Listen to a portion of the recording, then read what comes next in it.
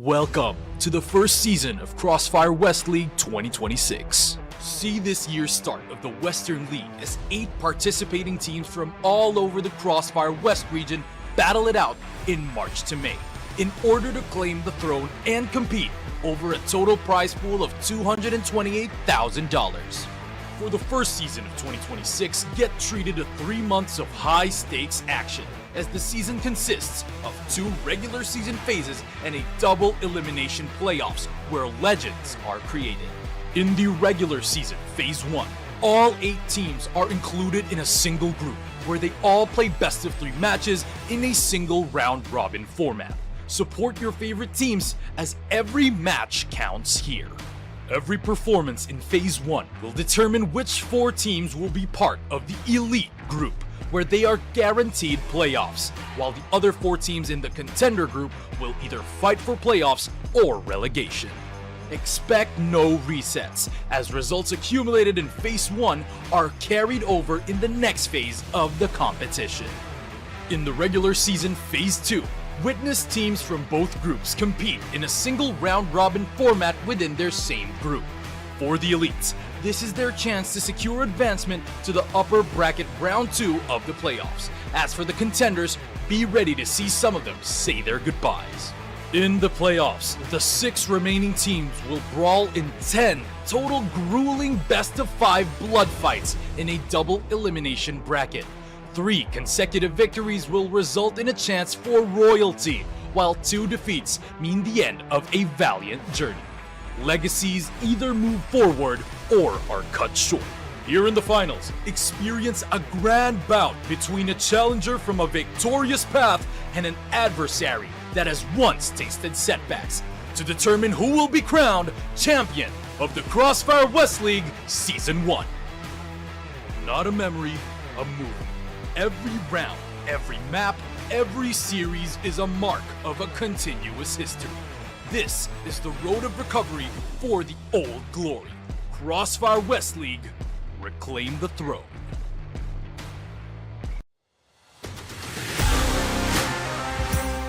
They have a lot of info to work with, but they have got to be careful not to get caught off guard. Here you can see a nice nade kill goes their way, but Hunt on the flank, able to get 2 big kills.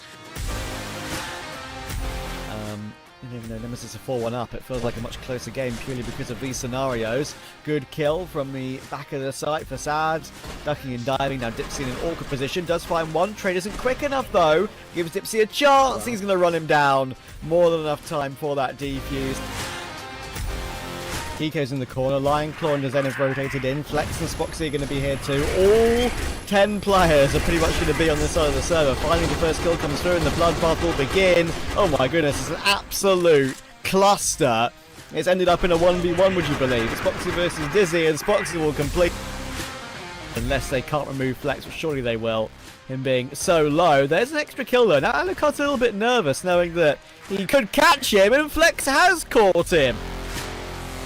No trigger discipline here, and Snake and Snare, both the dynamic duo, a walking path through a small tight angle here, takes another one, and a Snake pushing here, pretty aggressive, holding the pistol, not 1 but 2, 3, 4 players in front of him, taking a pretty massive swinging with a triple kill. Come on, Dodson! His teammate just felt that he's jealous. Like, yeah, he is also playing with the sniper, and Snox thumbing it down, taking 1, 2, make it 3. Yeah, maybe only a flash in the pan for Nemesis. Yeah, right now Nemesis struggling in mid, but maybe not for too much longer. Dipsy, a nice double kill, make it a triple kill. Someone holds the stairs, and the other guy is just using the smokes or having his back down. Speaking of having your back, Horus doesn't need anyone to support him. Slayer is here of the group. LSN just grabs 1, 2 and make it 3 to clutch the round in a 1v3 fashion. Okay, minute to go now. Coming down the stairs, lots of noise. Big holds on for 2 though. That's a brilliant job from him, and a bit of flash support at the end. A lovely 3rd, there's a 4th. He is farming right now.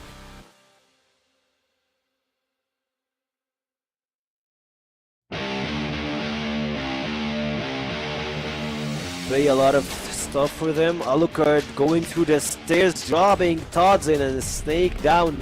It's left to 1v1. He's pretty low in HP, trying to defuse him, but he goes for the fake.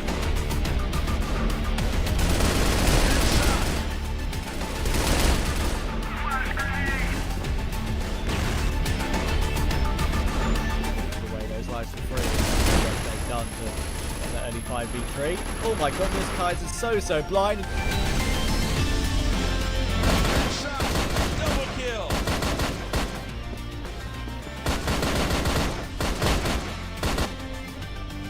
They're just going to move. And unKnights now, they get caught. Dirty punch the first opener, and there's Famous for the 1, make it 2, and there's Famous. Who needs it? These players now swing. Dirty's gone. His head's removed. He gets a fresh haircut, but now Doom. What do you have in store for us? And it is a double. Can he find this triple? It's labored.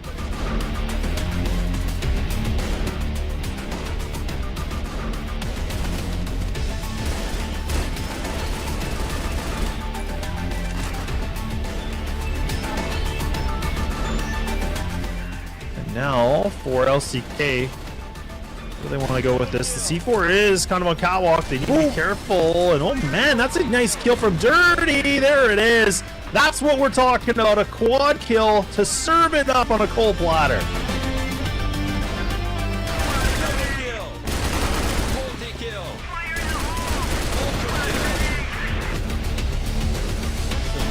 Omega can double down here. He's going to have to. He gets Jaguar. He knows there's more. See, this is what I'm talking about. Omega just gets 4. Really tucking the tail, knife out. There we go. Oh my God.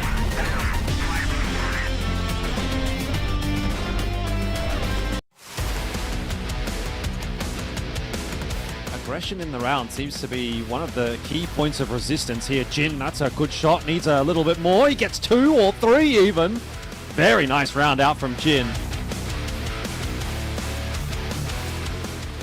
Start from Omega. Get himself 2, but he needs more than that. And Josh is able to actually find the triple there. Unwinnable round here for Swan, particularly with that entry from Awesome, but they're going to need more. Kais will have a pivotal role to play, but he falls to Alucard, and with that, it might just be the dream dead. Jin is on his own.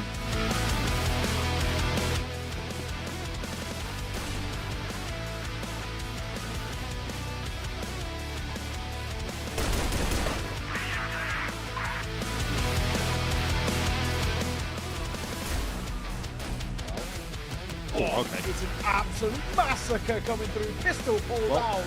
Slayer has gone absolutely nuclear. We'll see whether or not there's going to be any mummification going on in this series. Right now, it looks like it's actually Anubis that might be on the receiving end of that. How has Peck gotten away with a third there, by the way? I don't know.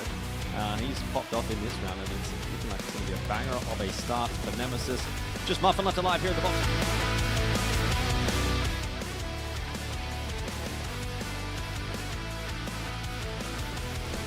Feels a little dicey.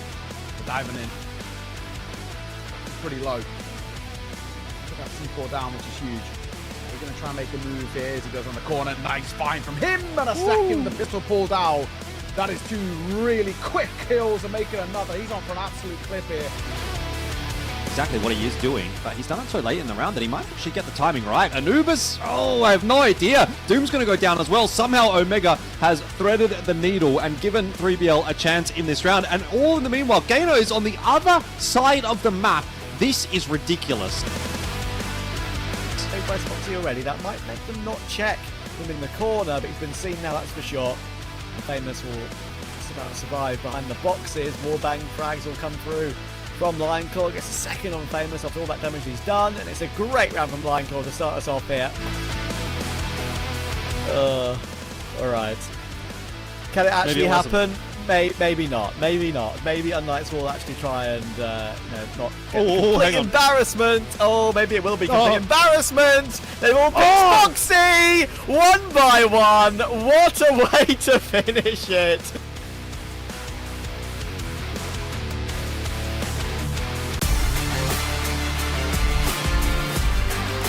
Doesn't Nemesis actually clear this, I should say, because if they don't, this is an opportunity for Frapsy to find himself a heroic play that's very much needed.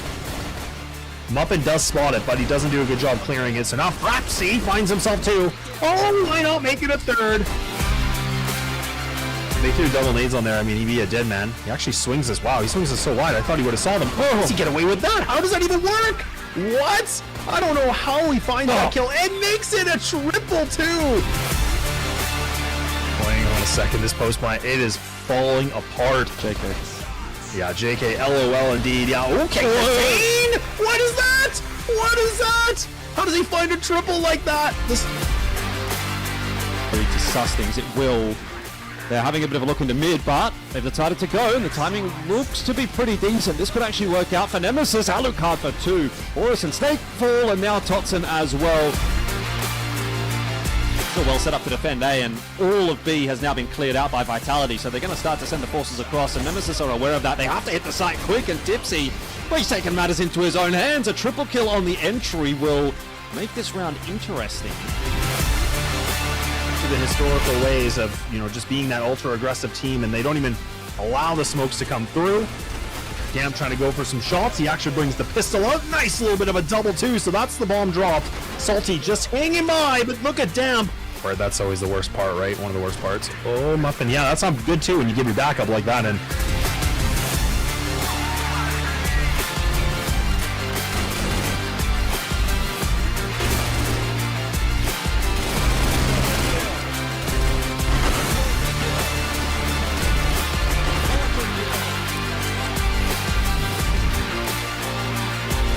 much see everything. That kill onto Dirty will alert some attentions. Damp and Frapsy, finally some kills here for them. We're calling for some reinforcements now. They are kind of tripping over each other a little bit though, but he still makes up for it and gets 2 very nicely. Hunter's coming through a little bit late, should get caught by Kai, so it's exactly what happens. Now Sad and DZY are the final 2 players remaining, and they're going to drop into Kai's from the heavens into hell. Now the force through from long. Vitality up against it. And that's why he's flanking up from short, coming through that smoke. Will Snake get caught in the open from that? He doesn't somehow. He flips around and takes the kill. Finds Famous 2. Oh, a 3rd is unbelievable. Wow. Lots of damage on Pietro. How is he still standing? I'm not quite sure. Pistol now drawn, and Horus is there to help. That is the X factor from Vitality.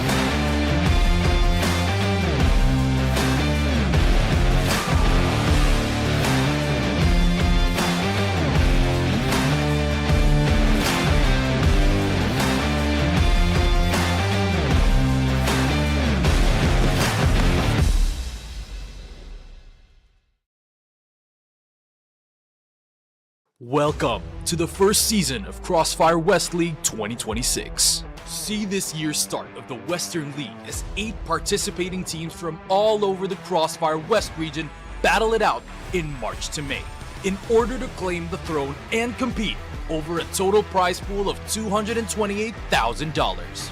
For the first season of 2026, get treated to 3 months of high-stakes action, as the season consists of 2 regular season phases and a double elimination playoffs where legends are created. In the regular season, Phase 1, all 8 teams are included in a single group where they all play best of 3 matches in a single round-robin format. Support your favorite teams as every match counts here. Every performance in Phase 1 will determine which 4 teams will be part of the Elite group, where they are guaranteed playoffs, while the other 4 teams in the Contender group will either fight for playoffs or relegation. Expect no resets, as results accumulated in Phase 1 are carried over in the next phase of the competition. In the regular season Phase 2, witness teams from both groups compete in a single round-robin format within their same group. For the elites, this is their chance to secure advancement to the upper bracket round 2 of the playoffs. As for the contenders, be ready to see some of them say their goodbyes. In the playoffs, the 6 remaining teams will brawl in 10 total grueling best-of-5 blood fights in a double elimination bracket. 3 consecutive victories will result in a chance for royalty, while 2 defeats mean the end of a valiant journey. Legacies either move forward or are cut short. Here in the finals, experience a grand bout between a challenger from a victorious path and an adversary that has once tasted setbacks to determine who will be crowned champion of the CrossFire West League Season 1. Not a memory, a movie. Every round, every map, every series is a mark of a continuous history. This is the road of recovery for the old glory. CrossFire West League, reclaim the throne.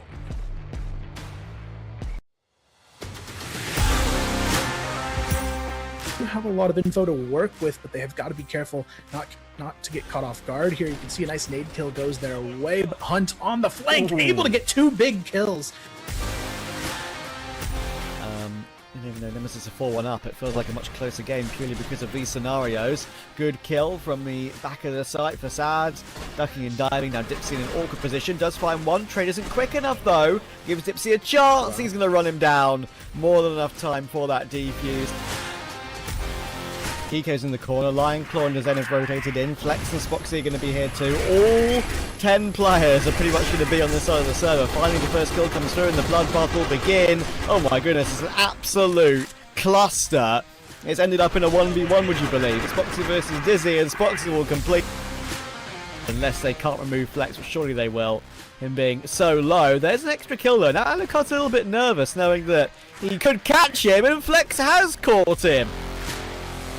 No trigger discipline here, and Snake and Snare, both the dynamic duo, a walking path through a small tight angle here, takes another one, and a Snake pushing here, pretty aggressive, holding the pistol, not 1 but 2, 3, 4 players in front of him, taking a pretty massive swing here with a triple kill. Come on, Dodson! His teammate just felt that he's jealous. Like, yeah, he is also playing with the sniper, and Snox thumbing it down, taking 1, 2, make it 3. Yeah, maybe only a flash in the pan for Nemesis. Yeah, right now Nemesis struggling in mid, but maybe not for too much longer. Dipsy, a nice double kill, make it a triple kill. Someone holds the stairs, and the other guy is just using the smokes or having his back down. Speaking of having your back, Horus doesn't need anyone to support him. Slayer is here of the group. LSN just grabs 1, 2 and make it 3 to clutch the round in a 1v3 fashion. Okay, minute to go now. Coming down the stairs, lots of noise. Big holds on for 2 though. That's a brilliant job from him, and a bit of flash support at the end. A lovely third, there's a 4th. He is farming right now.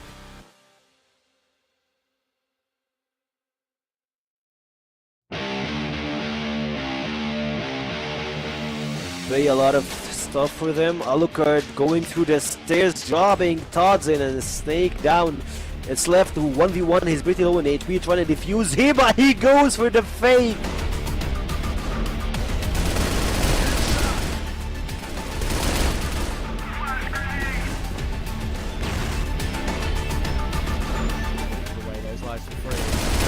Done to the early 5v3. Oh my goodness, Kaiser's so blind. Double kill.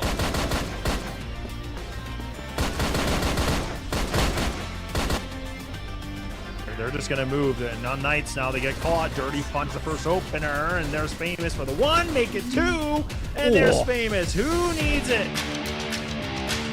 These players now swing. Dirty's gone. His head's removed. He gets a fresh haircut, but now Doom. What do you have in store for us? And it is a double. Can he find this triple? It's labored.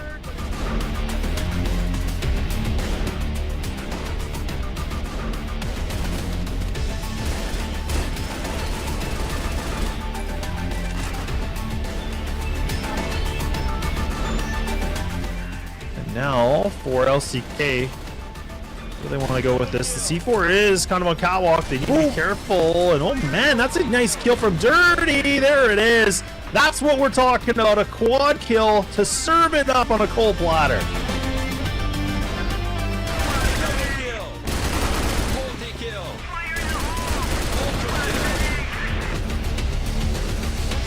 See if Omega can double down here. He's going to have to. He gets Jaguar. He knows there's more. See, this is what I'm talking about. Omega just gets 4. Really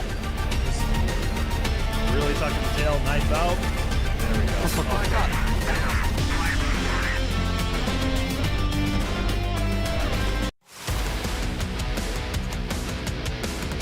Aggression in the round seems to be one of the key points of resistance here. Jin, that's a good shot, needs a little bit more. He gets 2 or 3 even.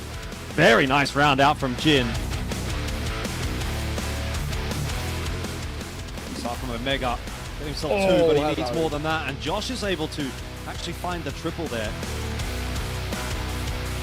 Unwinnable round here for Swamp, particularly with that entry from Awesome, but they're going to need more. Kai's will have a pivotal role to play, but he falls to Alucard, and with that, it might just be the dream dead. Jin is on his own.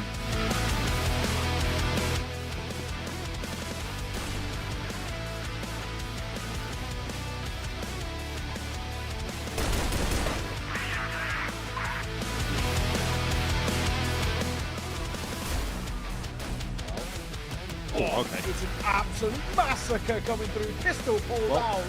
Slayer has gone absolutely nuclear. We'll see whether or not there's going to be any mummification going on in this series. Right now, it looks like it's actually Anubis that might be on the receiving end of that. How has Peck gotten away with a third there, by the way? I don't know. He's popped off in this round, and it's looking like it's going to be a banger of a start for Nemesis. Just Muffin left alive here in the box.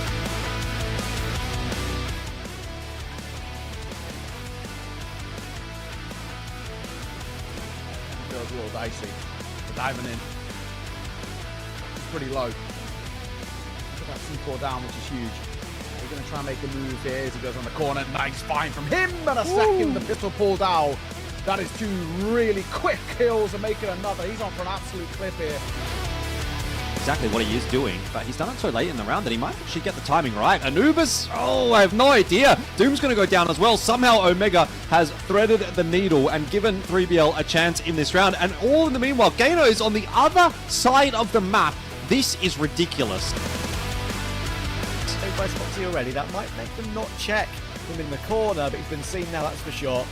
And Famous will just about survive behind the boxes. Warbang frags will come through from Lionclaw. Gets a second on Famous after all that damage he's done, and it's a great round from Lionclaw to start us off here. Alright. Can it actually happen?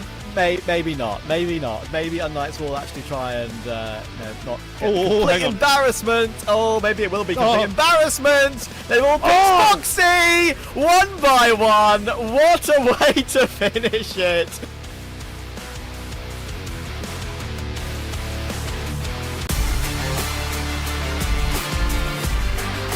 Doesn't Nemesis actually clear this, I should say, because if they don't, this is an opportunity for Frapsy to find himself a heroic play that's very much needed. Muffin does spot it, but he doesn't do a good job clearing it, so now Frapsy finds himself 2. Oh, why not make it a 3rd? They threw double nades on there. I mean, he'd be a dead man. He actually swings this. Wow, he swings this so wide. I thought he would have saw them. Oh, how does he get away with that? How does that even work? What? I don't know how he finds that kill and makes it a triple 2.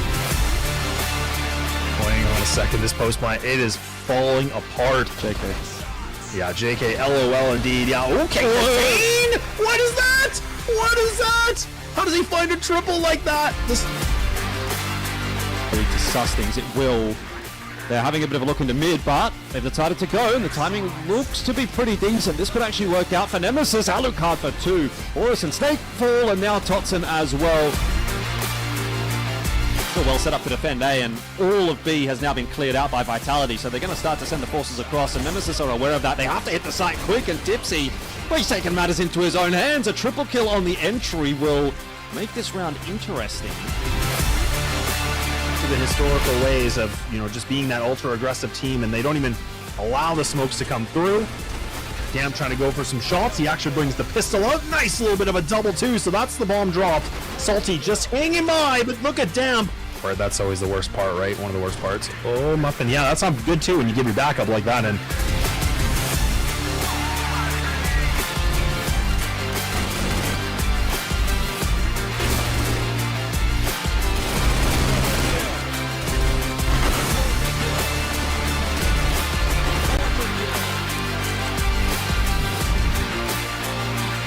pretty much see everything. That kill onto Dirty will alert some attention. Stamp and Frapsy, finally some kills here for them. We're calling for some reinforcements now. They are kind of tripping over each other a little bit though, but he still makes up for it and gets two very nicely. Hunter's coming through a little bit late, should get caught by Kai, so it's exactly what happens. Now Sad and DZY are the final two players remaining, and they're going to drop into Kai's from the heavens into hell. Now the force through from long. Vitality up against it. And that's why he's flanking up from short, coming through that smoke. Will Satan get caught in the open from that? He doesn't somehow. He flips around and takes the kill. Finds Famous 2. Oh, a third is unbelievable. Wow. Lots of damage on Pietro. How is he still standing? I'm not quite sure. Pistol now drawn, and Horus is there to help. That is the X factor from Vitality.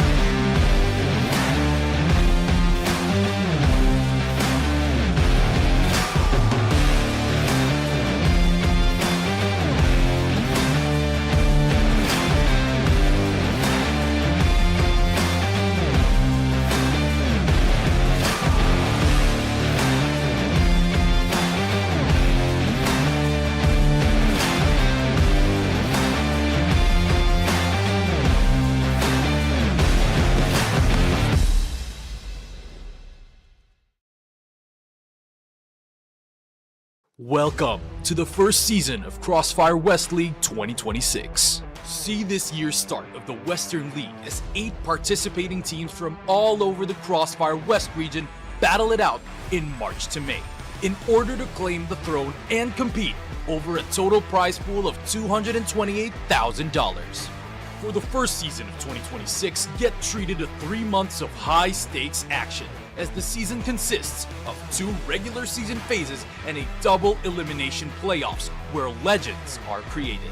In the regular season, Phase 1, all 8 teams are included in a single group where they all play best of 3 matches in a single round-robin format. Support your favorite teams as every match counts here. Every performance in Phase 1 will determine which 4 teams will be part of the Elite group, where they are guaranteed playoffs, while the other 4 teams in the Contender group will either fight for playoffs or relegation. Expect no resets, as results accumulated in Phase 1 are carried over in the next phase of the competition.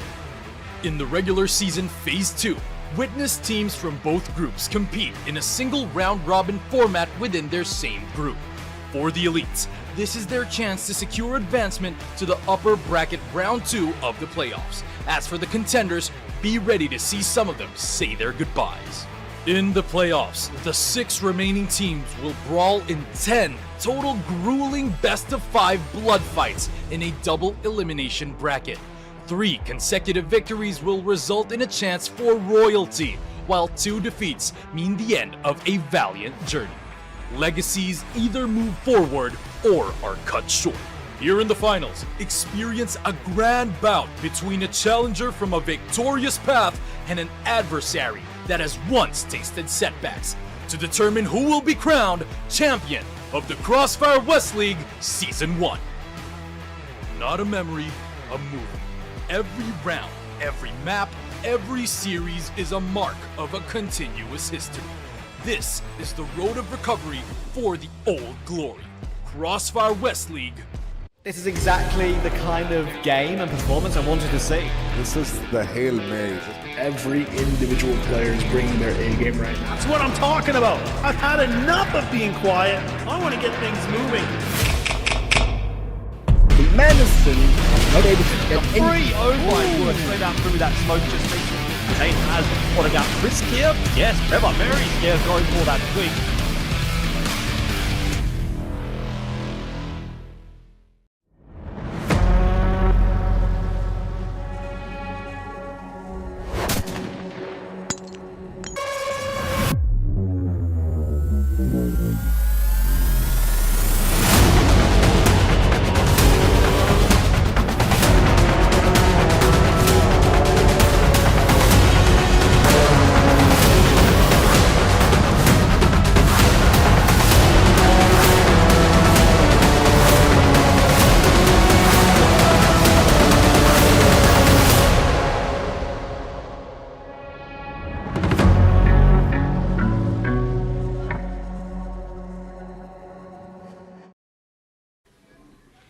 Hello everyone and welcome back to CFWL. As we are about to close week number 2 from playoffs, we are going to see a lot of crazy matches. For today we have 2 best of 5s, but of course I'm gonna be your host for today, CQ, and by my side, like I was about to say the veteran himself, but like Penguin is taking a day off, and we're having Mr. Volt, one of my favorite co-casters and one of my favorite friends, IRL, and of course, and CF. How are you doing, Volt?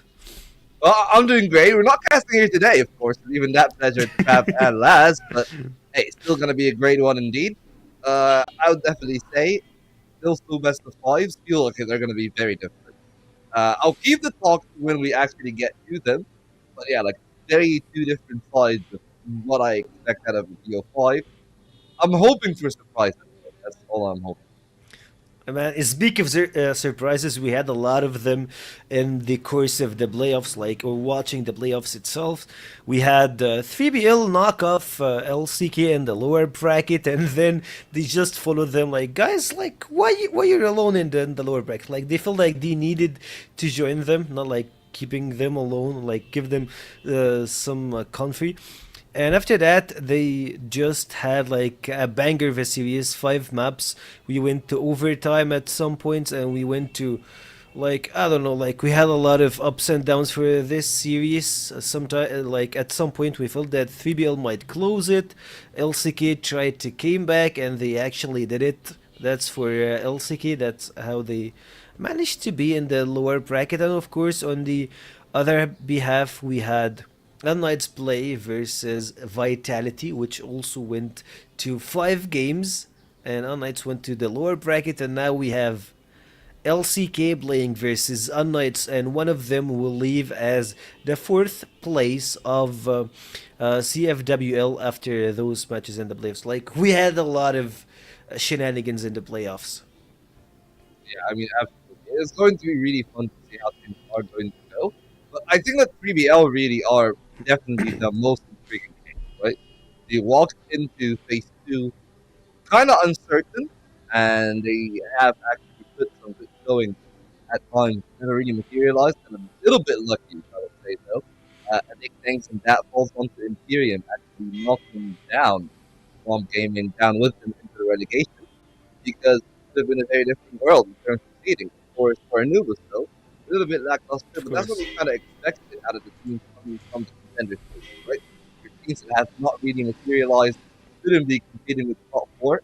3BL, though, like, surprising as ever, we knew that the potential is there, and they've displayed it there. I wouldn't really be that unhappy with the result, pushing a team like LCK to all 5 games in the second test of 5.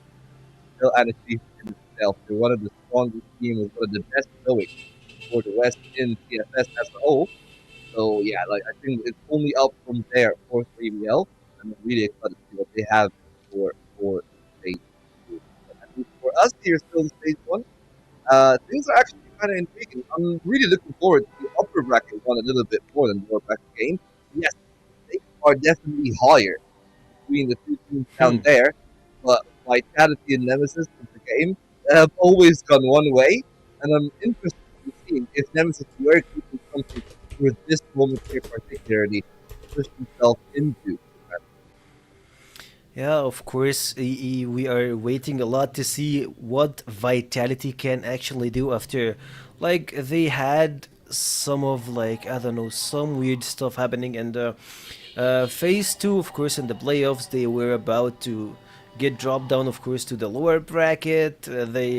I would say, I can say, like, Vitality got lucky, but, like, everything went to their, I would say, good spot that they can just claim and win those wins versus unKnights, versus other teams, of course, in phase 2, and that's for them. But at the same time, I believe that this team was meant to be in, like, in the final. Like, you can just, like, off Vitality from this conversation. And of course, Nemesis are like those guys that just, like, observe for a long time and see how everything is evolving around them. And I believe that they are saving something for us today. And of course, speaking of something for today, like for the trivia, we have 4 players that got the same name, which is, I believe, Muhammad. And funny enough, I believe we have a 5th one, like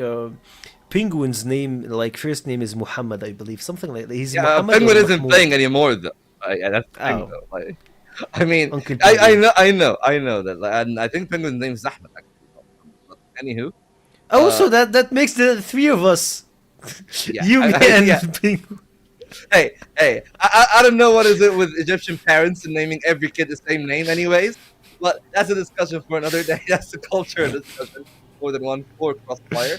But it is definitely kind of funny, right? Like I guess like Hmm. I've had my experience as well in teams, and I'm pretty sure that the players have as well. Imagine like you're in a team and there are like 2 Muhammads and 2 Ahmeds in there, and like, what are you supposed to do? Well, I guess gamer tactic is.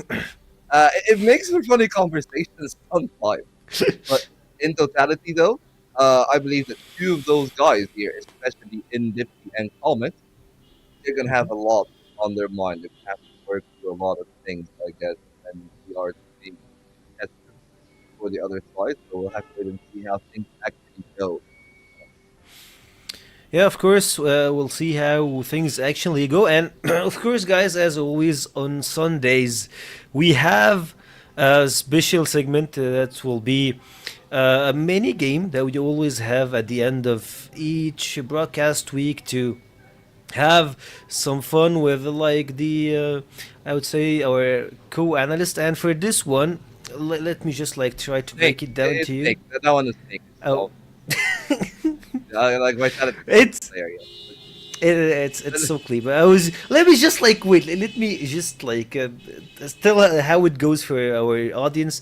We will have like some emojis that pronounce and tell you who's actually doing what. Sometimes we will have like players. We might have like, I don't know, weapons, other stuff. So we'll see. And of course, you said the first one. Once it just like popped off and it's like the correct one, it's so obvious. Yeah, the first one is gonna be Snake. And moving forward to our second prediction. Oh yeah, of course it's Vitality Snake. I mean, who would have guessed there? And well, there's another one. That's an A little easy bit one. This should tougher. be an easy one. Is it that easy? Am I missing something? So I will try. So it's like a cupcake, but not an actual cupcake. Something we eat. It's sweet. I'm trying to think about it, but my brain is totally gone. Okay, at that one. Okay, and this is why I hate prediction games. I see it so much. I don't even know. Huh. I don't know. I'm trying to think about So okay. I'll make it closer to you. A player in Anubis. it. I know this. Oh, Mhm. Muffin. Oh, that makes sense. Here you go. I don't know. I mean, Look, it's look, it's my- like my a brain- cupcake. It's a bit weird. Like you see a cupcake and you're seeing back, so that's pretty weird, I believe. But like, I mean, that's the only thing that's closer to this one. I feel like if it was just the cupcake, I would have gotten it. The other 2 emojis kind of threw me off. But anyway, I think we still got a couple more of those, right? Yeah, I believe we still got, like, it's because Muffin is actually a backup player, so that's why we had like those emojis. And that's that. this one, That's that. From 3BL. yeah, of course, and of course the 3 stands for 3BL. That was Yeah. a clear one, and I believe we still got like multiple others. That one of them is it's gonna be funny. Like, I swear, like once I saw the game, you will see, Yeah, well, we'll So, see. hmm. I mean, Muscle Flex, up. that's Flex, right?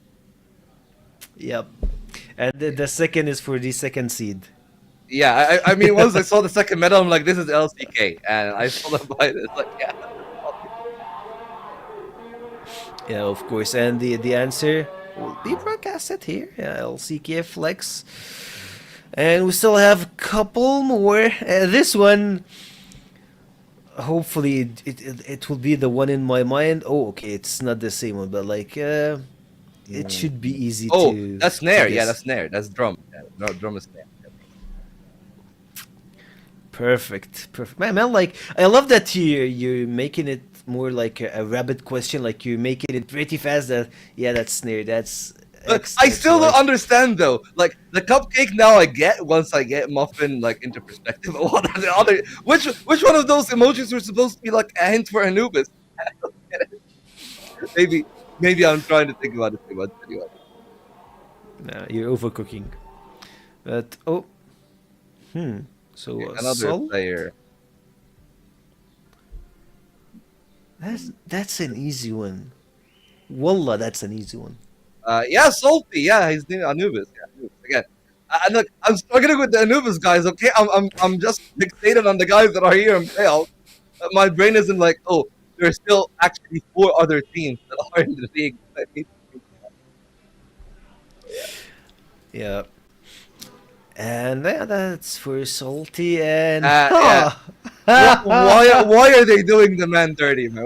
What did he do to get that treatment? What is that third emoji? Okay, what are we going there? What are we doing, Penguin? Anyway, yeah, I don't know. that's the most itself. It doesn't feel like Penguin. Like that's an old guy. So Penguin is still like Uncle Penguin. So like an older Penguin version maybe. I don't know.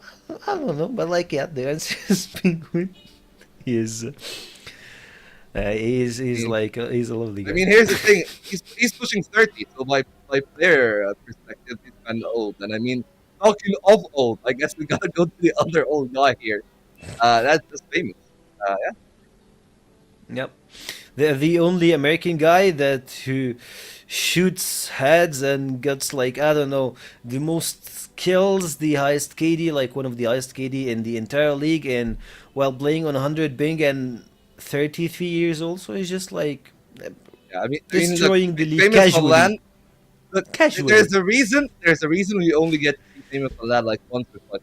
Okay? We're just making sure that the CFWL remains competitive. Because if he plays on good things throughout the season, he can have a chance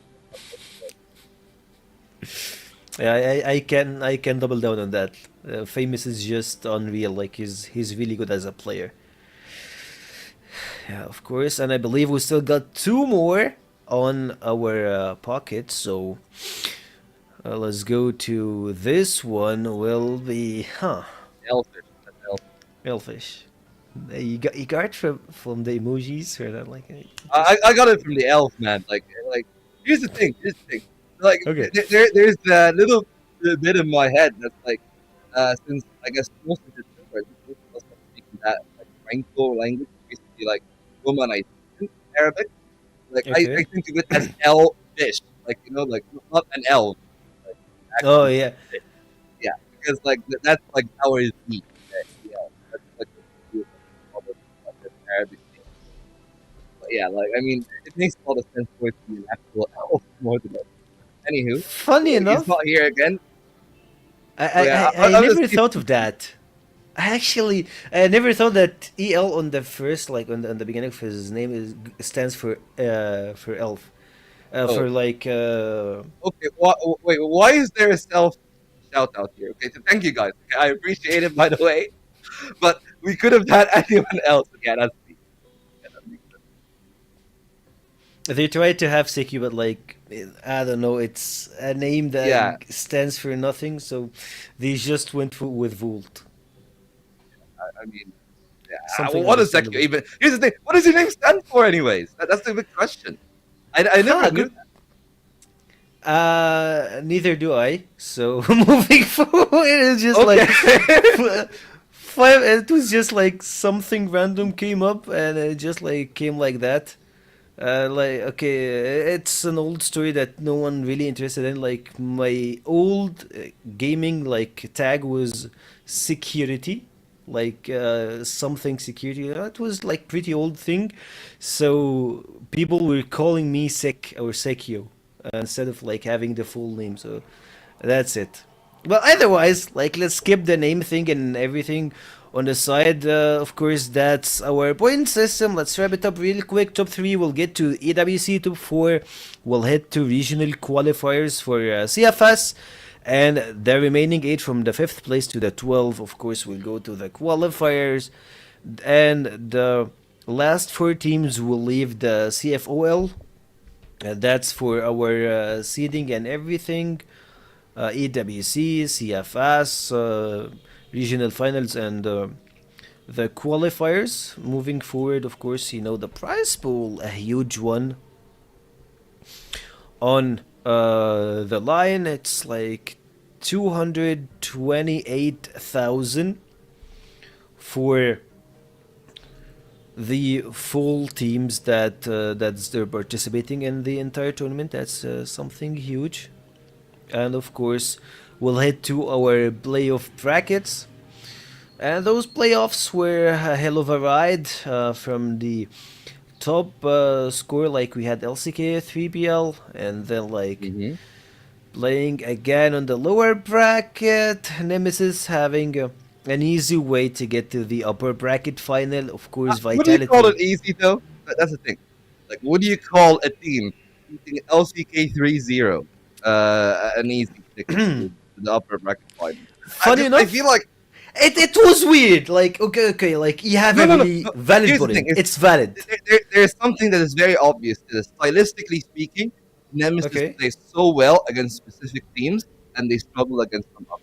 I feel like they play so well against teams like unKnights, like 3BL, that rely on their individual level and maybe tactically aren't as sound. While if you compare them to, I guess, an LCK or a Vitality, I feel like they struggle a lot more, and it shows even on their record. I mean, they have not taken anything off Vitality, not even a single map, all throughout Phase 1 and Phase 2. And even in Phase 2, by the way, Vitality's results were even better. Like, they got like, a little bit closer in Phase 1 because they decided to play Black Widow. But Okay. yeah, this one is a fair bit easier, I feel, for Nemesis against 3BL. Against Vitality, though, I feel like Nemesis might struggle again, which is why I'm saying there should be a surprise here. They need to just show us something different. At least that's what I'm hoping for, that they can show us a better level of actual breaking down of the mechanics. Because Nemesis are a team that feel like a gatekeeper to good tactics, but everyone else is a little bit better in them in terms of firepower consistency. Not in the firepower itself, the ceiling is there for Nemesis, but the consistency in delivering, I feel like, is the one thing that is a bit of a letdown. And you can tell there, Hear me right? out. Hear me out on Nemesis thing. And like in Phase 2 and Phase 1, they were playing slow, taking their time, and doing all of those strats and stuff. But once they played in the playoffs versus 3BL, Galaxy, they just went all in. It felt like the round would take them 30 seconds. I don't know, like they always rush sides, they always play with fast tempo, fast rotations, fast play style, and that was like, I don't know, I wouldn't say unnecessary aggression, but at the same time I would love to say that they changed their whole play style in the playoffs. That's why when they played versus 3BL Galaxy, and again, it's pretty weird to say 3BL won versus LCK 3-0. At the first time, it was just like uncontested. It was a walk in the park for 3BL, and then they got smooshed by Nemesis. Like, it was 3-0 one-sided, then 3-0 one-sided, and we was like, huh. That's weird. That never happened to LCK. And then on the lower bracket, we had the same thing with LCK, 3BL shenanigans. But otherwise, Nemesis are way too prepared for the playoffs. We say way too prepared. I'm actually kind of excited to see if they are that prepared. Of course, against LCK in Phase 2, they're able to get the win. They're able also to beat unKnights. But as I said, didn't really get any victories against Vitality all throughout this year. And they are a team that are made to, I guess, beat Vitality, beat LCK, try to push themselves into the top 2, even a championship. They've been a contender from day one, and this is the chance to establish themselves as a solid one, right? Because of course for Vitality, they have a lot of confidence in themselves and what they have to offer. And that's the main thing that I'm actually considering, at least for myself, is that what do Nemesis have to offer compared to the other teams, right? Like the ceiling is there. Their floor is so high, though. That's the one main thing. I think for Vitality and LCK, the skill ceiling, what they can do against the best teams in the world when they go to international events, has been a bit higher than some of the players here on the side of Nemesis. But also, the skill floor being so high is so important for the West League in its entirety because it raises the other teams, right? Like 3BL are going to face a roadblock in Nemesis. They're going to have to do better. In Phase 1, a lot of teams struggled against Nemesis and had to re-innovate, as you said. Hell, even Nemesis themselves had to innovate to try to see what they can do against the top 3. And so far, so good for the most part. Of course, we've seen them have their own set of games. And at least for me, I'm really excited in seeing what they actually have on store to offer in terms of those games because they've only lost to both LCK and Vitality in Phase 1 too. So they're already improving. Just one last hurdle here, being the champions. Yeah, they need one more push to get it.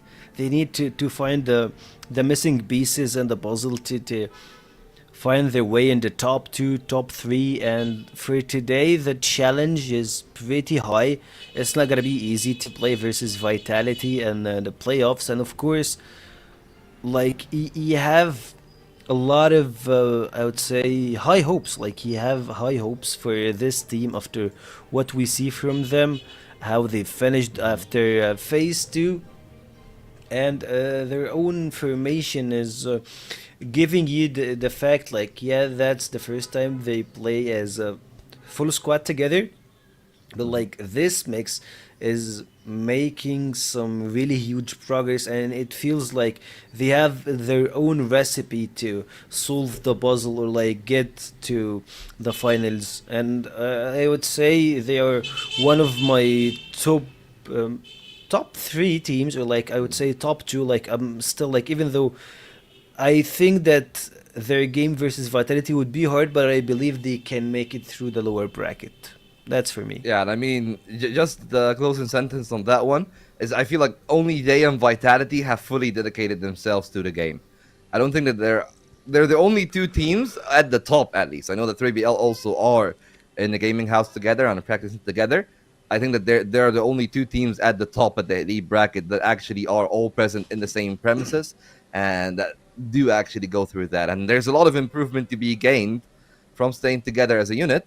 And, well, we've seen that from Vitality. Stuck together as a team, statistically speaking, they have been also seeing a lot of highs where maybe Snare is not really the sole superstar anymore. And you can tell there from the stats. Like, don't get it wrong. Snare is still one of the better, if not even the best sniper still in the league. But the performances that we have been getting consistently from both Snake, Slayer, and Todson has been so impressive. And even Horus, even if he's like a little bit colder in the group stage himself, he still have his moments where he can take over a game. And that's the scariest thing about Vitality, is that you need to worry about like 3 different play styles, and each and every single one of them can take over the game. Whether it is like Todson with his lurks, Snare who's a little bit more consistent, or the unbound aggression that can sometimes get out of the entry trio pack of Snake, Horus, and Slayer. Yeah, they always find a way to break their opponent, to actually have their adaptation in game. Like I love how they can just like change their whole thing over one smoke that they see or over the util that been used. They just they're making the reassurance and changing their way of playing based on what they see, what they have in their hand, and of course on their own strats that they still have and they're using. And of course that's their run in Phase 1. No one actually was even close to make them drop a single game. Well, I see most of the games are 2-0s, but on Phase 2, unKnights actually took took Team Vitality to their first loss in almost a year and a half, that was like something to mention. That's their only loss in almost, I don't know, 14 months, something like that. Like Yeah. way long times before we saw Vitality lose. Yeah, and I mean, it came down to the Ankara, which could be a factor here again today, it being a best of 5. But it was still a pretty close one. Like, I feel like Vitality, when they won the sub base, it was super dominant, it was super clean. So I'm expecting to see that again here. And from that point onwards, you know, things of course are interesting. As you said, unKnights only won in the elite bracket or in the elite group in phase 2. Our predictions, though, they're all running on Vitality, and I feel like it's an outside chance for Nemesis to make it. But again, that's why it's called an outside chance. Like, they're the team with that are less probable to make it. Of course, as he said, there's been a lot more of the team starting to be proactive on the side of Nemesis. A little bit unlike what we expect from the style of some of those players. But that also can come with its own set of growing pains. I don't think that we're going to see that pain from Vitality. And I trust that they'll make the grand final, whether they win or lose here. But if I was a betting man, I would definitely take it on the win. Oh, so you're going for them on the win here today versus Vitality? No, I think that Vitality are the ones that are going to win. Oh, okay. I'm saying it's an outside chance for Nemesis. Oh, yeah, it's an outside outside chance for Nemesis, of course. And like for Nemesis, I would love to get into one more point, or like another point for those teams. I would say that Nemesis, when it comes to the sniper department, they have some really talented players that they can like hold on into them, or like have them in the mix to play some maps. And of course, if we're speaking about those maps, one of them should be Eagle Eye, of course. I believe they should play also Eagle Eye, Black Widow. I don't think that they really want to play versus Vitality's new compound, since it's one of their best. I would say it's the best map after Subbase. I'm not sure, like I would put them at the same scale, but like a small difference between those two maps. So you don't want to face Vitality and Subbase and of course new compound. You need to eliminate one of them, and I believe that Nemesis new compound is not the best. What do you think on that? Yeah, I think again they might struggle a little bit in terms of that new compound, which is one of the reasons why, of course, when you do actually see them starting that veto, Vitality sometimes actually ban the compound themselves against Nemesis. And I'll say this, I think that I wouldn't be surprised if we actually see the compound picked by Nemesis here later down in the veto itself. But we're just waiting, of course, for the confirmation on that one. Of course, as you know, Nemesis always bans that New Mexico. So there it is. And the compound banned again by Vitality. A lot of respect for Alucard, of course. And it's Ankara to actually be the first pick here. So the maps that I did expect to come through as 1, 2, 5, just the order is a little bit off for me for Nemesis. I thought that they'll start with Eagle Eye and let Ankara be map 3. Still, I'll definitely say a fairly balanced veto for the two sides. Of course, Vitality got the wider and the deeper map pool, so they are a little bit happier about that one. But I guess that also comes to another point when you talked about Eagle Eye, you talked about the sniper effectiveness. I'll say this, it's a little bit of a take, but I think that a lot of people might agree with it. I think that Alucard on an individual level is perhaps a better like solo player in comparison to Snare on the snipers, but Snare just fits. Like Snare is like, if like Alucard is a 10 out of 10, I would say like Snare is like 9.7, and he fits the system of Vitality a lot better. And that's the main thing, right? I think that Alucard fits the system of Nemesis more, and they're trying to build around the two snipers for the two teams, and that is the thing that maybe can bring that one part together. But yeah, I think that we should be pretty close now to the game being in. As we, of course, have seen there from the veto, it's going to be a pretty intriguing one. I think that the start on Ankara is going to be rather competitive. We've seen it, I guess, go 10-8 with Nemesis, I believe, losing that one last time around when we've seen that played. But I guess like Ankara again, one of the better maps for Nemesis, one of the maps that Vitality don't mind floating, but perhaps don't really like playing that early on in a series. And that could be the ticket for Nemesis, right? Start off hot, get map 1 in your belt, be as competitive as he can on that compound and on the sub base, of course, when he comes to that. But that's why I'm like ignoring the sub base a little bit, because I feel like that should be a foregone conclusion. It's like the best map for Vitality, and they're so good on it as always. But yeah, just keeping things in here in the present time. Get your form on, get out of card rolling, make sure that your riflers as well match up importantly to the ones of Vitality. And that's why we had the head-to-head of Dipsy on the other side, because that's going to be a very important one, like Dipsy and Comics and what they can actually provide, because we were talking about how good the riflers are on the side of Vitality.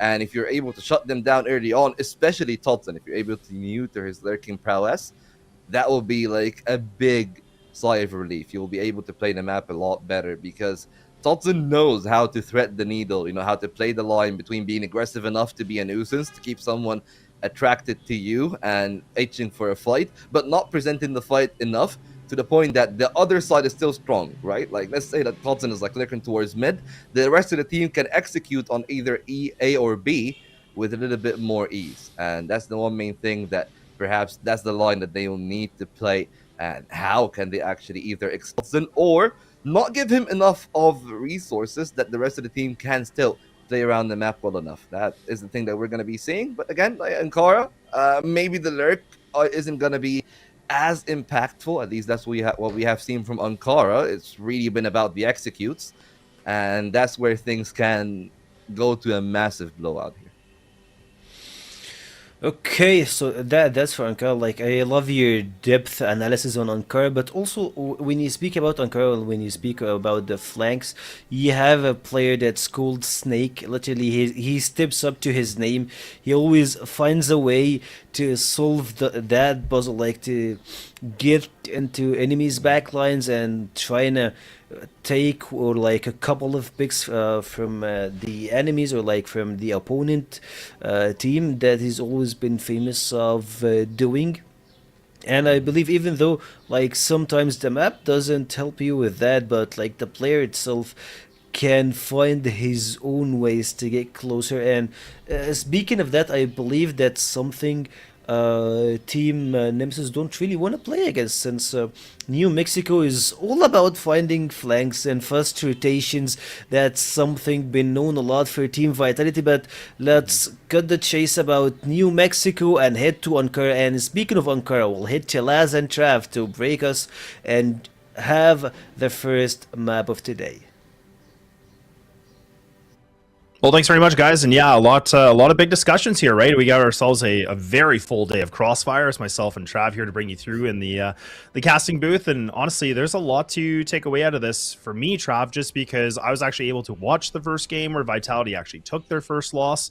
And I mean, it was kind of an interesting, a bit of an affair, but I don't know, maybe if Nemesis have done some homework, maybe they've kind of figured out, okay, there's a weakness on Ankara, and that's why we're going to go to it here now as the first opening map.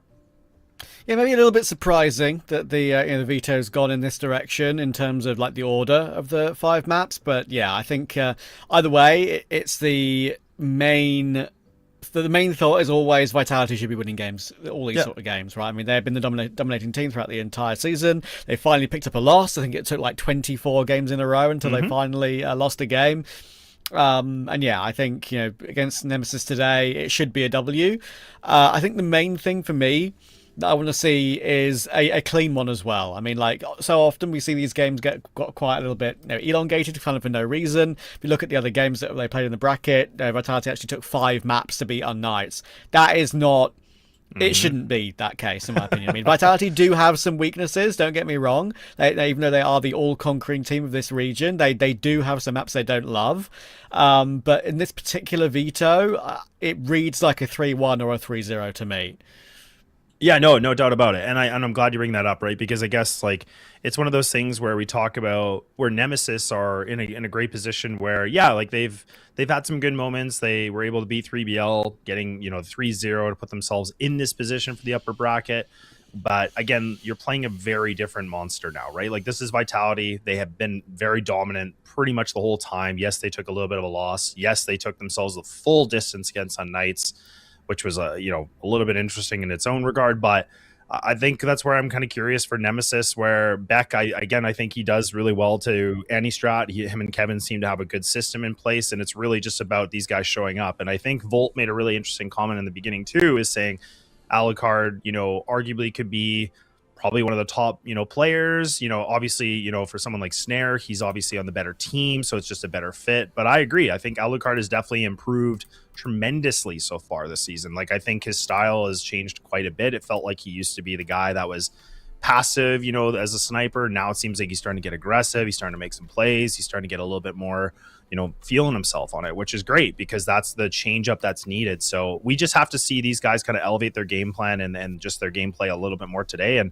Vitality could have their work cut out for them because this is where playoffs seem to be kind of their, like Achilles heel in a way. Like in the past in history, we've seen them kind of have some really shaky wins, but we'll have to see here and now. Like, these guys have been here before, they've done it, but it's just, again, when it matters the most in playoffs.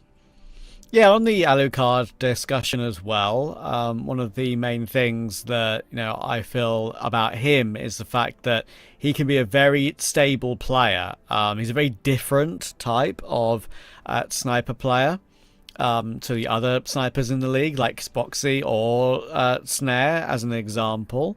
I think Alucard is very often, because of that, being a bit more defensive in general, often the last player alive in a lot of the rounds that are set up for him.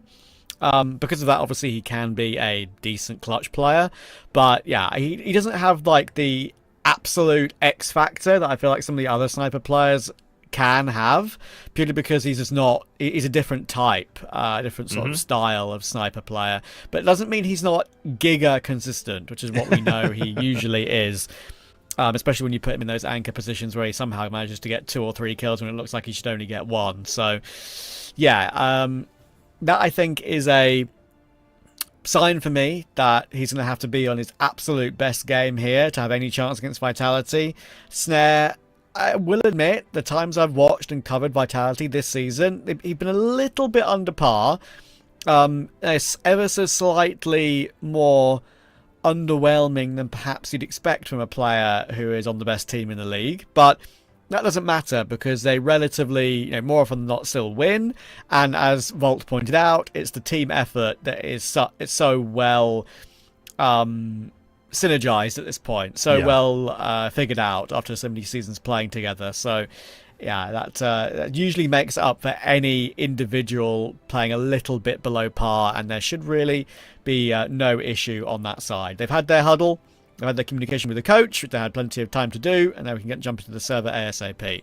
Yeah, and I think if I'm not mistaken too, it actually, for the most part, looks like even Nemesis are landing together too. So, like, again, where, I mean, the desk was kind of talking about it, for Volt and Sekio, where they were saying, like, there's not many teams that do it, but yeah, there is kind of that maybe under handful of teams that have kind of done it. So good to see that Nemesis actually get together. They're in the house. They're all playing together for the most part, which definitely creates a lot more easy in the sense of communication, just that extra little bit of, seconds that can be spared for them. But look, we're ready to go. We're in the upper bracket final right now. We're in the piece that's going to be for the one team that wins this best of 5 will be putting themselves in that grand final state. So a lot riding on this best of 5, like we talked about. But it is here and now with Vitality taking on Nemesis. And I will be curious for Nemesis' sake. Again, like, they always kind of seem to have a little bit of slow starts and then again, kind of ramping up a little bit. But this is where Vitality, again, let's see if that pressure of them just being such a dominant force, maybe it gets them, maybe it doesn't. It's been such a mixed bag, really, to be honest. Yeah, you are right with that one. The first kill of the whole BO5 goes the way of Snare, as you maybe would expect. It's Dipsy to fall. Bit of chip nade damage on Raffin early. They're not looking to go for anything too aggressive, but maybe now he'll go looking because they are a man down. He'll get that 1 kill on Snare. So that is the quick trade needed. Beck is actually in position to go for a bit of a pincer, but he's not going to go too far on that one right now as they have recovered it to an even standpoint. A little bit of promotion here in mid, and Totson getting aggressive, does get the kill, so nicely done. Beck goes down, but Totson does take some damage. Bit of an interesting round. So with 55 seconds remaining, now we can see that Nemesis are starting to get a little bit of a move on, getting the rotate in now. Actually, will take underpass on this one. Thought going to be the one player there. They actually do a little bit of pre-fire and take it out easily. Not a bad pickup, but that C4 is going to go down. 3-3 situation now. So this is going to be interesting. Again, utility is available for Nemesis, though. So this actually does create conversation of opening here, Trav. This could not be bad, but that smoke is going to block him off just a little bit. Yeah, push forward on this timing is going to be awkward for Slayer, because that is a very tight angle that's very hard to multi-frag from, so he only gets a bit of damage and no more than that. But Horus, we all know how good Vitality are in these situations, but maybe on this occasion, they're not going to grab it. The 2 kills come through, the bomb will be defused, and Nemesis will be very happy with the start to the game, considering they lost the opening man very, very early in the round. They recovered it well, and as I said, I mean, that's a pattern that you need to keep an eye out throughout this entire game, is how good Vitality can be in afterplants even when they're in 2v4s. They always seem to find a way to make them close, if not win them, and that one was close there, but not on this occasion.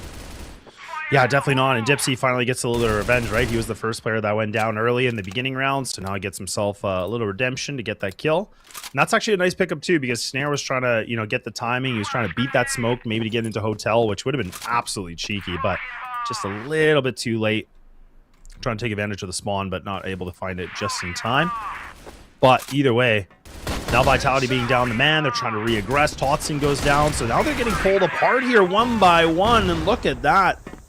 And it's all just down to Snake. The IGL on a 1-on-5. Not an easy task at all. He's got lots of time to work with. He's got the bomb on his back. But again, this might not be the round that he's going to have to pull something through unless he, we see Nemesis somehow, kind of fumble this or like trip over their own shoes, I guess. But they're playing together. They're investigating. You can already see they're trying to clear everything out. They're doing all the right things. Even if this plant comes through, which it should, it's an easy retake because essentially they just have to swing all 5 players and it should be a done deal. Yeah, I've seen maybe 1 or 2, actually maybe only 1v5 in this season so far. Ooh. It was definitely an over peak. If you lose a 1v5, invariably you're the one making the mistake. It's not the player finding a way to win it through pure skill. It may be skillful, but it has to go both ways. And there'll be nothing on that particular conversation on this occasion. So it will be a Nemesis 2-0 start, and started very well as well with this sort of aggression from Beck. We saw it in the previous round. He got a kill onto Snare very early. And he's willing to go very deep on this very quickly, and I'm not sure Vitality have any idea about it. Why would they go aggressive this early and make this sort of a play? Beck will be a little bit disappointed. Sees 2, only finds 1. I like the idea though, right? I mean, again, it's kind of one of those like cheeky plays where you try to get a good timing, and yeah, Beck, if he could have been able to find the double kill, absolutely massive. Would have been a huge W. But I mean, getting the 1 kill is not the worst. I mean, both IGLs now go down, but it's at least just mixing things up, right? And I think what Nemesis are doing well is like they're mixing up their defense a little bit. They're being a bit unpredictable, where Vitality now really have to start thinking a lot. Not a lot of thinking there when Snare gets himself a TRG, because he actually wins that engagement against Dipsy. So now he's been able to win this 2-1 on the head-to-head. So not bad at all. So now we got Vitality back up the man. Full HP here for these 4 players alive as well. Now Alucard shouldn't be long for this. He won't. Gets overwhelmed, and now, yeah, Nemesis is going to have to be in the retake situation. This is not an easy one either, too, because again, this site, you have to clear multiple different angles. And especially with the 1 PC utility, it's just, I don't know if that's going to be enough. Yeah, another example of one of these rounds where it just feels pretty impossible to break your way in if you are Nemesis. Vitality have got every single angle covered. Bit of a mistake there to allow them a little look back in. And these are the sort of mistakes that maybe you can catch Vitality on early on in a series. Now it should be impossible. Only 1 player remaining, low HP. And there's the kill. So Vitality will figure it out. And yeah, I think early stages of a BO5, if you can try and just catch Vitality a little bit sleepy. Nemesis has already done that once on one of those early round pushes. Then definitely possible to get a good start early. But Vitality made sure to recover that one well. They did, and it's 1-2. Yeah, this map is definitely a bold pick, I feel like, for Nemesis, though, too, right? Because, again, like, it feels like Vitality and Nemesis kind of played the exact same amount of, like, officials on this. I think it was 4 and 4, if I'm not mistaken. And I think even the win percentage still leaned in favor for Vitality. Now, again, taking into consideration, yes, we know that last time Vitality played on this, they did lose, you know, in the regular season against unKnights, which was, you know, a bit of an upset. I would say probably a really big upset, actually. But that's where I guess I wonder if Nemesis are thinking that they've been able to pick up a few things from that game, maybe a couple weaknesses they've noticed. So we'll wait and find out. Still got themselves a lead, but now Vitality, like you said, starting to wake up a little bit better. Looking a lot more of that, you know, polished machine that we know they can be. And now they got themselves in a 4-on-2 advantage. Couple wounded players, but really nothing too much. Now Raffin's trying everything to be able to find a kill. A little bit of an overzealous push here from Snare, and hang on, now all of a sudden this has got a little bit awkward. That 4-on-2 is now shifted to a 2v2 situation, which should never have been. So now this really could be a conversation for either side of these teams, where it felt like it was such a heavy lean for Vitality before. Yeah, opportunity here. Maybe they didn't expect to have in this sort of state of the round. But again, it's Snake and Slayer. So hard to get by these two. It comes down to the timing. And exactly when they try to push forward and make a play together and push forward together, that is when Snake goes looking and just being able to spray both of them down as if nothing happened. Very comfortable. Vitality are back to evens very quickly at 2-2. And not seeing many of the aggressive pushes until now for Nemesis. That is the change up. Trying to recover things, and it's worked out quite nicely. Dipsy's gone back in for 1. That recovers a 4v3.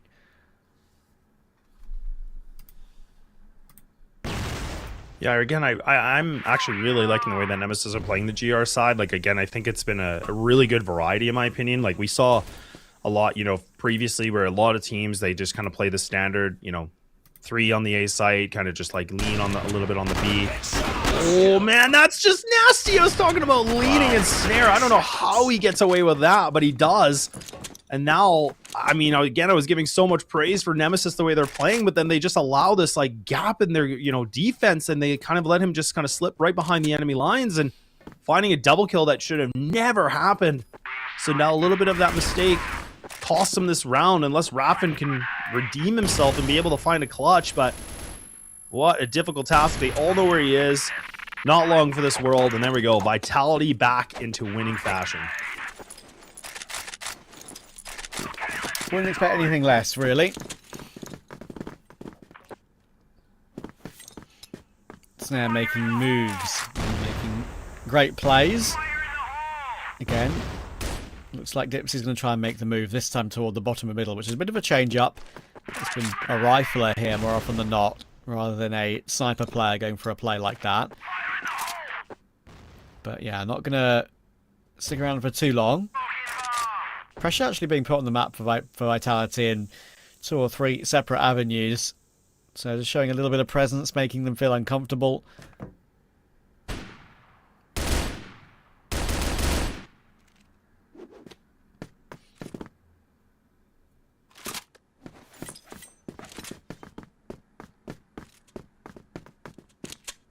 Looks like Vitality going to put their little bit of a game plan and putting some more bodies here towards A, and still leaving that bomb the backside of mid here. So again, nobody, like, it's not a full decided commitment yet, but it does seem like that could be the plan of attack here. Nemesis actually do have themselves more on the opposite side here, where that B side does have a little bit more of the bodies there. Raffin and Comics now are going to have to hold this as much as possible, but they don't have that intel right now. They got a little bit of shots fired. Raffin goes down too quickly, so now it leaves it all just down to 1. And it doesn't even matter. Look at Horus. Fulfills his role to full degree. That entry player hunting for more. He's blind. He doesn't even care. He's still getting hungry for it. Finds that triple. And Vitality now, they are starting to cook here. This is the Vitality everybody knows. And this is the Vitality that, you know, wins championships. This is the better form of what we've seen. Nemesis, they might need to call this, you know, tack soon. Like, I feel like maybe they need to have a conversation and just kind of get their game plan a little bit more reformed, because it was looking good, but now it's slipping away. Yeah, that was really beautiful from Horus there. And there you go. That is the tack coming through for Nemesis off the bat, even if it's very early in the game. They don't want to let Vitality get away so early. Yeah, I mean, Horus just allowed there to push onto the site, get 2 entries, and even go a bit deeper than that and go for a third. I don't think I thought he saw the player in his close left, but actually he didn't because he was half blind, and then managed to take the third player rotating in anyway, which wasn't even the original third player that was there. So, yeah, he's getting it all done at the moment. 4-2 lead. And Nemesis have a conversation to have about what is going on at the moment. Dipsy doing a lot of the talking at the moment. I kind of like that though too, right? Because like I don't know how you feel, Trav, but I always like the teams where if it's like fair for everybody to be able to speak their mind, I think that's great. Like, I mean, Beck does like IGL, but the fact that Dipsy clearly has something to say, I don't think that's a bad thing, right? Just kind of clear the air. Something's missing, something's wrong, or whatever it may be. Just get it out now. It doesn't have to be your IGL to like run that conversation every time. Yeah, you can tell he's really noticing something that's off here. And it's funny, like in the middle part of him talking, Beck just had his head in his hands. I'm sure that wasn't related. That was just like rubbing his eyes, I think. I wasn't like, oh my god, this guy's talking again. Yeah, exactly. It wasn't that sort of attitude. But yeah, it's as you say. Now, obviously, he's had like what 45 seconds of that 1 minute 30 to talk, and now Beck has finished it off. So yeah, it's have to see how it's going to go after the facts. They have been playing a little bit individually based so far, and I think that's the main issue for me. They have just been letting Vitality dictate, and when you do that and don't fight fire with fire, more often than not, you get punished. Yeah, exactly. No, 100%. And it's like I think for like meeting Beck and like kind of having a conversation with him, at different events and things, like he's a very he seems pretty chill. Obviously has a bit of a system he wants, but like I said, good to see that he allows his players. I agree, the head tilt thing, or like his hands in his face, I think it was more just him digesting everything, right? Because I think he's constantly like trying to think, okay, how do I mix this up? How do I find this gap in the gameplay of our opponents and things like that? So he's been able to call like some phenomenal games, and he's actually been able to push Vitality in the past seasons like to full distance before. So like a lot of history of these teams playing each other for sure. We'll wait and see, though. We'll see if it works out. See if they get a little bit of that 3BL, a little bit of magic, right? Those like timeouts, and then all of a sudden, completely different team. Who knows? A little vent, everyone feels better. True. Yeah, been there. I do like their jerseys, though. I like the white and blue. Yes, the Nemesis branding is pretty nice. One of my favourite ones, actually. In I think me too. Nemesis have a couple of orgs and other esports as well, but slick. In CrossFire, it's one of the more unique ones, and my favourite colour is purple. So there you go. I remember that. I do remember that. Yeah, it's a good colour. Thank you. I have a few purple shirts, as you can imagine. I can only imagine. Well, good kill from Alucard. Wins that a little bit of a sniper engagement. Now Nemesis. Again, look at how much we see the difference, right? They kind of turtle into the site. It was looking good at first, but just right there again, a blink of an eye, Vitality right back into it. And that's kind of the scary thing about this team, right? It's like, it feels like any one of those players on Vitality can just have their moment, right? Whereas some teams, I feel like you can notice, like, oh, hey, you need, like on Knights, you talk about someone like Famous needs to pop off. We need, so-and-so to pop off. It's like Vitality, it's really like every single player, it absolutely can find a moment to shine bright, right? That's where they're such a scary team and a well-rounded team. Yeah, I mean, even with the opening that Nemesis were able to find there by just a good setup and getting Alucard with an opening kill finally in a position which feels more comfortable for him. Vitality recognised the gap immediately and broke through it. So, yeah, that's the issue. That is the issue. They just have better everything than Nemesis when they're on their game. And Nemesis are absolutely full tilt, so they can give Vitality a game. But anything other than a Nemesis God tier game, I feel like, for me, like Vitality's B game will beat them, and that's the issue. Anyway, Let's see what we can do in this round, because there should be a kill back here for Raffin. There absolutely is. Snail will go down, checking the vent again. Second time that's happened in this game. Over peaking perhaps, and they got the advantage. There was no real need for that. And now Kamux can make a play. He's already behind Totsin, and this could change the face of this round. He's making a little bit of noise, but reacts in time. And Totsin did go back and check it, just a little bit too late. So 4v3 gleaned for the first time in a while. Yeah, it feels like it's been a little bit since we've seen Nemesis like the man up, and now, oh man, they double up too, and Horus, look at that, perfect patience here with the HK, just taps away, finds the double kill so quickly. Oh, that's such a small mistake here from Nemesis, where they have themselves in a decent position, but now, one more time, falls back into Vitality's hands a little bit here. A full rotate around we go. Players running back through BL spawn. They have a free A site if they choose to. They should be able to cross through mid if they want. They haven't been spotted yet. But Beck is now starting to lean on this. So is Alucard. So actually, they have a decent read and idea of this. But Horus, he's going to have all this information. And now he's going to call back his team and say, no, no, no, no. You're not going A, you're coming B. So this is really good work from him, just kind of playing that lurk and getting so much intel. Yeah, these little layers that Vitality have are really visible sometimes when it comes to like how they're able to figure out rounds. This is a good idea from Beck. He's going to play head down when he bypasses the window to not be seen from that position. And that actually gets him the kill on Snake. So really well done. And when Horus goes to check him, Beck is ready for that too. So very, very good play there from Beck. Heads up, or should I say heads down, to get a double kill. And now Slayer needs a 1v2. This is a critical round for Nemesis. They've got to win it, and they will win it. What a round that is from Beck. Pure game sense there to play as he did to avoid the window peek. Got his kill on the site play, even though Snake slightly checked it, and then followed it up afterwards. So very good. And Nemesis have a chance of a 5-4 half now. Yeah, it definitely would, you know, bode well here to go over to the BL side. And yeah, you don't win the half, but at least you can make a one round a bit of a differential potentially, which would be huge, considering that Vitality will be able to get themselves a bit of a streak. But we'll wait and see. I mean, last round we go into the first. A little bit quiet of a game so far from Totsin. I feel like, again, he's kind of that guy that I always kind of call him the clutch factor, right? I mean, he's the guy that really does put up some crazy rounds where he's like down in a massive deficit. Like he could be on like a 1v4 and all of a sudden that, you know, he could just win it. I mean, in situations you don't think he ever would, but nonetheless, we'll see. No clutch required yet. Vitality actually going to take this all together through underpass. All 5 players, nobody lurking, no messing around. Everybody's going to be grouped together. Beck, though, the only player right now to be in the contact point of this. Beck has to be careful. Takes some damage. Vitality now swarming. Comics trying to find the timing of this, but look at everybody's waiting for him. Everybody's expecting this swing.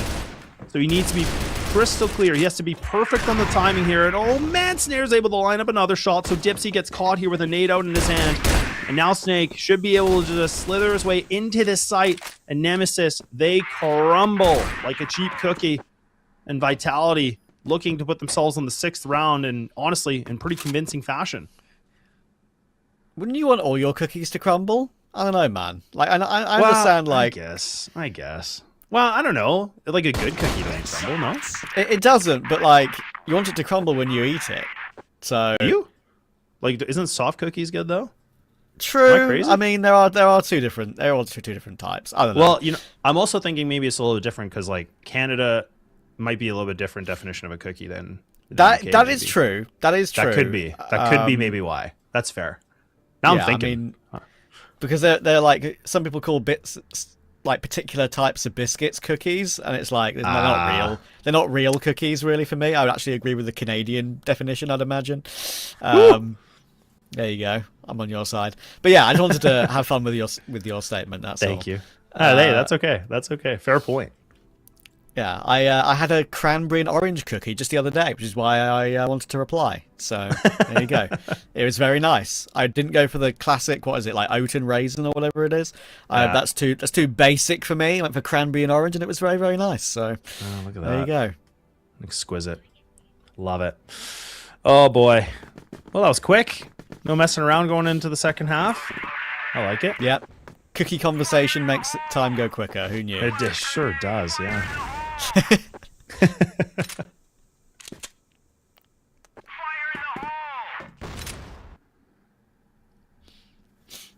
6-3 though for Vitality, and they are definitely by all means in control. And I said I wanted to see a good game from them today.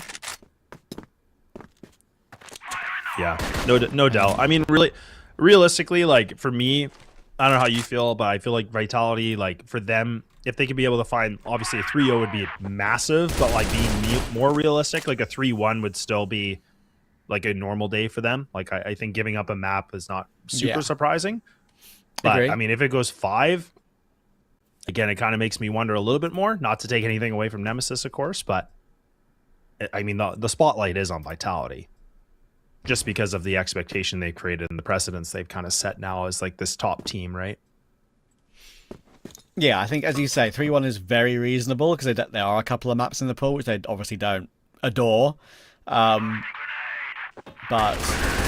today, I think with them knowing that the grand final of the entire season is on the line, they weren't going to mess around. And as you can see, Totson's not messing around. With himself 2 on the site hold. Eventually they do break through, but Snake is here. Quick cross on the angle, try and deal with Beck, but no, Beck is ready for the immediate reface, so the bomb can now be planted, Snare's going to be removed, and the start that Nemesis needed in the second half is what they're going to get.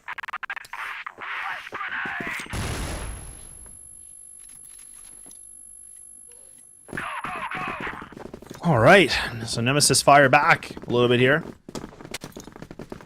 Being able to find themselves a round that's actually very much needed, so always kind of talk about winning that opening round in the new half. Might be a good way to shift some momentum potentially. Snare now posted up in connector. Should be an easy shot, it is, so now he can kind of dip away from it.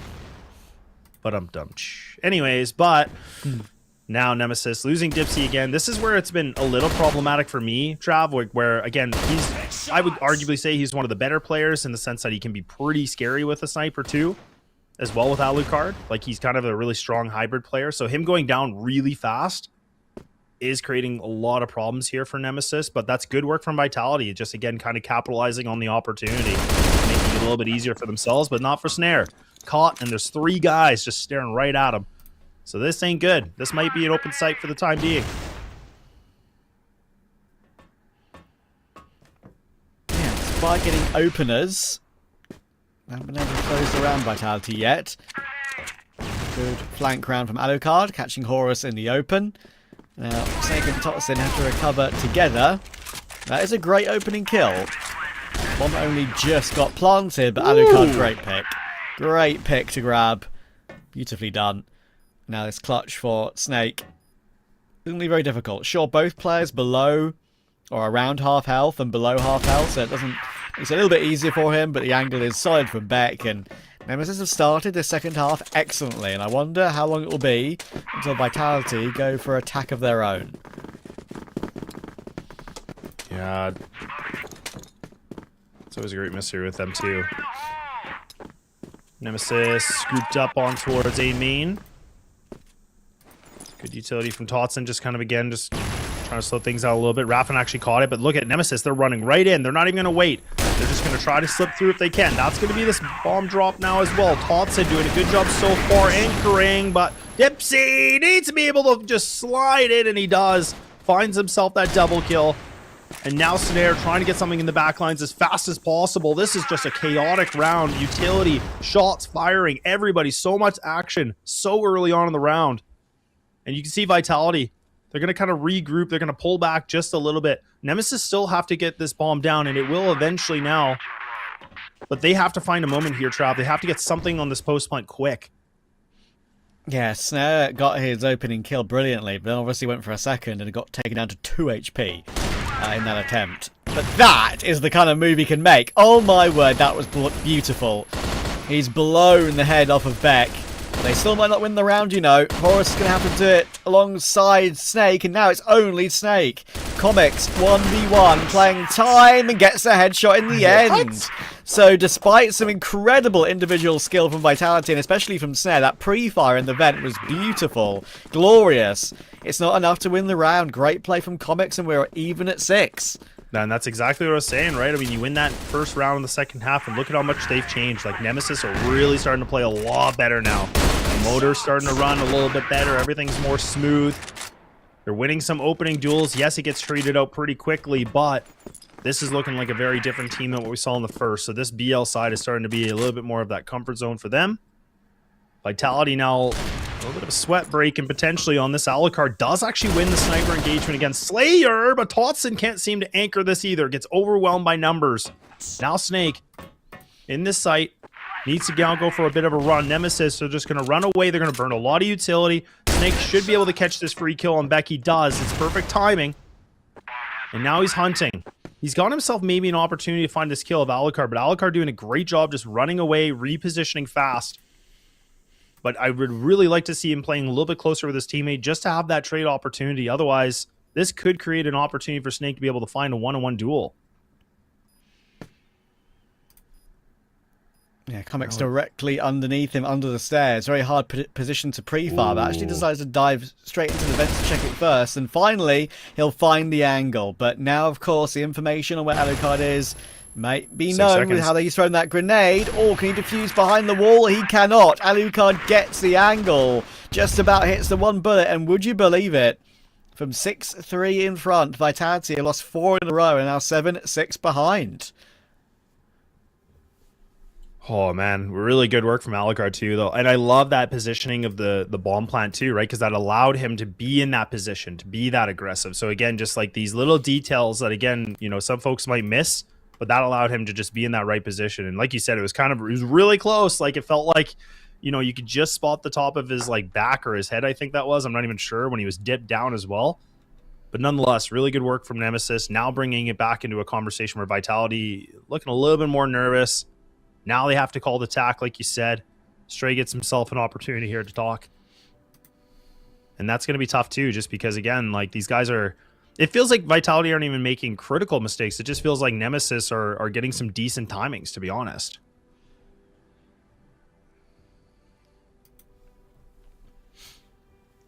Yeah, and look at Dipsy leading the troops right now, even though they're ahead.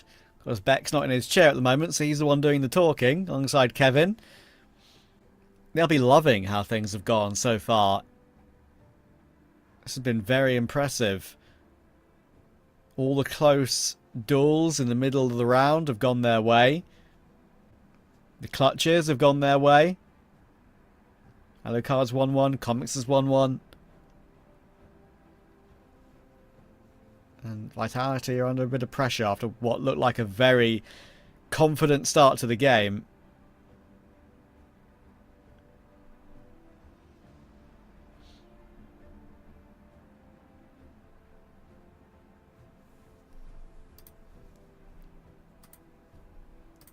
Yeah, I always get kind of curious, like, for Stray, right? Like, again, a player where, you know, Kyle could talk about him forever with his, like, historical CrossFire knowledge, but it is pretty cool to hear, like, what he's been able to accomplish and, like, again, what, like, wisdom he can impart as well. I was able to talk to Horace a while ago, and, like, he did say, like, it's definitely a different system, and it's been taking time to get used to, but it's been a good system. Like, a lot of things that he notices that he's like, wow, okay, we learned something totally different, which, like, he was a huge fan of, right? So he had nothing but good things to say about his coach, so... And it feels like since he's kind of joined as well, that's when we got to see this, you know, arc of just, like, Vitality dominance, right? So we'll see here and now, though. Nemesis do have themselves the one-round advantage. Looking pretty decent so far. Have been able to climb back consecutive rounds, like you said. And this is where now Vitality have to kind of sit up a little bit more straight and really start to get into the game, because otherwise this one could slip away. It could be a little bit of a repeat of, you know, the unKnights affair on this map, too. True. I mean, Nemesis have done their research on what they think goes best in this map, and Slayer goes looking at a random portion of the round. Alucard is very ready for it. There are 2 more players on site, but when you're positioned like this, you're just not going to be getting any kills, are you? I mean, Rappin has full reign there to run up and chase him down. What? Slayer tries his absolute best, and fair play. That was a crazy double, but... yeah, I'm afraid it's still, again, a Nemesis advantage. But hang on. Oh, no. Horus is such a good clutch player. Now, Alucard, sure, great in the clutch too. So it's going to be a battle of wits between these two. But he's got utility, and he can get that bomb planted. Actually choosing to go for the maneuverability of the rifle in this one. Looking to see if Horus is playing close, looking for the kill instead, but doesn't see him. So, presence shown. He should probably get it planted ASAP, but he's still convinced he could be close. He's checking absolutely everything at the moment. But Horus is not going to give up anything for free. So, Alucard, you need to get it planted now and make a decision. You're wasting too much time right now. He's checking it again to try and catch him off guard, which is like, exactly. brother, just get the bomb planted now. Horus is not going to give you anything for free. There we go. All right, well, bomb does go down. Finally makes it happen. 1v1. Alucard does have utility too, so I mean, if he wanted to, I mean, he could try to throw a little bit of a paw flash here and see what he might be able to find. But Horus, full gunfight for him. This might just be all about timing. Look at that. Horus able to find that kill, and a little bit of a slip up from Alucard. It felt like, again, just really unsure of where he could be. He had no idea at all. A lot of second guessing. You could almost see, like, not a panic necessarily, but just like so much hesitation. And that cost him the, a round that theoretically should have been theirs. And unfortunately for Beck too, I like the idea of what he was trying to do. But again, like when you play these 1v1s like that and you lose it, it can be so catastrophic. Yeah, huge round for Vitality that was. I mean, again, showing up when they absolutely need to. Look at this move from Snake. That is unexpected. Thankfully, Alucard's able to hold him for one. And actually, Nemesis is set up for it very well. That is actually a great news for them. They're able to get out with a man advantage. And Snare, again, pushing the issue. Again, should just get caught and will. Again, an example of just going too early on that one, I think. And Totsin, you'll find Dipsy, but not without some damage taken. Don't forget Horus won that clutch in that previous round as well with just 4 HP. One more bullet from Alucard anywhere would have got the job done, even in the pinky toe.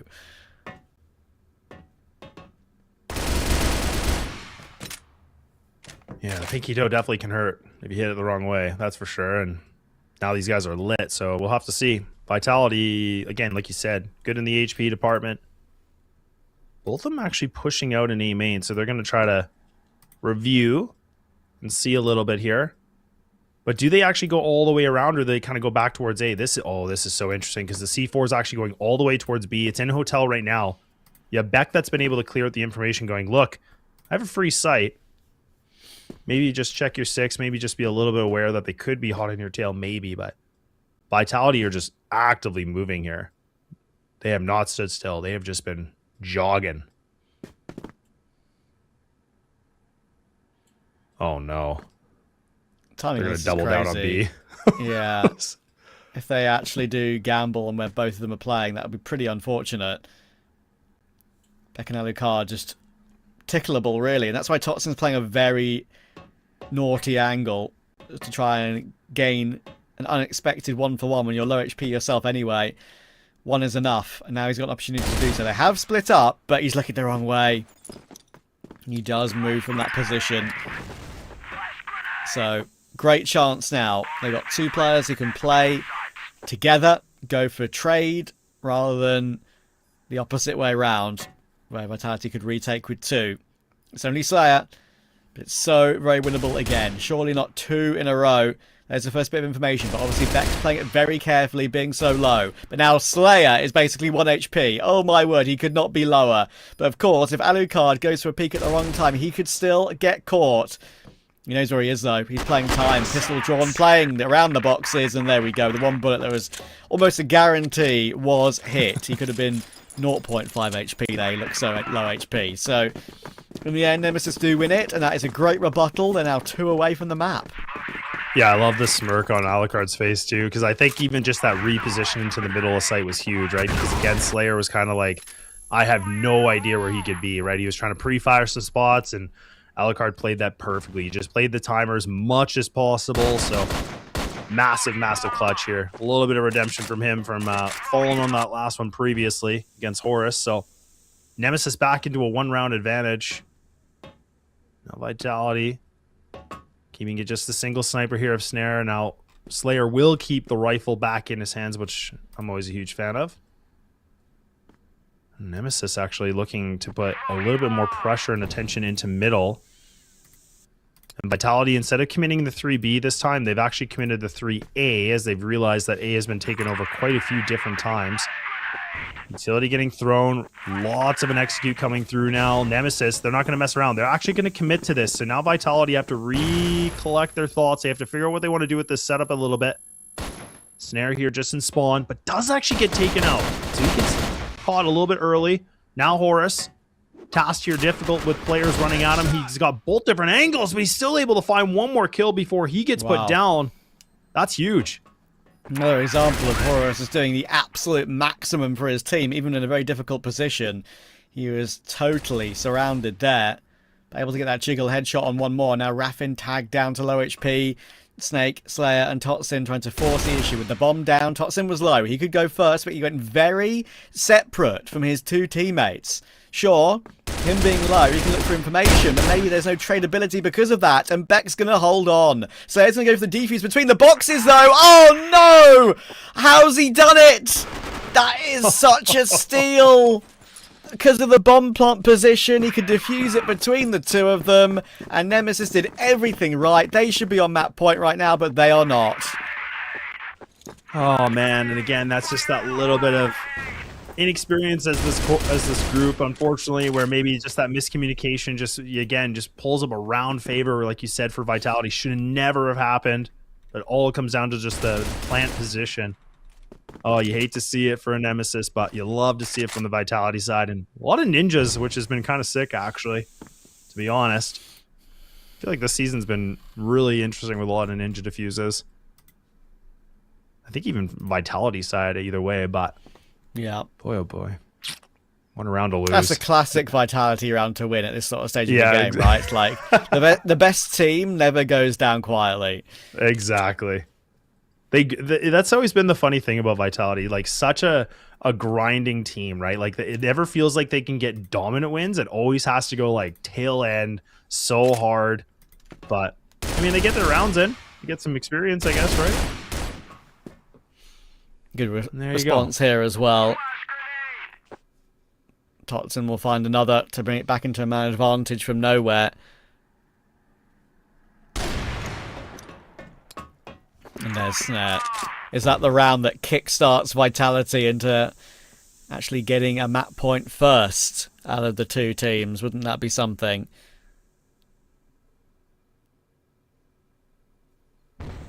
Yeah. Let's see now, 2 and 4. Comic.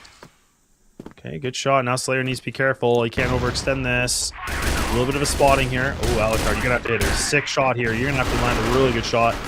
Pistols out. Comics, though, he's just running around rampant. He's just getting kills, and there it is. Totsin finally anchoring one more time. So now we get to see Vitality on the map point. One more needed. This is the pick of Nemesis.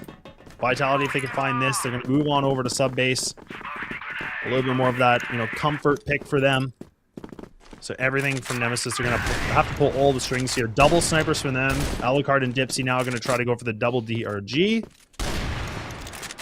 And that vent position has been awful for Vitality. I don't know why they keep doing it, Trav. Like, I mean, I've seen them do this over and over again. I swear they are like 0-4 on it. Like, it is not good. No, they've been completely obliterated every time they've gone anywhere near it. It's been very poor decision making from them to even just give them glances there. Just like, give it up. Like, they're countering you perfectly.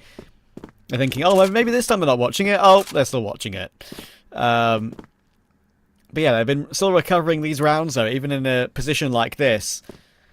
So, let's see if they can find a way. Oh, Alucard's going to clear Snake brilliantly, not even on the sniper, obviously. Going for a play all by himself. Finally, there'll be a pinch in from Horus, but there's a peek coming in from his right, which he doesn't predict in time. So it does look like it's going to be overtime to me.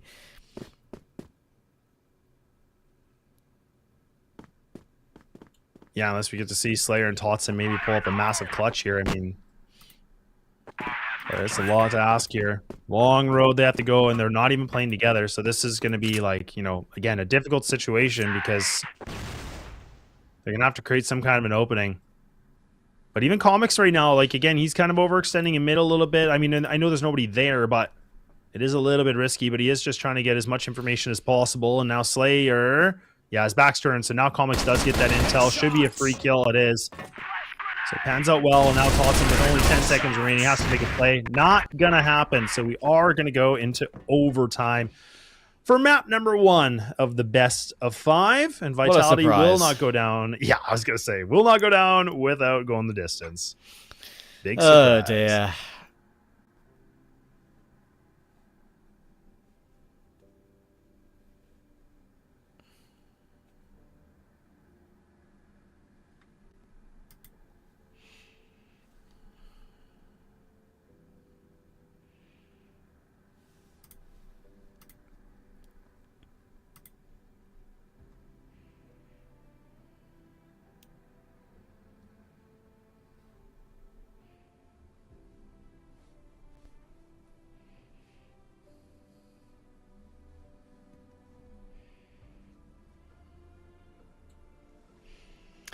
How can Nemesis reset? That is the question, Laz.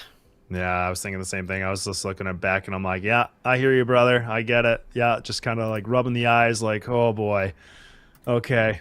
Yeah. And that's the thing. Like, how do you reset this when you had yourself a lead and it's been so up and down? And I mean, again, we'll have to find out. But I mean, both these teams, I guess, get a second chance at this now, right? But that always feels a little bit worse, especially when you had more of the control of the game at one point and then it kind of just falls a little bit by the wayside, right? So we'll find out. Back we go to the 9-9. I don't even think we had overtime yesterday, if I'm not mistaken. I think we were close, but if we ever got that done. You're right. Hot dog. Oh Oh, man, my okay. word. Just Lots of dunking on 'em. utility. Hey, they've won a duel in the vent, but obviously it's on the other side. Yeah, It's on the, one for 10 at this point, but that's okay. Yeah. I It's like on the it. BL side, so it doesn't count. I'm not counting Exactly. it. Alucard 1v5 to start overtime. I would say unlikely. There we go. Nice flawless round here from Vitality. And, like, honestly, what, like, Vitality fashion too, right? Like, you make the comeback, you go to overtime, and here we are. Like, we are back into, like, them just domination mode. But we'll see. Can they maintain that kind of form, right? Ooh, they're just gonna disobey the smoke. Snake gets caught this time. Good position from Alucard. Good shot. Now Vitality humbled. They pull back on it. That's, I think, the second time, if I'm not mistaken, they've tried to beat that smoke. And it's been punishing for them, so a little bit interesting. I like the idea of it. Like, if you can slip there, like, I mean, huge, right? Like, you would just catch players off guard and probably most likely could find 1 kill, maybe even 2. So, doesn't work out, though. May not see it again anymore. We'll see some good shots here. Rifle's going back. The HK's just singing. Alucard with a big shot as well. And there you go. Look at him. He's able to find himself the 2-piece. It's all just down to Slayer.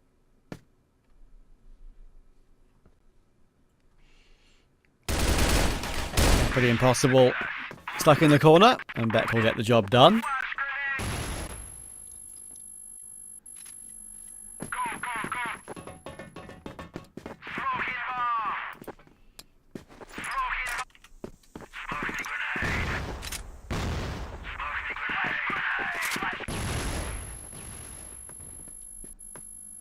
Okay.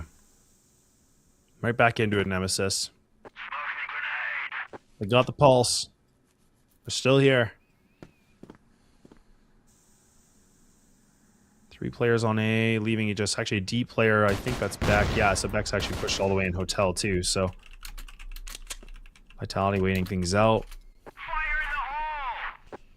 They used to have a really nice execute in the A site. They had like a little bit of a waterfall strat. I don't know if they'll use it right now, but they actually pull away from this too. So again, reconfigure the game plan. Some random intel they've been able to have that they think maybe B might be the better play. But little do they know, Trav. They got 3 players they got to go against. Yeah, not going to be easy.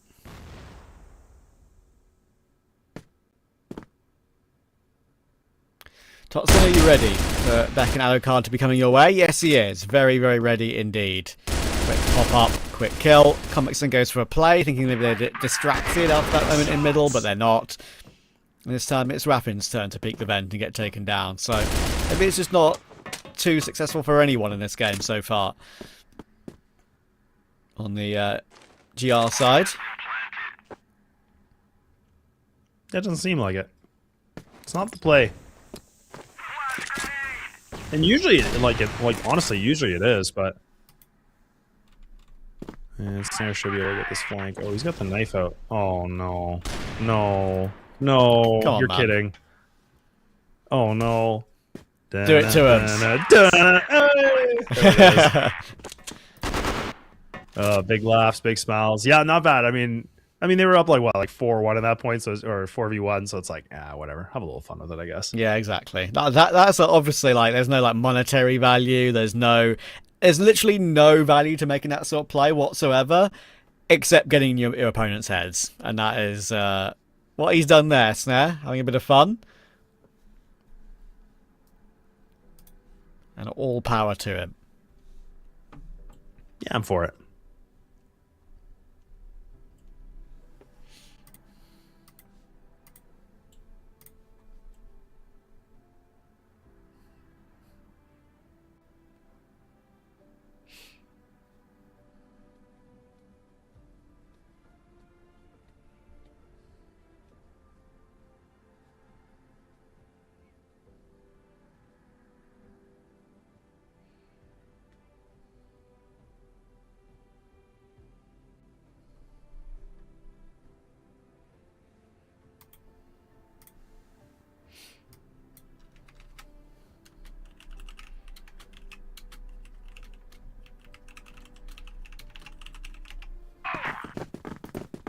All right, back we go. Vitality up 11-10. We'll see if they can close this out, or if Nemesis, again, enough gas in the tank, which I would really hope so. It's only map number 1 of a best of 5, so I hope you refueled a little bit here, but we will wait and see. Nemesis were a lot more efficient on the BL side, so again, I think this is kind of going the strength for them, so this is still a really interesting conversation. Yeah. Whereas I think Vitality have shown a little bit of weakness on their defense on the GR side so far. Well, Vitality have got a couple of chances to get close to closing it out again. Had one at 9-8. Reached 12 first. They're going to have 3.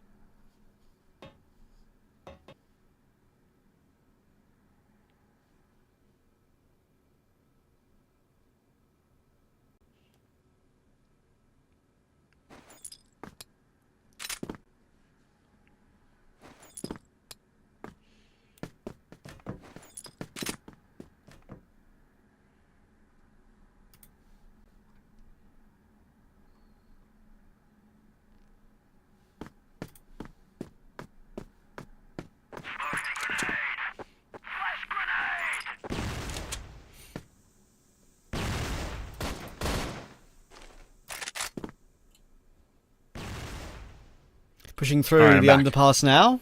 Oh, 2 players coming their way. About to be a big brawl in this position. And Snake is going to hold on for his 1. That should be enough because you've got 2 low HP players coming up in Raffin and Comics. And Snake will just pounce on them to make sure there's no way out. Big celebration as well.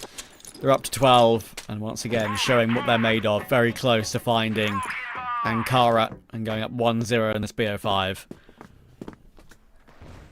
Maybe.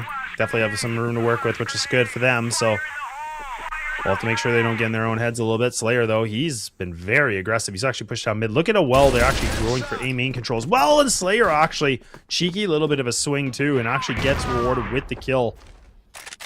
Now Nemesis kind of grouped up. Look at where they are. They're on mid-stairs. They have no control at all, and now they're just getting picked apart. Vitality really mixing up the game plan at the perfect opportunity. And now Alucard should be able to find this kill. He does. But, I mean, they've already lost 2, so they're going to need to find some big kills here to bounce back into this. Otherwise, Vitality should be able to have themselves a first map victory. But a little bit of this mispositioning here from Vitality. This is a little bit awkward now, Trav. Now we're back to an even Stevens. Yeah, caught off by some of the flanks. Vitality. Just Nemesis getting into advanced positions throughout the map. But now Slayer's kind of in between them here and catches Alucard in transition. And the big part about that is that is the C4. Is he ready for Beck, though? With a picked up TRG, it should be the kill back, you'd think, from this range. And there we go. So, despite the information of the C4 being dropped there, and actually it allowing Horus and Totsin to move forward, it's still an even situation. Thing is, Beck is kind of penciled in right now. Horus has been seen. Okay. That is now very valuable information, but shot not connected. Now Beck needs some help, but might not need it. Totsin on that flank, trying to get into position to stop that bomb from getting away. Isn't going to be able to get that kill, and now Beck can wait for Comics to help out. Horus is going to realise, look, playing the long game here is actually the better call. Maybe finding a bomb site anchor position to get one of these 2 kills and get it into a 1v1 is the way. And he's going to choose exactly that. Yeah, it's a good play, though, right? I mean, this is where he has to make a play like this, where he kind of just like sits in the site and anchors it, because now he has to kind of just roll the dice or flip a coin, I should say, and just really hope that they come towards his site here. He's grouped up, and actually, oh man, Nemesis are going to go to the other side. Oh, you hate to see it. There's only 6 seconds, so they have to get this plant down right away. Oh man, they got to get going here. This is crazy, but yeah, right down to the last second on the clock. Woo-wee. Okay, that's a little tight for me. I don't like that, but yeah. Oh man. Even probably Horus was like, are they going for a plant? What are they doing? And now he is going to be spotted, and Beck should be able to find him. And now on the stairway, Horus goes down to his demise, and there we go. Nemesis bounce back with 1 round against of a differential. 1 round needed to golden. Otherwise, Vitality maybe sealing the deal on map Uno.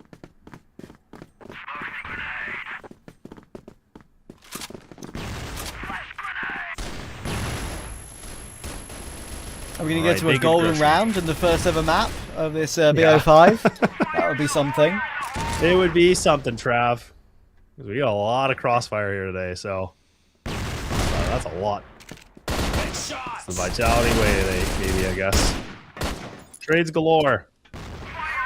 Duel after duel, back and forth. Now Vitality seem to have picked up a little bit more steam on this. Now they put themselves on a 4-on-2. 2 players wounded. Slayer trying to make a little bit of history here with the vent play. Should be able to find a kill. Wow, it actually worked. Oh my goodness. And there you have it. Vitality can finally cross the finish line on map number 1, and they get themselves that victory. But it was not an easy task for them, to say the least. No, it wasn't. Great attempt from Nemesis. I think they gave a really good game there. I think the main thing for me is that Vitality, they managed to win a lot of those close rounds again. Like the ones that really show your mettle, why you're one of the best teams in the league and have been the best team in the league for however long. I mean, that defused to make it 8-all in regulation. That's just an example of a round that like should have never happened. And maybe if it didn't happen, Nemesis would be walking away with a map victory here. So yeah, it's pretty interesting to see how it's going to go. But yeah, I think for Vitality's sake, I would still think that puts him in a very good position for the series now, because Nemesis put a lot of effort into map 1, and Kara was their pick, don't forget. It doesn't matter so much in the BO5, I get it, just the order of maps that matter. But yeah, Vitality have done really well there, and I put themselves in pole position for the entirety of the BO5 with that. So we'll see how they go, but for now, back to the panel. Thank you, guys, and what a way to close on Kara. And I love that actually Trav mentioned the 8th round that Team Vitality got of a ninja. He's like between both of the players. He just stuck himself around like behind the boxes and like, yeah, guys, you kill me. It is what it is. Like I'm gonna like defuse or die. That's gonna be the call for me. Yeah, here's the thing. There have been a lot of highlight moments here in this matchup, to be honest. A lot of big moments from the two teams, but I'll definitely say like the biggest highlight for me from like an analysis point of view has been how quick the two teams were to adjust. Yes, Nemesis needed that initial timeout to start to get the ball rolling, but once we got into the game itself, it was actually, I would definitely say, there was a small head-to-head going between the two IGLs more than anything. And we've seen it go both ways, right? Vitality take their lead, expand their lead, then Nemesis coming back with winning 4 rounds in a row. Another time out there from Stray that kind of slowed down the pace a fair bit. And I was really worried for Vitality because they were bleeding first bloods left and right. And credit where it's due to Nemesis, they've definitely earned their right to be as close as they were here on the map. But unfortunately for them, though, when push comes to shove, a couple of big moments, we've seen players like Tots and the Snake step up. And we haven't really seen much of the same from the other side, despite Alucard's best efforts, you gotta say. Because he's, again, been proving why he is probably one of the best players in the league in its entirety here today.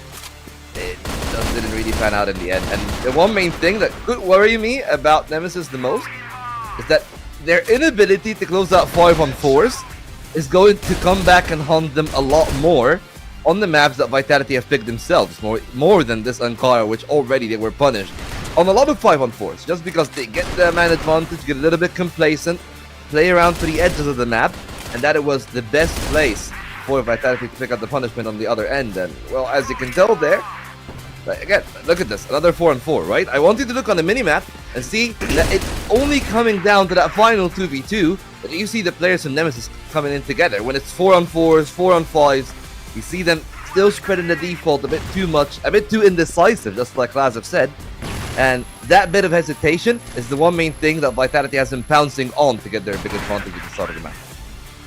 Yeah, that helped a lot to give Vitality the advantage on the early stages, especially when you're playing on the blacklist side, since this map like favors a little bit on the blacklist side. It's like 60-40, so once you're determined and you know how to execute your strats, it felt a lot easier for them to get the early advantage. But after that, I would love to mention that Horus been doing magnificent work. Like, speaking of Horus, he is the entry fragger. He's the guy who's supposed to give you the maximum information that he can and trade that with his life. And the thing is, he managed to get multiple multi-kills that helped the team a lot to have their way into like having the numbers advantage in some rounds, and at the same time that's of course on the first half.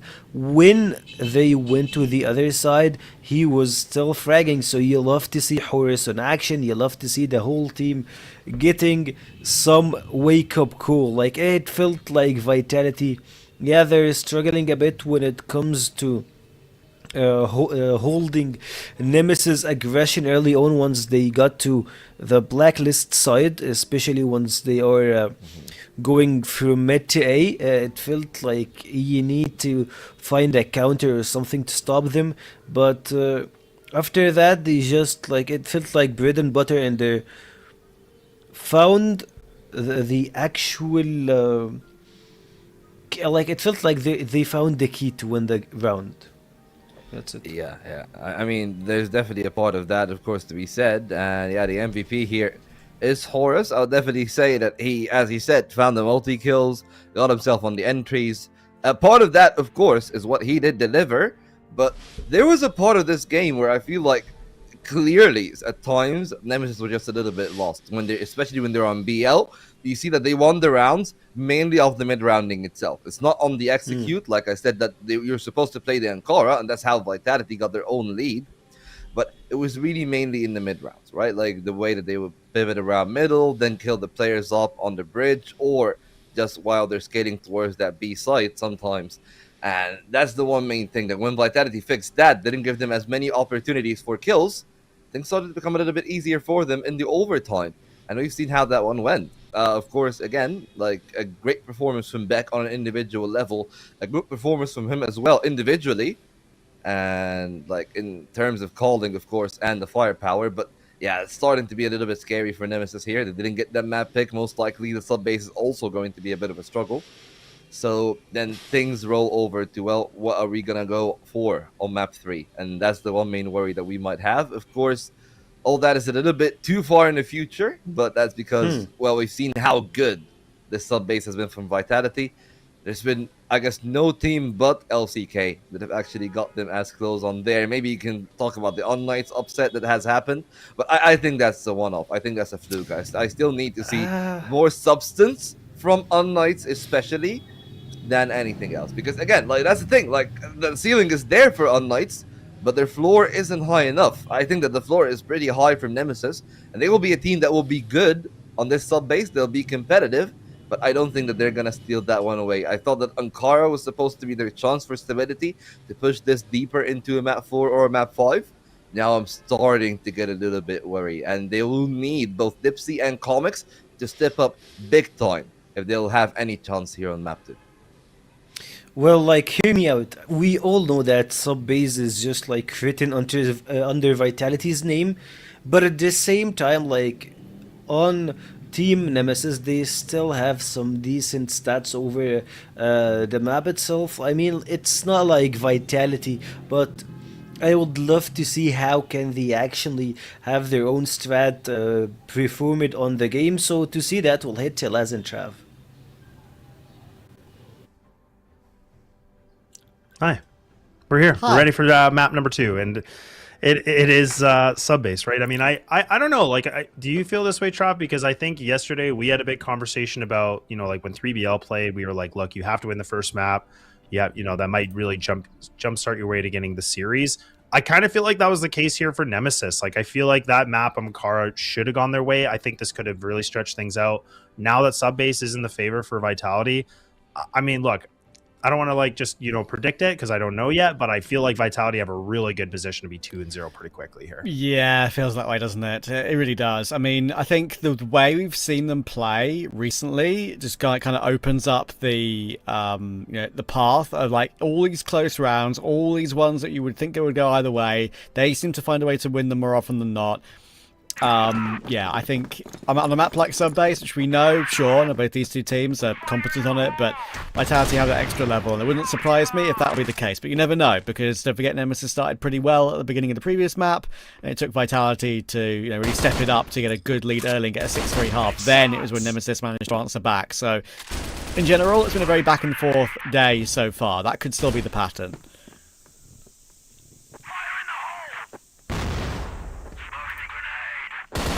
Ooh, Horse with a good position. Yeah, it's going to be able to find this good kill. Not too shabby. Not bad at all. So now I was able to get things moving a little bit. But again, Raffin and Comic still alive into this one. But, I mean, they're kind of split apart from each other, which I don't love. And Raffin should be able to get hold on this. Yeah, he does. So they actually do find him, execute him. Easy work for them. And there is Vitality. This is where, again, like, you know, I think for Nemesis, like, they probably could have done a ton of homework on this and demo review. But, again, Vitality, I feel like once they kind of make a map they want to play, it seems to be pretty proficient. We know that Compound used to be their bread and butter. Now it feels like this map has kind of turned into that. But maybe that could be a good thing, maybe not. We'll have to see what Nemesis have done in their preparations thus far. But Vitality looking pretty scary for the early portion of this so far.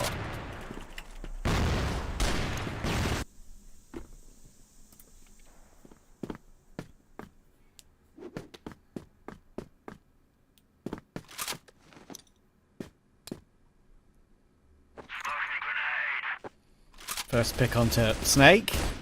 And they're going to try and make the move now down toward the A-bomb side. That puts a lot of pressure on Raffin. Well, but Raffin's going to jump into the open, and surely they'll expose him, and it will. So Comics now needs to deliver. He does get himself one, but probably shouldn't be over-peaking anymore because he needs to wait for his teammates to come and help out because they still do have the advantage in this round. Very big damage on Slayer as well. Holding onto the bomb site from this position is not easy. Snare tries it, but now it should be an easy one for Nemesis to clear up, and they'll do exactly that. Impossible to hold onto the site from there. So patience pays off, and they'll get a quick evening round up to 1-1. Yeah, it's good to respond back to it, right? I mean, I was saying that, you know, Vitality already look a little bit scary in the sense that it's only run round, but it's just because of how easily they found that. But I love that Nemesis kind of, you know, bounced right back into this, so that's good. So the score is going to be 1-1, like you said. But Vitality now, you know, I mean, they were able to get that bomb down, which is huge, which, I mean, just kind of allows them to know they can get these site controls in some degree, so that's not a bad thing. But now we'll see what Nemesis want to do a little bit differently in the defense, leaving it just for Raffin to anchor at this A site by himself, putting a little bit more attention here onto ult, so not a bad decision. Vitality looking a little bit of peekaboo, but it does seem like Dipsy gets the better of Snare, so that's going to be the sniper down. Now Vitality with rifles. Slayer going for a massive swing and almost finds himself a double potential here. It is equalized back to the 4 and 4, but Slayer's taking a ton of damage in this encounter, so gives Nemesis a little bit of flight breathing room, I guess. Utility getting thrown a little bit. Raffin still low as well. Ooh, they double up on A. This is interesting.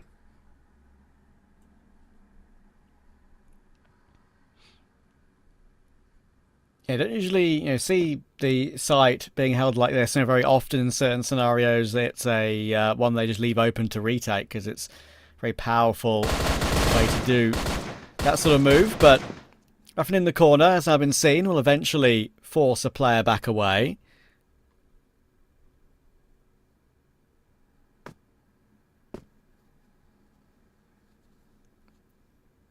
Before we fought, and now going to manoeuvre forward. Quite a lot of control around the map to Vitality, and if they go into a B now, Dip's going to be under a lot of pressure, and there's not really many quick rotations that really help him, and there we go. Angles are being held by Snake. He'll find himself 2. That is more than enough, and that'll be round done.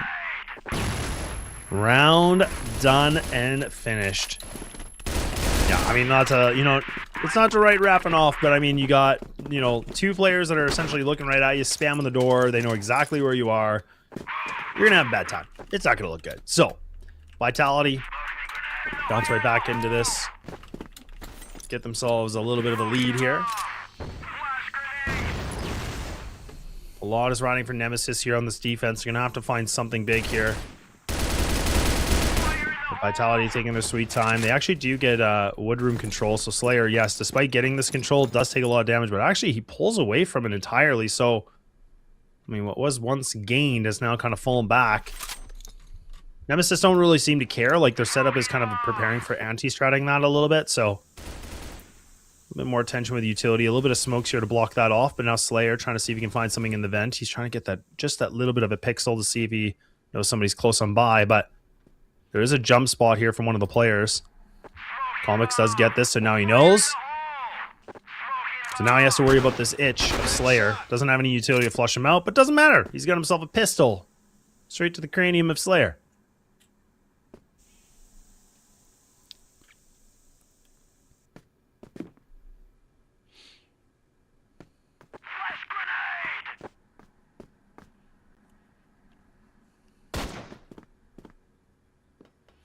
Comic's now in a position where he'd love to be able to get some work done from, but he's going to be blocked off by nades. That flash will land right in his face.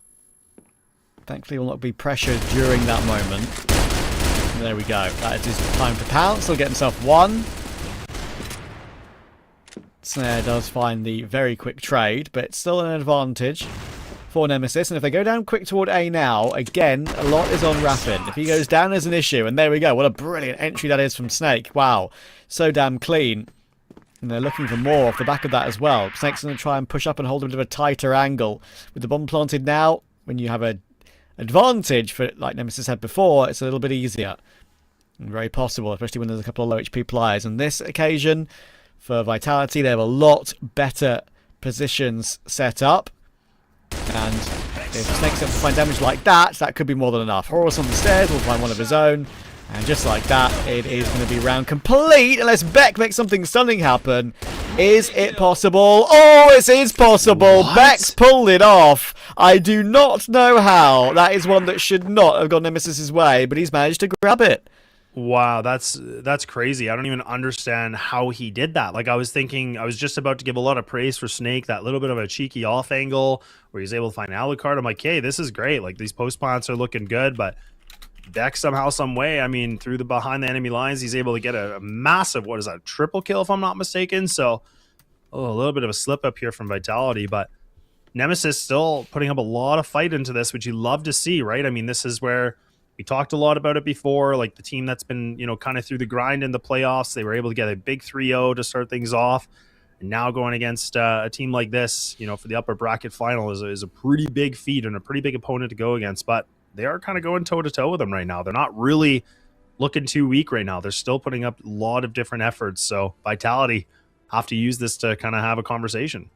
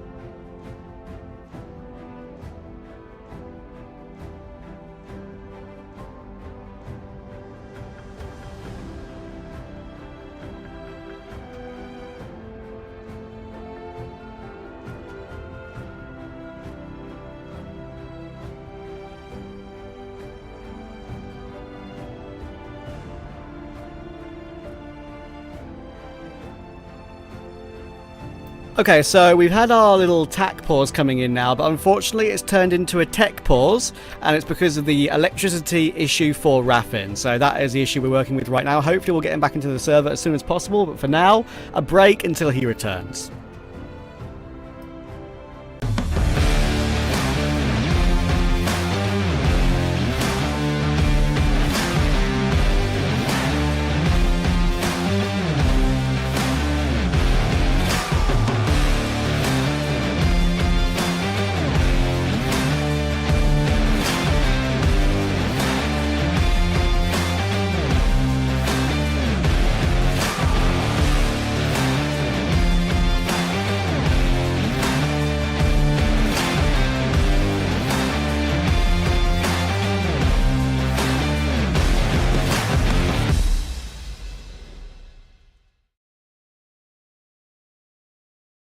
Welcome to the first season of CrossFire West League 2026. See this year's start of the Western League as 8 participating teams from all over the CrossFire West region battle it out in March to May in order to claim the throne and compete over a total prize pool of $228,000. For the first season of 2026, get treated to 3 months of high-stakes action, as the season consists of 2 regular season phases and a double elimination playoffs where legends are created. In the regular season, Phase 1, all 8 teams are included in a single group where they all play best of 3 matches in a single round-robin format. Support your favorite teams as every match counts here. Every performance in Phase 1 will determine which 4 teams will be part of the Elite group, where they are guaranteed playoffs, while the other 4 teams in the Contender group will either fight for playoffs or relegation. Expect no resets, as results accumulated in Phase 1 are carried over in the next phase of the competition. In the regular season Phase 2, witness teams from both groups compete in a single round-robin format within their same group. For the elites, this is their chance to secure advancement to the upper bracket round 2 of the playoffs. As for the contenders, be ready to see some of them say their goodbyes. In the playoffs, the 6 remaining teams will brawl in 10 total grueling best-of-5 blood fights in a double elimination bracket. 3 consecutive victories will result in a chance for royalty, while 2 defeats mean the end of a valiant journey. Legacies either move forward or are cut short. Here in the finals, experience a grand bout between a challenger from a victorious path and an adversary that has once tasted setbacks to determine who will be crowned champion of the CrossFire West League Season 1. Not a memory, a movie. Every round, every map, every series is a mark of a continuous history. This is the road of recovery for the old glory. CrossFire West League, reclaim the throne.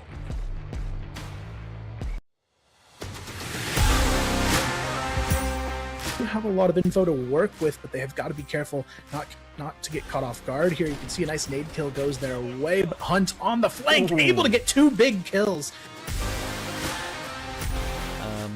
Even though Nemesis is 4-1 up, it feels like a much closer game purely because of these scenarios.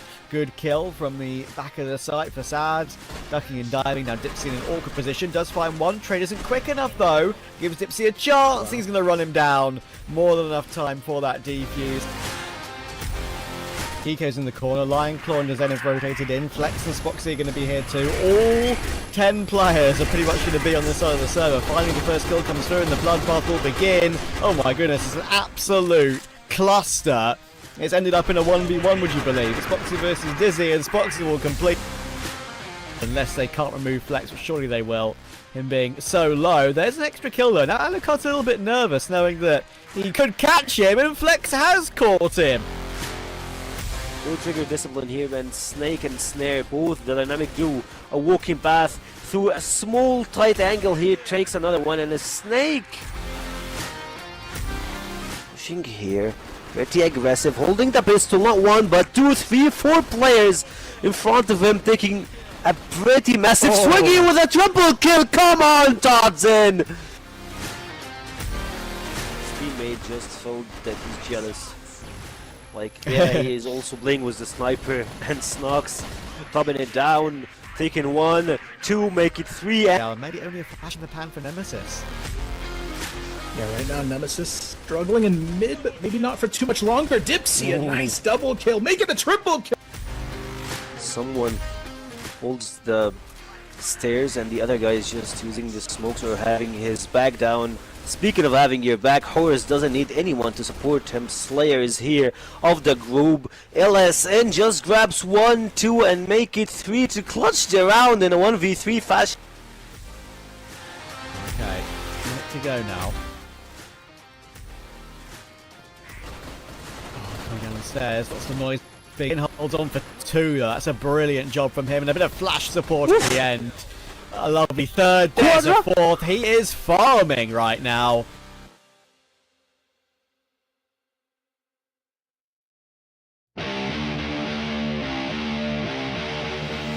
Play a lot of stuff for them. Alucard going through the stairs, dropping Todzin and Snake down.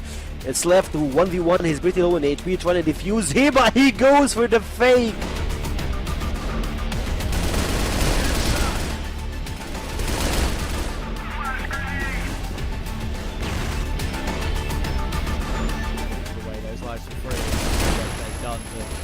Early 5v3. Oh my goodness, Kaiser's so blind. Double kill.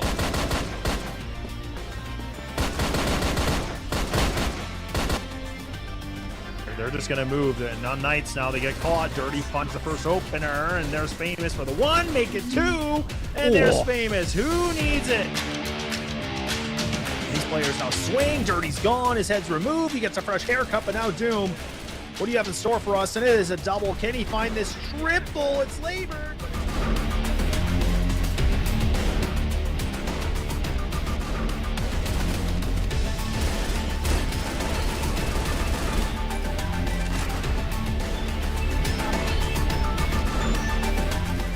And now for LCK.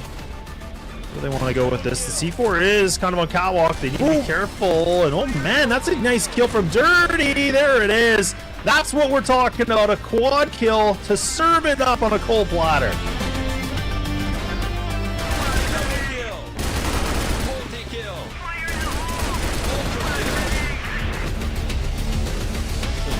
Omega can double down here. He's going to have to. He gets Jaguar. He knows there's more. See, this is what I'm talking about. Omega just gets 4. Really tucking the tail, knife out. There we go. Oh my god.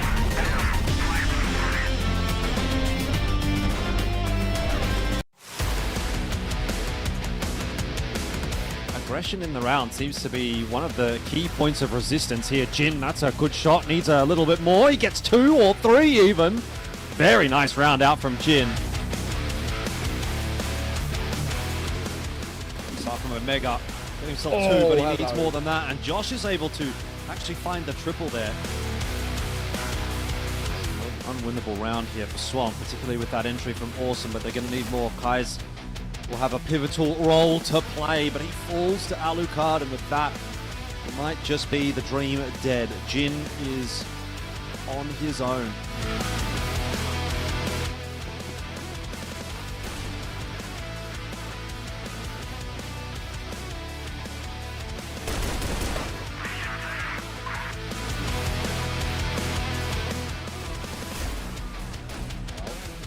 Okay. It's an absolute massacre coming through. Pistol pulled out. Slayer has gone absolutely nuclear. We'll see whether or not there's going to be any mummification going on in this series. Right now, it looks like it's actually Anubis that might be on the receiving end of that. How has Peck gotten away with a third there, by the way? I don't know. He's popped off in this round, and it's looking like it's going to be a banger of a start for Nemesis. Just Muffin left alive here at the bottom.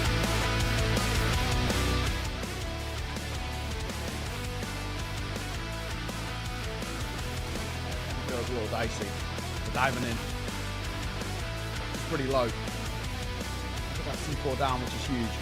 They're going to try and make a move here as he goes on the corner. Nice find from him, and a second. The pistol pulled out. That is 2 really quick kills and making another. He's on for an absolute clip here. Exactly what he is doing, but he's done it so late in the round that he might actually get the timing right. Anubis, oh, I have no idea. Doom's going to go down as well. Somehow Omega has threaded the needle and given 3BL a chance in this round. And all in the meanwhile, Gaino is on the other side of the map. This is ridiculous. Stayed by Spoxy already. That might make them not check him in the corner, but he's been seen now, that's for sure. The Famous will somehow survive behind the boxes. This is exactly the kind of game and performance I wanted to see. This is the Hail Mary. Every individual player is bringing their A game right now. That's what I'm talking about. I've had enough of being quiet. I want to get things moving. Madison not able to get Free! Oh my word, straight down through that smoke just makes Tate has what about risk here? Yes, Trevor very scared going for that quick.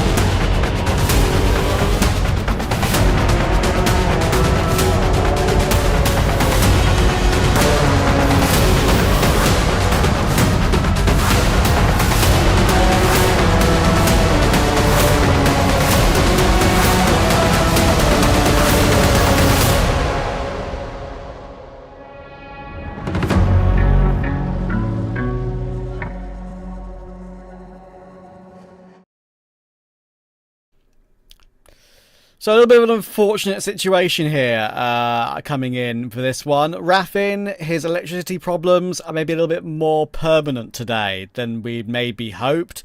And they're going to be playing with a sub in this map. It's going to be big comics coming in. And that is something that's unfortunate. And obviously, I mean, we know that most likely that's going to make things a lot harder to win from here. It was going to be hard anyway. And now it's even worse. Yeah, it's never a fun feeling, right? Especially, it's never fun regardless, but now that you're in playoffs where everything kind of matters the most and, you have electricity issues, things that are kind of out of your control, it is the most frustrating thing. So for Nemesis, like that's going to have to be a lot for them to kind of just, take as much as they can off the chin and just go, okay, look, we got dealt a crappy hand. We just got to work with what we can. And it's no disrespect to the sub, of course. It's just when you have your 5, you have your system, you have all your strategies in place. So it's never easy, but nonetheless, I mean, this is where Vitality might feel a little bit better for them, where they're like, okay, now we can take really good advantage of this opportunity, as bad as that is to say, but that is just kind of the case of it. So really unfortunate. Hopefully Raffin can get himself back into this quickly. But again, sometimes it's just the, the world we live in where electricity and technology can sometimes be the problem here, Trav. We have that issue as casters sometimes too. Indeed. I think one of the main things as well is looking at, some of our, communications and stuff like that. I think for this sort of moment, when you're coming in kind of just like, you know, not having any prac time whatsoever. You're a sub that's waiting in the wings in case a situation like this does happen, but it just throws it completely into disarray, really, doesn't it?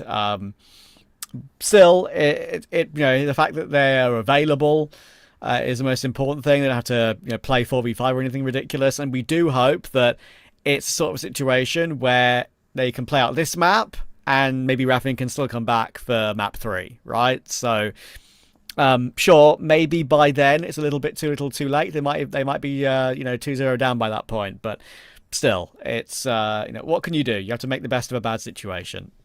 Yeah, it's kind of one of those things where it's such a deep conversation because, again, like you lose Raffin, which is arguably a really decent rifler in your team. You have Big Comics coming in, which, you know, we haven't really been able to see him play, I think, really at all this season. And that's like with the point you made is like, okay, you're kind of coming in as a sub, like maybe you're going to play, maybe you're not. It's kind of a funny position to be in, a sub position, because you never really know. And then it's like, but you also kind of have to be readily available for like the what if. So for him, like a little bit unfortunate because probably not really getting a great warm up, you know, going to come in a bit cold into this. You're kind of coming into a bit of a frustrating state here of Nemesis where they're a little irritated about just the whole entire situation. So yeah, it's definitely you know, when you're playing competitively, like it's a kind of a hard hurdle to get over, because once, you know, if things start to go really array or kind of go the wrong direction, that's where it just kind of, you know, escalates even more and more from my experience.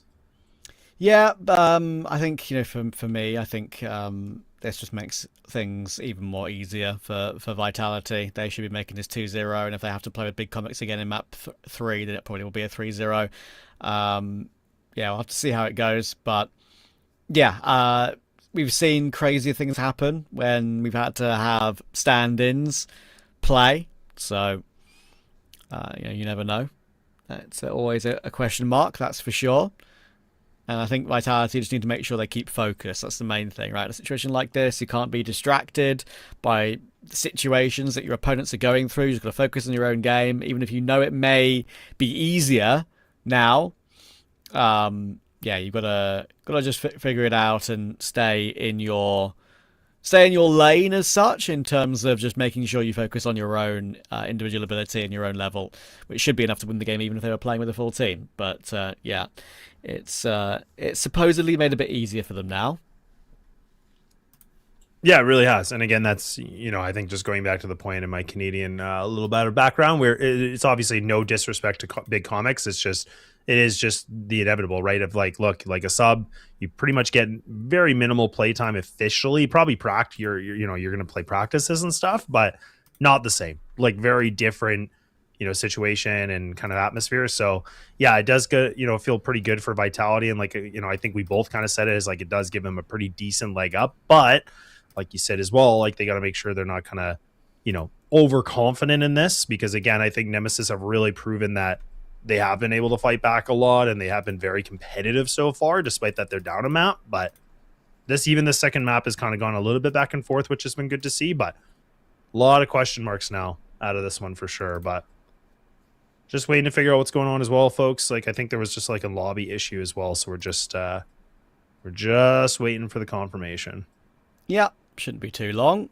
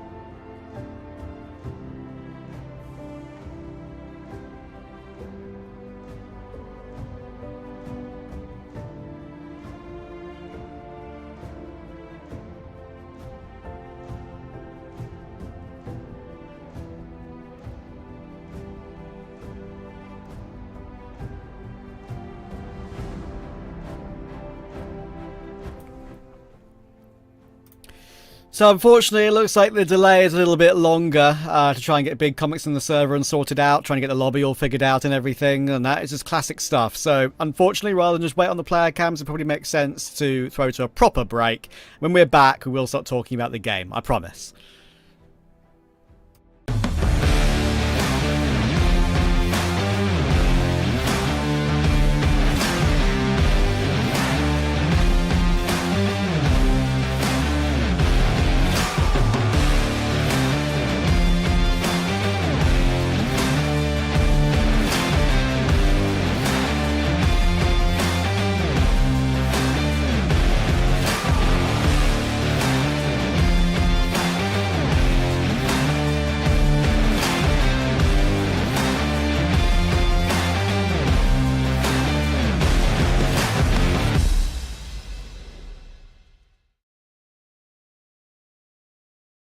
Welcome to the first season of CrossFire West League 2026. See this year's start of the Western League as 8 participating teams from all over the CrossFire West region battle it out in March to May in order to claim the throne and compete over a total prize pool of $228,000.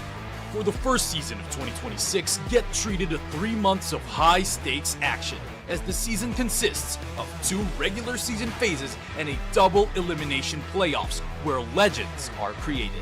In the regular season, Phase 1, all 8 teams are included in a single group where they all play best of 3 matches in a single round-robin format. Support your favorite teams as every match counts here. Every performance in Phase 1 will determine which 4 teams will be part of the Elite group, where they are guaranteed playoffs, while the other 4 teams in the Contender group will either fight for playoffs or relegation. Expect no resets, as results accumulated in Phase 1 are carried over in the next phase of the competition. In the regular season Phase 2, witness teams from both groups compete in a single round-robin format within their same group. For the elites, this is their chance to secure advancement to the upper bracket round 2 of the playoffs. As for the contenders, be ready to see some of them say their goodbyes. In the playoffs, the 6 remaining teams will brawl in 10 total grueling best-of-5 blood fights in a double elimination bracket. 3 consecutive victories will result in a chance for royalty, while 2 defeats mean the end of a valiant journey. Legacies either move forward or are cut short. Here in the finals, experience a grand bout between a challenger from a victorious path and an adversary that has once tasted setbacks to determine who will be crowned champion of the CrossFire West League Season 1. Not a memory, a movie. Every round, every map, every series is a mark of a continuous history. This is the road of recovery for the old glory. CrossFire West League, reclaim the throne.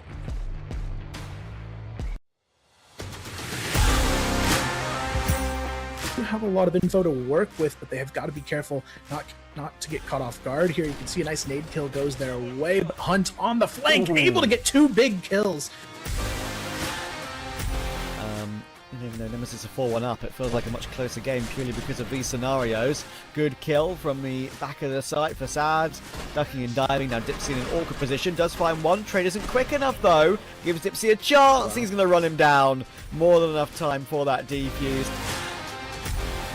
Kiko's in the corner, Lion Claw and Zen have rotated in, Flex and Spoxy are going to be here too. All 10 players are pretty much going to be on this side of the server. Finally the first kill comes through and the bloodbath will begin. Oh my goodness, it's an absolute cluster.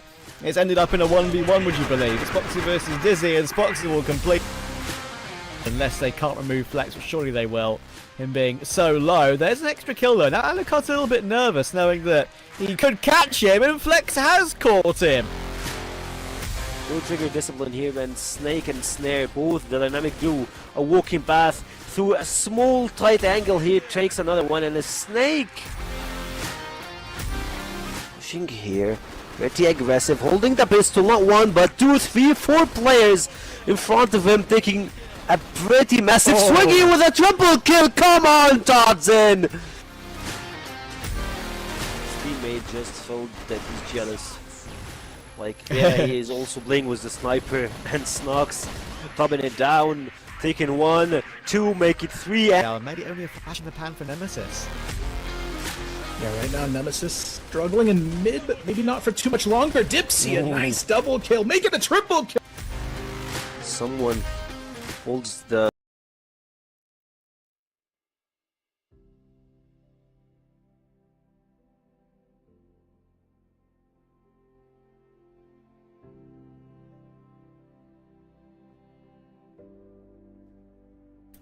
Well, we are back, and very shortly we could have a chance to go into the game. Oh my goodness me, I think we're live. Laz, give me a hug.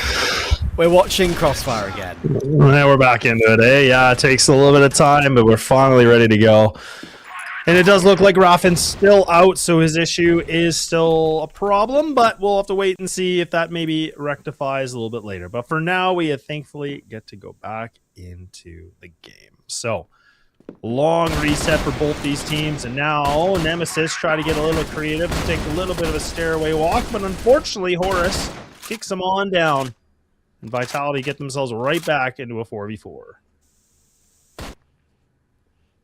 Let's see how big Comics does on the server. I think is this the first time he's had to step in this season? I don't actually know. Obviously, I haven't covered every single match day, but yeah, I think so. Yeah, it's going to be difficult for a player to hop in these sort of circumstances. That's for sure. Especially when you're playing against the best team in the bloody league. Now that is a test that he wasn't expecting to have today. That's for sure. And Raffin is such an important part of the team too. Like such a critical piece of the puzzle for Nemesis. So. It's going to be rough. It's going to be a bit of a painful one, but let's see how they can go from here. 2-2 on sub base. Vitality a map up after winning map 1, 13-11, just as a reminder for anyone just joining us. Vitality looking to try and put their best foot forward now after the delay. Hopefully no awkward momentum killers for them. Let's see how they can do. Big Comics is on the line. Always looking to push down and show a bit of presence, but they're not committing to anything just yet. Yeah, they actually do have this ult mid control a little bit here up for grabs if they want to, but good flash comes in from Dipsy.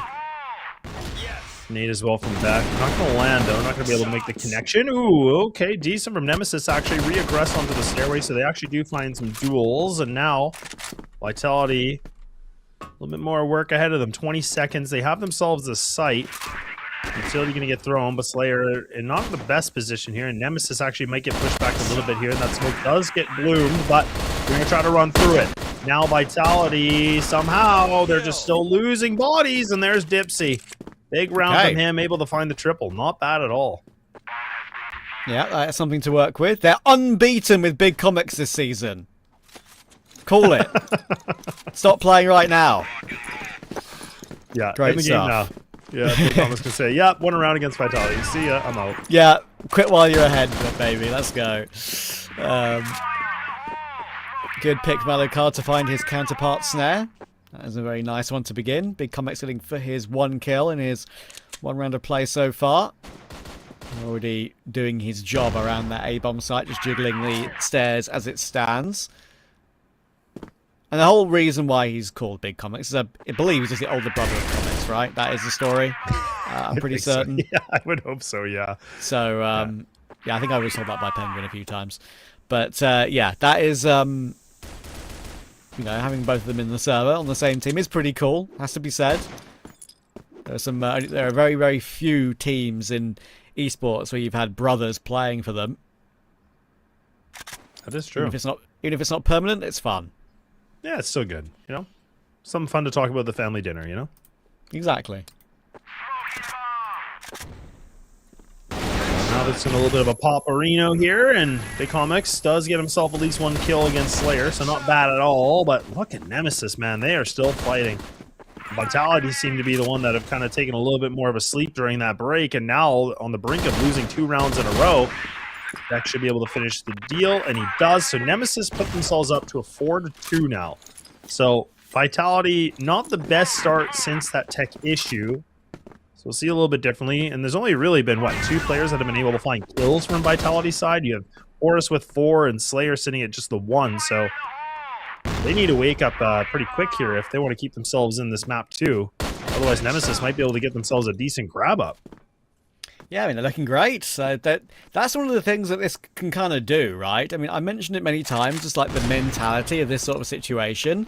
It's like you're in a tennis match and your opponent is injured. Like, you think in your own head it should be easier, but they're going to start, the injured players are going to start hitting the ball a bit harder, going to try and finish the points earlier to not have to run around too much. And you're going to be thinking, well, I thought you were injured, bro. How are you still playing this well? And obviously, as I said, just mentality, conversation of for Nemesis, they can play with complete freedom because they know they should be losing in this situation. They can just play it without a care in the world, try and do their best in every single position and situation and see what you can do. Vitality should start testing Big Comics more around the A-bomb site, and they're going to do it right now. They've realised, okay, he's playing here, let's put him under a bit of pressure. He does get himself his 1-for-1. That's pretty good. I say 1-for-1. Actually, it was a damage from his brother, which helped out. Comics gets 2, and that's very solid. Again, it works out an advantage for Nemesis, and they're up 4v2. Yeah, it really feels like Nemesis have just been in a good position here where they're really looking pretty comfortable for the time being in Vitality. I don't know what's going on right now. Like, this is, again, the map pick for them. This has been the bread and butter for them, and now it's starting to get tested pretty well right now. All 3 players are going to swing onto stairs. Oh, man, that was looking a little bit scary. But, yes, Dipsy, oh, he's feeling it. Yeah, they're feeling it real big. And now Diffuse comes through, and now we'll have Nemesis sitting at 5 rounds. So they have been able to, if memory serves me right, if I'm not too old, it's going to be 3 rounds in a row now. There's a 2-2, and now it's 5-2. Yeah. Quick math. Quick math, indeed. Math on stream, always dangerous. Who would have thought it, man? Who would have thought that Vitality would be forced into pulling their tack paws out here? Nemesis playing with total freedom as it stands, and as you can see, Slayer not particularly happy with the situation. He would have been feeling, okay, look, all good. It's time to streak clear and win this game, or at least go up 2-0. But Big Comics is doing a very good job. Like, he's getting his damage early round, getting his 1-for-1 more often than not in the few rounds they've had to play. Shouldn't be too upset at the moment. So Vitality have work to do to figure out what they have to do to turn things back around again. Yeah, and this is like, again, I feel like that's so strange, right? Because we were taking the narrative of the whole thing about, like, Nemesis have a sub. This is, probably not going to be great for them, and Vitality should have this, bit of a cakewalk, and it's them that is having more difficulty with this, which is so surprising. So this is where, again, a lot of Vitality seems like they can have some up and downs, but right now it really feels like it's on a downward slope. Like, this does not feel like them normally on this map. So clearly there's something missing on their end. Maybe the communication, probably why they went for this early timeout, but we'll see if this helps them. But again, I'm loving what I'm seeing from Nemesis, despite, the adversity they had to go through. Like, that's a good position to be in. Dipsy looks like he's absolutely fired up right now, and he's not trying to let anything slow them down. So it's good to have a teammate like that that's just trying to keep the morale and the mental high, right? For sure.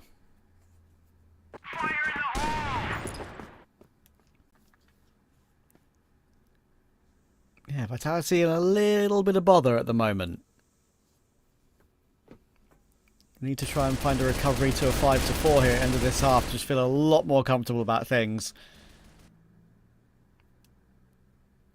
We've actually got Big Comics pulling out the secondary TRG as well. Why not? Try and give yourself as much power weaponry-wise as possible when you're in this sort of situation.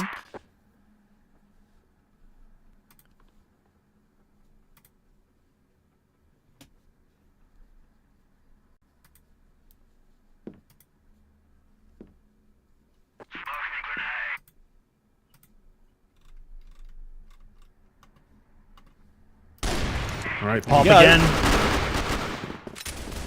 I mean, at least Big Comics is still finding his one. Like, truthfully, like, at least he's still getting this one kill. That's better than just instantly dying. So it's helping. He's helping a lot right now. deserves a lot of credit, but Vitality have to hold on to this after plant. It's non-negotiable. They can't let Nemesis get to 6-2. So good start. Snail will find one, and this angle is very favourable for Totsin, and there we go. That was very nicely done. This one they will manage to grind over the line, so they will be put onto their third round. Of course, has worked out nicely. Totsin will get himself a third. Bit of relaxation now. Not totally, but they're back in the game again.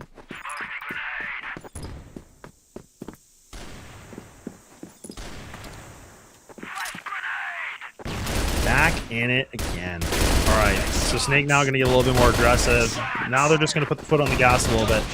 This is good. I mean, I like this from Vitality, right? Again, just mixing things up. I like the aggression. I like that they're just going to up the tempo on this. This is perfect. This is exactly what they needed to do. It felt like they were just playing, like, so slow, and they were trying to be methodical, but it's like, look, like, you know, sometimes let's not overcomplicate. Let's just see if we can, you know, kind of use our firepower into this situation, and that's exactly what they've done now. You know, we're gonna have a 1-round differential in this whole situation. No, Snare, you're not gonna do this. Are you serious? Oh my goodness, Snare! Come on, okay. man. Double knife. Are you serious? Oh man. In this series alone, too, by the way. Like, you got one a map now.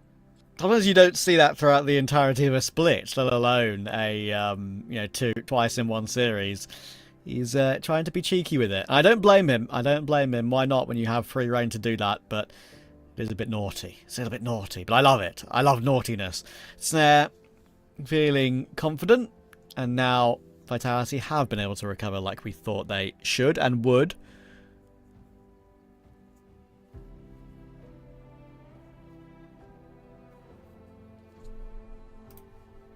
Oh man, okay. And yeah, we're going to be switching sides, so not bad at all. But I mean, I like that Vitality able to bounce back into this. I mean, they're still down, but a little bit more brute force into this, which was very much needed. So now we'll see how it's going to be a little bit different on switching sides. So this is where I think Vitality really are going to show us like how well they can play on the second half. I think this is going to be like this is their comfort zone, like no question.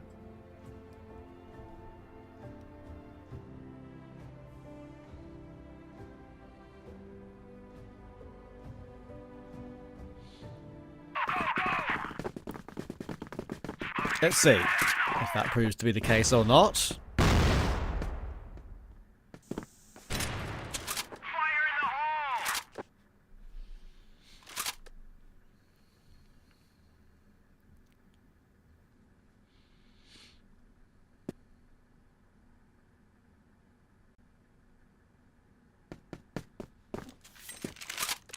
And obviously, I think a point of conversation that is worth mentioning is that yeah, maybe it's a little bit more comfortable for a stand-in who's barely played this season as a sub on the GR side and the BL side.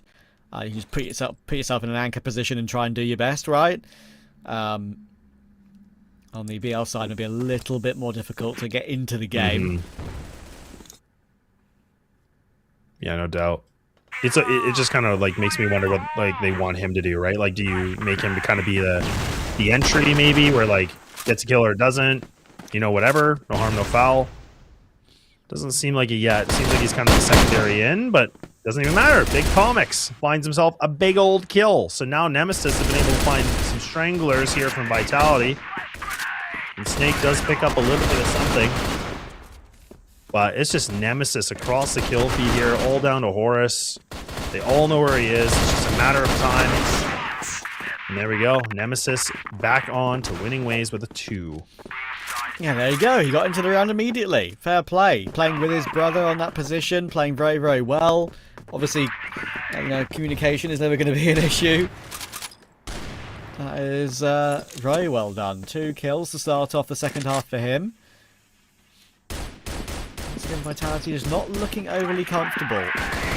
Horus on the line, they're going to try and play a bit more aggressive here, and he's got quite a lot of trouble in front of him. Big Comics is let down to the stairs already, and with Alucard holding the angle, he's going to take him immediately. Comics is there to find Snake after he took Beck down. smoke is up, very difficult to get a kill in response. Slayer does check that angle on Dipsy though, and does get the one kill, but one plant's coming through. They need this kill on Comics in the control room, and they will get it. So they wrestled back an advantage, but there is an after plant to retake. Big Comics actually trying to re-aggress on the post plant, which I like a lot, actually. He might be able to find a timing on this, potentially. Snare kind of having a little bit of an inkling, but there you go. Gets that kill. Big Comics, maybe a bit of an overextension, but I don't mind the idea. Like, he was trying to do something, but now Alucard. Big clutch needed. 1-on-3. 8 seconds remaining, so if he can just burn the time, that's going to be important, exactly. But it is just Totson running rampant, and they're going to be able to get this defuse. No, they don't even! Just misses it. I was thinking they would have just got it. Woo-wee! Vitality! What is going on? The close rounds are not going their way anymore. Wow. Big Comics does a great job, even without getting any more kills against Snare. They're just delaying Snare from even being in position to help his teammates. And then Alucard does a fantastic job. As I said, I mean, he knew he didn't have that much time to waste, really. There was 10 seconds on the clock when they were working their way down the stairs. So, yeah, that was, in the end, one of those easier looking ones for Alucard, even though it did come down to half a second.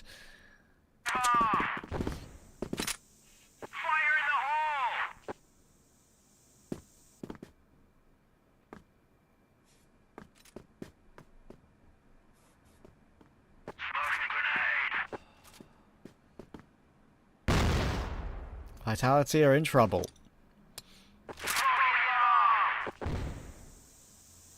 And so am I, because, or so are we, as broadcast talent and production, because this could go 1-1. That means we have at least 2 more maps to play, maybe 3, and we've had massive tech delays, so we could be here into the night.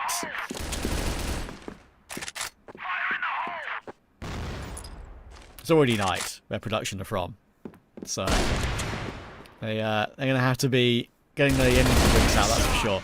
Alucard and Comics will be able to get a couple of kills. Snake trade, but now he's in a very unfavourable angle, as you can see, and when you can't pre-fire that one, you're not going to be able to get anything done. Dipsy comes back up the stairs, takes Slayer, and Vitality look totally discombobulated, it has to be said. They do not know how to deal with this stand-in situation that is currently going so well for Nemesis.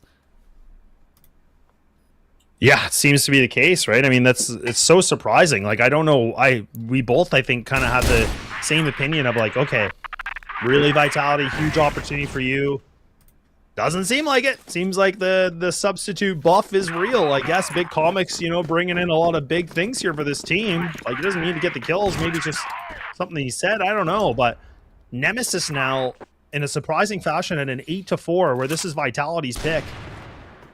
So, a very underperformance here from Vitality. Not to take anything away from Nemesis, but this is a map where, again, Vitality have just been very strong on throughout the entire season, but now have really shown a lot of weakness into this. So Nemesis 2 away to be able to find themselves a bounce back on a secondary map, which I think a lot of us were all kind of waiting for Vitality to have themselves that 2-0. Yeah, I mean, it would not surprise me in any stretch of the imagination if Vitality are able to recover a couple of rounds here. Good play from Snake. They never go quietly. They never ever go quietly. And here Nemesis are peeking 1 by 1 and being a little bit too eager. So there we go. There's already 1 round back. That is step 1 on the comeback complete. And Snake does a brilliant job to hold on to the stairs push. So as I said, even before that play happened, I'm very confident in Vitality locking back in and finding a few rounds at the end here. But is it going to be enough? That's the question. Is it going to be too little too late? Yeah, maybe, but again, if you know, we always talk about Vitality, a team that is just so notorious for making comebacks, but like, I don't even get how Beck gets away with that, right? I mean, Snake didn't even like jump to get the information. Like, it just feels like he just kind of let that through. So it really doesn't make any sense, but it's a trade out instantly, but that's still a really important kill that Beck's able to find for the time being. And now this defense here for Vitality gets a little bit more thinned out. A very good position here for Nemesis still, being on the BL. They have a free A site. I mean, this is retake territory right now for Vitality, and Dipsy might be able to find the timing. Oh, man. He might even just get a kill here. Slayer's never even going to check his 6. Dipsy, a little bit more of a labored one, but he gets it. And this is now prime position for Nemesis. Yeah, a little bit worrying for a second there, taking so long to get that kill. Dipsy will get cleared from the window, but they only have to find Totsin now. That nade should be a touchdown. Doesn't even need to touchdown before Comics hits the one body shot necessary. So it's only one round hit back from Vitality. They're 9-5 down. Big smile on Comics' face. Who would have thought that Raffin was the problem? I jest, of course, but Nemesis are looking the best they've looked all day so far. Well, and like on the most random map, I feel like for this to happen, to be honest. I know. I mean, I've given so much praise and kudos for Beck and like what he can do as an IGL, but I really thought this wasn't going to be the map. I was like, yeah, he's done his homework, he does a ton of analyzing, and he's a really good IGL. But man, oh man, this is masterclass right now, and this is where I think they're playing their A game a little bit here, where it was so unexpected. But look, I mean, I hate to be back in the history books, but the Nemesis, like in previous teams, have been in this position before, where they were one round away from closing out, fell apart, kind of choked a little bit. But we'll see if it's here right now. Totsin going to be the one that's going to get tested. He gets overwhelmed by Beck, and Nemesis might just be able to kick down the damn door, and it seems to be the case. And I think Vitality, they're done with, and they are now going to lose their map pick in a surprising fashion, 10-5. What has gone on with Vitality there? I mean, it happens relatively often in CFWL. I see teams underperforming for sure. There are mostly reasons for it, right? Certain areas of the season where they don't want to maybe show their full hand, they don't want to maybe do save strats for playoffs and stuff like this. But Vitality, these are the playoffs. They should be making the final here at a canter, especially when Nemesis have had to play with their sub for what is the first time in the entire season. So I am totally baffled that has happened. I've got to say, full credit to Big Comics. He managed to get 2 or 3 very important singular kills, coming in completely cold. Maybe when he knew it could be an issue, as a sub, maybe he actually prepared like a professional anyway. Maybe he actually played a little bit before we went live. We don't know that, do we? I mean, like, we don't know if, of course, they're never 100% certain they're going to be called into action, but maybe just as an emergency, he played a little bit to get ready. But either way, whatever he did everything right. I think that's the thing I have to praise him for, because the fact that there was at least 3 or 4 instances where he could have been exposed on the stairs and still got damage and got his 1-for-1 and played together with Comics really well. He started the BL side pretty well as well, got 2 very important kills, one of them where Totsin moved forward. So yeah, I mean, genuinely, I couldn't be more impressed with how that one played out. And for me, I am worried about Vitality a little bit, because I am concerned that that's going to get in their head a little bit. I mean, look, they're very well know, they know how to deal with these sort of situations in the league, right? They've been here, they've done that, they've won it, but I'm not sure they've ever really been in a situation like this before, where it's deep into a playoff game, their opponents have had to have a stand-in come in, and they've lost convincingly on a map which is usually so good for them in general, even without having to play against a stand-in. So yeah, very, very confusing, and I'm thinking about how their mental is going to be. Lads, I'm not so sure. Yeah, and I think that's the biggest thing for me, is where I feel like this season and this new year has been so interesting, because Vitality, obviously, we're the ones, like you said, have just been dominating. They've been looking, good in the past, but I feel like this year has been really interesting because they've been tested now. Like, I think even we had that bit of a conversation, and the desk had the conversation as well about, saying that, getting tested by unKnights for a 5-map series. We were like, what is going on? Like, why is this happening? Like, I thought they were getting better and better, but like, clearly something is happening, right? Or teams have just substantially gotten a little bit better. But look, you and I could talk about this all day, but we'll let the panel, take this one away and kind of dissect this too, because again, I think there's, more questions and more things that we have to consider for this. So go ahead, boys. What are your thoughts? But I mean, thoughts are one thing and one thing only. That is an absolutely ridiculous outcome, especially as they, ridiculously, as happened. The Comics stepped in and he absolutely stepped up the team as a whole. Really played like a man possessed. And I mean, for the side of Vitality, there might be a few things that we can talk about in terms of, hey, that could have actually been better in terms of what they could have had an offer. But at the end of the day, this is how the cookie crumbles, as they would say. A little bit underwhelming from the side of Vitality. And I gotta say, especially Horus here on that one. But yeah, I mean, you can look at that, like Nemesis definitely had the entire ballpark. Clutches, they were anchoring well, but this right here, that has been the main part. Looking at Alucard, I'm looking at Dipsy.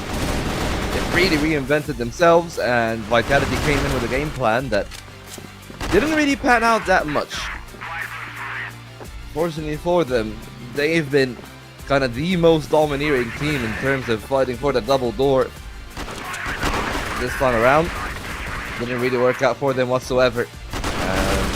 That's where they've kind of dropped a lot of those kills, especially when they were on BL. Each and every single time you would see someone from Nemesis either taking the duel at the doors, or Dipsy or Alucard taking a duel on the outside, just making the best of it, making the most of the situation that they were given. And it really reflects on the scoreboard. Like, hey, outside of, I guess, Raffin or Big Comics, because I think the stats are mixed between the two, this has been really a one-sided affair from all across the scoreboard. Like, Todson and Snake were the ones that were having a good game on the side of Vitality, but a bit of a sleeper from the other three. And I feel like this is where things have really made a massive difference. And now we actually might be into an intriguing one, because we were talking about earlier, both Last Trap and myself all kind of talked about the point of, hey, teams, when they're off to a good start, they can take over games, they can run away with them. And that could have been a true possibility here, but might not end up being the case after all. Nemesis is back in the fold right now. It's 1-1. It's the case that we do have at the current moment in time. And with Eagle Eye up next, things could start to get a little bit intriguing, of course, because we've seen how good Dipsy is on a sniper as well. And Alucard is a known and a proven name value. And of course, I believe Dipsy is going to be the set MVP here. Thoroughly deserved, especially for his performance on Global Risk. That was one of the best Global Risk performances that I've seen from a secondary sniper. He's just taken his fold, made the plays aggressively when needed, played double doors on the rifle at other times. And yeah, that was just absolutely well done from him. Well, we'll see if that overperformance will continue, if maybe Big Comics has been the catalyst of some sort of magic from the side of Nemesis, because right now they are indeed, as the namesake for Vitality, a true opposition. But we'll have to go to a brief break to see if things will continue that way on Eagle Eye, so stay tuned.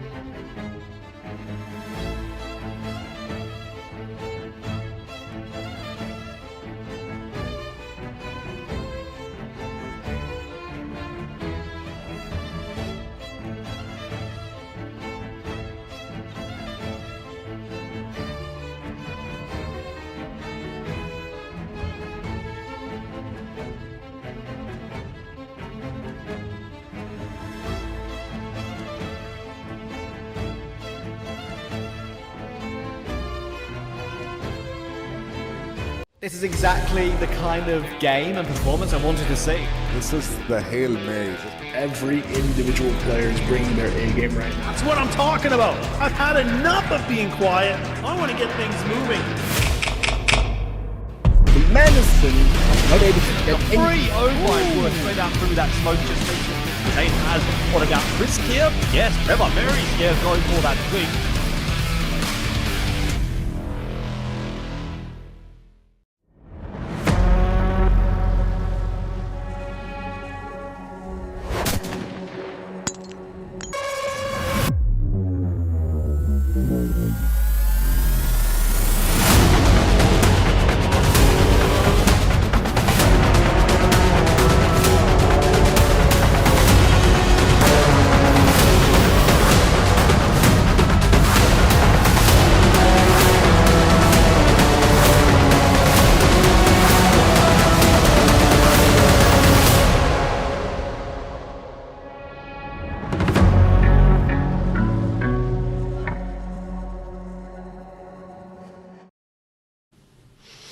And we're back. Game number 2 went to Nemesis with, like, we've all said that it might just go to Team Vitality, like this map, Subbase is their hometown, but it looks like that Nemesis got other stuff to say. Yeah, I mean, it's some impeccable stuff, of course, at the hand here that we've seen from them. Big Comics, of course, stepping in. Didn't really need to do that much. Dipsy, I feel like, I've done the majority of the heavy lifting, but it was a team effort still, of course, after all.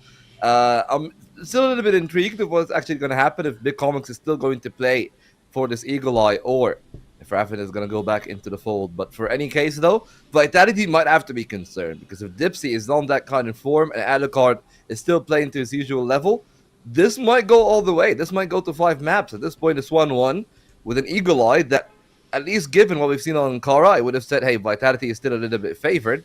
Right now, I think that Nemesis will still be very much so confident in their ability to convert. And especially, a lot of that is going to rest, again, on the head-to-head that we've had earlier today. The entry riflers need to have a big part in facilitating the space. Horus didn't really have a good second half when they were playing on the sub-base, of course. But here on the Eagle Eye, he will need, even if he doesn't get the biggest KD, which is, of course, par for the course for the entries, he needs to enable both Slayer and Todson a little bit more. Because Todson has been having a good series so far, but unfortunately for him, I guess he didn't really have the space, nor the leisure, nor really workable scenarios when he plays late in the round. And that's going to be the main part here, which, of course, is offset usually by the double snipers.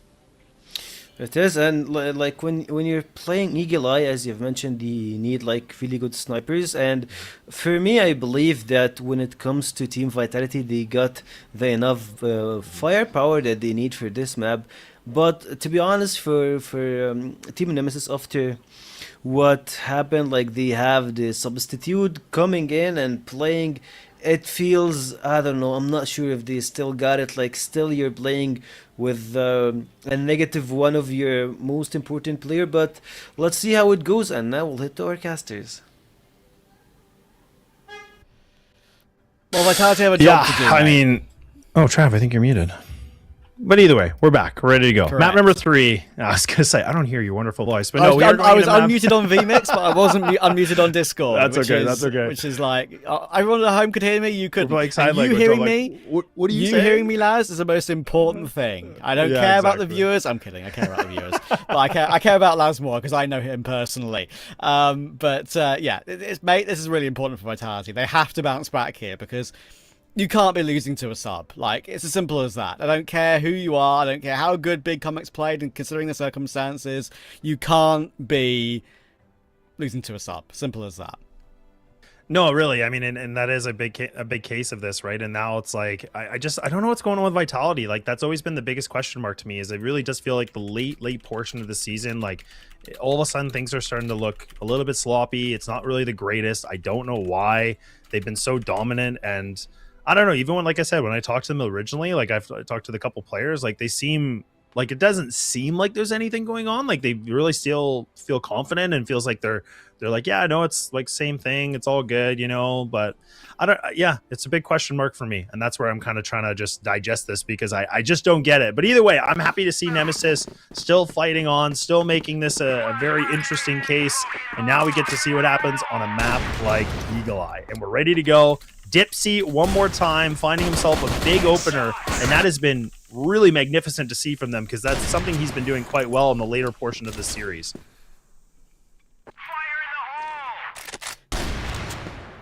And Totsin goes alone as well. Dipsy will easily clean up 3 at the start of this game. Could even be more as well. Eagle Eye starting in the Nemesis's favour.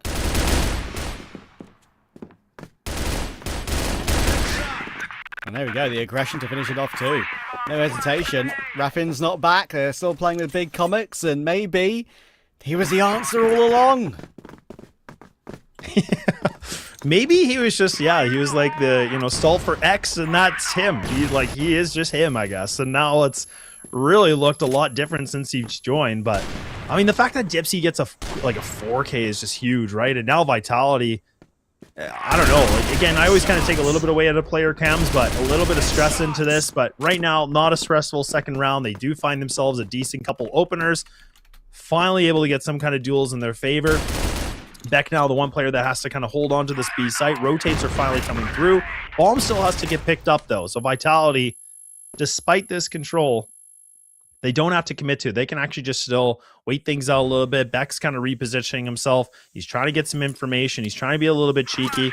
Ooh, nice little bit of a paw flash maybe. Ooh, he's going to go for it. Oh my goodness, Beck! Oh, that's huge, man. A big double kill with the paw flash for himself. He's hunting for a little bit more. He's trying to buy a little bit more time. He's doing the tango, but he finally gets put down. My goodness. What a dance that was. That was so awkward.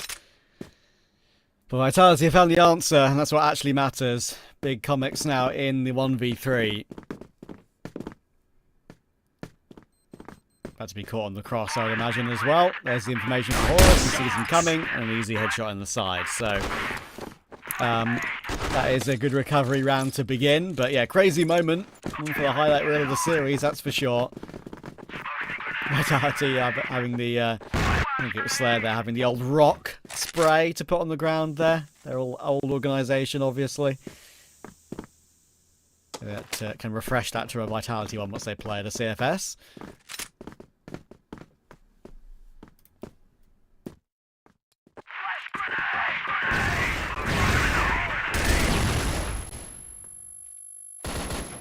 Flashes galore. Ooh-wee, okay. Horus. Nice little bit of a jump shot. Now Vitality cooking a little bit here. This is a good round for them. Flawlessly looking good. No damage really inflicted against them. Still hunting for a little bit more. And there's comics. Yeah, so Vitality, again, like this is what we saw before on the second map, right? Is that they kind of step it up a little bit. They get out of, you know, third gear. They kind of take it into fourth. And this is where they're playing a lot better, right? They put a little bit more aggression into this. You know, Nemesis get caught off guard, so that allows them to get in the lead for the time being, but now it's a question of Nemesis. What do they want to do to anti-strat this? Do they want to, like, put fire with fire? Do they want to be a little bit more passive on this? Dipsy's still trying to find a pick through mid, but Vitality clearing out long B just to see what they might be able to find for now. But Nemesis have really just kind of, you know, played a little bit more conservative, we'll say.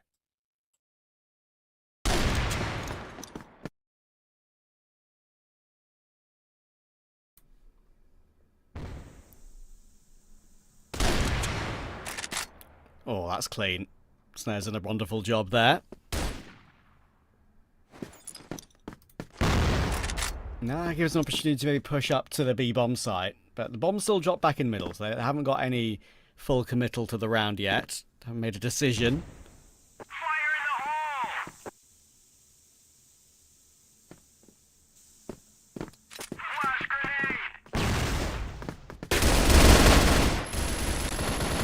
Go. Which is about to come from Nemesis for information, but Comics now, he's going to be scrambling to get back and try and get one more kill on low HP, but no.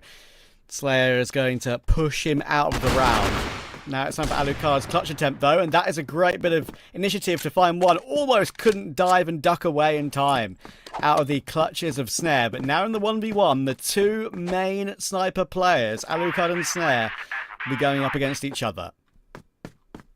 Yeah, there's been a lot of 1v1s so far in this series too, and Alucard actually going to take the longest way there. And I actually don't mind this. So again, Snare is going to kind of press forward, actually thankfully so, because now he can get a lot of good information. So he should have the intel of saying, okay, I think he's going for the big flank onto this. You can see on the mini-map, looks like he's kind of lined up for it. Shots made. Oh, but Alucard, he could just stick this if he wants. Oh man, he's going to get a ninja. You're actually kidding me. Oh my goodness. Another ninja defuse. Are you actually joking me? What is that, one map apiece? Yeah, it's 1-1 in ninjas now. There you go. And it's what I love about it as well is like can be so BM is that obviously like when the round's over, there's no damage that can be inflicted either way. So Alucard just gets the ninja defuse, pushes up to Snare's player model and just like ducks and dives in front of him, like just say ha ha, like good old Bart Simpson. Goodness me. Wow. I mean, I was thinking that was good from Snare too. I was like, okay, the reposition's good. I was like, yeah, that's good. But the plant, again, he kind of like tucked it in, right? Which made a lot of sense initially. But, oh man, the fact that Alucard just sticks it is just absolutely ridiculous. Hello! And yes, indeed. And Dipsy does get himself a funny kill. Man, this is just a bit of a brawl, hey? This is just, just all over the place. This is not looking really polished, I guess, gameplay that, you know, Vitality normally have. Like, it's really scrappy this game so far.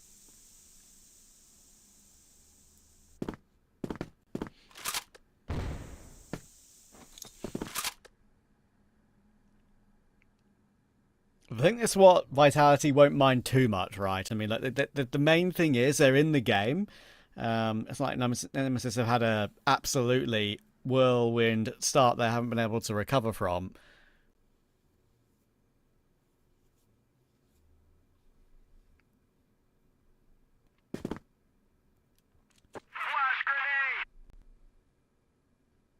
Look at Slayer.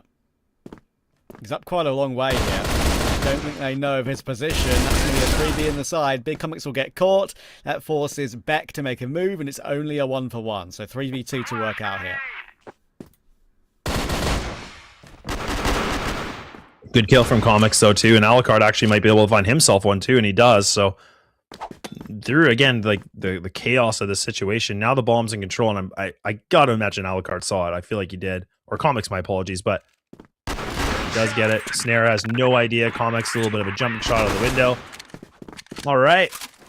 So Nemesis making things interesting, and back and forth we go. Punches thrown from both sides, but Nemesis seem to be the ones that have Vitality a little bit on the boards for the time being. But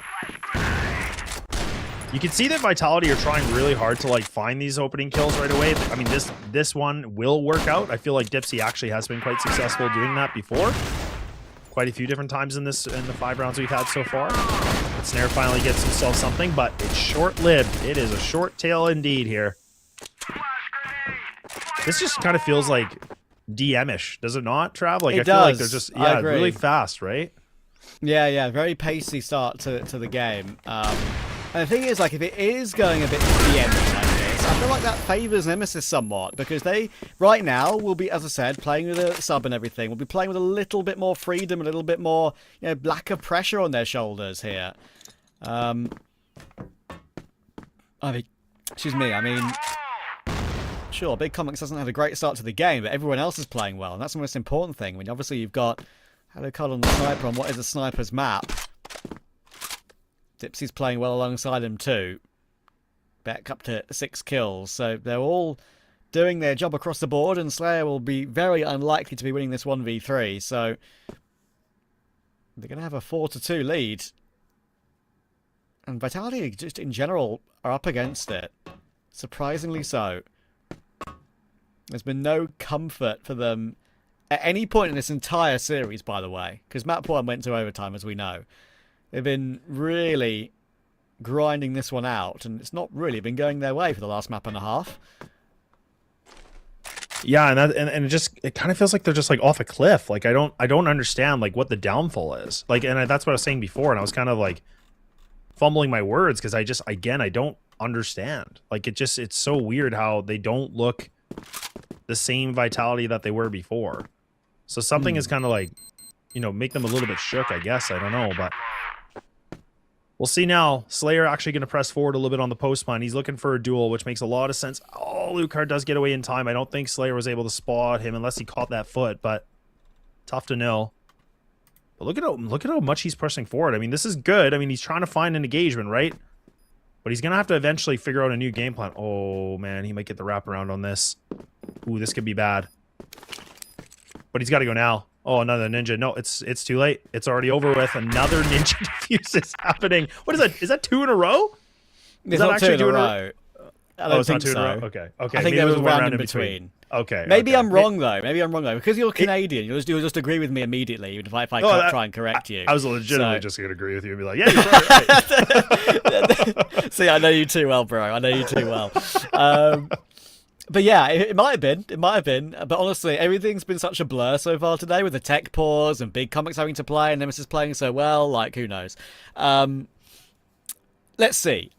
Vitality, exactly the right time for attack. You know, our production telling us, obviously, that it's a Vitality tactical every time they prepare it and queue it up. I mean, right now, the facial expressions and feeling of the team is nowhere. Like, Slayer's just, like, looking a little bit meh. Slayer's got his head in his hands, wondering why they're losing in this situation where they just shouldn't be. They probably are thinking they should be up 2-0 rather than being in a 1-1 situation. So if they want to win, we could be in another situation like this where we might have to go all 5. And don't forget, in Vitality's previous game, their first game in the playoffs, by the way, because obviously they placed first in the elite group, which got them through straight to the upper bracket semi-finals. Vitality did have to come from 2-1 behind to win against unKnights. They lost Port 10-8. They won Black Widow 10-7. They lost New Mexico 10-5 to unKnights. And then had to win Ankara and Eagle Eye 10-6, 10-5 to win the series 3-2. So, in general, it's not been one of the cleaner seasons for Vitality. And I think, Laz, you mentioned it earlier. In playoffs, they very often do look a little bit worse for some reason. And it's hard to really pinpoint what that is. But they need to try and fix it ASAP. Don't forget, we've got one more BO5 coming up after this as well. unKnights versus LCK in that lower bracket semi-final. It can be a long day for everyone. Get the cat gif out. No one will know what that gif is. But yeah, the LCK unKnights game is also a game that I think could very easily go like pretty deep into the night. So yeah, for Vitality's sake, they need to get something done here pretty quickly and sort things out. And a bit of aggression from Nemesis will not go to plan to begin with. Thankfully, Vitality has set up better on this occasion. Yeah, it's a little bit of an interesting tactic for Nemesis to kind of press forward into mid and maybe see if they can catch it a little bit of the timing, but doesn't go well for them. They've actually lost 2 big players, so now you can see Vitality just waiting in the back here. They're just waiting for more. But Nemesis going to regroup. I think this is a good play, though. I like the fact that they're actually just going to play all 3 together, and worst case scenario, they just kind of go for the retake. I think this is actually smart because then they can try to put like double bodies into a fight. They might get even to timing if they could be able to find it. If they do this correctly. And now they're going to re-rotate again. Oh boy. They are trying to make a decision. It is hard. Flipping a coin at this point. But Vitality could just kind of have like a little bit of a strangler. I don't love that from Dipsy. Like, again, I feel like that was so unnecessary to like spot mid like that. I mean, I think it was just better for them to play, but now you have to rely on the 2 players. Maybe hoping that Vitality might just kind of lean into this. Alucard pressing very aggressively. He might be able to find this free kill on the horse. Does he expect to see another one? He does, but Totson out-duels him with the M14. Now leaves it all to Little Comics, I guess. Not an easy position to be in. Yeah, little one. The little one. I'm sure there's been more than, 1 or 2 conversations in their time on planet Earth where they've made fun of each other for that sort of thing. That's what brothers do. Snake is going to be able to find comics as he rotates through, so Vitality will figure it out in the end, so at least get their 3rd run on the board. Not let Nemesis get away in this first half. Very early util over toward A as well. I want to try and Get a few players up there straight away. Not yet, though. I'm going to try and pounce off it. Often we do see a couple of teams go for these faster maneuvers over toward A, but it's actually Dipsy's turn to go looking out toward B. He'll get a 1-for-1, but that's it.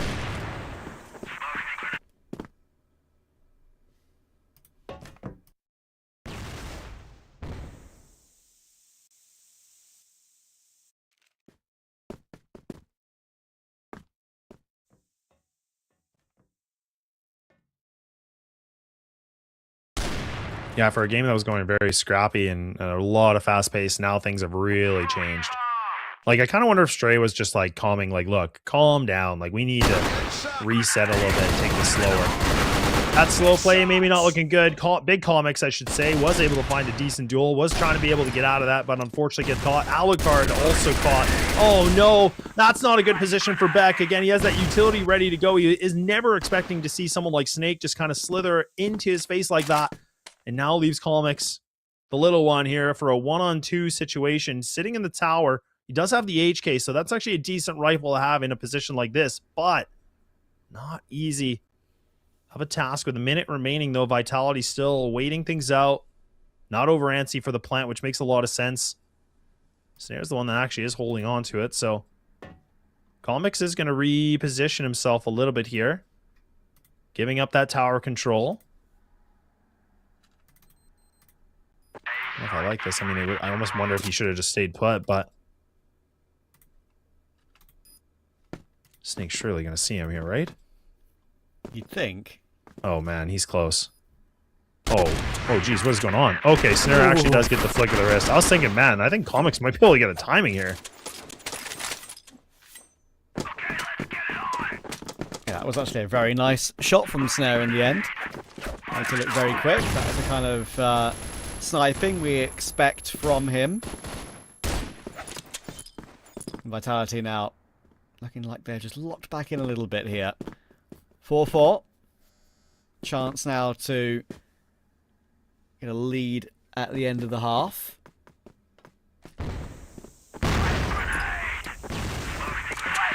Ooh, great nade, though. It's a little bit on Slayer. Not gonna matter, though.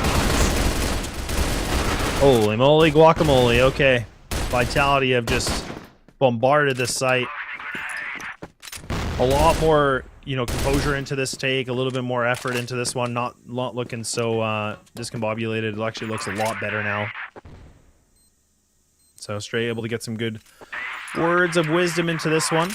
2-on-4. Dipsy should be caught here, and he is. And Thompson removes him. And now Comics, again, a really tough position to be in. Like, especially with the smoke in his way. Like, he's going to have to worry about multiple players pushing him. Everybody's kind of trying to pre-fire. He's going to have to clear so many different angles. I don't even know where Comics goes into this. Ooh. Hello, Slayer. It's been given one, but it's done, as you say, and the half's about to end. So well done, Vitality. They've managed to step up a little bit here, and of course, getting these rounds on the BL side to end the half is going to put them in a good position, right? At least that's how I feel, because having Snare and Slayer on that GR side is often something that's very, very hard for teams to deal with, right? I mean, we see it with how LCK have played the map historically, maybe a little bit off form on the map lately, but still a good reference point. Snare and Slayer, they are going to be very difficult for Nemesis to deal with, so I think Vitality have put themselves back in a good position again. They shouldn't be too unhappy.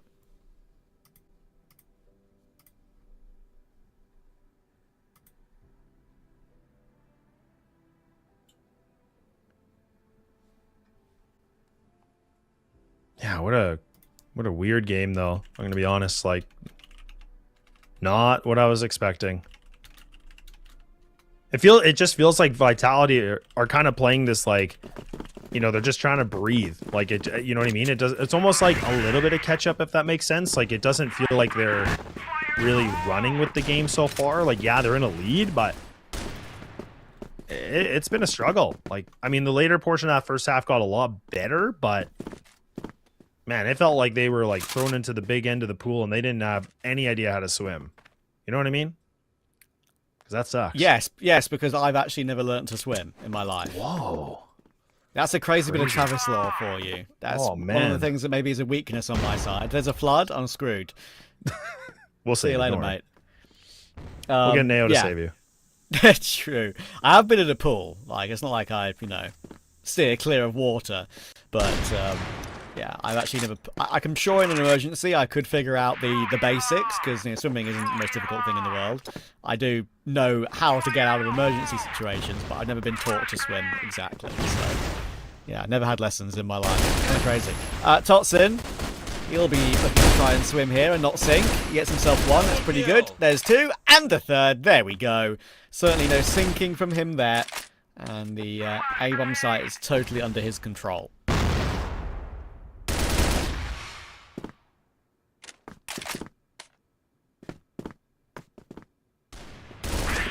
Yeah, Alucard, I was going to say, like, really not anything to work with. Everybody's just going to be going for the attack and the backstab a little bit. So Vitality back into 2.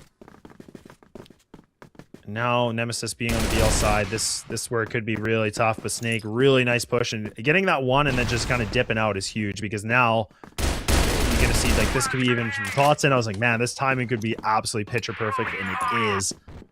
Oh, that is so frustrating for Nemesis, because they're kind of expecting, like, still aggression in mid, and then it's just like, nope, somebody else from long.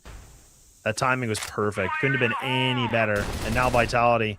Yeah, they've taken a bit of a brunt damage here for Totson, but they can just turtle up. They can just kind of post in the sites. They can just wait things out. They do not have to do anything adventurous anymore and just give up any fights. Yeah. This is where Nemesis are going to have to pull up a huge multi-kill round to bring this back to a conversation. I'm hesitant to say it, but the real Vitality has returned to our screens for now. Oh, he's calling it. Oh, man. For now. Yeah, it is looking better. Like I said, the coach conversation, I feel like it's looked Agree. way better, significantly better. But I'm not still convinced yet. It's I like still wanna he's see. reminded them just to go back to a bit of basics and be like, look, Yeah. guys, you are the better team. Like, you're just getting a little bit too in your own heads right now and overcomplicating things. Go back to what you know, what you played in the regular season. You only lost once in the regular season. You know you're good enough to win all these games, no matter how you do it, even if you're in difficult situations. So let's see if they can get this one over the line to make it a 3-round lead. 7-4 is on the docket if they find 3 more kills. Beck, Big Comics and Comics looking to try and recover things. Beck gets 1, but it needs to be more than that. Headshots! They're going by one here. Like, I don't understand. I'm not getting it, Trav. Oh, you might have jinxed it. You absolutely jinxed it. It looked like Vitality. Maybe we're looking better, but oh man, it fumbles again. Oh Incredible. no. That's why I said I'm not convinced. I was thinking, like, I'm going to eat these words. I know I'm going to get roasted by Volt or something, and he's going to be like, wow, Laz, remember when you thought Vitality weren't back and they proved you wrong? But look, yes, I'm right in this one. Yeah, well, there you go. Well, I mean, to be fair, they did a very, very good job at recovering it. I mean, the 2 picks to recover and actually get into a situation there to make the round doable were excellent. So, yeah, Comics got so much presence up on the B side of the map very quickly. And, yeah, that was really the main instigator to get them into that position. Yeah, and that's kind of always been my biggest, question about when we watch these teams that are in like full man advantages, like a 5-on-2 or 5-on-3, and for some reason when you have the full force, you're like, oh, I'm just gonna have one player push. Like I there's one part of me that understands the logic of like get information, but then it seems like when they do this, it falls apart so quickly. Like the dominoes start to fall very fast, and I feel like it's just not worth it. And I feel like I see every team do this, and I've never understood it. I've been still pondering this for a long time in Crossfire, but maybe I'm missing something. I don't know.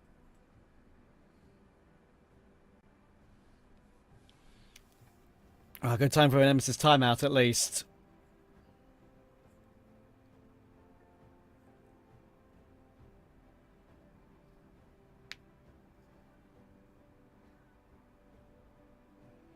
It's ended now, so they're going to have to relock back in again.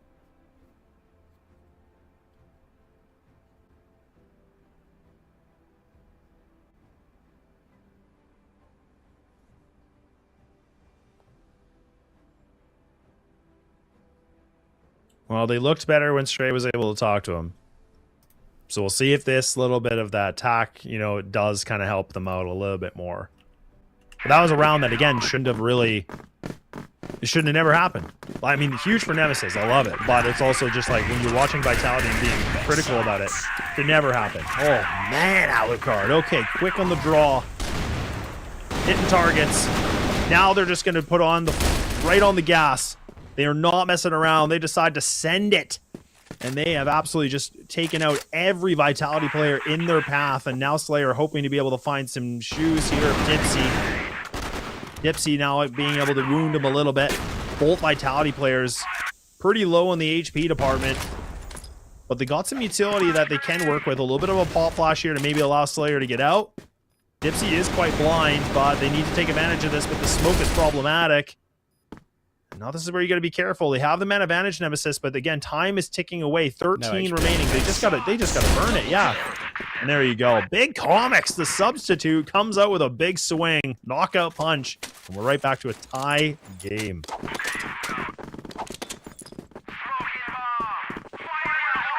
Yeah, I was wrong. Laz was right. I'm gonna go back and keep that recording forever. I mean, I have no negatives to feel about that. I'm happy for you to keep it forever. So it's all good. I appreciate Slayer will it. get the opening pick, a much needed opening pick for Vitality.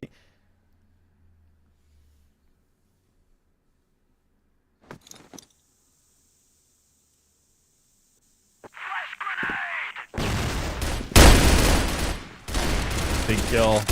Wow, just like again, like you just kind of do a quick blink and then boom, 2 kills. And Nemesis. I was thinking that one, I think that was Horus, if I'm not mistaken. It might have been Slayer. Whoever was in Hotel, I was like, okay, Beck's going to have to clear this like very hard angle. And he does perfectly, right? So a little bit of a timing. Totson actually pushed out. Ooh, Alucard, I don't know if he saw him. He did. Okay, yeah, he did. And now Vitality might be a little bit more of a problem here because they have lost all 4 players, leaving it down to Snake on a 1-on-4. And Beck actually, I like this. Like, to me, this is perfect. Low HP, he can play for information, he's going to get that intel. It doesn't even matter about his HP because he's going to get an easy kill.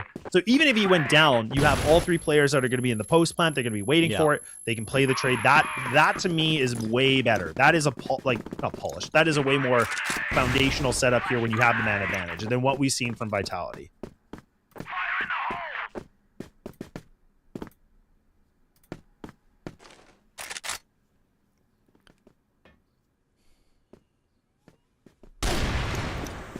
Oh, Dipsy's found snare early round as well. The main star for Vitality. Ugh. Again, getting caught. Nemesis just... I'm not going to say anything else right now other than in general. Last map and a half. They could have won map 1 as well. They've, I would say, over map and a half now. They look like the better team. Vitality has been going for very individually based moves, like there with Horus. He's trying to make something happen when it's never going to happen. There are 2 players there. Sure, he wasn't to know that, but still. And there's Slayer getting caught. It's way too easy for Nemesis right now. Way, way too easy. And Vitality's recovery to a 6-6 or a 6-4 scoreline was great, but they've been absent since. Oh, man, they are just winning every single gunfight. Like, this is crazy. These are great shots from Nemesis. Got a boost in motivation or something here because they are looking really efficient now. 8-6. Yeah, and it's kind of crazy because, like, you know, I think kind of going off your point is like, you know, if the first map would have went the other way around, like this could have been a conversation of Nemesis like 3-0ing, right? Maybe like I know. I mean, it's not even done yet, but it's like I don't know. Nemesis have been playing some really good game right now, and the adversity they've had. Like, especially dealt the worst hand in the world. Like, get a substitute in a playoff game. Doesn't even phase them. Ooh. This is good. This is good. This is big. Totson, this could be really beautiful what you might be able to blossom here. Single-handedly, look at what he's been able to do. Maybe a triple, but he's just tenderizing as much as possible. Great distraction. And now Nemesis, they're going to have to refight for this. This is problematic to say the least. Yeah. Yeah, this is a must-win round for Vitality, but if they allow Comics to get picks back like that, then it's concerning. Nemesis looking to try and get to 9 to get to that map point for a 2-1 lead. And yeah, right now, I mean, the main thing I'm taking from this game is that Big Comics is the GOAT. That's what I'm saying from this. He's the vibes guy that has changed all the form of Nemesis against Vitality historically. Yeah, maybe. I love it. It really is. In all seriousness, it's great to see that Nemesis, like we said, like getting a substitute has not negatively impacted them so far, right? Like that's where like we were saying, okay, this is probably where Vitality should just like run away like with this, but it has not been the case. It's actually been the opposite, where Vitality have been looking like they're the ones that got a substitute or something. More affected them for some reason.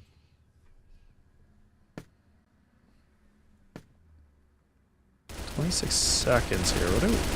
What is Nemesis up to?" Beck did have some decent position, but he was hoping for somebody to go for the cross. Plant's finally going to go down. Okay, but this is now where it gets a little bit clustered. This is where the sights can be really uncomfortable because a lot of tight angles, but Vitality again. Big numbers. This could be a really big play for them. Beck is trying to just play the anti-flash. He's going to go for a big swing. Oh, he's going to play the tighter angle. Oh, he's actually going to be able to find some kills. This is nuts. I can't believe he's able to find these kills with Comics. And now Snake desperately spraying away, and they get away with it because they have that player advantage, but just barely. It's not clean, is it? It's just not clean at all. I mean, sure, Totsin again proving to be a very critical part of that. Making sure to dive in and have all the bullets necessary to finish off the low HP players. But yeah, that is, again, a squeaky one. But they're able to win it. That's what matters. Gap is back to 1.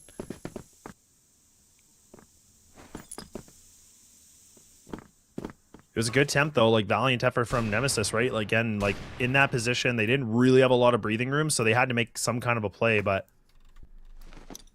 they made it almost their affair, or almost their effect, I should say. But Vitality, like you said, ain't the prettiest, but it gets them a round win, so they'll take it. Now this round has just hit a big halt. Everybody just waiting things out. No quick picks, no quick opening duels. Oh man, if they can actually slip this timing. Like Snake wasn't even looking, now he's kind of swatting it. This might not be a good timing. Doesn't even matter. Great trades though. You know, again, like from Totsin, able to find back onto it, but Comics right there with his brother. Big bro, I got you. Huge round to get this over the line to make it 9-7. Snare will feel like he needs to make moves.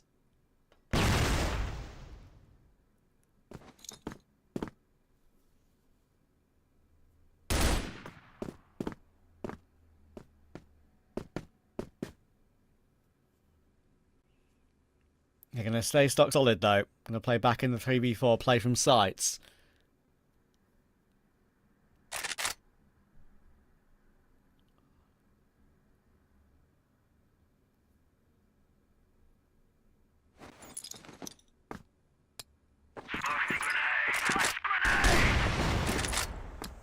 Ooh, big shot. That's a big one. Slayer was trying to do something, right? I mean, like looking for any kind of small opening maybe, but now both these players on GR side are getting a little bit split apart. Horus now, he has to reposition. He's got to be careful. Players are starting to go a little bit against him, and there you go, Alucard again. Man, he's having such a great game, Alucard. He really is. Him and Dipsy, like, I said this in the very beginning of the series where I was like, look, Dipsy can be so scary where if he's on, like, he is actually on. Like, he is toe-to-toe. I was saying, like, he could probably go against him easily. Like, he's kind of this, like, hybrid sniper player. But he can be really ruthless, and right now we're getting it, which is great to see for Nemesis. Oh, no. And look at what Vitality are feeling like they have to do in a round like this as well off the back of it, right? I mean, Snare's able to get 1, but they went for something so aggressive to try and change the form. It might work, because they are making a good comeback off the back of it, because they pushed through both angles, but still. it's, you know, they're having to push the boat out to recover this map. Eagle Eye is 3 kills away from going Nemesis's way.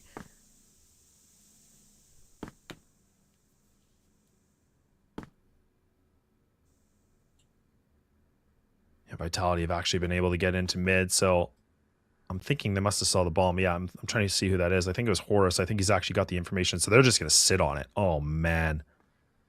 Oh, this is hard. We talked a lot about this yesterday, right? Like, fighting for that bomb is the worst thing to be doing, especially on the BL side. And look at these guys. So now Vitality, they could just kind of kick back and post up. Like, that is that honestly, this is probably one of the worst positions the bomb could be in. Like, I think arguably the worst on this map. Tightest corridor, biggest choke point. Not a lot of ways to get in there. It's just like, oof. Fumble. Yeah, this is hard. This is kind of weird, isn't it? And I think I've actually seen a situation like this on the map of Eagle Eye for a long time, with where that C4 is. It's so hard for Nemesis to actually, you know, force. So if they had 5 players alive, or sorry, 4 players alive, say 1 player got caught with the bomb or some aggression in one position, very, very rare, but you'd feel like there's a chance. But 2v3, there's no path in, really, at all.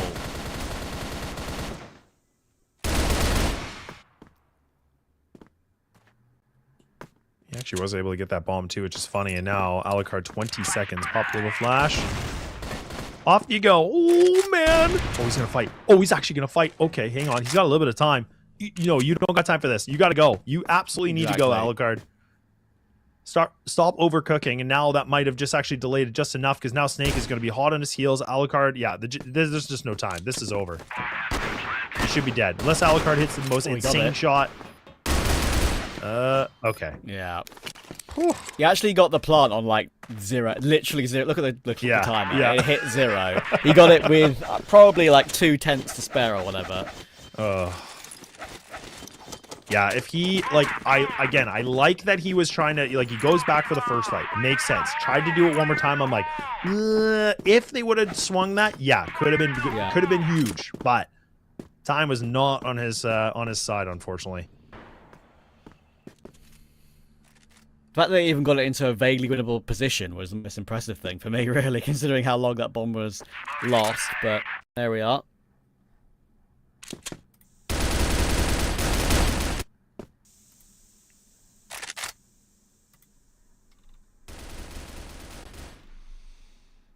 Well, another scenario of maybe overtime or maybe not. And it's Vitality that have to, again, a repeat, a deja vu, if you will, that they have to go back for this. So, not the best position to be in for the #1 team in the league.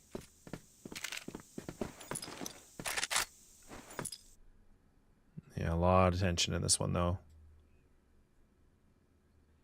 What a chance for Nemesis, though, lads, right? Like, they have this one round to get this game won. Pressure is high here.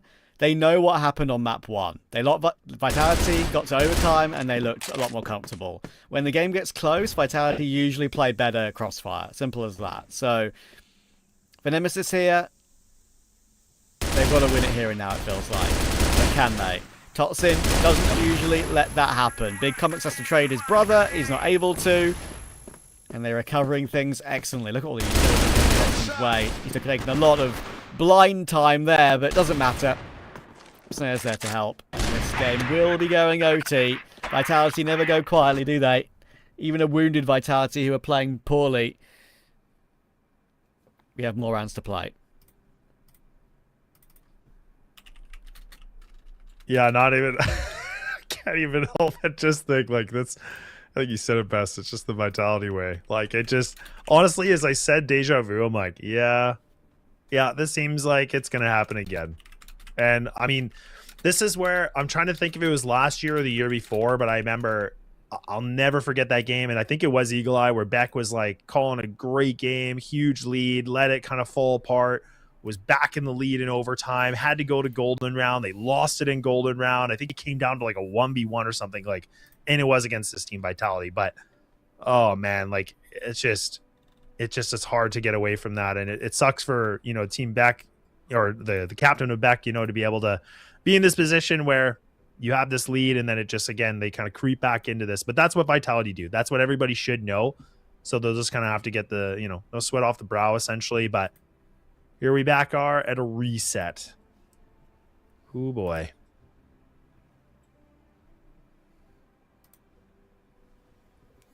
Yeah, maybe that is a situation for Nemesis where they know that's the moment that's got away from them. That's the point where they could have taken control in the series, really put Vitality under the cosh. Now they have to reset in overtime. Very hard mental situation to be in.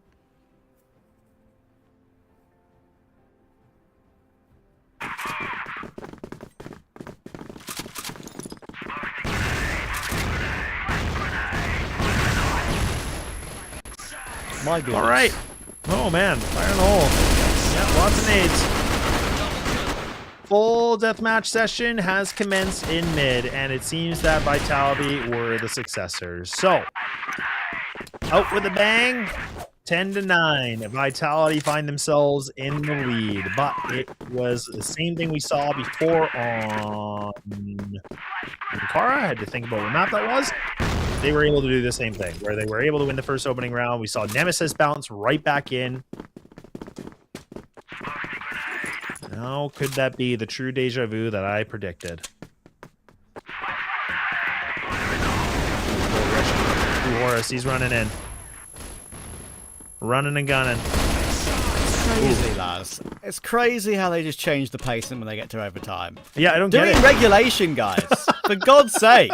What are you doing? Just play. This is a playoff game. Why are you messing around in regulation and not putting these strats into play that could easily win you a few of these rounds? They didn't change the pace at all in regulation.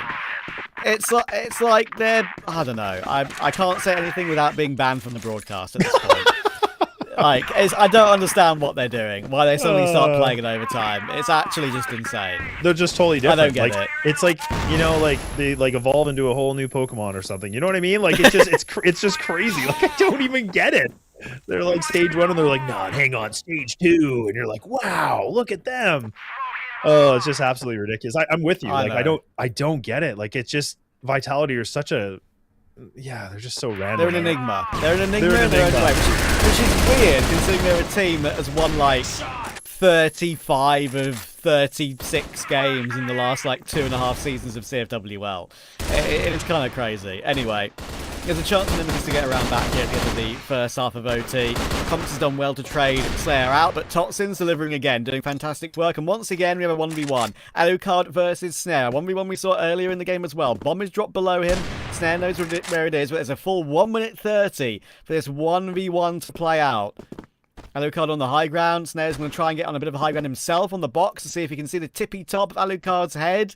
And it's a dance of death between these two. Two of the best players in the league. And it's Snare to get it. Alucard will run out a bit of patience and Snare will complete. And that's 12-9. A little bit of a shake of the finger, a waggle of the finger to the camera as well. You can't play with Snare like that. Yeah, I guess so. Yeah. Now the question is just like, is Vitality actually going to finish the job here on this map? Like that's when you wave the finger, right? Like, I mean, that's what I mean. It's like, true. This has been too much of a grind, and I don't know. I mean, I get the banter is good, and I know he's a little bit pumped that he wins a big clutch like that. But look, the job ain't done yet. Nemesis have proven that they can make a comeback here too. So now it's Vitality. They got a little bit of room to work with if needed. 3 rounds, golden round, but I'm not sure. Oh boy. Yeah, I'm not too confident in that one, but if they want to have a chance at it, that's the way to start. I do love that Alucard has just played so much better. Like, there was always, like, again, you always know he's been around for a long time, but his style, the fact that he's adapting and changing to like updated meta right now is huge. Big comics, big kills. Great job. Good job, big really bro. Great job. Indeed. Oh, that's fine. But they gotta make sure they don't feed him. They don't. Okay, Nemesis find a round. I think. Yeah. Got it. There we go. Big comics. Big triple kill. Love it. Okay. 1 down, 2 more to go.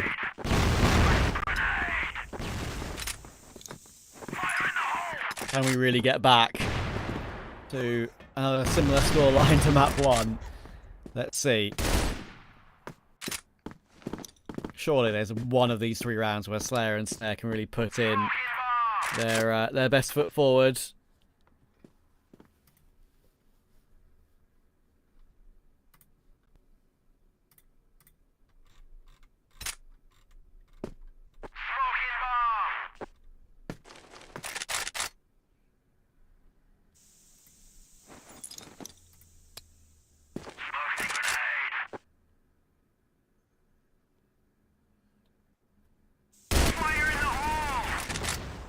Okay, so Snake's actually going to go for a little bit of a run here, too.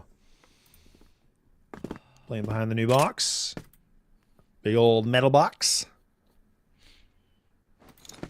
Nemesis, man, they are stressed. They are not moving a lot here. They are taking this, like, inch by inch, I guess. Just slowly and surely just trying to make the right call here. This could be, though. Bomb is actually leaned on B, so this might be decent. But again, you still have to worry about Horus and also Slayer. Nade comes in. Decent paw flash. Doesn't land on Slayer, though, but that smoke does block a little bit off. Dipsy. Now the players have made it across, but now they got to get this plant. Now the rotates are coming through. But do we see a big play here from someone like Dipsy? Does he actually try to go for a bit of a flank?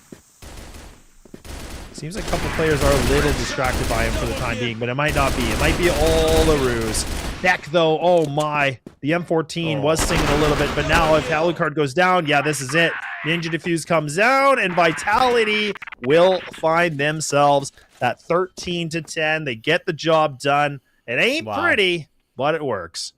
Oh, it ain't pretty. I mean, it's one of the ugliest games I think I've ever watched. I can't lie to you. I mean, Vitality, they usually play such great team-based Crossfire, and they usually all seem to understand what each other are going to do at any given moment. That one was a grind that they probably didn't deserve to make look so easy in overtime. I mean, Nemesis were in what felt like control of a lot of that game. They had a chance at, I think, 9-8 to win it. So, yeah, Vitality are always going to win in the Vitality way, though. Somehow they've made it work, even though it's not convincing. And, yeah, fair play to them because they really, really needed that, especially after the manic nature of Map 2, knowing that they lost a map to what is a sub, right? That is a little bit of normality. Only a little bit of normality, but somewhat normality. So we'll see how they go in the future. But for now, back to the panel.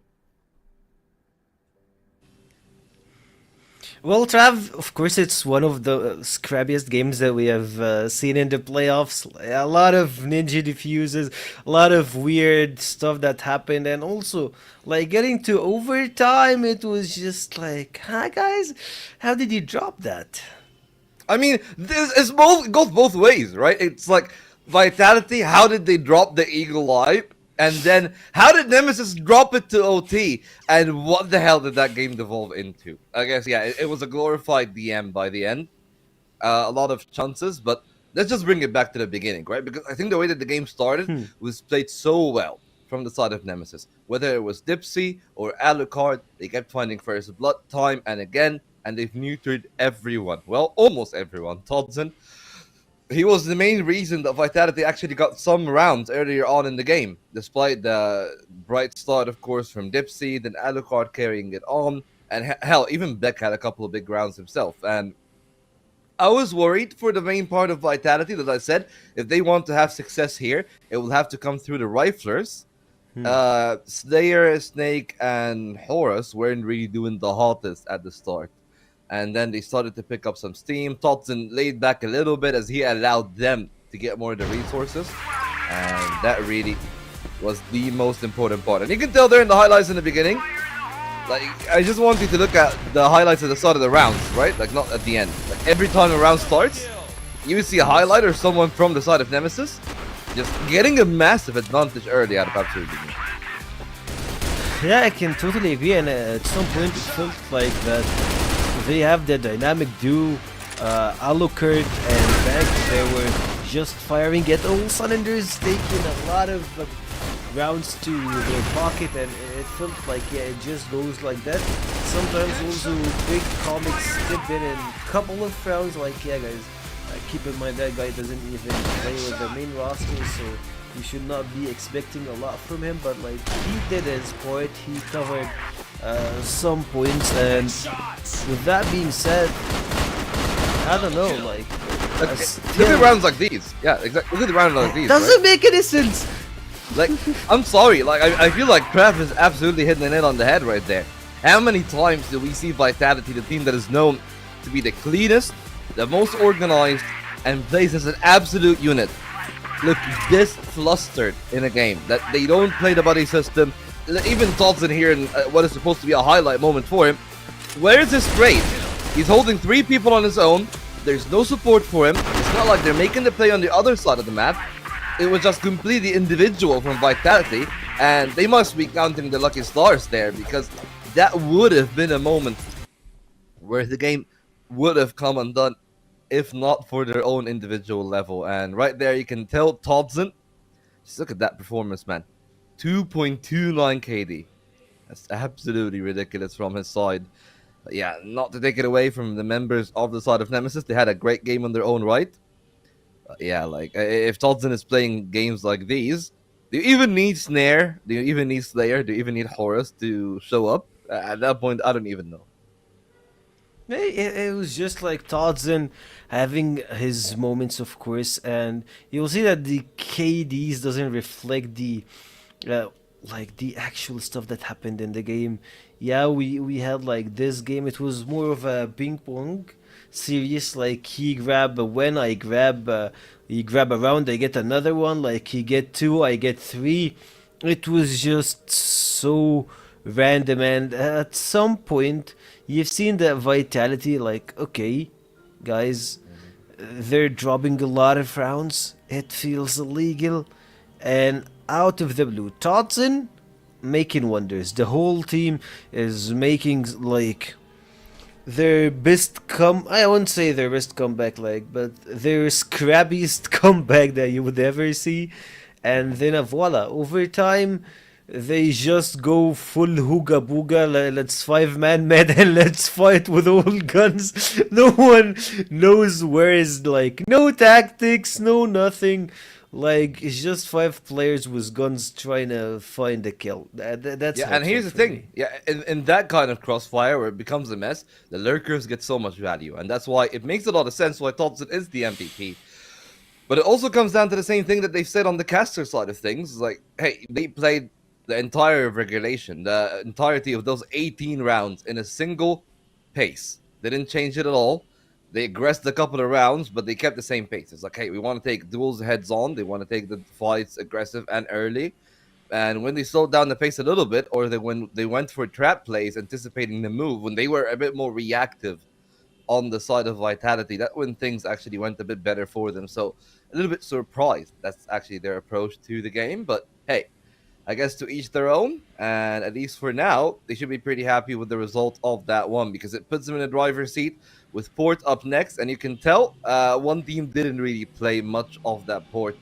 Nemesis never really banned Port as the first map, but they always stayed away from it as a decider. I think that they're still going to be pretty okay on the map itself, but again, it comes down to the same thing, right? Like, we've seen such an overperformance from Todzin that I'm scared if he goes back to being normal, and normal for Todzin is still above average for any other one in the CFWL, right? But if he like doesn't put a 2+ KD game, what are they supposed to do on the side of Vitality? Because at least on the Rifler perspective, they're kind of super neutered, actually, not just neutered. It's like Dipsy and Beck and Comics and even Alucard, like all 4 of them have found different ways of answering, right? Alucard goes aggressive, goes early, shuts down any initial aggression, and sometimes gets the first bloods. And then Beck combines with the rest of the team, usually Comics or Big Comics, to actually make some of the plays of their own as well. So that duality, I guess, of the team is the main thing. Is like they found a lot of answers, and as Laz says, like, Beck loves to cook something on the game, and we have not seen their port for a while, so now that we are going to see it for the first time in 2026, let's hope that they actually cook something interesting. Let's send it over to Laz and Trav to see what they have in store. Well, I don't even know what's about us having in store. I think it's more about, does the Vitality have it in store to actually close this damn thing? I have no idea. And you know what? To be honest, Trav, I feel like this could go all the way just because it has to. Even though the stats show Nemesis don't play this map, even though the stats show that Vitality are better on this map, I'm still thinking there's a world we could be in where Nemesis just come out the gates and they cause an upset and we go all the damn way. I know, man. It just seems the reality of life at the moment, doesn't it?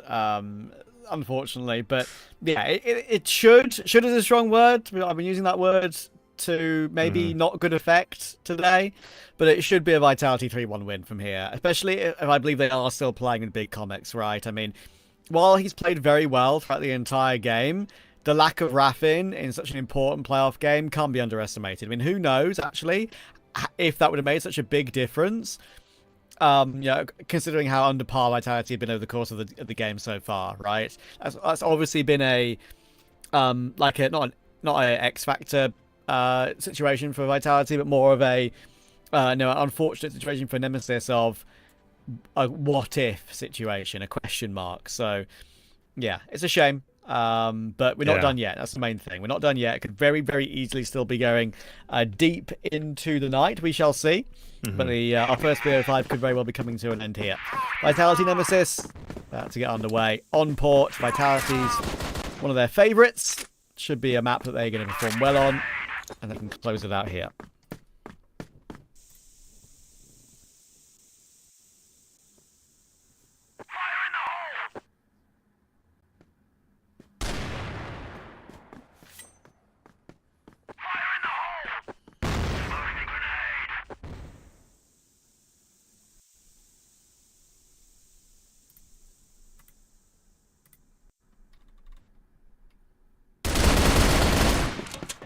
All right, big kill for Horus.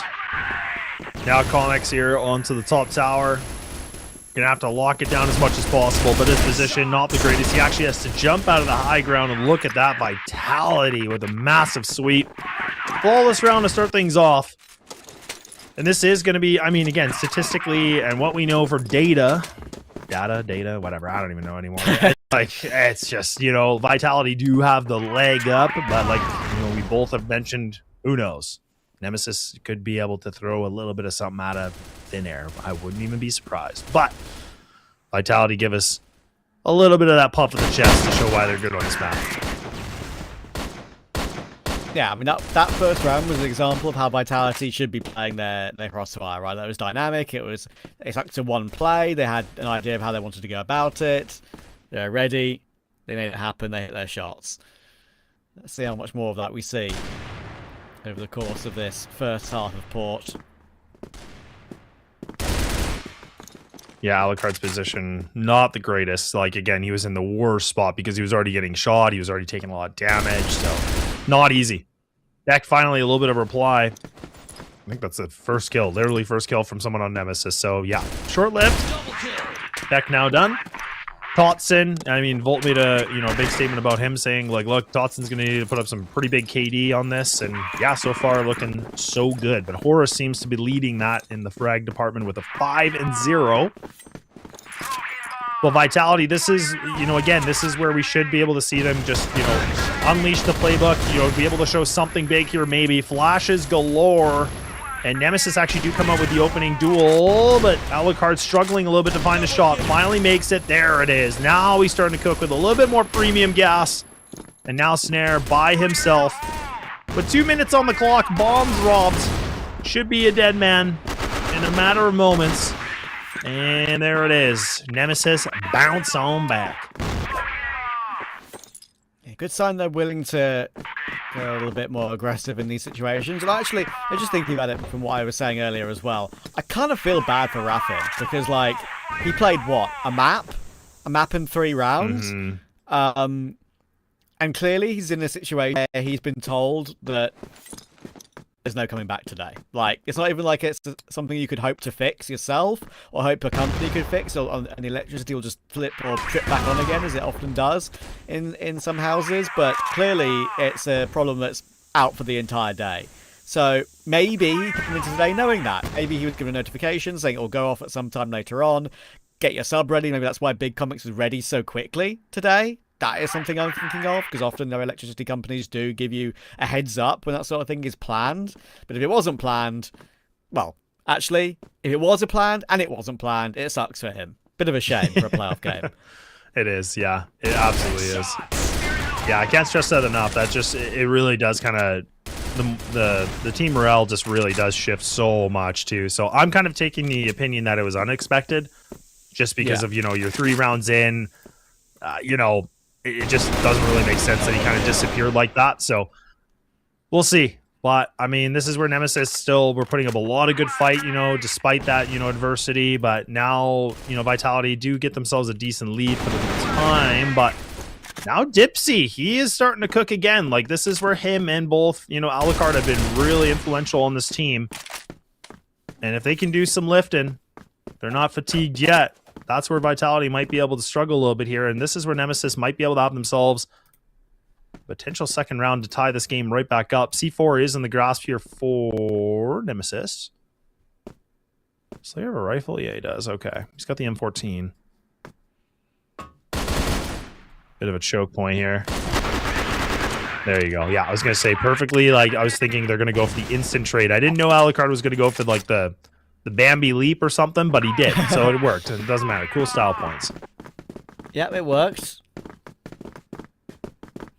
Back even at 2 apiece.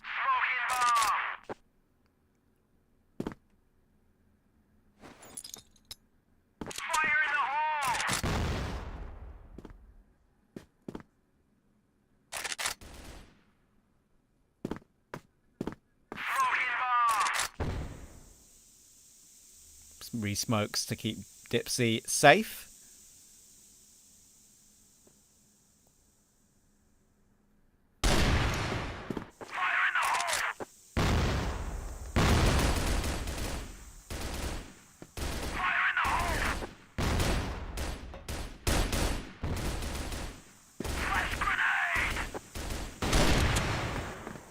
Nice kill. Multi-kill. Just kidding. But wait, for a second I thought that was actually the game. I genuinely did. Oh, nice. Oh. Heck yeah. Fooled him. Tricked him. He's tired. I got him. Yeah, true. It didn't actually help that I had a bad night's sleep last night too. That just compounds everything. Let's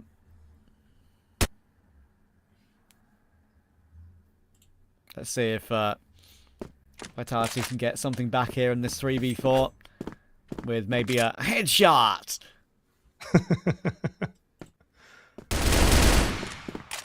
Yeah, I really want to master that. I really just want to master all the sounds. Yeah, it's very American, but I'm not the accent really. So. No, you got the English accent. You're cool. I just got a Canadian accent. And it's lovely. But I try to mask it. We mask it very well. Alright, it's going to be an Nemesis 3-2 lead. They haven't gone away. They haven't gone quietly. They really kept themselves in play. Don't forget, there's a bit of a GR-sided map, this one, so you'd expect them to have a good number, at least an acceptable number on half number 1 here. But, yeah, for Vitality, as long as they stay in touch, I would still be confident in them closing it. Let's see. More aggressive push in for Beck. Lots of damage early round. Goodness me, 2 players down 3 low. Thankfully for Vitality, Toxin's able to trade Beck quickly. Yeah, and I almost kind of wonder too if Beck didn't maybe throw that nade, like if he could have just like slipped away like in there, like in the smoke, and kind of play that to be a little bit more sneaky and maybe get that double kill. I'm not sure, but I mean, it is a deep smoke, so Vitality probably thinking, look, they're going to be a little bit aggro. But I just kind of beg that question, but it'll be a what if. I can ponder about that later. That's fine. But a decent effort from Beck just to kind of, you know, create a little bit of a distraction. Decent damage, though. I mean, you get Horus down. Snare's already down to pretty low HP. It's not bad at all. Ooh, Dipsy. Ooh, I love that. You don't get to see those shots very often, I feel like. You always get the little bit of intel, but I feel like I don't get gifted those. So that's a nice kill from Dipsy. Oh, he's hunting for more, Trav. Ooh, ooh, he's hungry. You want some more? He even had enough. Yeah, he wants more. Big Comics then will activate. That's a nice kill on Slayer. So Toxin with nothing to do. That nice little angle held by Dipsy. That's a 4-2 lead, and usually at this sort of stage, it's the time for Vitality to throw an attack pause. Will they do it straight away? They don't. So, I'll play one more round before they consider doing that.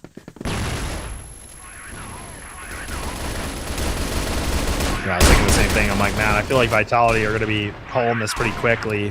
But if this round doesn't go their way, I think that's where they'll probably call the immediate one. They just got to, like, reset a little bit, and Stray's going to have another conversation.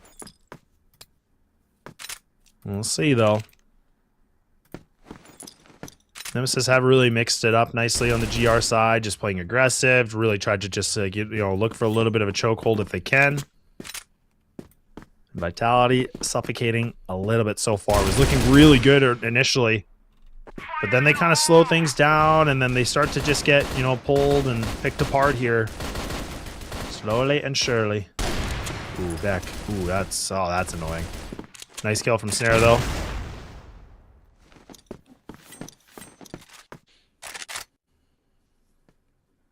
Oh, Dipsy, wow, really? Oh, man, he's going again. And Big Comic's playing the classic little ledge angle above the window. It's a nice little setup for this. It's a good fake. Because they shouldn't expect him, because that's why Dipsy's playing there, right? Because again, now, like, Big Comics, shouldn't be spotted here. They should put all the attention onto Dipsy. So Big Comics in a lot of responsibility for this position. Oh, we gotta go back. We gotta go back to him right away here. Comics might be able to get a kill. Maybe not. Just kidding. LOL. Maybe so. Okay, he will. Big Comics, where are you? Why haven't you killed anyone yet? Big Comics. Oh no, he's in main. No. No, he dropped down. Oh man, I can't believe it. I can't believe they fumbled that. I thought it was a perfect setup. Shame. Yeah, I don't actually know when he dropped down exactly, but it wasn't the play that got them back into the round, really, did it? Alucard now in a 1v3, two very low HP players, so I'm not sure that's going to make much of a difference in the attempt in this one. Snare does miss his shot, which is a little bit nervy. Does actually change their setup entirely, which makes it a bit worrying, but Snare's reposition is good. Oh, that's such a shame. I just can't believe that. Like, I felt like that was a really cool little, not like I guess a gimmick in a way from Nemesis. I thought that was good, but I don't know. Yeah, Big Comics, must have actually dropped down a bit earlier than he thought. But either way, they try to be a little bit more cheeky and be main control. Not going to happen. Vitality push back a little bit, so these guys tuck their tail. They reset back into sight. No creative boost, nothing like that. Back to the standard setup.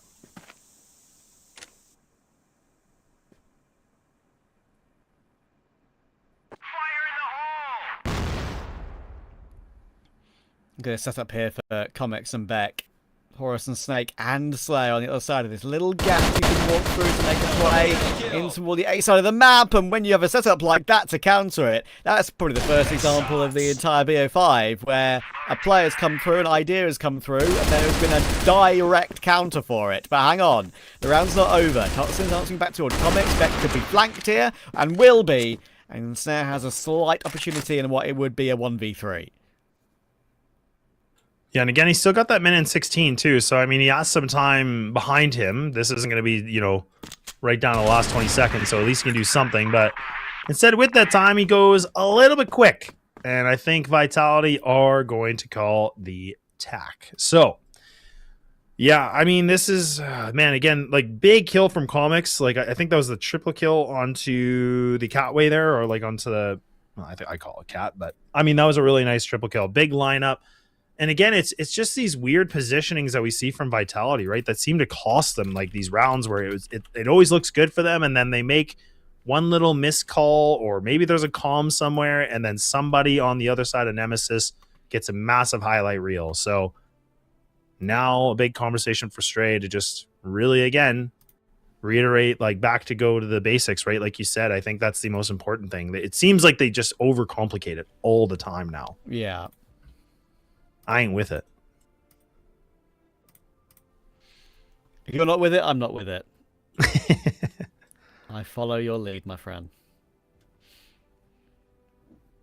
you know, and all in hindsight too, like I think, you know, I think us and the desk have talked about is that Vitality obviously being the number one team, you have so much footage against you. So it's also where teams like Nemesis can really anti-strat or kind of know certain setups they have, or, you know, just kind of a rough idea of what they like to do. But then it also makes me wonder how much has Vitality been preparing for like playoff strats, right? Like we always joke all teams are saving their strats for the, you know, the big deal in the playoffs, but I don't know. This prep from Vitality hasn't probably gonna get flamed by them, but hasn't looked the most up to top notch we've seen. Hey man, at the end of the day, they play the game for a living, we don't. But that is true. That is true. Like, but we're allowed. We're here to give our thoughts on it. So yeah, it's like, you know, accept that. But it is like, again, where I think that Nemesis have come in very much with a decent game plan. So I'll give a lot of kudos for, you know, I'm assuming Kevin and Beck, you know, kind of again, coach IGL, probably Dipsy secondary calling, I would imagine, but really good preparation from these guys. Despite their record that was in the season, looking pretty darn good.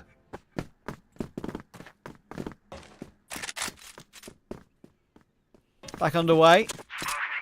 Last round of the first half of map 4 coming in.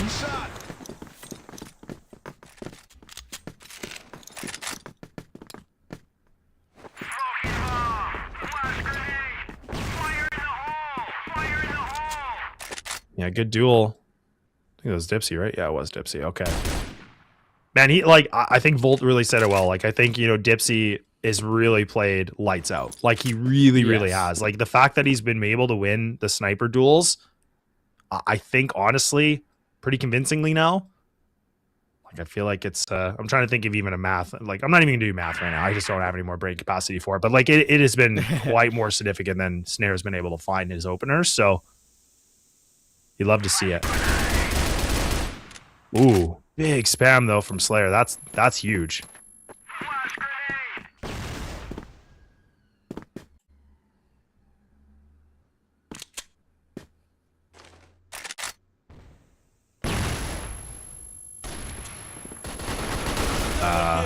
Okay, 2 kills for yellow card is something.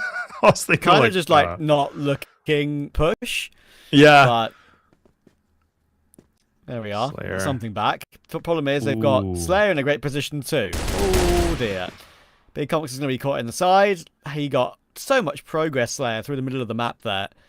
And that should make for a chance to really take the A side. Because both Dipsy and Convex are kind of searching on B because of where Slayer was. Slayer actually is moving for a fight anyway, and I'm not sure what the thought process was behind that. I would have thought they maybe had some intel. Like, A was mostly clear. Maybe not. But either way, they take an extra fight on B when it wasn't really necessary, and it means that now Snake is in a 1v2. He's got that bomb too, right? So this is going to be nice. So again, just get this plant, but how does he want to play this? You want to play the high ground? You want to jump down, kind of maybe like see if you can catch them off guard? He does try to commit on the high ground, so now this is where he has to reposition. Nades get thrown. Oh, they actually miss. And oh, wow. Is he pushing forward? Really? Oh, wow. He's going to commit to this. I don't know why.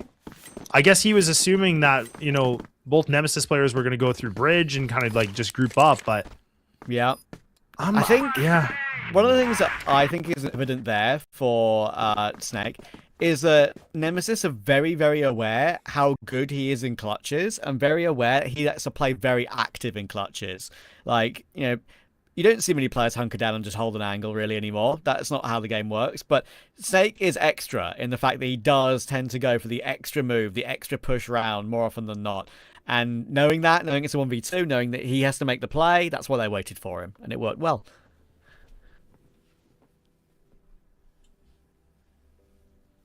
Yeah. Yeah, that's fair. It's just, yeah, sometimes it's just hard with these post plans because, I mean, I get that you want to, again, find duel and do something with it, but that's where I was kind of surprised that Snake just, like, really extended. I was like, there's no way he's pushing this. Like, no way. But, I mean, if they would have double bridged, like, or push bridge, that would have been kind of sick because he could have got a big flank, but it's tough. Like when you're in those deficit situations and you're on the 1v2 like that, like, yeah, you have to kind of make a bit of a gamble in some sense. And like you said, kind of hunkering down in a corner, not really a thing. You kind of have to be in the right place, the right time for a position like that or kind of a play like that. But nonetheless, Vitality try, A for effort, just didn't get it done. But Nemesis bounced back in, and we're just waiting to switch over on the sides too.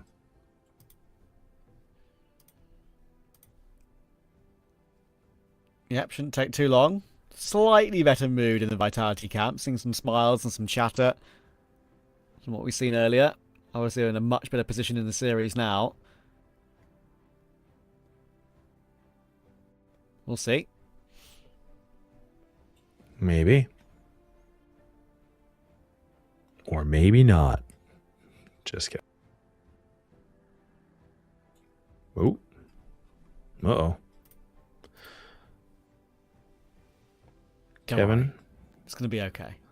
It's going to be all right. Whatever All happens, the day will eventually end. That is true. The question is, when the day ends, who wins this? Because again, let's not forget, winner keeps moving on. They got themselves grand finals.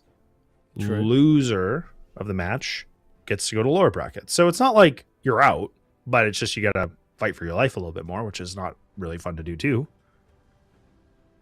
So we'll see.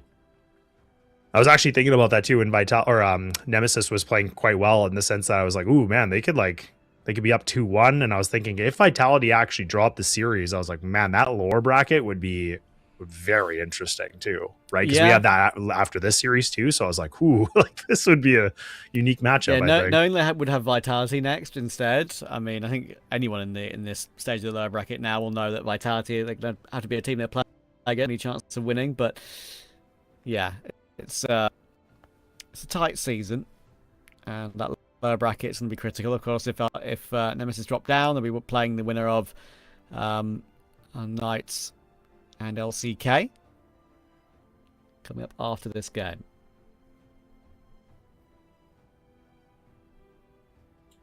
And I think it seems like the rumor mill is that there's some conversation about Raffin might be back. So I think there's like a bit debate about can he join, can he not join, stuff like that. So I think there's a little bit of a discussion happening right now. So that's why there's a little bit more of an extended break happening right now with the switch sides.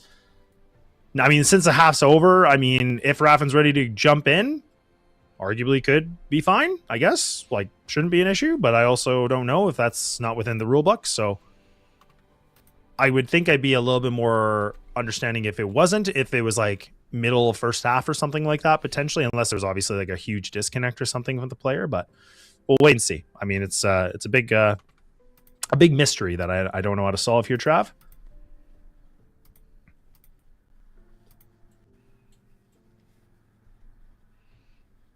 Yeah, I think the main thing that is the attempt is to get Raffin back, because there's a chance his electricity has returned. So, see how that goes.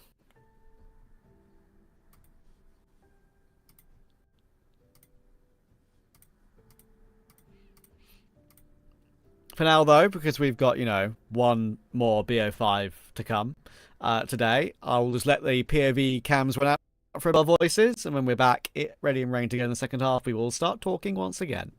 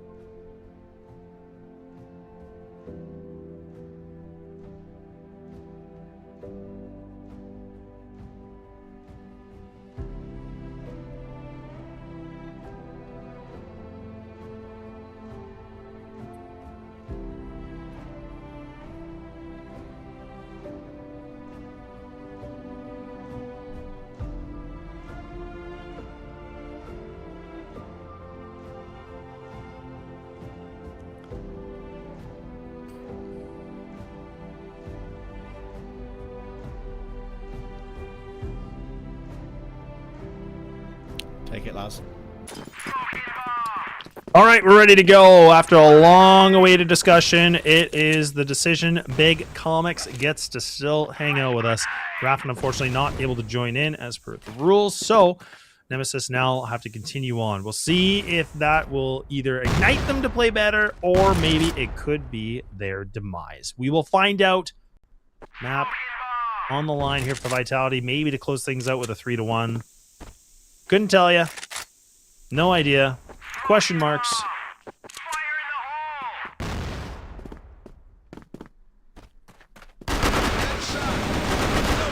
Oh, no question there. Slayer popping off. Getting kills, getting duels. And looking like Vitality with a big old cross here on the swing. And they are able to take that very easily. With one casualty only, they find themselves a 4th round. Yep, and that makes me wonder now at this point, right? Once they've figured out the Raffin situation, they're not being allowed to sub in like this time. I think that's going to be like in Nemesis' head a little bit, maybe. Like that's going to be a situation where they're just not had the rule but go their way. The rules are against them, and it's like, do we really want to? Do we really want to play to our best of our abilities right now? Do we really want to lock in mentally? It's very hard to do so in these sort of situations. So, yeah, especially with like a. Oh, sorry, Trav, I didn't mean to cut you. No, I was just gonna say, especially with like a tech issue right after too. It's just like you just keep getting dealt these like really crappy maybe things. I'm not sure if that round is even going to count. I'm not sure. Obviously we're just being mentioned in our little production Discord for a while, so once we get information on what's going on, of course we'll tell you what it is. That's all we can do at the moment. Laugh at the gift you sent. I can't like keep a straight face for broadcast, unfortunately, because the gif is funny. But it's fine. I can watch the Formula One while we're in our 1 millionth tech pause of the evening. So that, in a way, thank you everyone.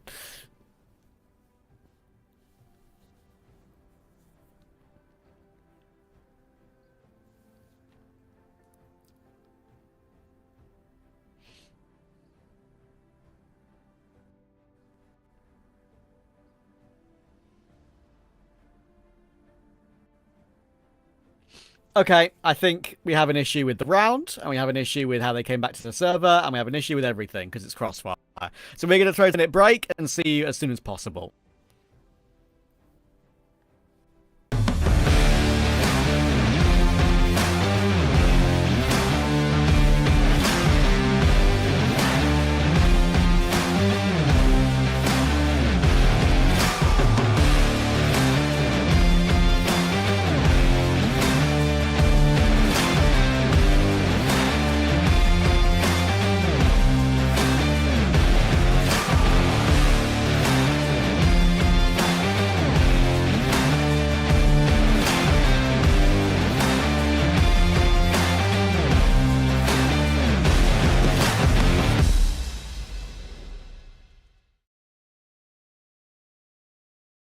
Welcome to the first season of CrossFire West League 2026. See this year's start of the Western League as 8 participating teams from all over the CrossFire West region battle it out in March to May in order to claim the throne and compete over a total prize pool of $228,000. For the first season of 2026, get treated to 3 months of high-stakes action, as the season consists of 2 regular season phases and a double elimination playoffs where legends are created. In the regular season, Phase 1, all 8 teams are included in a single group, where they all play best of 3 matches in a single round-robin format. Support your favorite teams, as every match counts here. Every performance in Phase 1 will determine which 4 teams will be part of the Elite Group, where they are guaranteed playoffs, while the other 4 teams in the Contender Group will either fight for playoffs or relegation. Expect no resets, as results accumulated in Phase 1 are carried over in the next phase of the competition. In the regular season Phase 2, witness teams from both groups compete in a single round-robin format within their same group. For the elites, this is their chance to secure advancement to the upper bracket round 2 of the playoffs. As for the contenders, be ready to see some of them say their goodbyes. In the playoffs, the 6 remaining teams will brawl in 10 total grueling best-of-5 blood fights in a double elimination bracket. 3 consecutive victories will result in a chance for royalty, while 2 defeats mean the end of a valiant journey. Legacies either move forward or are cut short. Here in the finals, experience a grand bout between a challenger from a victorious path and an adversary that has once tasted setbacks, to determine who will be crowned champion of the CrossFire West League Season 1. Not a memory, a movie. Every round, every map, every series is a mark of a continuous history. This is the road of recovery for the old glory. CrossFire West League, reclaim the throne.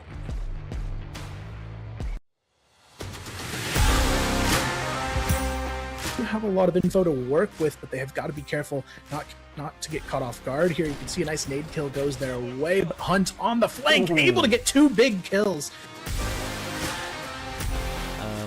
Even though Nemesis are 4-1 up, it feels like a much closer game purely because of these scenarios. Good kill from the back of the site for Sad. Ducking and diving, now Dipsy in an awkward position. Does find one. Trade isn't quick enough though. Gives Dipsy a chance. He's going to run him down. More than enough time for that defuse. Kiko's in the corner, Lion Claw and Zen have rotated in, Flex and Spoxy are going to be here too. All 10 players are pretty much going to be on this side of the server. Finally the first kill comes through and the bloodbath will begin. Oh my goodness, it's an absolute cluster. It's ended up in a 1v1, would you believe? It's Spoxy versus Dizzy, and Spoxy will complete. Unless they can't remove Flex, which surely they will, him being so low. There's an extra kill though. Now Alucard's a little bit nervous knowing that he could catch him, and Flex has caught him. No trigger discipline here, and Snake and Snare, both the dynamic duo, a walking path through a small tight angle here, takes another one, and a Snake pushing here, pretty aggressive, holding the pistol, not 1 but 2, 3, 4 players in front of him, taking a pretty massive swiggy with a triple kill. Come on, Todson! His teammate just felt that he's jealous. Like, yeah, he is also playing with the sniper, and Snox topping it down, taking 1, 2, make it 3. Yeah, maybe only a flash in the pan for Nemesis. Yeah, right now Nemesis struggling in mid, but maybe not for too much longer. Dipsy, a nice double kill, making a triple kill. Someone holds the stairs, and the other guy is just using the smokes or having his back down. Speaking of having your back, Horus doesn't need anyone to support him. Slayer is here of the group. LSN just grabs 1, 2 and make it 3 to clutch the round in a 1v3 fashion. Okay, minute to go now. Coming down the stairs, lots of noise. Big holds on for 2 though. That's a brilliant job from him, and a bit of flash support at the end. A lovely third, there's a 4th. He is farming right now.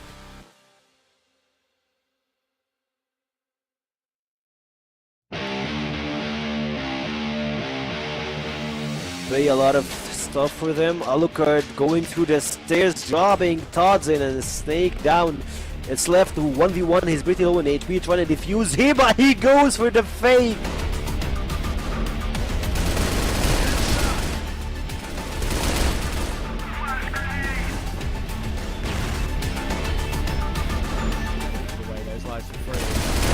Done to get that early 5v3. Oh my goodness, Kaiser's so blind.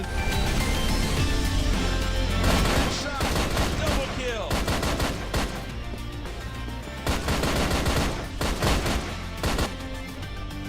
They're just going to move. And unKnights now, they get caught. Dirty punch the first opener, and there's Famous for the one. Make it two, and there's Famous. Who needs it?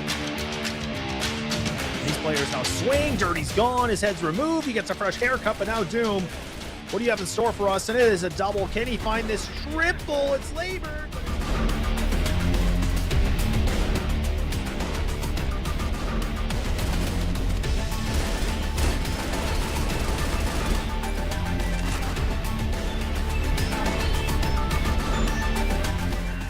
Now for LCK, where they want to go with this. The C4 is kind of on catwalk. They need to be careful. And oh man, that's a nice kill from Dirty. There it is. That's what we're talking about. A quad kill to serve it up on a cold platter.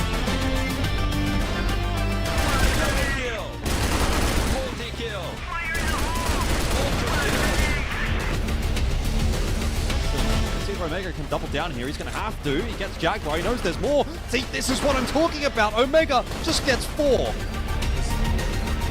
Really tucking the tail. Knife out. There we go. Oh my God.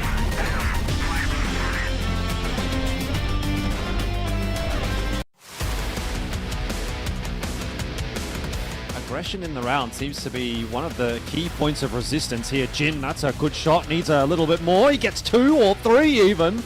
Very nice round out from Jin. Start from Omega. Getting himself 2, but he needs more than that. And Josh is able to actually find the triple there.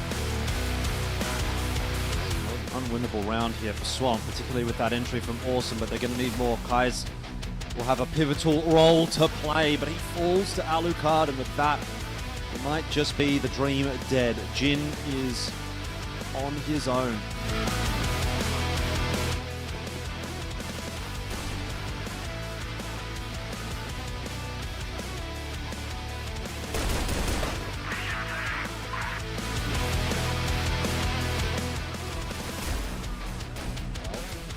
Okay. It's an absolute massacre coming through. Pistol pulled out. Slayer has gone absolutely nuclear. We'll see whether or not there's going to be any mummification going on in this series. Right now, it looks like it's actually Anubis that might be on the receiving end of that. How has Peck gotten away with a third there, by the way? I don't know. He's popped off in this round, and it's looking like it's going to be a banger of a start for Nemesis.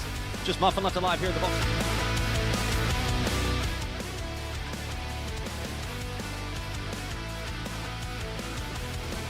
Feels a little dicey.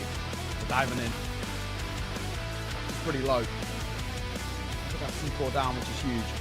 He's going to try and make a move here as he goes on the corner. Nice find from him, and a second. The pistol pulled out. That is 2 really quick kills and making another. He's on for an absolute clip here. Exactly what he is doing, but he's done it so late in the round that he might actually get the timing right. Anubis, oh, I have no idea. Doom's going to go down as well. Somehow Omega has threaded the needle and given 3BL a chance in this round. And all in the meanwhile, Gaino is on the other side of the map. This is ridiculous.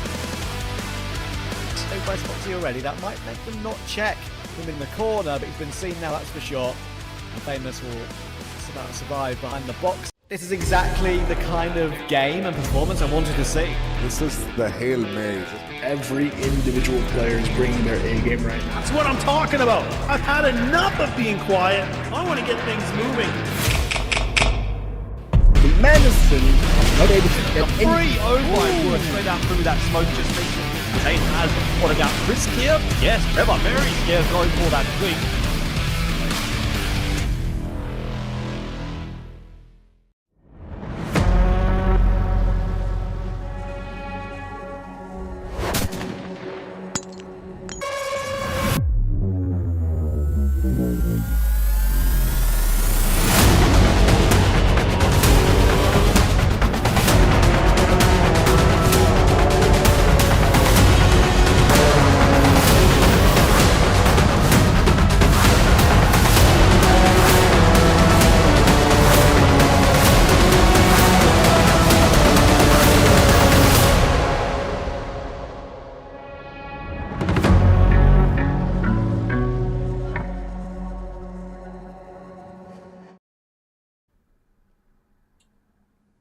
All right. We're ready to go, I think. I mean, famous last words. I don't know. Trav and I here. They're testing the sanity of us, I guess, and a lot of conversations, a lot of disagreements, everything above. Yeah, I mean, I think there's one very, very clear thing that's happened here. I reckon if Penguin was here, he would also say it how it is, because we know we love Penguin, so I'm going to say it how it is too. I'm pretty sure what's happened here is that Nemesis have realised the rulebook, that they can't sub Raffin back in. Fair enough, I think that's totally valid, mid-map. And then they've tried to make it look like Big Comics is disconnected to get Raffin back in, when Big Comics actually hasn't disconnected, and they've lied about it, and now they've realised they can't do that because they get forfeit lost, or FFL'd, they brought Big Comics back. So, simple as that, that's where we're at. Nemesis 6-4 in front, with a chance to take it to map 5, by the way. It's not even a 5th map decider. So, we could have longer to go in this entire series. Maybe then, if it goes to a 5th map, Raffin will be allowed back in. But for now, they have to win from here, from this 6-4 lead they've got. Yeah, that is actually the biggest point, because if Nemesis actually do take this map away, then Raffin's coming back in, most likely, I would imagine. Yeah, so it's, I mean, a lot more, fuel for them to actually kind of close this out if they can, but we'll see. Vitality, very notorious on this side, being on the GR, really scary to play against, right? Like, the BL is always kind of a bit of a toss-up, as you can see. They didn't do quite well for the first half, but we'll see here and now, right? I mean, this is where Vitality are really going to have to either be on their A game a little bit, or maybe Nemesis are that pissed and that annoyed and frustrated, whatever, all the above, to get themselves here to a 5th and final. We'll see. And if we do go to 5th and final, it's Black Widow. So that's a fun one too. But I ain't getting there yet.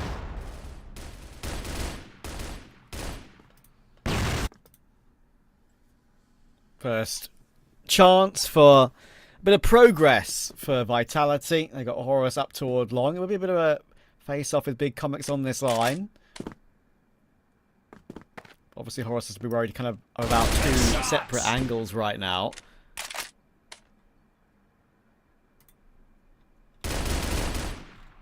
I don't know. Yeah, I don't know why. Again, I mean, I feel like a little bit of a broken record, but that, like, the play of Horus to just, like, push down like that. Yeah, it was really quiet, but again, it's like, I just feel like it's so scary. But look, maybe it's a moot point, I guess. It doesn't matter.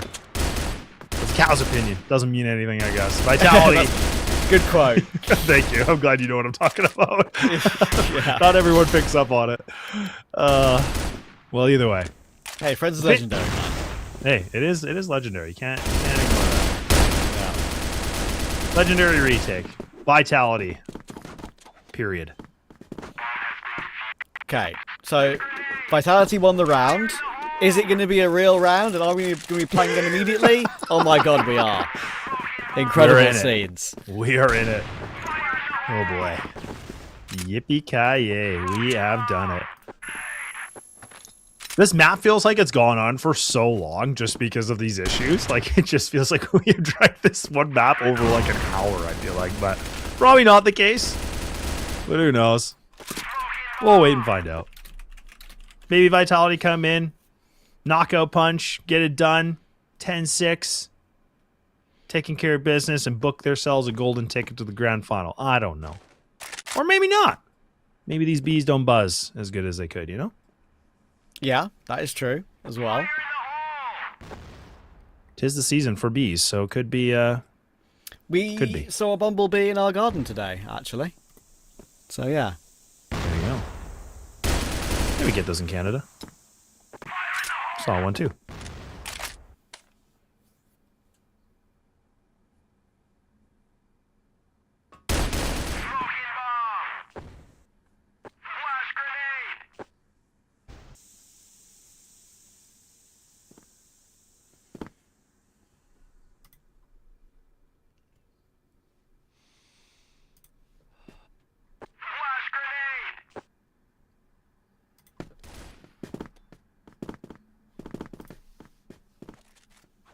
Can Vitality get this back to an even keel? Oh, Snake's done well. Bet he'll get caught.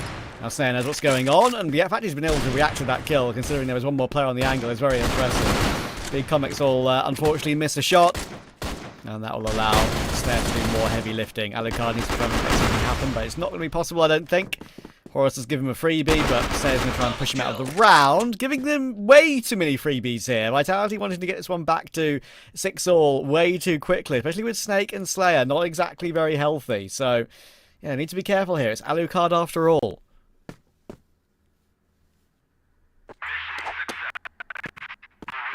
Oh, Snake actually gets the kill. This time. Yeah, I just missed it a little bit there. Oh my goodness, and now it's a tactical. It's all good. It's all good. A lot of eye rubbing. Deck and big comics. Clinton doing the same thing here. A little stressed. A little frustrated. Either way. All right. Vitality have been able to find themselves some comfortability and breathing room here. I think, am I mistaken? Is it a tie game now? I can't even remember. Yeah. 6-6? No, Okay. wait. No, it is. No. You're right, because they were 6-4 in front. Yes, Nemesis Okay. was 6-4 in Oof, front, okay. and now Vitality won 2 runs in a row. Oh, okay. Thank goodness. Yeah. I'm starting to get cross-eyed here and dizzy or something. I don't know. I can't even figure it out. But No, yeah, look. we're all discombobulated, mate. Don't worry about it. Yeah, and it's. Don't you worry. Thank you. I'm not the only one. It's good. It's good to be with a good group. And yeah, I don't know. Like, I feel like Nemesis are kind of, again, they're just kind of like taking things so slow where they're not really fighting for any control, right? Like, it's just kind of like they're posted up, maybe hoping like Vitality might just be aggressive and they win fights or something, but it doesn't really feel like a game plan. And every time they've kind of gone for something, it's looked very, very sloppy, to be honest. But maybe that is just because, again, officially as a team, I don't think they played this map, so it's kind of maybe showing a little bit now.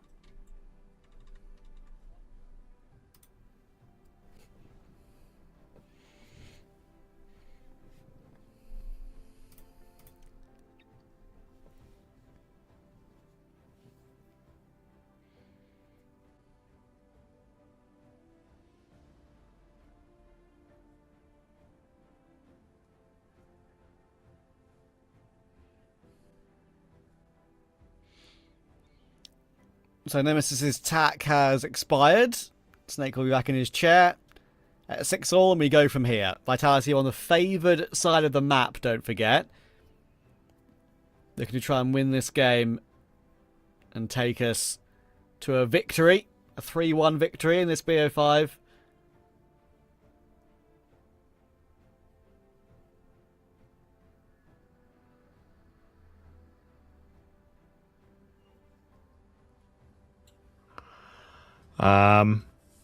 Yeah, and now tech issue. I'm not going to say anything. Yeah, no. Yeah, I agree. I think, you know what, let's just let the tech issue ride out. When they're ready, we'll be back. So you guys can look at their gorgeous faces and we'll see. Yeah, if they can we'll get just put the music on. We'll put our lovely little music on that the production like to play whenever they've got a situation like this, and we will talk when the game returns.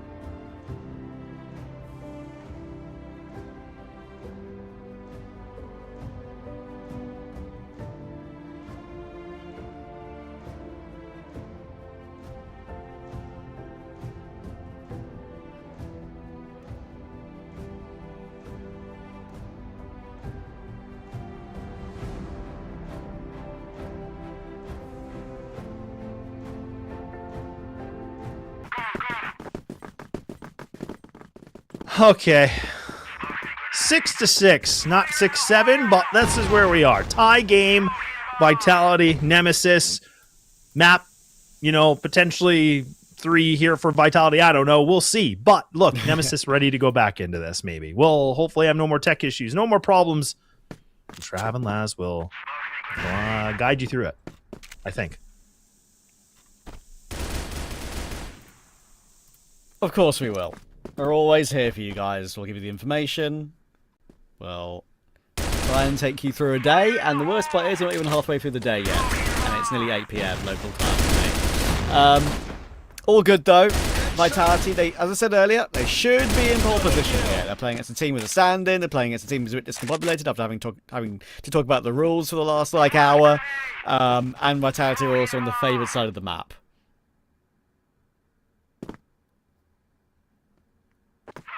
It's a 5v2. Yeah, and it's a 5v0. Yeah, 5v0. Exactly. Yeah, it really feels like Nemesis just like really don't have much of a game plan on this BL side, right? Like it just feels like it's really just kind of cracking through, and it's just not looking great. I'm actually surprised they haven't played any officials on this map. Like that's actually kind of wild, like at all in the season. But then yet, like they let it kind of slip through, which I don't know why. Like when I look at the veto, they banned New Mexico. Yeah. So they would rather play Port, I guess, than New Mexico, even though like Vitality don't play New Mexico. Yeah, it's interesting. I don't know. Makes you think. It does. I've been doing a lot of thinking today. Yeah. Oh yeah.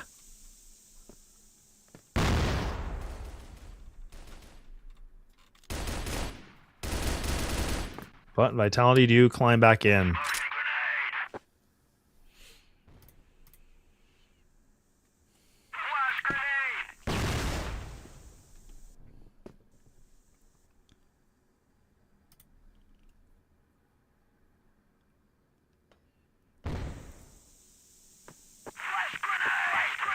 Dipsy's about to push forward now, make a movement across to the bridge, and that's a beautiful maneuver, and he's going to have some help from Beck as well. That is one of the plays you can do on this map, but the ground's not done. Horus is answering back, and Snare is still on the side, but surely he's about to get rounded upon by Comics. Snare is so pinned, and usually you wouldn't get one more kill from this position, and now with Totsin being tapped down, Snare, borderline impossible for him. How's he going to make this one work? Missed the shot as well, that leaves him exposed in the open. Alucard will get it done. So 7-7 it is. 7-7 it is. Nemesis show some life still in this. And again, if they win, for people that have maybe missed that memo and that note from us, it would go to the 5th and final map, which would be Black Widow, which is the final decider. Which I would definitely say gives Nemesis a decent chance too, because I think they've actually been able to play it decently well this season, but we'll see. Vitality have this as their pick, but I feel like the picks and bans have not really gone the way at all for these teams, so nice shot for Horus. That's going to go his way. Dipsy goes down. Either Dipsy gets the kill or he gets killed, so seems to be that he takes the death on this one. Sniper still in the play, though, for Alucard. They're waiting things out. Nemesis really just, again, hesitant on the game plan, what they want to do, waiting things out. Very hesitant on what the game plan is.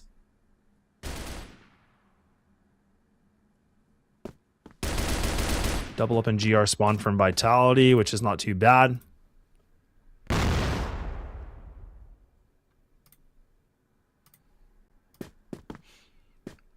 Now Big Comics is about to make his move. Horus is on the other side. They are 4v5. They need to find a recovery kill from somewhere.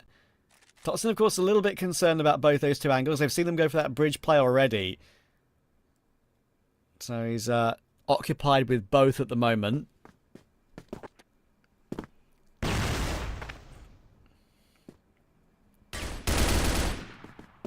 Ooh, a little bit of Horus a spot. Is going to look for the peak now. Okay, he has gone for the peak, but he's got all the information in the world, Laz.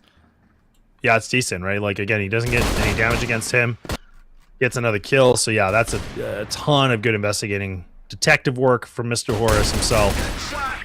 And yeah, it looks like, you know, Nemesis, they're just going to go into that blender. And they down. Maybe Alucard, a little bit of a consolation kill, that's fine. Vitality still have 4. Not a lot of time remaining, and there you go. Vitality back into a lead. Some excitement amongst the group now.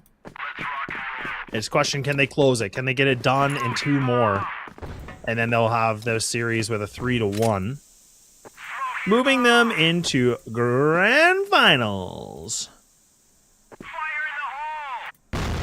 Big dubs.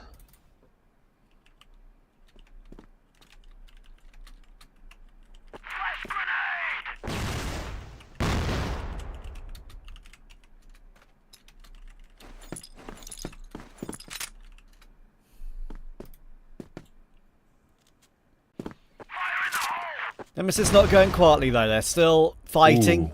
Only 1 round behind. Good nade damage onto Slayer as they work their way forward here. I'm going to try and stay alive in the playoffs. It would truly be something if they were to win from here and maybe get Raffin back in the server for map 5. It's possible.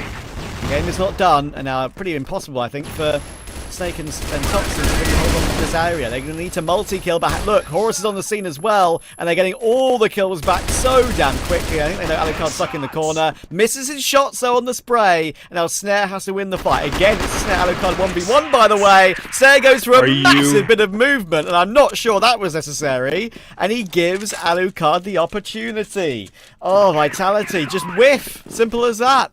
It is. Yeah, honestly, I feel like they just got so careless and they're just kind of like excited. They're just like pre-firing everything. Like they're just being absolutely ridiculous. And that's where, again, like it just doesn't make any sense. And it seems like they get really, really hectic for some reason. I don't know why.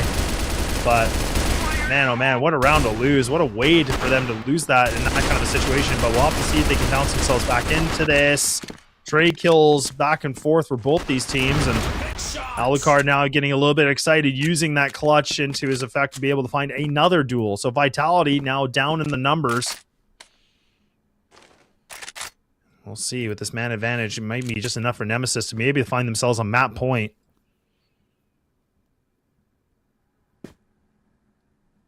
How do they want to play it though? Vitality. Oh man, they're gonna actually stretch the 1-1. Maybe retake on B. Slayer kind of posted up here in GR spawn. Again, the halfway point, which makes sense, but he needs to keep that utility. Good smoke to just like buy some time, but absolutely needs to keep that nade and flash available. This has been a very crazy game, and it could be about to get crazier. One opportunity here for Nemesis. 8 all, they've got a 3v2. They have a chance at their first map point of port on a map they don't love too much. It just wouldn't make any sense, the fact they're even able to do it, really.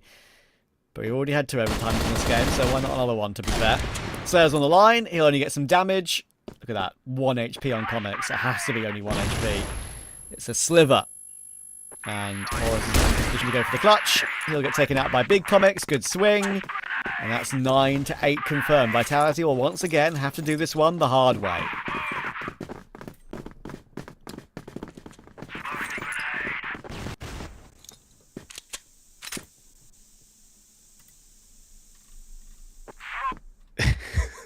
We go to another overtime trap. I'm just thinking, like, I was looking at the score. I'm like, huh, yeah, that's the thing. We've had a few, and then if we go to overtime trap, guess what happens? Can you guess what happens? Vitality evolve again. Stage 3. They do. You're not wrong. Oh my word. Okay. Let's see what we've got. Let's try and actually commentate a normal round of Crossfire at 9 to 8. A normal 9 to 8 map. Okay, nothing's happened before. Snare is jiggling from the back of the side. You know how good he is in this position. In come the flashes though. It's still very hard to remove him from this angle, however. Alucard will go down. We all know how good Snare is in positions like that. So, he'll get his early pick. And it should be step 1 into recovering this to overtime. Big Comics are trying to make a bit of a play through middle. Might choose to go through that smoke, but no, we'll wait for it for now. Snake knows that if he goes through it, he's got him dead to rights.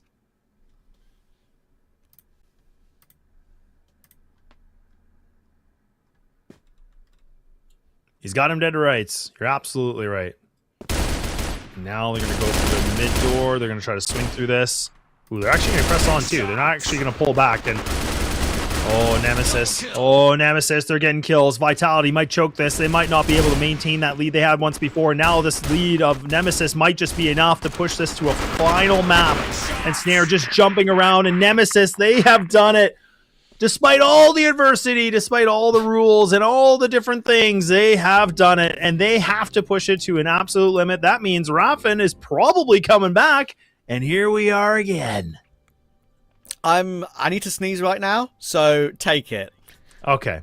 Well, the one thing I will say is I think we both have talked about this a lot, is that it's just, again, I don't want to be a broken record, but it's kind of crazy to think that Vitality are in this position again, where, like we said, unKnights, where on the first round of playoffs, we're like, how did we get in this position? They're doing it again. Now we're in a 2-2 situation where there's a substitute, where there's all these different things that are occurring. Now they have to put it all on the line for Black Widow. Yes, if whatever team loses is in the lower bracket, still doesn't matter. It's so much of, like, I don't even know what's happening. We're in the abyss of just unknown right now. But look, I'm going to let Volt, I'm going to let Sekio talk about this because it has been long-winded on port, and we are moving to Black Widow. Guys, what do you got for us? We got the 5th game of the first best of 5 for today. And like, if you're just tuning in, like, I know it's almost 10 p.m. for our Egyptian viewers, and like for the guys in EU it's almost 9 p.m. Yes, we're still in the first best of 5. We still got another best of 5, but the other one would be for unKnights playing versus LCK. unKnights, I LCK. know. Look, Yeah. all of us are devolving right now. I think that we've reached the point of no return. But that actually has also been the case for this best of 5, right? Again, started pretty okay for Vitality. Credit where credit is due. This was the best performance from Horus in this series today. I'm gonna try to analyze a little bit because there was actually some intriguing points in the game. Right? Really? Of course, Todson. Yeah, like I feel like there were a couple of good points, right? Like I'm thinking about players like Todson and what he actually displayed here today on this one. I'm also thinking like, hey, like Dipsy and Alucard still performing, but that was just Vitality dropping the ball. I am sorry, no two ways about it. They headed to their what was supposed to be their better slot on GR, and they just couldn't hold the map for anything's worth. And that was really underwhelming, especially the last round, right? And it has been a collection of those rounds from Vitality, which is the part that kinda actually like annoys me a little bit, because you know they were talking about it, especially Laz, when he said like, why would they play this over New Mexico? And I feel like I have a bit of understanding, right? We talk about Beck a lot. We talk about Beck as someone who's more of a preparation kind of IGL. He's not the IGL to win calls. He's not the mid-rounder. He's not really the one to call the rounds in the same way that you would think of an LCK or an unKnights with Pietro, or even a Vitality here with Snake, right? Their mid-rounding is a lot better. So I think why they play port is because they can make premeditated plays, and they found a lot of weaknesses in Vitality's play. If you look here at the highlights, really, like, they've set those trap plays time and again.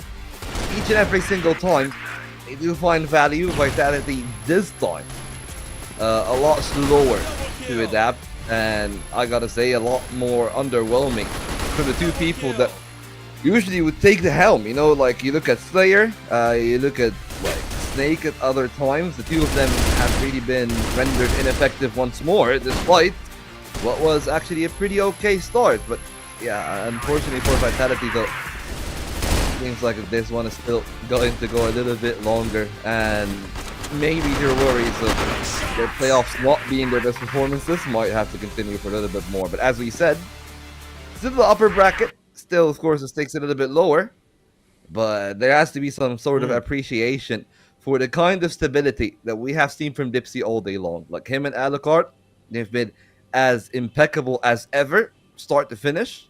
It's not Raffin, by the way, still big comics on that one, but the main thing still remains, right? Like those two players have been such an immovable object from Vitality. They tried to wriggle around them in the map, especially when they're playing Blacklist. Vitality couldn't really get anything going whenever they ran into those two.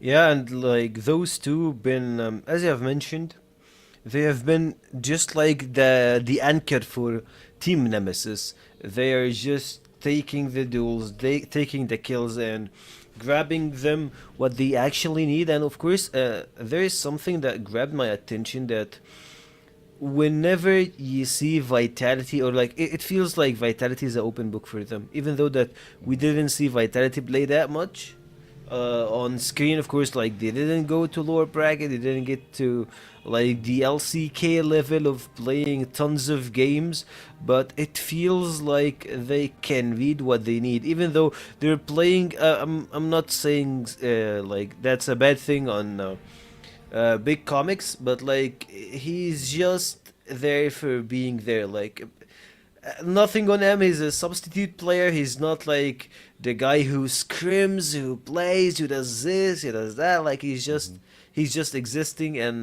this series.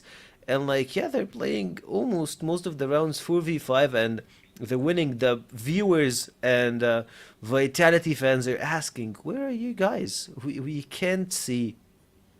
We're just waiting for you guys to appear. Where is our Vitality, the team that doesn't lose, the team that in phase one like demolished everyone? I mean, the answer is kind of obvious, right? Talton has been there, but the problem for Vitality is they haven't really been able to get a culmination of the team. Sometimes it's like Talton and Snake. On another map, it's Talton and Slayer. Snare, unfortunately, has been a bit quiet. For this one, it was Thompson and actually Horus, who stepped up a lot, even especially on the BL, actually, a lot more than GR. His GR wasn't kind of underwhelming. But yeah, I mean, that's the one main thing that we have talked about. I've actually alluded to this a little bit earlier when I said that, hey, Alucard is probably the better player in comparison to Snare at the current moment in this season. And we're seeing the reflection of that. Snare, of course, a great player in his own right. But in this head-to-head, it seems that he's met his match very much stylistically, not even in the sniper on sniper category, but the way that Nemesis approaches the game reduces how effective Snare can be, because they're such a methodical team. They'll wear work. They don't give those opportunities, and the mess-ups that we have seen from Vitality of a lot of cracks in their defense, a lot of cracks in their play as a whole, and we haven't seen that from the other side, which is the one main thing that make me expect that, hey, this one might still actually have a bit more life in it. Of course, now it has officially become a best of one, and I need to make sure what is actually this. What was the fifth map? I need to scroll all the way up, guys. It's been like a pretty long day. It's been a lot. Yeah. There's been a lot of stuff that was being said, of course, and the final map is Widow. That's what we were talking about. And I'm just scrolling there to see the side selection. It's Blacklist start for the side of Nemesis, which could be the one main thing that could be the soul knock on them. They're the team that if they start on Global Risk with both Dipsy and Alucard, of course, they would have been running away with the game. But for now, we won't run away. We'll actually take a brief break. I mean, for all of our mental sanity for the players as well, as this has officially become a best of one. When we are back, we'll close off this exhilarating best of five.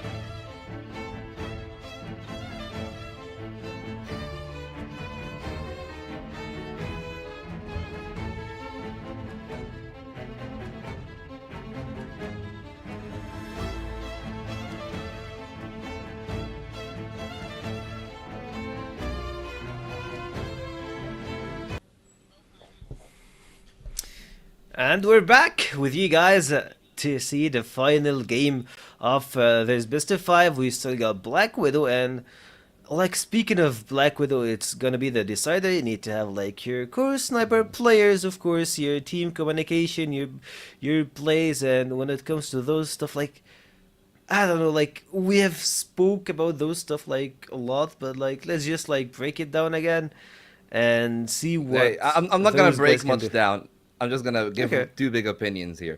There are two players that if they don't step up, this game is gonna be over for Vitality. It's been so Are they bigger quiet than your from hairline? Snare.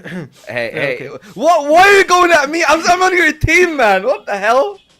Okay, I don't know. I don't know where that. I'm catching strays for no reason. But anywho, as I was trying to say though, because we're a little bit late on the schedule, like Vitality played it a fair bit. They were always shaky on it. I feel like Nemesis has a better grip on the map. But if Snare steps up today on this map, he's been quiet all day. All is forgiven if he's able to show up on this one. And the same need to be done also from Horus when they're starting on BL. Those are the two big things that will have to be done for Vitality if they're going to be starting on Global Risk side, and we'll hope that they'll have any hope in closing this one out. And yeah, like at this point, this is it. You know, this is do or die. Calls aren't really going to matter as much because the map really relies on some of the crucial fights, right? When you're thinking about Global Risk players pushing into bridge, or the sniper duels, whether it is through middle or if they're taking barracks on the A side, those are going to be the three primary duels. And they need to win at least two of them, 2 lanes of those, to cause problems for Nemesis, because Nemesis have been shown that they can play the map well. They know how to take those fights. Vitality have struggled in them in comparison. Yeah, it looks like that the game is about to begin in just a few seconds, and as you have said, like, yeah, you need to take at least 2 of those 3 sniper duels. Probably we won't see like that triple sniper setup, but I believe they're gonna have like a double sniper, like 2v2 when it comes to snipers, and you're gonna be holding 2 of those 3 angles. So we'll see what happens, and to watch the game and of course enjoy Laz and Trav. Here you go, guys. Back to you. One more map in the first BO5. Yes, you heard right. The first BO5 of today. I've been seeing, my good friends in chat, Laz, with LSY, talking about how I think he's got schoolwork tomorrow. I'm pretty sure that he said to me earlier in chat. So, look, it's not just difficult for us after an incredible long day. It's also very, very difficult for the players who are going to have to start a BO5 really, really late in that second match of the day. Either way, that's a whole different conversation. What's important right now is the winner of this one. Will Vitality actually drop into the lower bracket? Yeah, and it's a big it's a big if, because I mean, again, like both these teams have played 6 officials, like, Volt and Seki were talking about is like, they're both kind of sitting dead even in terms of officials. But I don't know, like, again, Vitality's form looks like that armor that used to shine bright and it felt like it was indestructible. Yeah, it absolutely isn't anymore. Like, these guys can bleed, and it is absolutely shown here. Like, they've been just putting on patches for these deep wounds in this best of 5. So this is where I think Nemesis, to be honest, getting the map win on port, which did not look likely, everything has kind of gone their way, and it feels like the readings and the tea leaves is just, it feels like the destiny could be there for Nemesis, in my opinion, because now Vitality, I mean, they're fighting for their lives. Yes, it is whoever loses this, again, gets to go in the lower bracket, but Vitality have been so dominant, and now it's a huge question of, can they really keep doing that? Not looking great. Horus gets a little bit overzealous, and he decides to go for a swing, and he goes down. So Dipsy just kind of sits and waits for him, and Nemesis sitting pretty with all 5 alive right now. Yeah, nice start to this decider. First pick for Dipsy and Beck. Beck will pick up another TRG as well. He's on slightly lower HP. But in the end, Snake will get the trade kill. Unfortunately, it's not be much more than that. It's a good kill from Comics to trade it. So that should open up the site. I'm not going to fully commit just yet because I haven't got everyone in position yet. But as soon as Slayer gets his ammo card, if he does, which he just about does, That should speed them up. That will force a bomb plant. Actually, there's a little bit of a gap right now for a little bit of a look for Totsin, but Comics puts a stop to it straight away. And of course, they know where Slayer is coming from. Shot actually missed from Dipsy, but he makes up for it immediately. So, historically, I think I definitely remember Penguin talking about it in previous segments that he's done. That Vitality aren't massive lovers of Black Widow. It's not a map of theirs that I think is perfect for them. I swear I remember Penguin saying that before. So Probably true. if that's the case, then what an opportunity for Nemesis considering the situation. Rapid's back in the server. They've got a full strength team again. Is that going to be the key to getting a crazy victory? Yeah, and I mean, to be honest, like, I think, again, where it's like, yeah, I think Team Nemesis have actually proven to be decent on this map. Like, I mean, again, a little bit of an asterisk, but, like, they've beaten LCK on this 10-8.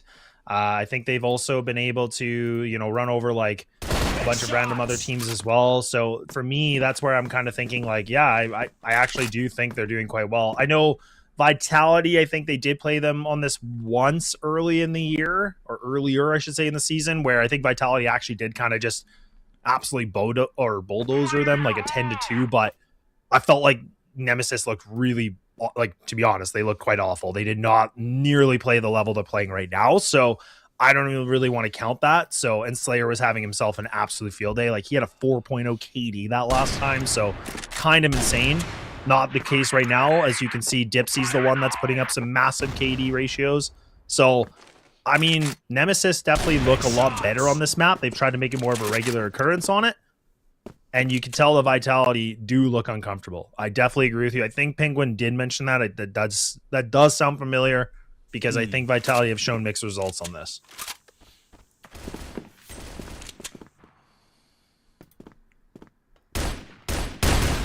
Snake spotted by Alucard. Trying to delay the time a little bit as well. And there we go, Dipsy's there to help. So, great start. And Dipsy's getting hyped. He knows it's a wonderful opportunity for them to get a crazy victory. But it's happened before, but they've got 2 rounds to start the game, and Vitality have answered back pretty much instantaneously. Yeah, it's pretty crazy to think. Because, again, like, you know, what we talked about is that let's not, you know, ignore the fact that, again, let's just say, the world where Nemesis win this, let's just say, Vitality then has to wait for the match after this, which is unKnights and LCK, which, again, LCK don't look great either. Like, they really don't. They barely made it through yesterday on a 3-2 win. So it creates such a different conversation where normally we'd be like, oh, Vitality in the grand final, who's going to play Vitality? But then it's really like, now who's going to play Nemesis in the grand final, right? Like, that's it. That's kind of the other crazy thing. So yeah, we'll have to wait and see. I don't want to get ahead of myself, but it really does. Like, I've said this all day. I feel like Nemesis have played such a better game of Crossfire today. Like, I feel like everything relatively has been decent. Couple blips here and there. But for a team that, for a team, like I said, a little bit of a reform and things like that, it has really looked well. It has really, really started to shape into a cool little sculpture.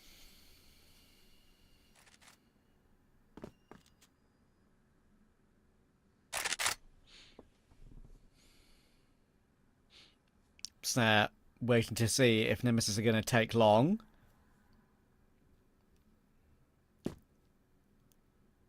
Obviously, he's in a bit of a stuck situation. He's got a bit of help now from Totsin. Oh, what a fast break that is. He can be done for the snare. Going to be traded, though. That's the thing. When you've got that player underneath trying to spam through the floorboards and it's not connecting, that doesn't just leave you exposed with no bullets. That left Snare exposed too. So, Slayer needs a clutch, and at the moment, it's not looking possible. He's going to have a chance at a 1v1 though, and actually, now it's very possible. Raffin on the line, maybe a bit cold coming back into the map, of course, having only just got his electricity back and finally playing again in this series, but has been allowed to hop away. He's made a good call here. He can go to B, get it planted, and play an after plant and force Slayer to go for an awkward fight.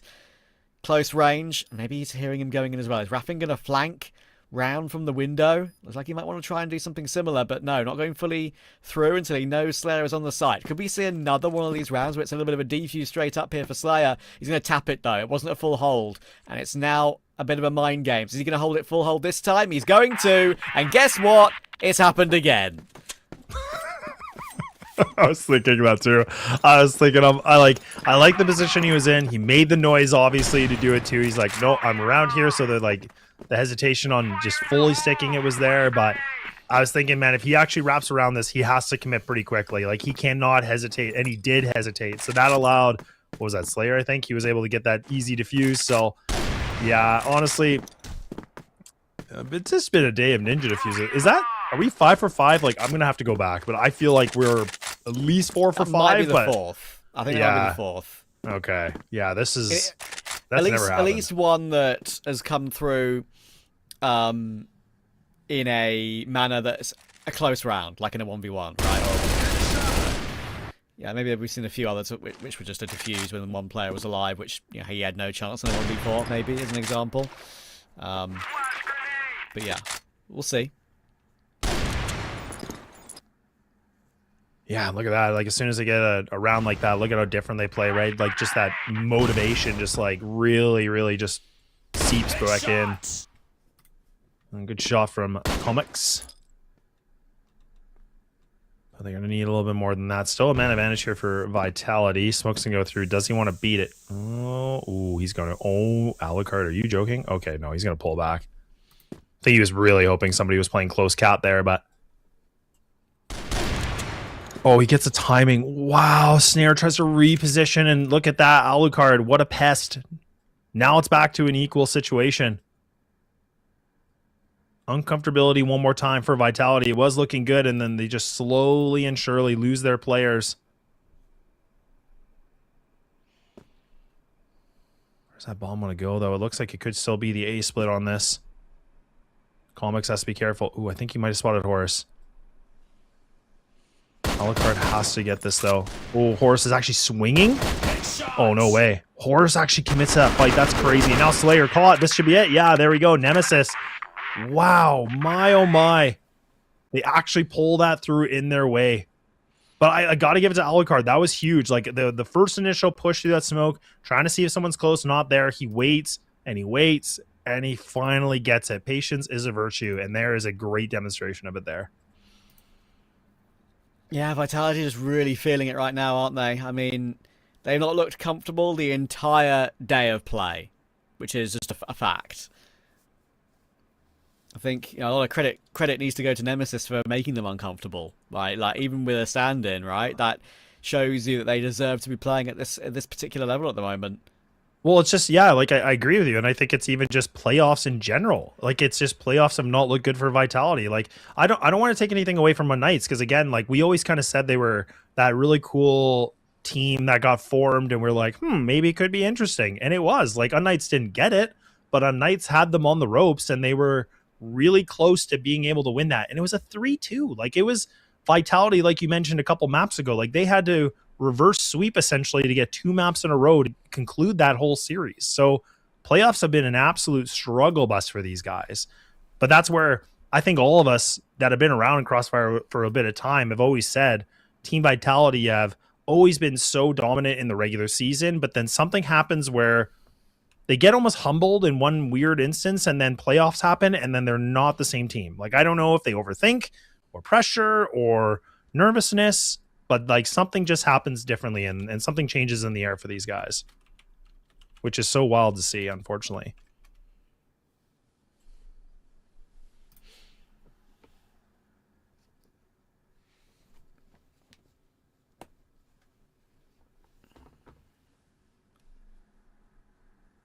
Yeah, I think a lot of credit probably should go to the coach as well for Nemesis. Kevin, I think he's reading everything pretty well right now. Raffin not wanting to even turn his lights on in case his electricity goes out again. Don't blame him. Saving all the power. Yeah. Don't use anything at all. Just computer, internet, and that's all you need. You're good. Nothing else matters.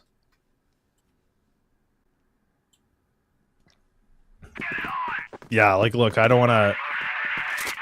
I'm gonna wait for the eggs to kind of hatch and everything here, but like I just want to see if Nemesis find their way to get the series. Like, wow, Trav, what a storyline to get there, huh? Like, I mean, yeah, so many obstacles still pull through, so we'll see. Big kill coming in from Dipsy once again, man. This guy has been entry kill galore. And now Beck, he puts up a sniper in his hands. He actually does miss that shot, so a little bit of an opportunity missed. Thoughtzen maybe going for a bit of a trot here into middle door. He might be able to find a timing. He's going to wait things out. Like, are Vitality really going to push this? No. Oh, okay. They're clearing stairs. I was thinking, okay, this should be the maximum, right? Oh, no, they're going to do it. Oh, I'm just kidding. Oh, my. Oh, my. Okay. Nicely done. Nicely done.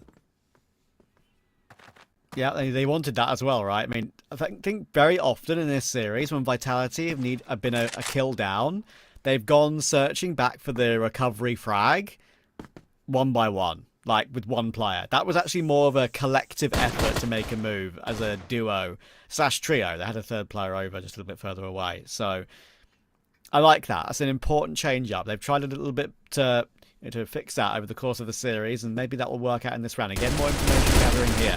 Snake pushing up top middle with a teammate. That's the exact point I'm making. With a teammate this time. And they do give up space elsewhere, but Snake is very ready for it. Immediately they go back to check B. And sure, they might be locked out of the site in a second or two, but there's only one player there, and the C4 is dropped on the site itself. Yeah, not good. And Slayer actually puts the T or G to a little bit of a connection as well. So this is looking like Vitality might be able to find themselves a bounce back into this one. Maybe, but bomb is going to be picked up. I'm just trying to see where Alucard actually is. Where is he hiding? He's actually oh wow, he's actually in the corner, like planning. I was thinking, I'm like, man, it looks like he's right there. Like, what's he doing? But waiting things out. I'm trying to see where Dipsy is, just waiting really far back as well, but this is where Alucard has to be really careful, because if he dies, yeah, this is it. They're just going to stick this. This should be done now. It will be. And there it is. See, that's one that doesn't count as a ninja. Nah, that doesn't count. Exactly. Okay, important round for Vitality. Especially considering they did lose that opening kill again, and they answered back well, made good decisions. Oh, but immediately, wow, the snipers on Nemesis are really taking over this game. Whether it's on Beck, which is one of the more unusual one. They have three. Tertiary sniper. Yeah. Usually it's Alucard and Dipsy's had an incredible game, but Beck has been picking up a little bit as well. It's made a difference again. Yeah, it really has. Like, having triple TRGs is kind of wild. Like, not to say it's not doable. A map like this is very much a possibility, for sure. But I agree with you. I feel like Dipsy has been lights out this whole series. Like, I'll be curious to see his overall stats. Like, I think if we were talking, like, series MVP, I think he's probably up there. Yeah, him or Alucard, I think, actually. Alucard probably could. He's had a lot of clutches. But good little bit of strategy work here from Nemesis with the triple sticks.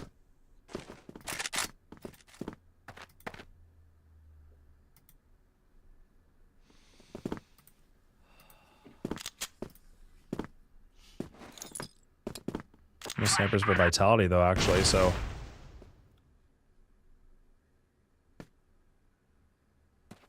Yeah, that's an issue, right? I mean, taking the Snare out. Slayer is often the other secondary too, but he's down too, so it's very hard to get that one-shot kill recovery, instant recovery. Comes to jump into a box room. There is able to find one, but again, Comic's not willing to let Snake get away with too much more. And that'll be a move around. It's going to be 4-2. Horus just need to make sure they don't give him too many 1v1s, because Comic too low, by the way. It's a bit concerning, but then Beck will peek forward to make sure the kill is his. So it's confirmed, 4-2. Can they at least confirm a lead on the first half? They stick to it, too. Actually, Nemesis, they're going to commit to the 3 TRGs again. Beck is going to try to be the wielder of the third, and it does work. Wow, okay. Winning duels. I mean, I talked about gas tank, right? I mean, we're at the 5th map. This is where it's been a very long path to getting to this point, but think you were mentioning, like, it's exhausting for the players too, and I think maybe we could be seeing that from Vitality too, right? When you start to get this tired, you start to make some off decisions or questionable decisions that you normally wouldn't if you were a little bit more refreshed, but we'll see. The Slayer, nobody really from Vitality has really popped off. I feel like Horus is the one that kind of made that little bit of a, I think it was a triple kill actually, if I'm not mistaken, which put him at 3-1, but other than that, it's been really just quiet here for the Vitality squad in the frag department.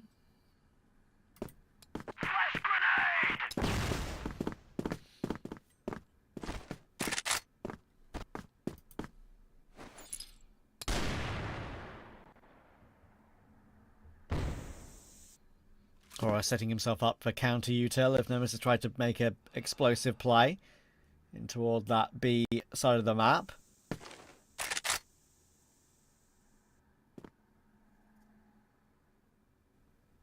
It looks like they are going in that direction, holding the bomb over with 45 seconds to go.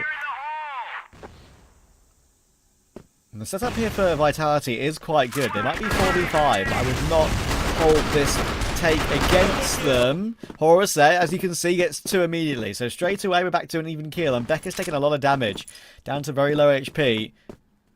And they're actually going to choose to fall off of it. They're going to go back around to middle instead. Toxin ready to fight, and because of the scramble, this has to be for Nemesis. They need to get the kill quickly. They do, but now Snare is in position. Misses the quick scope though. Now he's in a tough position. Could get pre-fired, but no. Alucard will go down. He jumps at Comics, and even though Comics gets a kill on Snare eventually, Snake was there very, very quickly. Good rotations from Vitality, and they stay within 1. Yeah, and honestly, I think it really came down to the fact that Totson like found that information in the on the catwalk and in the room there, and he was able to spot deep down in mid, where he's like, look, no, they're making a pullback. They're going to come towards me now. So then he pulls back, throws a fake flash to make it seem like he has no idea, and then he re-aggresses on the cat. Yeah, he only gets the 1 kill, but it was just enough where, again, Nemesis, it stopped them in the tracks a little bit too. So really good work from him, just kind of playing that discipline, getting that information, and just pulling back when they needed. It got right down to the 1v1, essentially, but I mean, at the end of the day, it's like whatever gets you the round win will get you the round win. So Vitality still putting themselves into fighting contention here for this one. And now Nemesis grouped up on a 4-1 split, maybe leaving Beck by himself. He actually looked like he was going to toy the idea of maybe going down long A, but no, he's not. And now this might be the test for Totson. A smoke. Do they want to follow it or not? No, they're going to actually just completely ignore it. Flash is going to get thrown. Drop down. Oh, Totson, the timing against him. Oh, that is beautiful work from Raffin. So he's been able to be disappeared for the fourth map, but look at him now with appearing and getting the big impactful kill for that bomb to be planted. Yeah, that's his first kill. That's his first kill for, which sounds funny to say, but his first kill for 3 maps, pretty much. 3.5 maps. So yeah, good for him. On this side of the map, I mean, anyway, on the BL side. Finally, he's made something happen. And Comics, he's managed to find himself 2 on this retake. And with Slayer low HP, shouldn't be happening, and Alucard will hold on. So very important win there for Nemesis. That puts them up to 5. A guaranteed lead on the half. And yeah, as I said, that's Raffin's first kill on the BL side since map 2 at like 2-2, because that's when he disconnected, right? So right, he had a bit of a slow start to the second half. Obviously got a few kills on GR side, but when the side switch came through, that is the difference. Maybe there was attack earlier, because of course attack pauses do reset the scoreboard when we go back in. So maybe he got 1 kill before then. Honestly, maybe. Could be the case. Either way, my elongated point doesn't matter anymore. Because he's got a kill. Raffin disconnected. No. I will not have it. No, I think I'm going to cry, actually. My eyes are watering. I think I might scream, but not into the microphone, because if I do that, you guys will be in pain in chat, and I don't want you guys to be in pain. I'm on your side. I want the game to be over. I want the second BO5 to be underway. I want LSY and all his friends and everyone else in that second BO5 to be able to start as early as possible and go to bed at a reasonable hour. Not happening, it seems. Yeah, doesn't seem like it, eh? That was so Canadian, what I just said. Wow. Anyways. That was the first Canadian A I've ever heard from you. That's crazy. I try not to do it a lot, but it does slip out. Can't hide them all, you know? But there used to be a Canadian commentator called the Canadian A. Do you remember his name? Yep, I do. Yeah. I don't remember his first name, but I do remember who he is, yes. Yeah. I do I used to see him do like local games, right? In, yeah, he did a lot of esports. Yep. Yeah. Exactly. Yeah, I remember that. I always remember him just disappearing forever, then never hearing from him again. Yeah, he just kind of went to go and live his life. Yeah, I don't know what happened. He just all of a sudden was like, "Yeah, I'm out." And ooh, man, speaking of people being out, Vitality get all out of their chairs. Ooh, okay, I think we know what that means. So yeah, that means cue the music. I'm going to stop talking and we can play some fun music. Production, do we have anything else other than the current music? Play whatever you've got. Anything crazy. Surprise some crazy us. bang. Yeah, give us a banger. Give us something good. Yeah, anything that's not the regular pause music. We're here and we're here for the banging tunes. Anyway, as you can see, everyone's left their chair. We're going to stop talking for about 5 minutes or so, probably.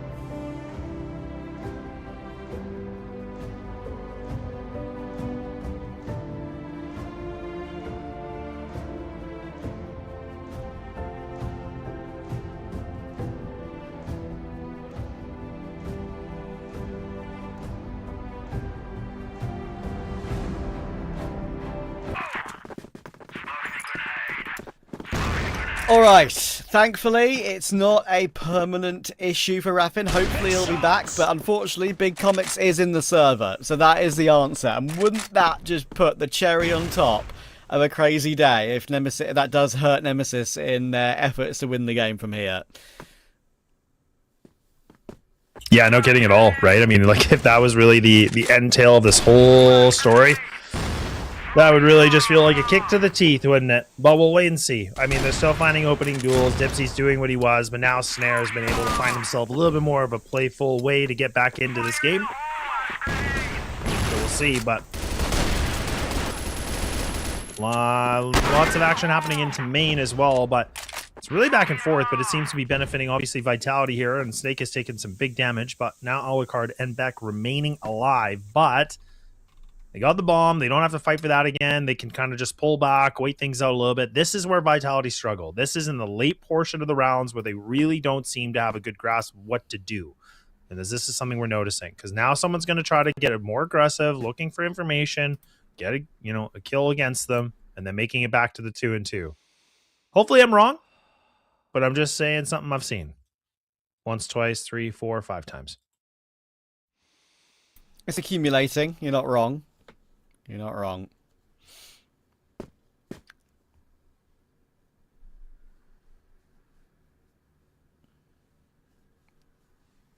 Nemesis looking to try and at least get one more round in this first half. But it's a 2v3. This Beck and Alucard, though, have had a great game so far. Can they put the madness behind them? Try and find something here.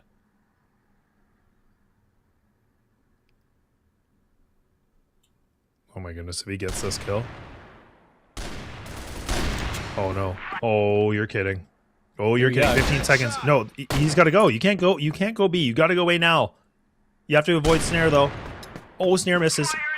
Oh, you're kidding. Nate could do big damage. No, it doesn't. Alucard, you got to land the shot. You got to land this kill. Snare, you're still kind of poking a little bit too wide. I don't know how he gets away with that. That seems like a bit of a mystery to me. Bit of a thief in the night, I guess. But Vitality, they find themselves back into a round win.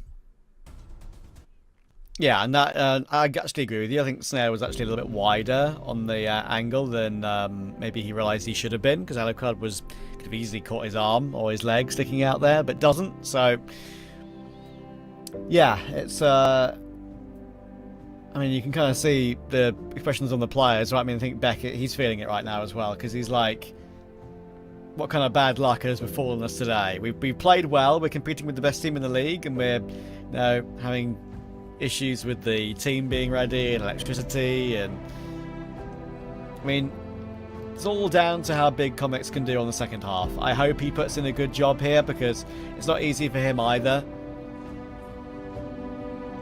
Gotta think of the positives, Laz. They've won, what is it, a map and a half? 2 maps, technically, with Big Comics on the team. 2 maps, yeah. Oh boy. Well, Vitality on the BL. Snare getting duels. People swinging. Snare finally getting a little bit of activation. And this might just be a tie game right there. Blink him an eye now. Nemesis, unless we see something big. But the Comics brothers now need to pop off. And it seems like the younger one maybe has been able to find a double kill. He's still hungry for more. He's trying desperately to find some duels. But he's got Slayer here in the A site waiting for him. He might be able to find himself a free duel, potentially. A little bit of shots, I think, back and forth, but now Slayer's going to just run away with it and just get that plant down. And Comics, not long for this world. And there's Snare one more time. A nice little bit of a triple kill. Good work from him. Feels like it's a bit more quiet for him, as we were both kind of talking about throughout the series. Finally get to see a good pop-off moment here from one of the greats of CFWL.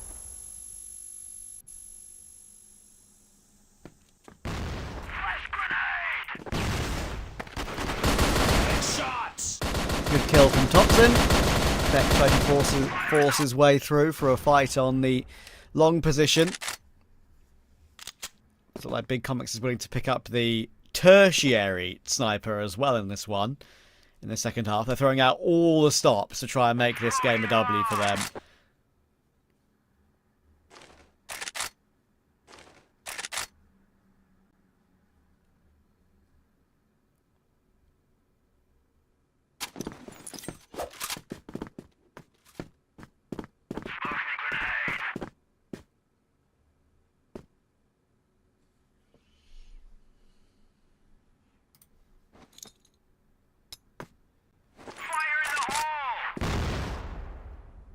Vitality evaluating all options, waiting things out. Lots of time still go through. Minute and 14 remaining. Ooh, Dipsy. I like that idea of the timing. Just slightly off, a second too late. Tries to counteract that duel if he could. Everybody from Vitality still standing here, but Nemesis are the ones with the man down. Man, they might contest Dipsy. This might be the wrong play. Dipsy's the one that's been popping off. He's the one that's like putting up some good numbers, so they don't care. Ooh. Chance there for Snare. Able to connect. Oh, sorry, he's able to connect on Dipsy, and that's the big kill.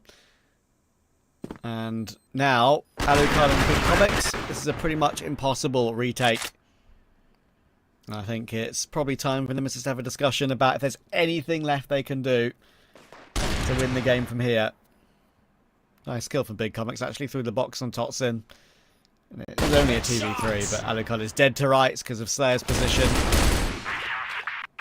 And there we go. So, time for Nemesis to have a chat. Is there anything left in the tank that they can do today? Such an awkward day for them. Having to play in out, shake it all about with their roster.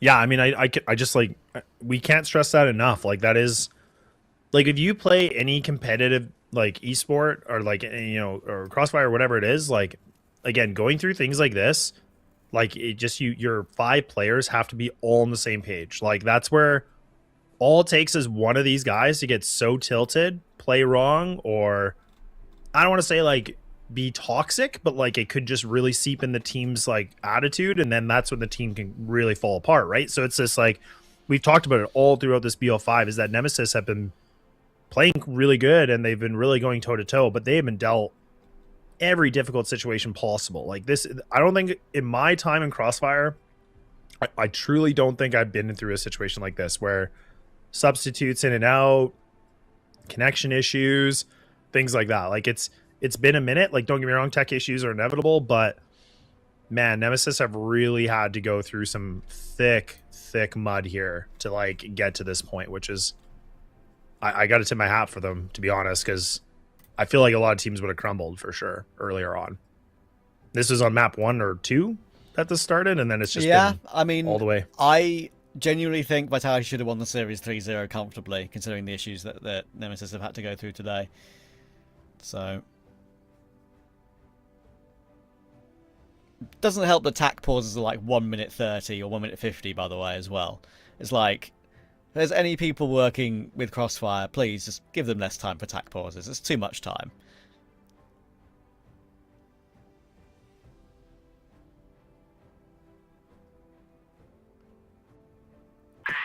Like, what are you really talking about? Like, a minute and 30 is a long time to talk. It is, and I think as well it's a case of like, you can also overcomplicate things if you're given that amount of time to discuss around. So that's what I was thinking exactly. Like, 30 seconds is easy. A minute and 30, you can start to over communicate. Then everything just gets way too complicated. But say, Levy, that's all right. Yeah, that's not something that we'll ever be able to change ourselves. Find the power to suggest. Beck will be able to get 2 kills on Horus and Snare, and that's a nice change up for him. We're going with the rifle instead, and Dipsy, really clean tap on Totsin. So here we go. Nemesis trying to get back even again at 6 apiece. Beck has survived in his efforts on 1 HP, literally 1.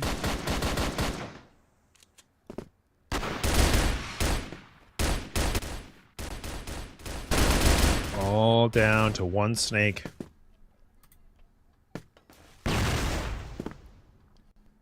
He's got low HP at back. Comics low too, so I mean, Ooh, Dipsy getting caught a little bit here too, so Dipsy swings wide. I think he had a nade out, which is weird, but not sure why. Beck, you gotta be careful here. This is where, again, up in numbers, don't need to be feeding. Still a minute though for Snake.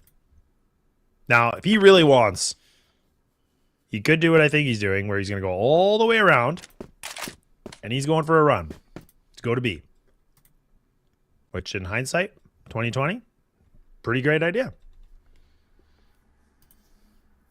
Nemesis is going to put all their eggs in one basket. Honestly, not a bad idea at all. This is where, again, we beg the question of what Snake's going to have to do here. He's going to have to go for the plant.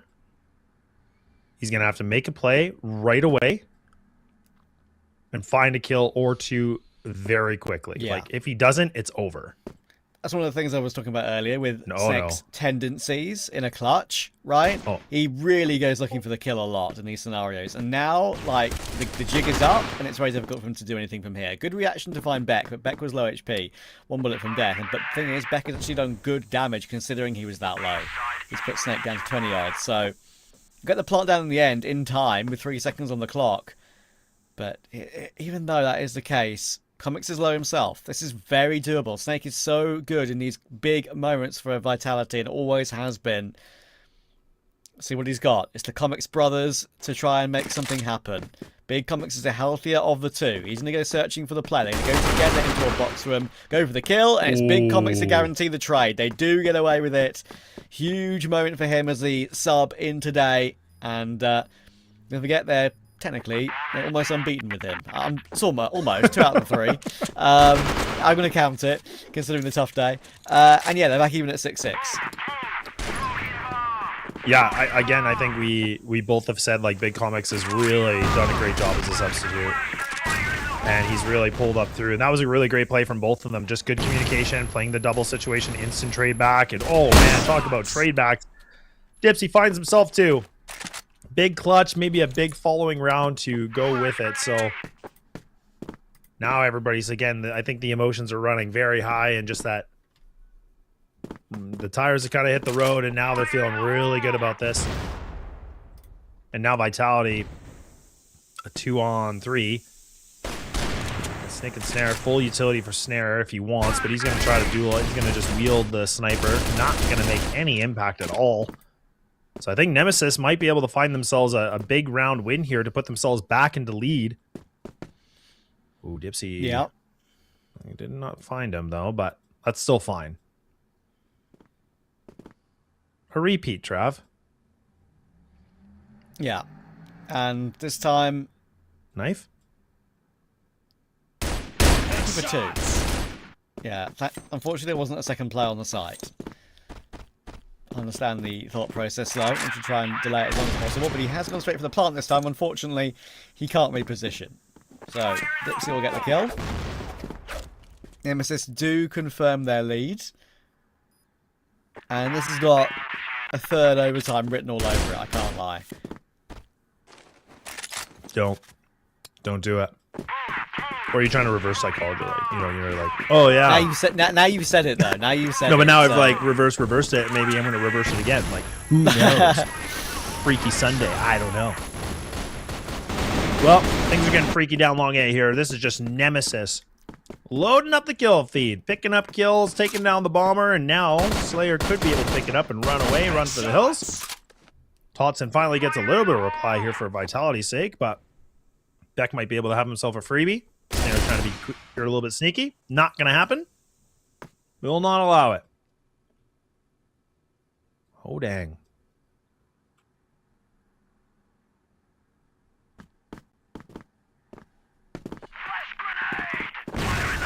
Did Vitality use their attack in the first half? I don't think they did, right? I'm checking right now.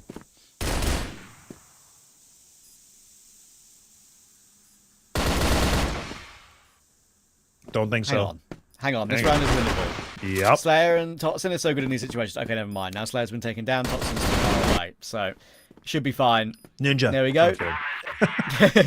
There's the kill, and there's the defuse. So that's 8-6. And now, you'd imagine, It's either here or the next round where Vitality will be having to use their pause. Otherwise, it's too late.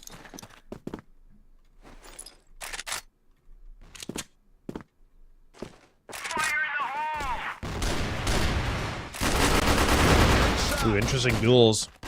Nemesis again. Full aggression onto it.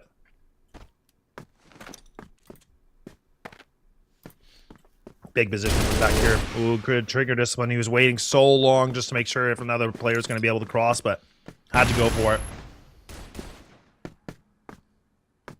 And Slayer's low. Like, this is not good for Vitality. Nemesis could be on the brink here. The brink of series point. Always whispered it. That's when you know it's an important statement. Good kill from Horus. Just about stays alive on 15 HP. There is still a world. Vitality always seem to find a way to win these rounds when you've got two players and 2v2s, 2v3s, 2v4s, where they're both very low, but they still find a way. However, today has not been their day overall. In general, they have been not winning these rounds, which we've seen them win previously. He's really only back on map 1, where he's kind of saw a glimpse of the old Vitality. Maybe a little bit on map 3 as well, but still. Slayer's going to go down, and there's Horus in the open. Dipsy's going to get it done. Vitality are 6-9 behind. Nemesis are about to make an incredible result happen if Vitality don't activate right here, right now. Wow. It could be all over. It really could be all over, which is so crazy to think about. Dipsy now trying to find an aggressive kill if he can. An opening duel. Doesn't seem to. Shoots a blank, but it's a warning shot here for Vitality. Alucard playing aggressive with him as well. Both actually these guys, both snipers. Actually playing aggressive towards B. Maybe they've really just taken a note that Vitality seem to, you know, their Achilles heel, or, you know, the weakness for them really is like the TRGs, which is so interesting because it did work originally on the fourth map, right?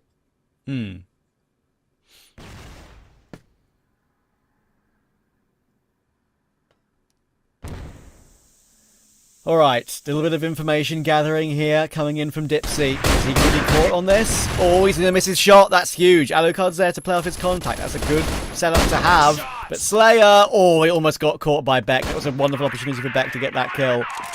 That could have been the big one. Vitality going to scrape a 4v3, and it could be a 4v2 in a second if Snag hits his shot. Not so sure if he's going to be given anything, but Comics are still close. Oh, but immediate reaction from Snare. How fast was that? Gave Comics no chance to even shoot back.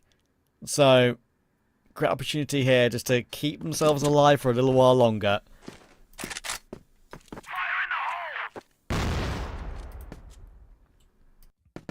Good position for Vitality, right? Yeah, exactly. And they've done this once, they've done this twice, maybe even 3 times, Trav, where they've been able to make a comeback, but all it takes is 3 rounds to go to overtime. Nemesis now with Alucard and Big Comics. Alucard, oh man, it looked like he was propped and ready, but Snare with a really good little bit of jiggle. Big Comics not an easy position, he's going to get overwhelmed by the numbers, and there we go, Vitality find themselves number 7. I'm trying to remember what map they did this on, where they brought it back. I can't remember. It doesn't even matter at this point, but they've done it before. It does Nothing matters anymore. Nothing matters here in map 5. Oh no. Beck thought that smoke was covering him. It was not. Step 1 to bring us to the final round of regulation. Oh, this is overtime written a mile off, isn't it? It's just so obvious. The day we've had, it's the most obvious thing I've ever seen in my life. Why not? Why not? Just why not go all rounds? Why not go to a golden round? I was just thinking, just put a golden in there. Why not? Oh boy. Oh man. Oh dear. What can you say? What can you say? I just wonder how these guys feel too, right? Like, I mean, after this is over, when it reaches its endpoint, like, what do you even do after? You know, you just like that meme of like when you sit on a park bench and you're just like, okay, well, here I am, like, just sitting here chilling.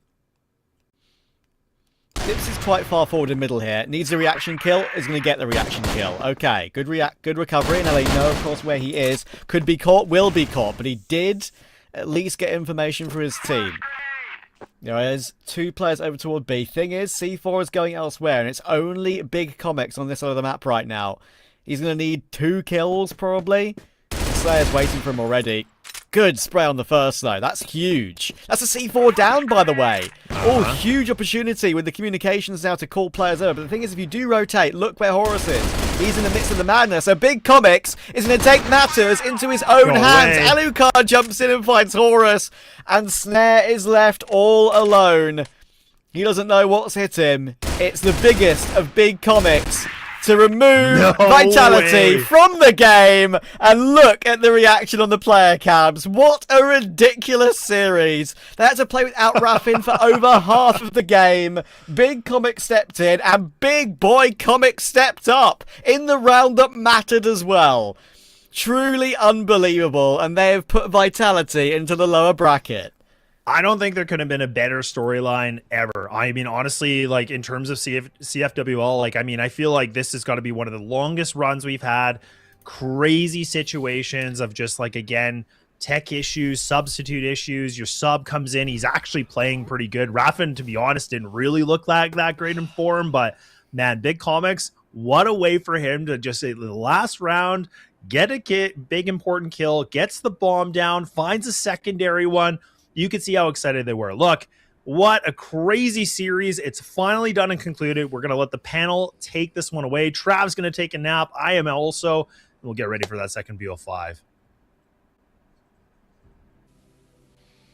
Absolute cinema coming in the final round with Big Comics dropping the important kills and giving his teammates and his team the edge on winning on this game. Like you would see, the double Comics is it for you guys, and that's how you win the games. Like you just gotta bring Big Comics and you have Comics himself, and that's the combination. Of course I'm joking, but at the same time, but to be fair, though, like that round, he did good. Yeah. I mean, but of course, look, everything, at least from my side of things, this is a love letter for Alucard. Like I think that this man has been long overdue a win like this. He's done his best. He's played an impeccable kind of game. Him and Dipsy deserve to be there in the grand final. And yeah, Big Comics came in, and I'll definitely agree with Laz.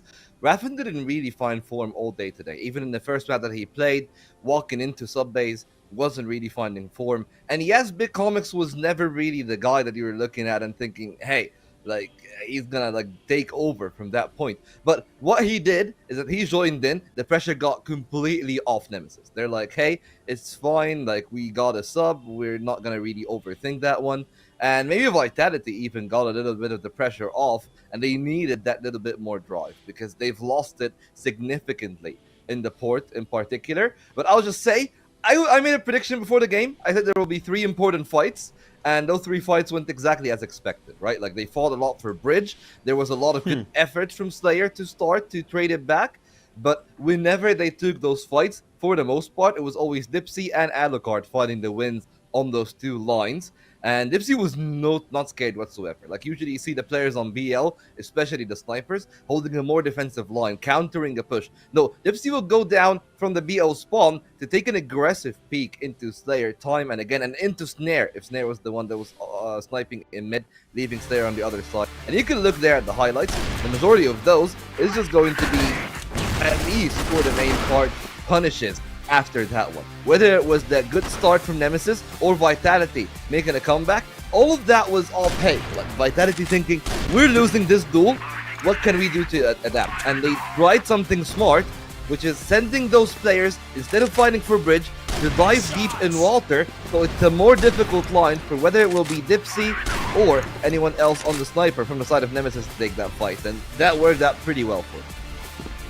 Yeah, and I loved what actually Nemesis made on the second half when they were playing GR.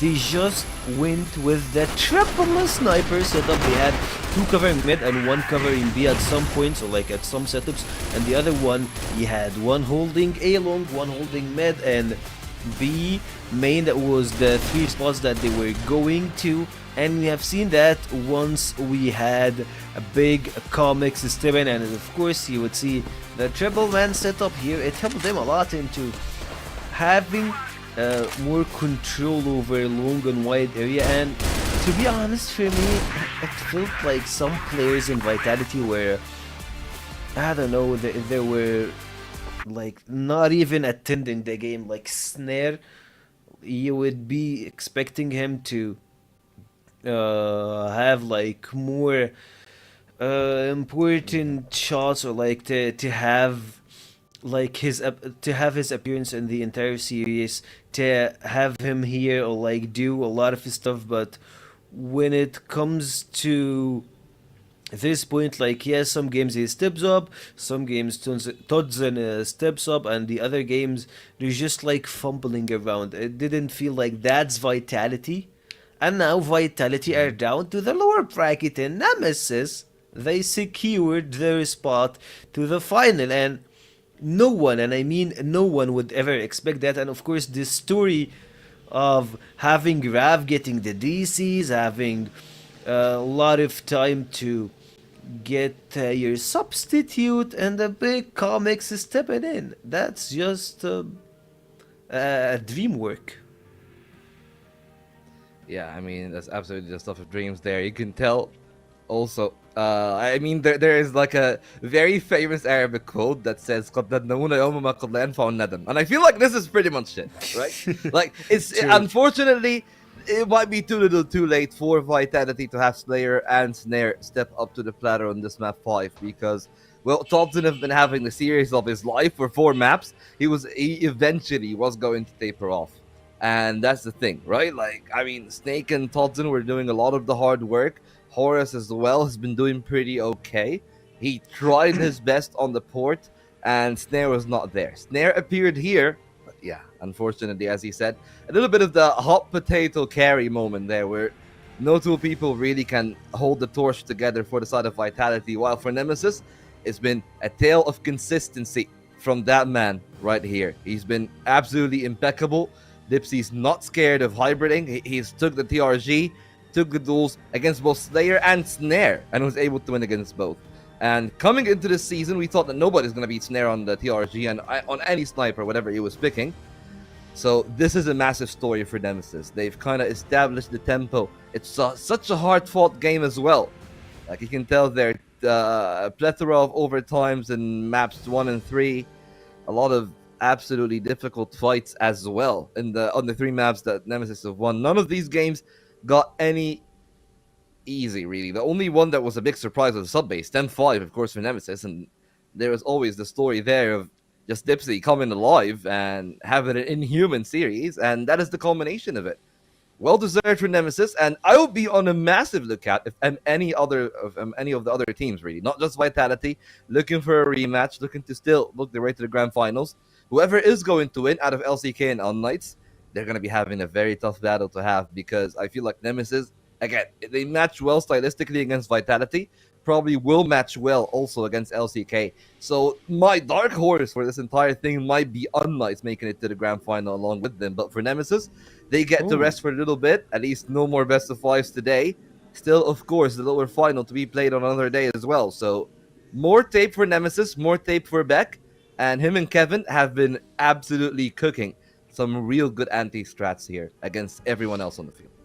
They're absolutely cooking, and I believe that what they have done here in this series is an absolute banger.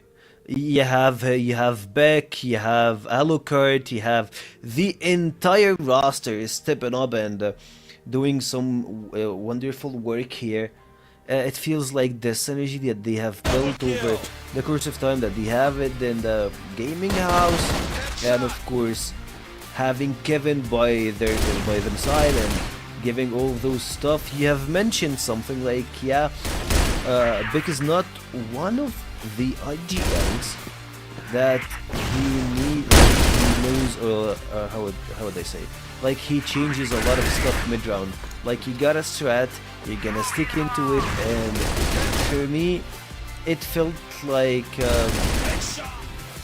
you're watching silver scrapes happening in front of you. Silver scrapes. I mean, you're definitely reaching for that one. But it was a hard-fought battle, but as you can tell there from the highlights for Dipsy, and really for Beck as well, who is going to be our match MVP. Really solid performance from Beck, and not just only in terms of actually being the third sniper, which is something that we didn't talk about much.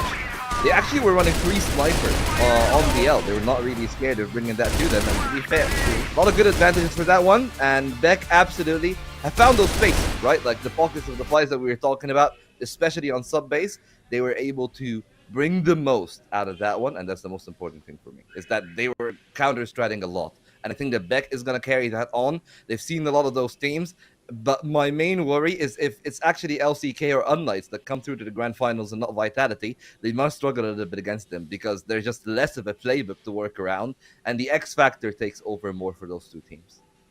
Like, to be honest, in the lower bracket, we have a lot of stuff to talk about, but before we hit into that place, I believe that Dipsy is here with us, and we are gonna have a short interview with Dipsy. Assalamu alaikum, Dipsy. How are you doing? عليكم السلام كله جود. Good, good. Okay, all right. So first of all, congrats on this win. What a roller coaster you were in! Like as Nemesis, you had to bring Thank you. big comics, and you had to have one of the longest. I believe this series will hold the record of the longest best of 5 that we have ever seen in CFWL. How does it feel? Okay, first of all, I want to talk. Okay, I just want to talk today. Of course. First of all, I want to shout out to Big Comics. I want to thank Big Comics. He's a really good player, and we trust him. Trust everybody in the team, you know. And he really played very well instead of Raven because he had, you know, like problems. And I want to thank Kevin, like our coach. He really worked hard, you know. And I think I want to say something to Snake about what he said. There is a gap between us or something. I don't see any gap between us. Yeah, your team, like you and your team, like almost 3 years with together. I mean, but I don't see any gap. That almost we won 3-0, but unlucky. And every match we played together, we almost win, but we don't have lucky, you know. So we are just better. Like we are just better. We are a new team, as you know, but we are just better, you know. That's it. I just want to say today. Yeah, okay, you know, big words, of course, coming in, big words, but I mean, the two main questions I've got to say there. You're talking about Kevin, giving him the shout out for perhaps preparing you the best for this matchup. How much of this was you guys planning specifically for Vitality and what they are used to doing, and how much of it was perhaps you guys having moments? Because especially you, and to be fair, Alucard has had a magnificent series start to finish. As you said, I think that today you were probably better in the head-to-head, but yeah, I just want to hear what you have to say about that. Is it like actually Kevin and Beck doing a fair bit of the heavy lifting in terms of setting you up for success, or you guys making the calls in the game itself? No, actually we prepared for them like since 1 week. Every day we like Kevin and Peko like prepared for them, and we were ready. And our goal like was to win like fights, you know, to win head-to-head fights, and that's it. Like today we win every fight we take. We said let's take our fight. Even with Big Comics, we trust him. We trust everyone in the team, you know. Even with Rafen, even if we are playing 4 today, we're gonna win our fight. You know, we were like do really good. Like our plan was good. We read them. We know everything that they do, like every time. But today we just shoot our shoot, you know. Like we hit. That's why we win. Yeah. Like, every time if we hit, we win. That's it. Yeah, I mean, then the question becomes, do you think that you're going to find that same consistency of shooting and winning against whoever it will be in the grand final? Because now you got your rest. It's 3 teams in there. You just proved that you can take on Vitality. But do you think that you're going to be able to do as good if it's LCK or unKnights? Or do you think that maybe it will be a little bit more difficult for you? Yeah, I think we're gonna prepare for final. We are not very happy. We're just happy that we are in final. It's still semi-final anyway. We have more anyway. We have more for final, and we are waiting for whoever come to final. We are ready for anyone, and I think we're gonna be like more consistent, and inshallah we're gonna win. Of course, Dipsy, guys, you had a really interesting best of 5, and of course, congrats on the win. Last question. I felt like we felt that it's so brave that you guys brought the triple sniper setup on the final few rounds of the second half when you were playing GR, and you had like multiple setups for the triple sniper. And didn't you hesitate to execute that strat once you had big comics, or like once you didn't have your main sniper players on the room? Actually, there is no difference between everyone in the team. If you don't trust your comics, so he can't be here as our son, I mean. So we trust him. We play the same way as we prepared. We didn't change anything. We just trust him. We said like, let's wait for their aggression. Then we know that they have very good aggression style. Anyway, we are waiting and we go execute. So it's working. Everything is working today. Of course, thank you, Debsy. And any last words you would love to say to your fans, or you would love to say to the people that are watching the stream right now? Yeah, as I said, I want to shout out to Big Comics, to Kevin, to everyone in the team who really work hard and we deserve. And it's still a semi-final only. And I want to thank you, everyone who support us. We're still a new team, and we have more. We have better, and I think our goal this year is to be champion. And I want to thank you, everyone. We believe in you guys. Like, you did a magnificent work here. Thank you for your time, and hopefully we can see you make some wonderful stuff next week. And yeah, you're number one. See you guys. Okay. I love their spirit, their aggression. They're just like, they're in it, they're fighting, and they didn't even like hesitate to bring up their strats once they had their substitute in, and they're like, yeah, we trust him, like we trust Big Comics, and he delivered. Yeah, I mean, they delivered as a team. I definitely do certainly agree on that part. Yeah, like, it's absolutely, you gotta give the flowers to Beck, to Kevin, and especially to the players themselves here today. Tough situation, of course, for them, but they got their ticket. You know, now they're in the grand final, the guaranteed top 2, which bodes really well for the chances in getting the points and making it to EWC eventually later on in the year. But, well, that was a hard-fought battle, but there's more at stake in our next best of 5. It is elimination for one of the 2 titans here between unKnights and LCK. We still got one more full best of 5. We just finished just a single one in 5 games. Could this be as exciting, or is it going to be a different story? You'll find all of that when we're back from the break.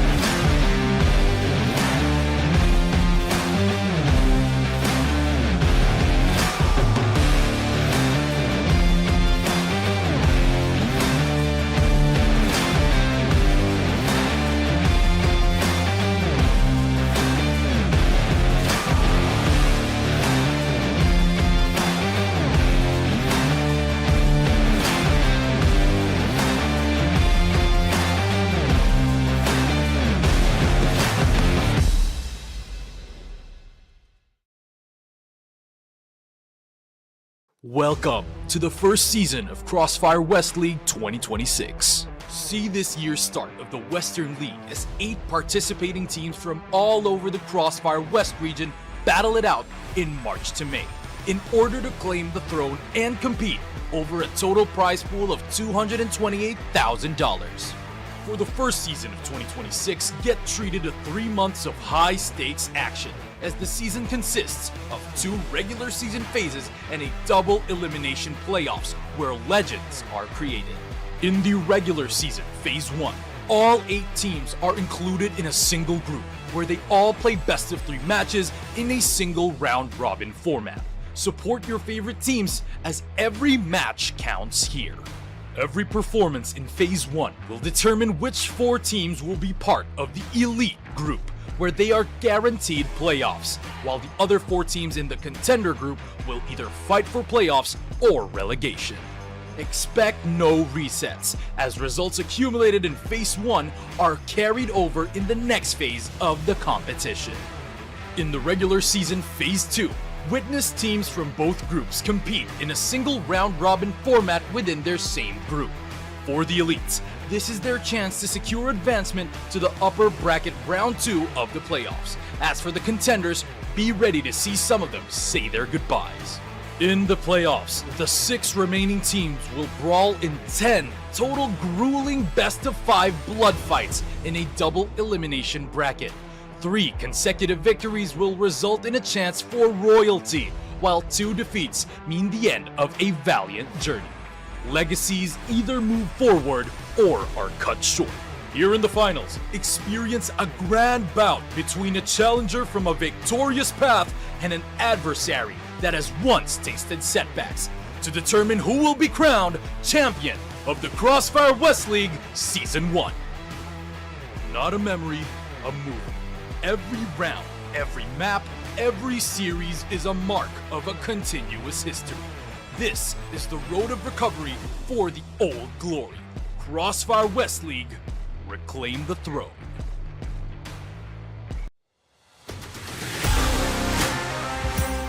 Have a lot of info to work with, but they have got to be careful not to get caught off guard. Here you can see a nice nade kill goes their way, but Hunt on the flank, able to get 2 big kills.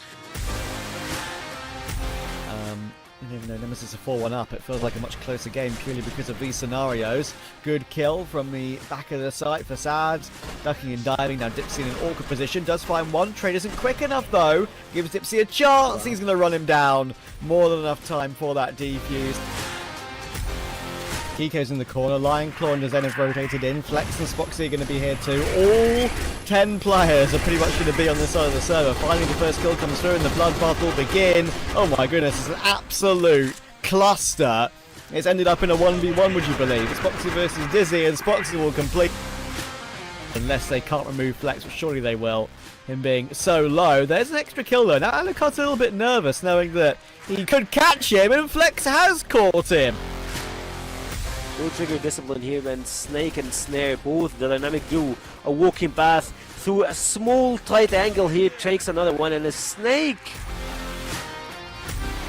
pushing here, pretty aggressive, holding the pistol, not 1 but 2, 3, 4 players in front of him, taking a pretty massive swing here with a triple kill. Come on, Todson! His teammate just felt that he's jealous. Like, yeah, he is also playing with the sniper, and Snox clubbing it down, taking 1, 2, make it 3. Yeah, maybe only a flash in the pan for Nemesis. Yeah, right now Nemesis struggling in mid, but maybe not for too much longer. Dipsy, a nice double kill, make it a triple kill. Someone holds the stairs, and the other guy is just using the smokes or having his back down. Speaking of having your back, Horus doesn't need anyone to support him. Slayer is here of the group. LSN just grabs 1, 2 and make it 3 to clutch the round in a 1v3 fashion. Okay, minute to go now. Going down the stairs, lots of noise. Big holds on for 2 though. That's a brilliant job from him, and a bit of flash support at the end. A lovely third, there's a 4th. He is farming right now.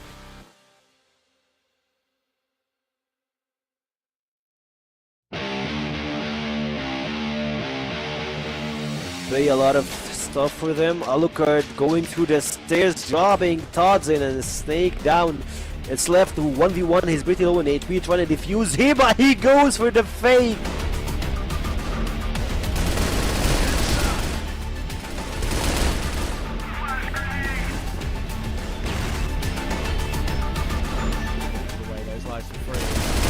Done to the early 5v3. Oh my goodness, Kaiser's so blind. Double kill.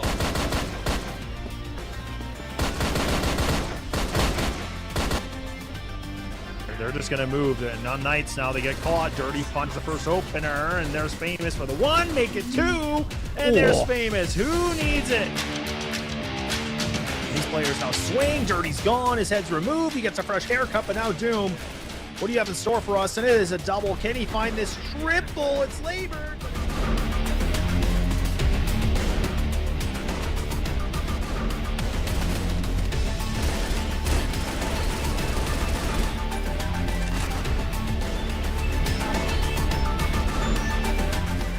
And now for LCK. Where they want to go with this. The C4 is kind of on catwalk. They need to be careful. And oh man, that's a nice kill from Dirty. There it is. That's what we're talking about, a quad kill to serve it up on a cold platter.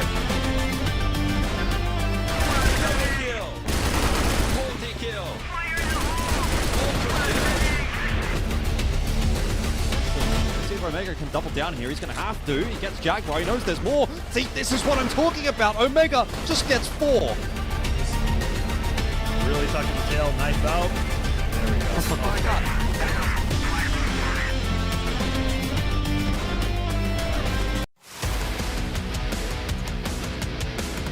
Aggression in the round seems to be one of the key points of resistance here. Jin, that's a good shot, needs a little bit more. He gets 2 or 3 even. Very nice round out from Jin.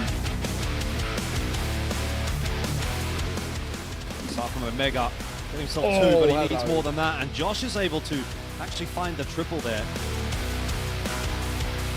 Unwinnable round here for Swamp, particularly with that entry from Awesome, but they're going to need more. Kai's will have a pivotal role to play, but he falls to Alucard, and with that, it might just be the dream dead. Jin is on his own.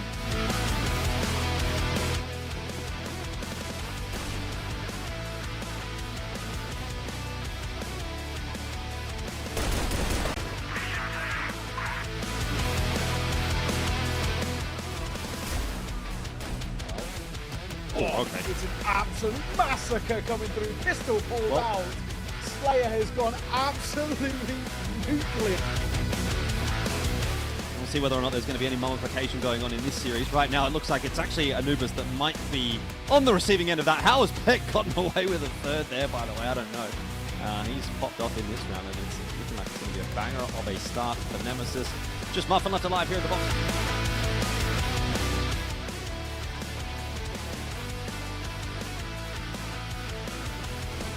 Feels a little dicey. We're diving in. Pretty low. Got that C4 down, which is huge.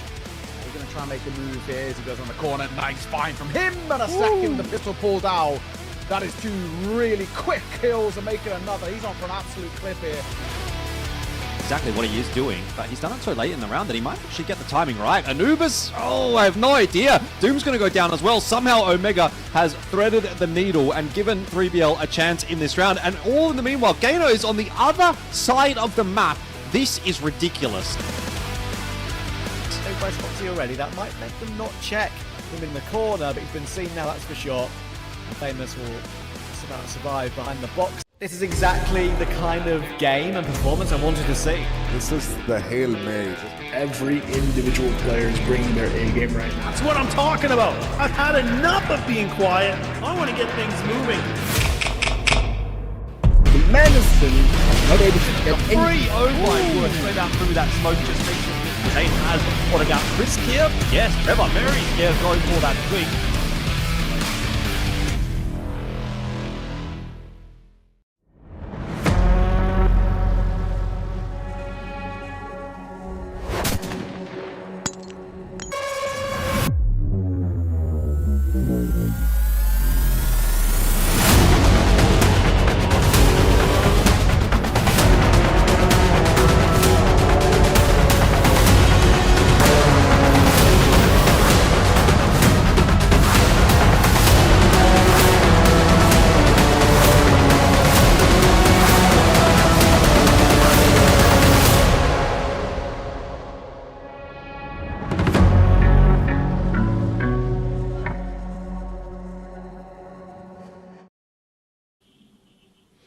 Welcome back everyone to our broadcast, and if you are just joining the stream or if you're just joining the broadcast, we just had a banger of a series like a best of 5 that lasted for almost 7 hours between I don't know, how did I drop? Can't even Nemesis remember anymore, right? Yeah. and Vitality. Yes, sweet. I don't know, man. Like, it just happens as we drop Volt's voice, like I believe like he's gonna unmute in Discord. They can still hear me. That's what matters. Okay.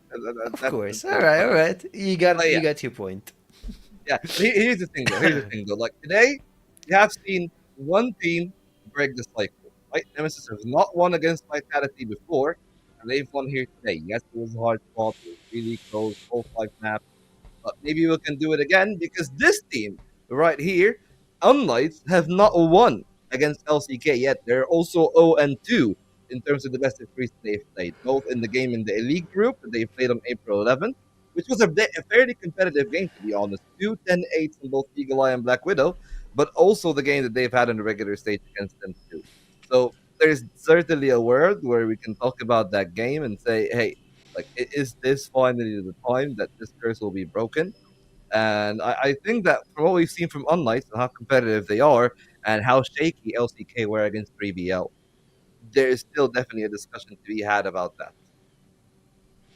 I believe that yes, they had like their ups and downs, like both teams and Knights. They're showing off like after phase two, it felt like yeah, they're trying to do something and they actually accomplished it, which was winning versus Team Vitality and starting to give us their personality in the game itself. To see this mix finally finding some. It felt like you're growing a tree, and that's like you're starting to eat out of it. And that team just dropped a hell of a series after that. When we got to the playoffs, they delivered so hard, and it felt like they are on another level once they played versus Vitality. We went to full distant. We got the 5 games, and the last one, only the last one, went to Vitality. I believe the last game was Eagle Eye. So yeah, they don't have like those efficient sniper, but on the other hand, like they have the firepower on this team is unpickable. Yeah, I mean, the firepower definitely is there. Like, there's no doubt about it. But again, it comes down to the same thing as well. Like, we haven't seen the most stable kind of form from this unKnights team, as you can tell right there, at least for their games in the groups. Yes, they won against Vitality. They lost to Nemesis. They lost to LCK, though. And if that is the reference, maybe then things will be a little bit more difficult. But the thing about unKnights, though, I feel like they stack up pretty well against some of the teams that if it was Nemesis, if it was some other team, I would have said, hey, they would have had a fair chance. I'm walking into this one. I'm expecting LCK to win just because they really have the kind of setup that should line up so well into the players of unKnights, right? That's what I'm thinking, right? Like Flex with his calling is very comparable to Pietro, and I think that they're equally as aggressive, but I'm going to give the edge of perhaps being a bit more composed to LCK. The same edge that we give into Vitality, but we've seen that sometimes that ball can drop, and I feel like if the ball does drop and this game also becomes a bit of a slugfest and becomes a bit of a mud fight, then maybe there's a chance for unKnights to actually take the game from them. Yeah, if it went to that part, like you have Famous, you have the players with the firepower to have on their side, so it's gonna be a little bit easier for them to get into the mud. Beside, I love to watch those two teams play against each other since they have two of the best IGLs in the entire league. That's something you always love to see between those veterans, and you have unKnights which like they are a part-timer team that like they don't scrim a lot, they just go with the flow. And if you see their performance, like for the viewers or like for the guys that watch it, their games in the playoffs, they felt like they came from another universe. Like that's not the same team that we had in phase 1, not on phase 2. Those guys, I would say, like even though that I think that LCK might win this series, but like it feels like it's 60-40. It's not like very far away from unKnights to get like this W. Yeah, I mean, you can tell there that the result from the elites, they only won against unKnights. They lost to both Vitality and Nemesis.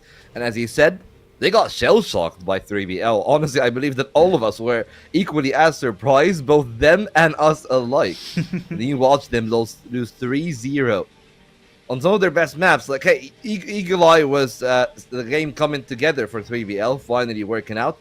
Subbase was another big surprise, going 10-2 to the favor of 3BL. So that's where maybe things are a little bit surprising for me in that terms. That's why I'm feeling like, hey, like it's still in terms of the veto, I feel like they line up pretty well against unKnights. But yeah, like they didn't struggle as much as unKnights did against Anubis, though. So that's the one thing that makes me a little bit surprised. It's like, you try to get references for the teams. 3BL against LCK the second time around, it was a little bit shaky still, but a lot better from LCK as a team. And maybe that's one of the things that is telling me that, hey, I should be filled with confidence, because I think that 3BL upgraded into a good team just about in time when they made it to the playoffs. I think that they're the true fifth contender. When you're thinking about the teams, I don't think that Anubis is really in the picture. They're the solid sixth. So that's the one part that makes me feel, hey, like I still have faith in LCK. That was just them not being prepared for a team that they maybe have wrote off. And I don't think they're going to be writing unKnights off. So I think that they're still my favorites, my pick. But as we've seen here today, favorites and picks and all of that could be absolutely stand against the wall. At least there's Laz that seems to have the insurmountable faith in what unKnights can do. But the majority of us really think that LCK, who are the favorites, should still be the favorites and find the victory. They should, and we will see that in a couple of moves. But at the same time here, I would love to brought up something like Eagle Eye been always one of the LCK home ground. Like, it's like sub-base for Vitality, and funny enough, they lost each and every Eagle Eye map coming from Phase 2 to the playoffs. So none of the Eagle Eye maps they won, even versus Anubis they lost in Eagle Eye, so that's something to keep in consideration. And at the same time, it feels like LCK, even though that they are LCK, you see their names, you fear them, like you watch, like, yeah guys, they're just gonna go and make it look like a play in the ground, but at the same time, they're not the LCK that we knew. And also, I can apply this on Vitality. They are not a Vitality that we knew across the course of like the entire years that have passed. So, a lot of stuff to be waiting. And here we have like head-to-head between our IGLs. Both of them, they don't have a lot of firepower, but it looks like Flex got this part a little bit. Headshot, like they have it decent, and otherwise their stats are pretty close, but their in-game lead is way too different. Yeah, I mean, of course, as you kind of inferred to it, like Pietro has a team that practices a little bit less, so he needs to do more with less in general compared to Flex. And of course, Flex also has the benefit of having the team stick together for a while. Yes, of course, there's the addition of Kiko, but they're just integrating a player who is in a role that doesn't really need a lot of micromanaging from the IGL, which is one of the things that maybe is actually a little bit beneficial to LCK and what they have made. But I'll definitely say, I don't think that it's just the top teams performing not as good as we expect them to. I think that Vitality in their game against unKnights were actually on their best kind of performance. And that's the one main thing that makes me think that this is supposed to be the true firecracker of the day. I thought that Nemesis Vitality wasn't going to be as competitive. So for that, we all did. Yeah, this game can be the scariest, especially with New Mexico still open. Because if it goes to map 5, we've seen unKnights losing this one 10-0. In the one last time that they played against LCK. So a little bit risky to leave that open and instead ban Eagle Eye. That's my one caveat on this veto. But otherwise, it feels like part of the course, right? New compound ban, the respect ban always from LCK against unKnights, one of the maps that they don't really like playing. And it just have gone the way that they expected it, of course. Sub-base from unKnights, Black Widow, Ankara Port, that's the natural sequence. It was always going to be which map is going to be the decider, and they chose New Mexico for this one. Yeah, like speaking of the veto itself, funny enough, a new compound is one of the maps that ironically, at a part of a time, we had Famous had 1/3 of his kills, his total kills on this map. Like that was like a funny stat that we brought to the broadcast like multiple times. So you just don't want to see that guy a new compound. It's like you better just leave new compound out of the picture. But for me, what's pretty impressive that they went for Eagle Eye, as you have mentioned, that or actually as we have mentioned earlier, that Eagle Eye is not their best suit currently, so that's something a bit odd for me, even though like yeah, they're LCK, they have Eagle Eye, one of their best maps, yada yada, but at LCK's current form, that's not what you're expecting them to do. So that was a bit of a hiccup for me. Sub base, like both of them play sub base pretty well. And when it comes to head to head, I believe they went to not only overtime, they went to the golden round between both of them once we had them on the regular season playing sub base. So it's gonna be pretty close, pretty competitive, and they both like it. Yeah, I feel like both of them like it, but I would say unKnights probably like it a little bit more, even though the stats doesn't really pan perhaps as favorable of a picture for the side of unKnights. I still think that their GR should be pretty good. It's just a question of how things are going to go for the start, because we have seen that Nemesis grabbed the hold of this game, tried their best. They've given this a fair fight the whole time, and still could be another long fight. Guys, I hope you're still full of energy, because we still have what could be up to 5 more maps. Who knows? But let's take it to Laz and Travis to see what they have to say about this. Damn, he full named you too. He didn't call you Trav, he called you Travis. So the things are serious here, right? So, okay, yeah. Honestly, look, I mean, maybe I could be the most mastermind person in the room, because I'm the only one that apparently thinks that unKnights have a chance at winning this thing. But I think honestly, like for me, honestly, Trav, is that I feel like I think LCK is just not playing the way they normally play. I think unKnights have actually kind of shown us that they actually are pretty decent. They seem to be playing well. Famous is just playing on individually on his own. I think he's just performing really, really well. So I've kind of leaned on unKnights just because of what they did to Vitality as well. Like I couldn't ignore that. I think going a 5-map series against the best team in the league was a big thing for me. I completely agree with you. And honestly, just looking at the recent results for LCK, right, like losing to 3BL 3-0, that's already a red flag. Even though 3BL are obviously very decent. They managed to beat Anubis in the lower bracket. They're having to go through this entire, lower bracket gauntlet to get anywhere near the grand final. Then they managed to get revenge on 3BL, but that was the game that I covered yesterday, which again, of course, went all 5 maps. Went 10-8, 10-7, 10-8, 10-6, 10-6. No overtimes, but LCK still had to come back from 2-1 down to win it, right? And in general, as you say, they've just not been as clean this year or this season. So I'm just convinced that we're going to see a game where they perform to the best of their ability, and they're going to show the league what they're made of again. Because I just know the LCK from previous seasons has not shown up yet, and I'm convinced it's going to be either today. If it's not today, they'll still grind out the win and maybe show it in the next bracket round. We'll see. We'll see. I was talking about it with you before, Laz, that Box is one of my favourite players to watch in the entire league, so I'll have to see how it goes. Anyway, we've got sub-base to begin, the unKnights pick, and sure, we know how good Famous can be, but yeah, he's going to have a tough task, and his old team are going to have a tough task today. LCK will not roll over, even if they are playing a B game. Yeah, it's a lot of good points to bring up, and definitely can't ignore it. I feel like, again, the other thing for me is just like in terms of firepower, LCK, it's like you got to rely on Spoxy, or you got to really rely on Dezane right now. Like it's like even Flex, I feel like hasn't really kind of hit his stride like normally we get to see. Like I know he's calling the shots, I know he's doing a lot of things, so we'll have to see. But looks like Spoxy and Lionclaw like to start things off, and Snox is somebody you can't ignore, and there you go. That's exactly why. Finds himself a double, and Dezane gets put down to sleep. So Snox finds himself a triple, and he kind of beat me to it because, again, like I talked about Famous. I said, yeah, Famous this, Famous that, but can't cancel out HDZ. You can't cancel out Snox when he's starting to play really well. Snox is always, I feel like, kind of underappreciated in my opinion. So if HDZ can pull some decent sniper work, man, oh man, this could be very dangerous for LCK. Just because Famous and those 3 guys can, or 3 guys total can do it. I mean, I like I said, I think that's why the prediction can come through. But look, lots of action to come through. Final BO5 of the day.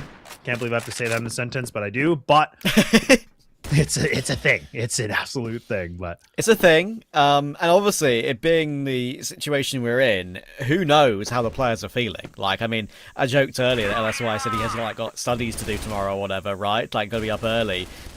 Starting a BO5 at what is around about 9 PM local time is not going to be easy for any of the players.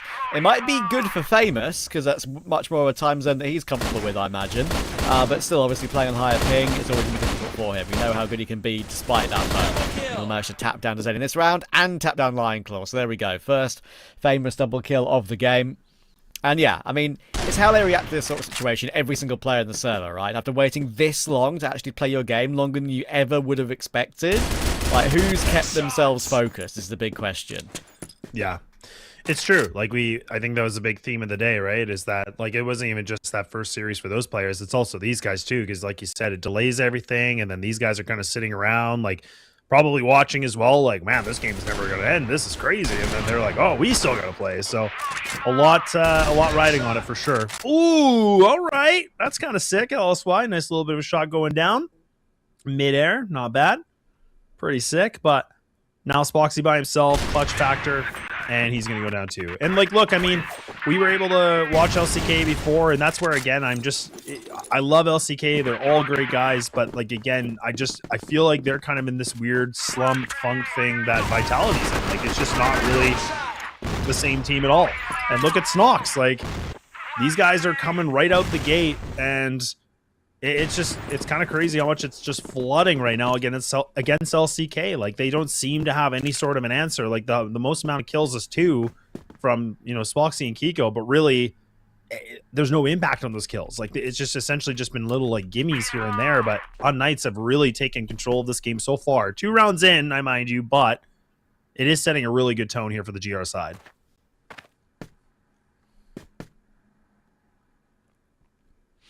Yeah, I'm impressed with the beginning, that's for sure. They're really putting their best foot forward. Tried to play assertive and aggressive. When you've got players like Famous on your team who can make those sort of moves, that's how you should play to, you know, accommodate that style. The Zane's not ready for Famous being the legend that he is. Another quick double kill. That's going to make it a 5v2 very quickly. I can't remember. I know Famous has, is it the most headshots in the entire league? Like, I don't think it's the most kills. No. I think it's most kills and most headshots. Like, highest headshot percentage, right. I'm pretty sure. Yeah, I thought it was the headshot for sure. I'm like, I don't remember his kills. But, yeah, like, honestly, like, ever since the HK came back in, I feel like it just, Famous was like, yep, no problem. Like, I'll do it. And, like, he's just really good at tapping. Like, the one taps are honestly, like, such a masterpiece to, like, see. Because you don't get to see that a lot from a lot of these players. Like, obviously good moments, but he's like relatively consistent. Like Spoxy with a sniper. He's able to just lay him up, knock him down. But again, 1-on-4 turns into a 1v2 now. And again, if it's anybody, it's Spoxy. Yes, and one of the most exciting players to see. But I've said this before, I'll say it again, and I will die on this hill, is that LCK cannot just rely on this young guy. I mean, if he can find this clutch, huge, absolutely. But this is where somebody else needs to step up besides him. He's sitting in a 5-2, Trav. Like, he's single-handedly just trying to get some kind of openings here for these guys. And now with only 10 seconds, time is dwindling. Nice little bit of a one-tap on HDZ. Oh, my goodness. This team is falling apart a little bit. Now Pietro, the IGL, has to win an engagement. 20 HP. Is he going to clear this? Oh, my. Spoxy might be able to find it, and he does! Oh, what a Spoxy round to get in LCK. That might just be enough to get fired up. Oh, there you go. There we go. We've had a famous round already, but unfortunately, it's not even a famous round that wins the game or wins the round for his team. Spoxy shows up with one of his own. That is why he's one of my favourite players in the entire league. He's so damn good in the clutch. Whatever position you put him in, he delivers. And another example of it there. After 7 kills already, getting LCK on the board early. If he's showing up today, LCK certainly do have a chance, even if other aspects, as you've been describing, are below par.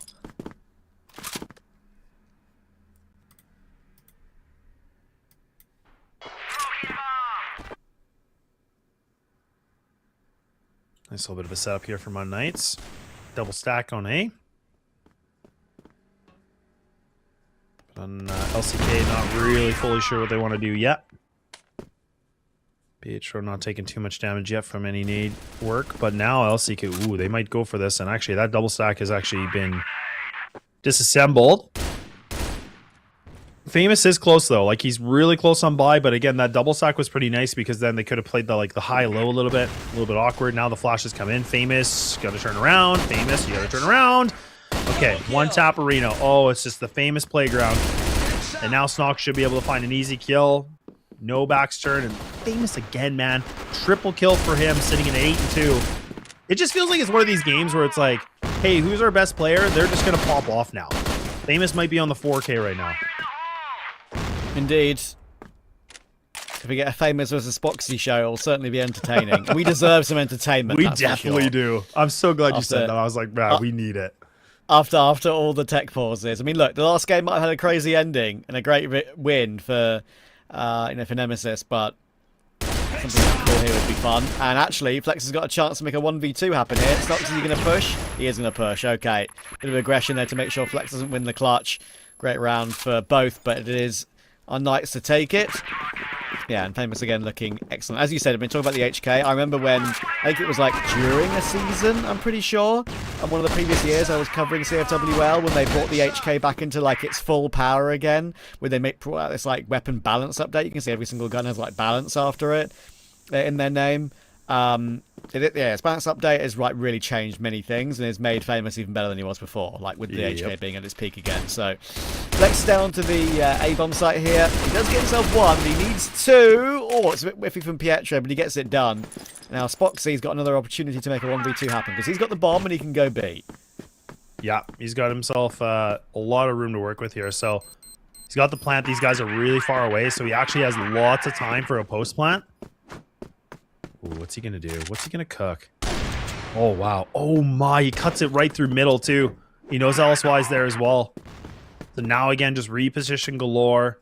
This is more problematic for LSY now because like time is against him. He has to get moving. He's got the rifle in his hand, but he can't second guess. He has to just kind of keep on pressing forward. Where Spoxy just needs to be able to burn the time as much as possible. I don't even think that C4 is in a good spot with that. You can ninja it. He's gonna stick it right now. Shots fired, and now LSY, yeah, it should be over here. He's just going to stick it again. Spoxy, another clutch. So now 2 rounds that LCK has been able to find have been single-handedly because Spoxy can clutch. He's just the GOAT. He's up there for me. I think I like to talk about 3 best players in the league. I'm having Famous and Spoxy in my top 3. I'm telling you right now. I don't care if you want to talk about vitality players. I don't care at all. I just think that when it comes to pure X Factor moments and being able to change rounds all by themselves, it's these 2. And we're singing against each other here today as well. A little bit of a jiggle at by my Famous, and somehow he's clicked 2 of them. I don't know how he's managed that in that split second, but that is what he's all about.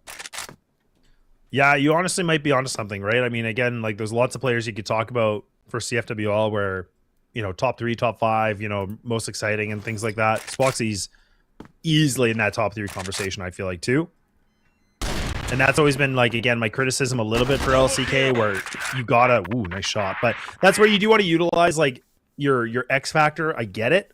But there is times where, again, I feel like it's a little bit too relied on, if that makes sense, where it's like, hey, Spoxy, I need you to drop minimum 3 kills. And then hopefully one of us will figure out, or all 4 of us will figure out how to find 2 kills. Like, I feel like that's kind of been the theme this year. Whereas before, that wasn't the case at all. Spoxy definitely put up big numbers, big plays, but there was a lot of support. So I feel like LCK maybe having a little bit of an identity crisis in some kind of weird way, which makes not a lot of sense just because they only switched 1 player, but maybe so, right? I mean, this year has been a little bit funky, a little bit different for CrossFire, in a fun way. Yeah, indeed. Tack for LCK because they're being somewhat outplayed early game here. If it wasn't for 2 Spoxy clutches, they wouldn't have a single round on the board right now. That's what I mean.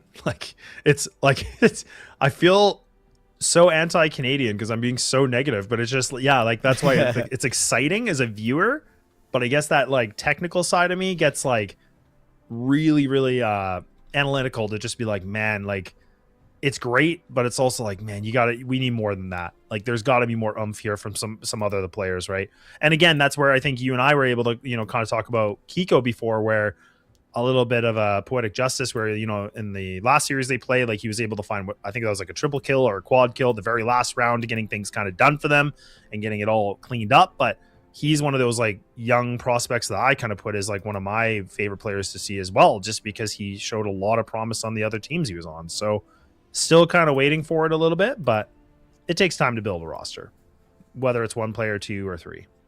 Exactly. Rome wasn't built in a day. Facts. Trav with the knowledge. Or are we calling you Travis Nor was any other, you know, significant landmark in history. Nor was this match day. Because at this point, we'll be going into tomorrow. So it literally won't finish today. Damn. Isn't that very poetic? That is very poetic. I like that. That's deep, Trav. That's really deep. I know you appreciate me. I do. Really do.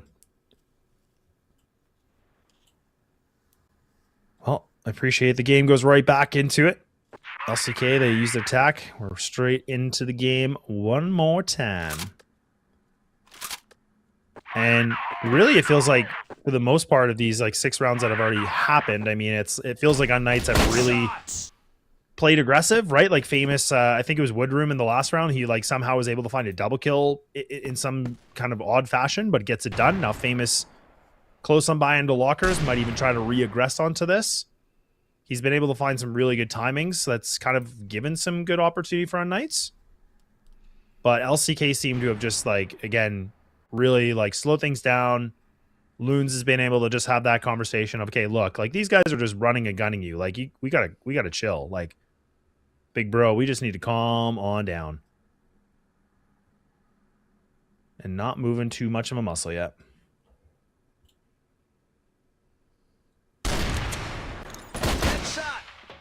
Good pick from LSY. Famous will help out as well. So the LCK pause not working out too great just yet.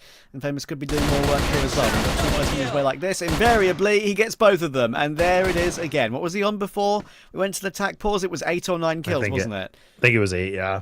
Yeah, like so he's up 82. to 11 already. Finally, he'll be killed by Lion Claw, but it might be too little too late here.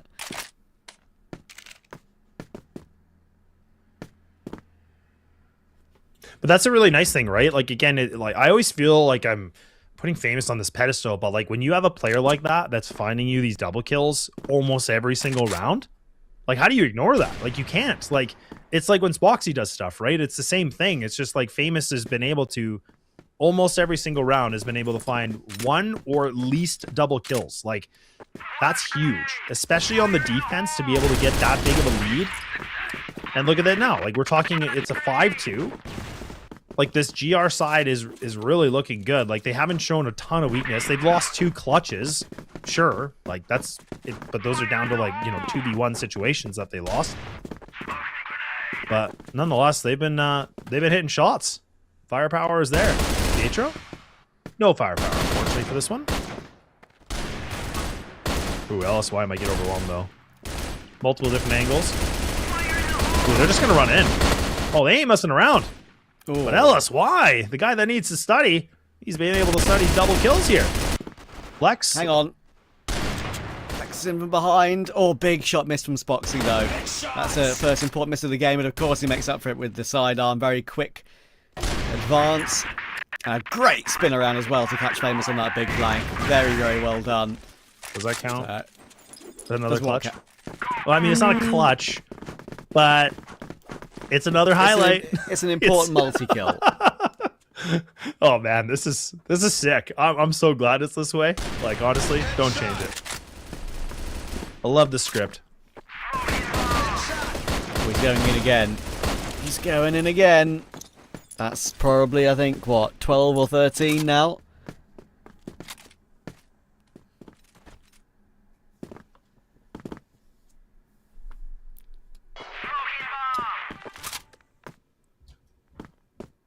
Dang.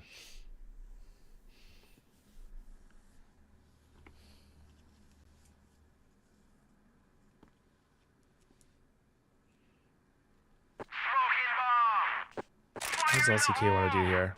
You lost Boxy, you lost Flex. Who's going to call it? Lion Claw, one of the more experienced guys for sure. Been around for quite some time. They're going to go towards stairs. HDZ now. Let's see what you can bring with this TRG. A little bit of a warning shot. Maybe finds one. Yes, he will. Look at how quickly unKnights slash the sword. And damn, oh damn. 6-3, and unKnights take that lead.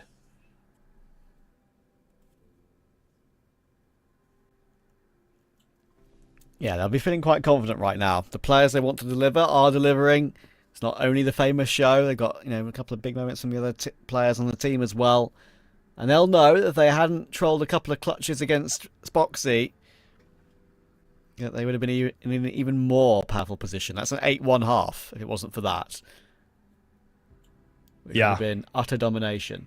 Yeah, because again, I think that, yeah, the 3 rounds I got, the 2 were from Spoxy, and then there was that 1 round where it was Spoxy and Flex. But Spoxy, I made the joke of getting the multi-kill to get the round done. So then it's like, I'm kind of arguing that Spoxy, once again, finds 3 rounds from LCK, but not to take anything away from their teammates. But again, it feels like the star players are really just kind of doing the debuts, I guess, or something. But I like it. I'm all for it, Trav. Some high-paced Crossfire. I'm all for it.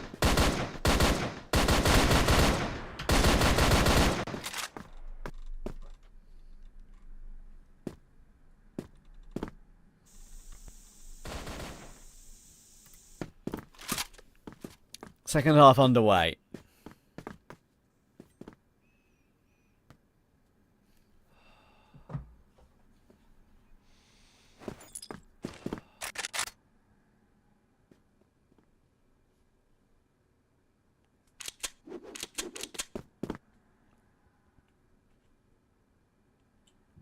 My brain just wants to keep going back to saying Nemesis or Vitality. I know. Isn't that bad? When you spent like 7 hours doing 2 teams, you can just your brain will default. I get it. My brain. The teams are defaulting right now, but our brains are defaulting as well, I think. Literally, my brain just was like, "Oh, Vitality's sitting there." I'm like, "No, that's not Vitality. That's unKnights." I was like, "Oh boy, lass, wake on up, please." That ain't it.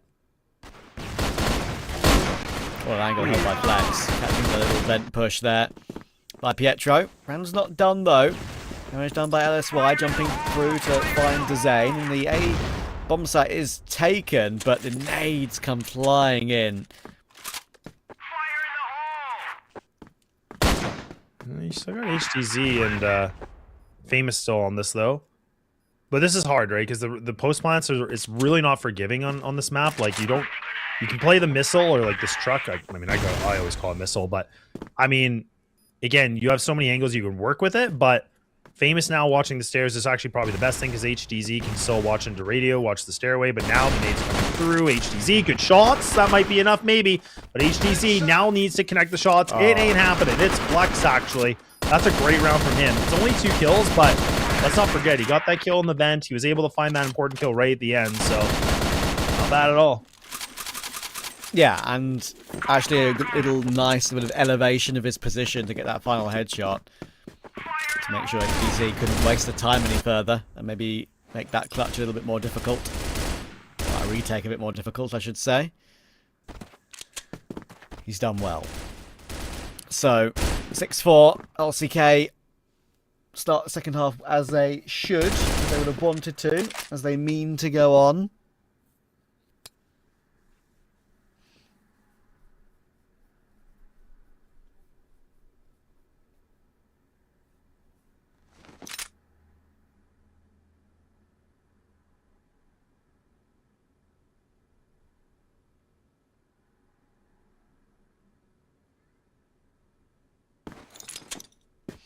Let's not forget too, like for this team of unKnights, like the thing that was really interesting, actually getting to hear them in interviews and talking to them a bit throughout the season, is that they don't really have a lot of official practice. Like they say, if I recall correctly, I think it's like 1 day a week that they actually officially practice as a team, because you have to consider the time zone differences. Like Famous is NA, and these other guys are kind of all across Europe and everything like that too and stuff, but makes it a little bit difficult. But for a team that has barely been able to practice and what they've been able to accomplish, it's pretty cool. It's been grindy, like 3-2 against Anubis in the opening round, 3-2 loss against Vitality. We'll see what happens in this one. Pretty wild.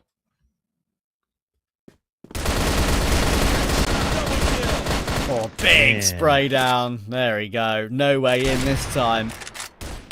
Beautifully held. Yeah, there's no way in this round. LCK back in business. Saw actually a similar play earlier in the first BO5. I think it was Vitality holding on to it on that occasion. So, LCK get a similar play in their favour. Kind of feels like unKnights they're kind of feeling a bit tight to me right now. Like unKnights, like it feels like they're really taking it slow, like defaulting, but not really looking like they're confident with what they want to do, right? Like, I mean, when we saw it on the GR side, they were kind of running and gunning and just feeling loose. I feel like we just need to get that, right? Maybe this could be a difference on it. It's a good opener. Snox has actually been able to find his 2, and Kiko on the high ground gets 2 more before he goes to the grave. Leaving Famous on the 1v1 to Zane, the Riflers, and Famous takes him out. So, unKnights continue back on to winning ways a little bit. That's pretty scary, though, because that's your best Rifler for LCK, arguably, against your best Rifler in unKnights. Down to the grindy 1v1, Trav. Shia Grand.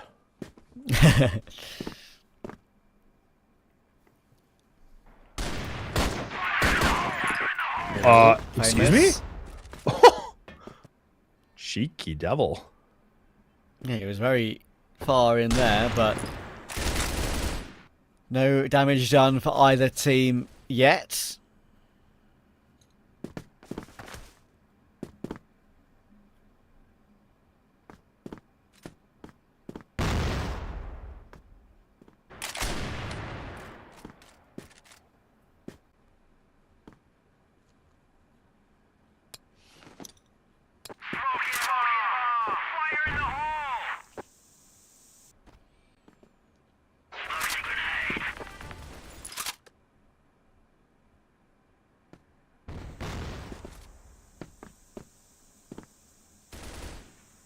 Okay.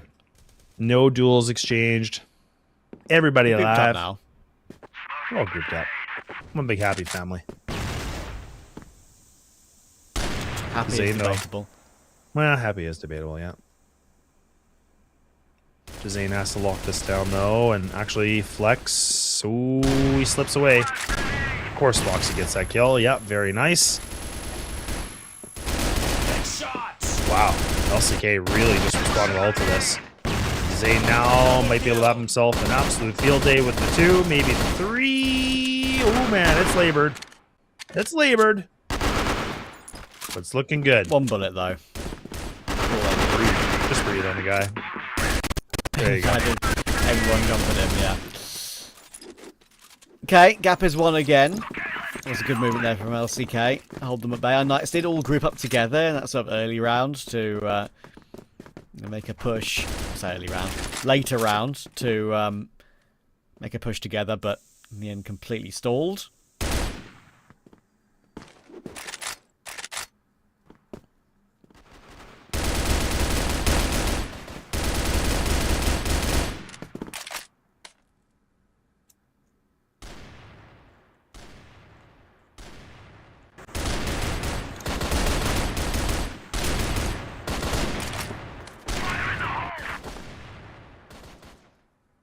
I don't know, Trav. Quick question for you. Go on. On a short break that we had, what'd you eat? I haven't even had dinner yet, mate. I'm so like just focused on just getting this shit done with. I just swore on broadcast. I don't care. Getting this done with. Like I haven't even attempted to try and get something to eat. Genuinely, which is kind of crazy for me. But the thing is, my blood sugar is okay, mate. So like, okay, that's all I'm worried about. Okay, good. That's the issue. That was my genuine reason I asked, because I was thinking about that. I was like, I gotta ask him. I gotta make sure he's got something going on here, like just to make sure. No, I'm good. I'm good. I, even without eating, everything's been fine. So good. Okay. All systems go. I like that. Yeah, I'm wanting to stay locked in as much as I possibly can to finish off the day. So, been a mentally tough one for everyone involved. Dezain could push forward.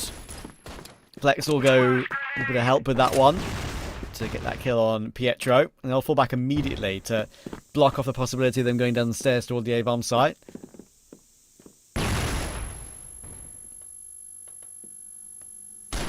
Ooh, that's a really good flash. Snox, you could just see he was like, wow, I can't see a thing. Clearing every angle. Ooh, okay, Dezain can't handle the heat. take this A control. It's Foxy. Peekaboo! It's Foxy. And LCK come right back into this game. Tie situation. And unKnights going to take a tactical timeout. They're going to have a conversation and a half. And I don't blame them. Like, I mean, again, I like what I saw before. That Famous is really just trying to, like, find a duel, find an opening. Because he realizes, like, look, if I can get one of these defensive players down quick, that gives us a lot more breathing room to make a play here. But MKZ is just going to be able to have a good chat. Also a guy that's been around for quite some time. Playing in the coach role now. I think this could be one of his first times actually doing it, if I'm not totally mistaken. I think so, because I've definitely casted him as a player. He used to play tons. Yeah, he definitely played for a long time. He's been on this group, but I think he kind of just took the reins to be in the back seat, which is a cool thing to see too.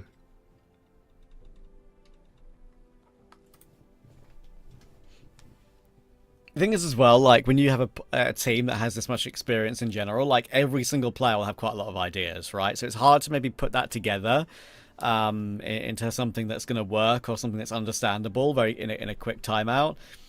You know, even though Famous is a star player and star fragger, star headshotter, he's still going to have ideas on how to play the game and what moves to make. And you know, he's been around the block. He's played in the biggest CrossFire events dating back to very early teens, as in like 2013, 2014, that sort of era of his life. So yeah, he's he knows how to play the game, that's for sure. And of course with Pietro, he's a veteran, been around all these leagues for a very long time. Had that little ping pong pal stint, that mixed team last season. I thought that was pretty fun. Yeah, that quite was well on that team. Yeah, that was a really cool team, actually. The name was fitting too, just because of all the like roster shuffles, and I think that's why they did it. I don't think I never actually asked them. I should have asked them that when I talked to him a while ago, but that's kind of the my theory of why they named themselves that. But nonetheless, still liked it. What? Because they like ping pong. Well, they like ping pong, but I was thinking also there were some. I'm trying to remember. There was a bit of a weird roster shuffle that happened with like a different iteration of like unKnights or something like that, I think, and then a bunch of them got like cut and then they moved around and stuff like that. So I think that's why they called them ping pong, just because it was just like a constant rotation. But look, I'm digging into a memory that I don't have, unfortunately, right now. This is a memory you're about to have though, but it could be a fleeting one. This is a very aggressive move, and in the end, LCK come out on top with it. So pause comes through. They all meet. Look at all the X's on the minimap there in the top left. All die around that outskirts of B area in the control room.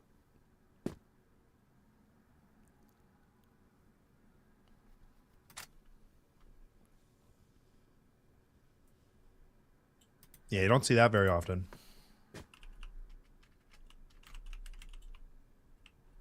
What does HTZ do here? Gets a free plant. Not very long, though. Oh, I was trying to think where the third player was. I was like, man, I don't see it. But they were grouped up all together in radio. All right, HTZ. Good nade. Good shot. More? Do you have more in you? Waiting things out in locker. 25. Shot missed. Now Flex with a big swing. Yeah, really, really nice play. Man, Flex is such a troll. I love it. Like yeah, he's been BMing all game. The whole time, yeah. Every single round to shoot someone. I'm like, all right, dang. Also a guy that's been around for a long, long time. Of course, of course. Also, he's playing very assertive in the second half, which is great to see. LCK are up 8-7 again, and this is a little bit more like the LCK we've seen prior, right? I mean, you mentioned how that team that we know that can play to this level has kind of gone missing. It's a little bit better coming in the second half. Bit of reminiscence of that LCK. They can even dominate like the top teams in the league historically. But anyway, this one's not going perfectly for them. It will be LCK down 3v5. How about an overtime, lads? Thoughts? Do you really want the honest one? Yes, and I want no filter. Hell no! No! I don't want it! That is the most like zero filter you'll ever get a Canadian, I think. It probably is, I think, yeah. Yeah, I tried my best, like, get a, you know, semi-severe crash out like mine was, said the S word, how dare I. But you can never get that from Laz. Laz is too much of a sweetheart, so... I appreciate that. I appreciate that. We'll see. Maybe I hit my limit. Who knows? Could be the day. Could be the time. You never know. It's still early on in the best of 5. What is Zane going to do? Well, I think Knights are back in this game. If I'm, Oh, wait. Oh, no. You're kidding? You're actually kidding. No time. Okay. I was kind of, honestly, if I'm being honest, I was kind of waiting for Dezane to, like, drop down midair, HDZ kind of peaks. He gets this crazy one shot. I'm like, oh, maybe. I was really feeling it. Thought he was cooking. Wow, a lot of cooking here. Oh, man, again. M14 galore again. Right, Famous, what have you got? On with the pistol, quick flick up with the HK.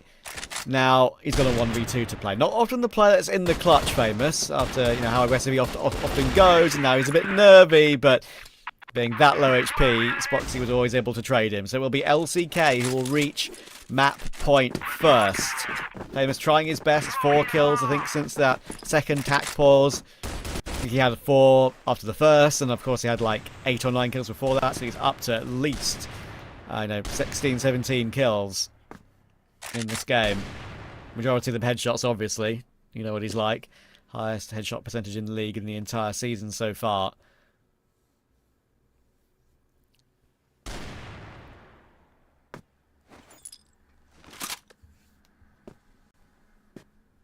It may be in vain. It may be in vain in this one, Laz. Could be. Yeah, it really could be. I was actually thinking about, we were talking to him a while ago, and it's so funny because, like, he knows he's kind of like an unk a bit. Like, he's like older, and he's like, well, I guess it doesn't matter because I'm still popping off. I'm still getting kills. I'm still doing whatever, you know, what I do best and stuff. And I love it, man. Like, if you ever get like 5 or 10 minutes to talk to the guy, like, absolute beauty of a human. Like, just so funny.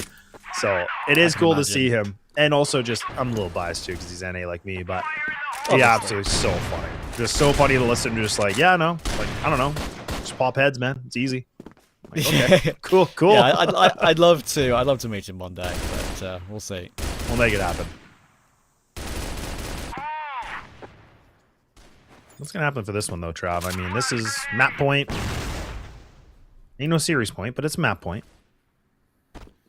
Yep, and Zane have a job to do. First player seen. Oh, actually does really well there to find a second. It could have easily been none, but Lion Claw's waiting for the push through from Pietro. And now I feel like this one is ebbing away from unKnights. They haven't played badly. It's actually been a pretty high quality game, I'd say. And honestly, low key, the quality in this map has exceeded at least 3 of the maps from the first BO5. I'm not even joking with you. I think this map's been pretty high quality. I actually especially the Spoxy famous battle in this game. But it will be an LCK victory, and of course it's Spoxy to close it. You can't underestimate how important those 2 1v2s were for Spoxy in that first half. It got them into the game, it kept them in the game, and in the end they squeaked it 10-8. So it really, once again, is all down to him. Yeah, honestly though, like, I think the one thing that's really important too is, like, we talked a lot about the Spoxy show, but I really do think that LCK played a lot better on this map alone. Like, again, I was really not impressed when we watched them against 3BL. Like, it was a bit of a grind, and yeah, they got themselves a 3-2, but it did not feel like the same team to me. So, and then throughout the season, it always kind of felt a bit like inconsistent for them, but this definitely felt like a more consistency for them. So this is a good thing to see. But look, we'll let Sekio and Volt kind of, you know, talk about this map number 1 as we get ready to go for map number 2. So, bye-bye. Yeah, of course, I agree with Trav on, like, the early 2 rounds that got with a clutch 1v4 and 1v2. That was like the thing that break the camel's back for unKnights early on the game. And for me, I noticed something in the second half when we saw unKnights just trying to rush to the connectors and trying to have just like fist fighting or fighting in the mud to get like extra kills early on the round. And of course, Volt, I know you have a lot to say, so I just left you all the space. Just take it away, man. Yeah, I mean, I do certainly shy. want to draw the point from that. But yeah, I want to take it from the start, right? Like we talked about Spoxy, the clutches, his performance there on the Blacklist side that honestly, I don't even want to say it was that underwhelming. I feel like, yes, they didn't really look their best on BL and Subbase, but that was just due to how good unKnights were, right? Like they were so solid in terms of Famous having his effect as always, and Snox was just having an all-timer on that first half. But I do have to agree on that part. Like the transition from half one to half two, in terms of how less effective and how much worse it actually looked. Pretty much the two teams were playing on which team is gonna do more on global risk than which team is gonna find anything from BL in the air. Like, a couple of ridiculous ones here, of course, in the team in totality. But the big part for me for LCK is that the way that the two teams actually play GR is very different, right? Like for unKnights, they were happy enough to take the fights a little bit deeper in the sides themselves, which gave LCK the chances for eventually Foxy to get himself into those clutch positions to win the rounds. But the true thing that actually happened was when you saw LCK on GR, they took the fight deeper in. They were willing to go as far as possible. And look at that, exactly as I was mentioning. Just look at where the fights were being taken there, right? Like, unKnights took that one once. I believe that we have seen that exact kind of duel like 3 or 4 times in a few rounds that we've seen Global Risk from the side of LCK. And they didn't even allow them to get into those connectors that unKnights were, I guess, benefiting the most out of. So it was a very different flavor of GR, but to pretty much the same degree of success. And I feel like both of the two teams just played to their own strength, right? Like shutting down Famous before he gets rolling. And for unKnights, just setting the crossfires, which they know how to maneuver things when they are. And it felt for me that Famous just stepped down a little bit once they got to the second half of the map. Like early on he had, I don't know, 13 kills in full rounds. It felt like unpickable for a player like Famous. He had its normal Famous clutches, but at the same time, once we got to the second half, he didn't have the, I would say, the peaker advantage. Like once you have that advantage once you peak, or like you play aggressive. He's always been famous on being that aggressive player, the ones who takes, I would say, the one who loves to take duels. Even though he's 1.5 KD, I would say that most of those kills were in the first half of the map. On the other side, yeah, absolutely. On the other side, you have Spoxy, 2.67 KD. Like, this number is just insane. And Spoxy was out of his mind across the entire game, playing with a sniper, HK, anything that you give him in his hand, he will absolutely deliver. Yeah, well, I mean, to be fair, absolutely well deserved for Spoxy. He was doing the Lord's work on Blacklist, and then when the Global Risk slot came through, though, the rest of the support came in. Let's be very real about that. Everyone on the team was carrying their weight once they started playing on the defense. But yeah, like Spoxy continuously being as impressive as he is there could be a warning sign, and we were talking about it, right? Like the chances for unKnights to actually get the win, they were showing the right things when they were on GR, but I guess that they weren't really able to find the stability. At least Subbase, they can have the silver lining of saying it's a map that's a little bit one-sided, and there's still definitely a lot more to play for. But if LCK are able to show how good they are on this just the second half, as Laz have said, I'm a little bit worried about for unKnights, because unKnights haven't really been the most stable version of themselves, even in the playoffs. We talked about that for LCK. Again, I think that people are reaching a bit too far for that one. Like, 3BL is not a bad team whatsoever, and unKnights have had a bit of a struggle in their run, actually making their way into the lower bracket. I still think that they have done well enough, but well enough is not good enough to be what should be on paper the second best team. Right now, the two of them are actually fighting to face against Vitality. So there might actually even be some more thoughts coming into that one, knowing that their future is kind of sealed, who they're going to be playing against. And this Black Widow is one of the maps that Vitality kind of struggled on. And those two teams, they're a lot more at home, I'll definitely say. A little bit more for LCK than it is for unKnights, though. I would say the same. Well, when it comes to Black Widow, they have the snipers, they have their setup, and man, like, their sniper players are just on their form today. So what should we expect is a lot of kills in the hands of Spoxy. You would see them just taking unKnights on like the wrong foot, and also I would say that on the previous game that we have just witnessed, I love the flexibility, and like I believe that Spoxy had a lot of I would say highlight, like TikTok highlights. He made like a lot of clips. He was forming clips in official playoff games. It was just insanity. And of course, I believe that the second map will be Black Widow. Of course, yeah, this one that we just seen the stats and everything, which is like picked by LCK. Like, keep in mind that Subbase was picked by unKnights, so that's something to keep in consideration. Yeah, and I mean for LSY, this might be a bit of a sad time because, as you know from Trav, he was talking about it a little bit earlier. I think that LSY said that he's got classes tomorrow morning, so this one is already running a tad too late for us here in EU. Things, of course, can roll over in terms of people and their times. I don't know about you, Sekio. I'm a bit of an afternoon person, not really like morning, but not the evening either. I like I guess like time from like 4 p.m. to maybe like around 10. That's my prime time of the day when the most productive, and that's something that a lot of players actually will have to struggle with, right? Like, imagine you wake up early, you're like, hey, my game is gonna be at 8:30 at max, and then you're like running 2 or 3 hours late because of the other best of 5 and how long it has went. There's definitely an element in it to there, but to be fair though, the players are still performing pretty well, and it is not going to be about the fatigue. It's just as of yet, this night is still very young, at least for the two sides. But yeah, Black Widow, I'm still expecting the same thing, but I'm really looking forward to Famous because he's shown some really consistent play from the Global Risk side on Subbase, and I think that he's going to do much the same here. And he's going to be the linchpin for unKnights. If he can win his bridge duels like he usually does, the team is going to have a much easier time playing on Global Risk.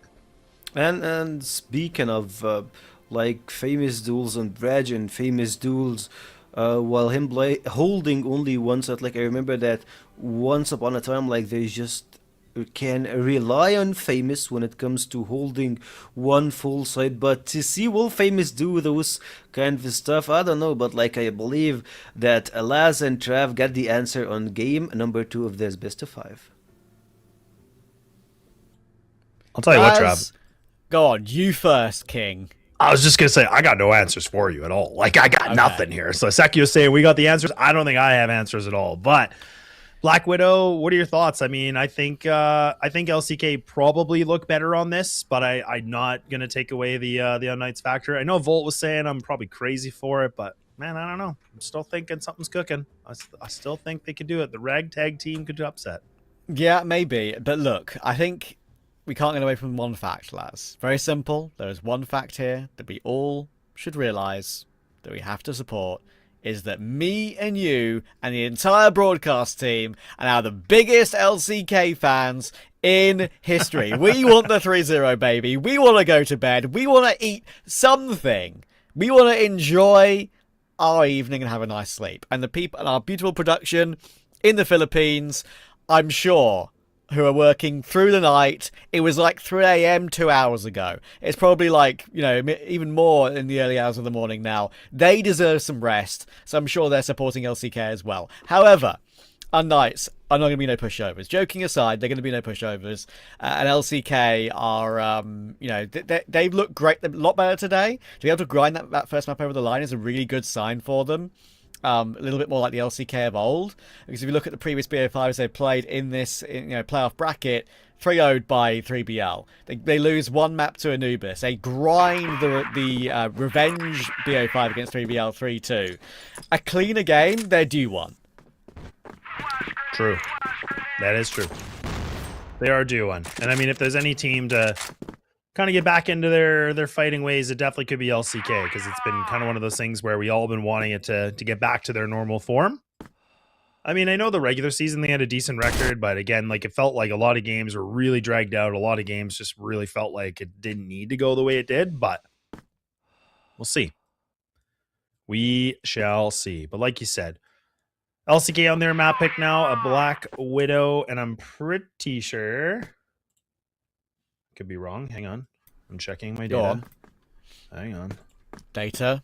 Data. Computing. Yes, both teams have. Yes, I am correct. Both teams have played I think about this exact same amount of times. I think it's like 6 and 6, but slight edge here for.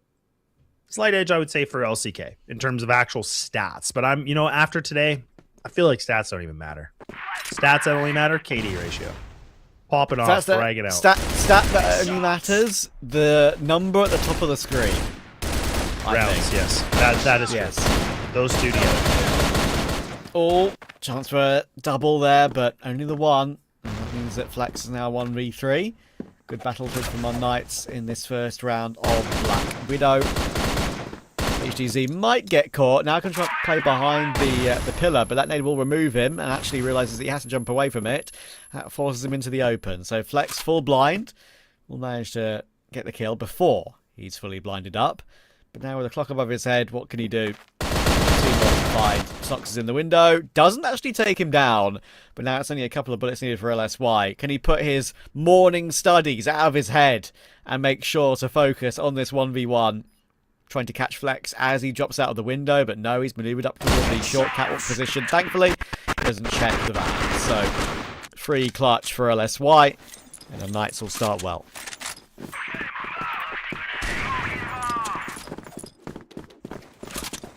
Yeah, really good work from LSY. Just maneuvering in the truck and just kind of buying time and just waiting things out as much as possible. It was kind of interesting for Flex too, because he was waiting things too, just to see if there was an over-aggression, but nope, the only over-aggression we see is LCK swinging out of B main, Kiko being able to find a double, and unKnights now getting a little taste of their own medicine, what we saw on the first here for Subbase. But now things are changing here for Black Widow. LCK 5 alive. Now they can just sit back, hang out, wait things out, and leave LSY and Pietro to do something, but LSY gets bested by Spoxy. Whew, all right, he's cooking. He is cooking, Trav. I think his KD was like, set MVP was like 2.68 or something. I'm pretty sure. I think that does ring a bell, yeah. Yeah, it's pretty nutty. Not gonna lie. That's pretty sick.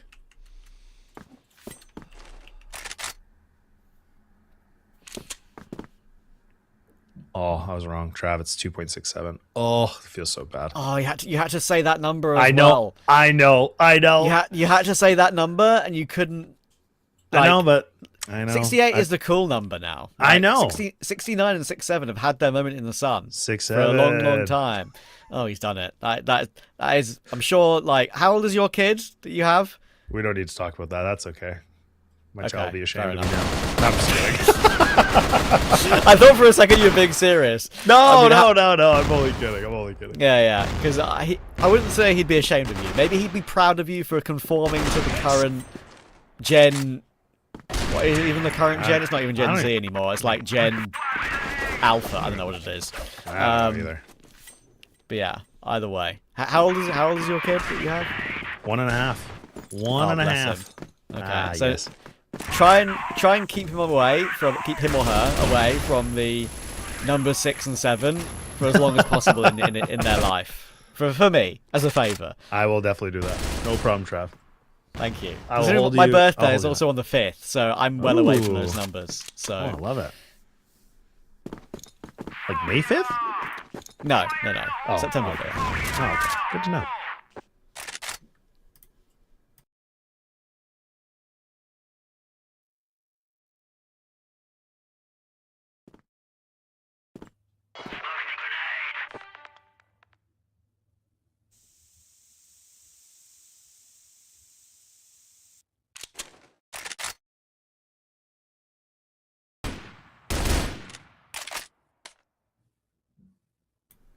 Okay, round 3. 1-1. Locked together. unKnights and LCK. I don't see one of these two teams really putting in a dominant map in this series. I think that 10-8 is, might be one of the easier ones. Just have a feeling. I don't know. Today's cursed. I think this is going to be a very close game. I thought it from the outset before we had that Vitality and Nemesis series. Spoxy and Flex will hold on to this one. going to be a 5v2. It's going to be around complete. Famous will not be able to get that kill. Dezane sprays him down. Rare miss from Famous, but he's in a pretty impossible role in the team anyway. Probably to get everything done on that long lurk. Doesn't get anything done on this occasion. And Mr. Lionclaw got Pietro dead to rights on B, I think. The bomb is in their possession. And Pietro, going for a peek, get it over and done with, and they'll do exactly that.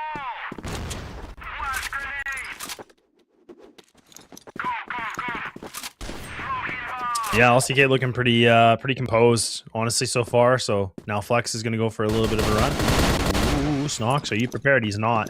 Good kill from him. Now this is where Flex normally likes to go forward and keep on pressing, but this time he's like, nah, I'll play back.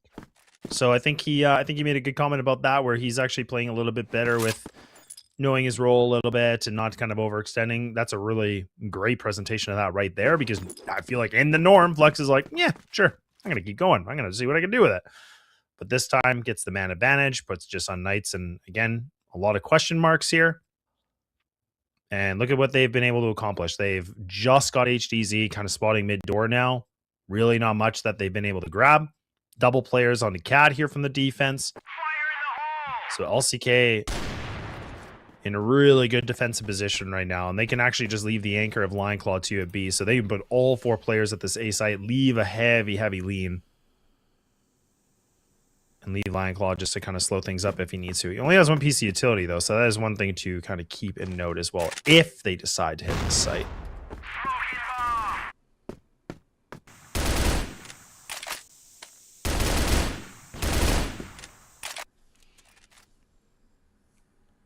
Yeah, pretty sick setup for Dezane Kiko on that short position there. That's going to be pretty difficult to get by. Of course, it does leave B slightly weak, but you're already in a 5v4 with an opponent player low in LSY. Sure, Flex, as he said, scraping his life over the line, dragging his feet across the floor to try and get LCK to a third round here. Lionclaw in a very common position, but with Flex's position himself, maybe it can work out for at least 1 kill here. And 1 is all he'll need, considering that they're already in a 5v3. 20 seconds left in the round. If he continues to hide, this time not even going to be checked by Famous. There is his 1. Flex may get taken down, but Lionclaw can now just jiggle, and by the time he's wasted, allows the rotation to come in from Spoxy. Easy 3.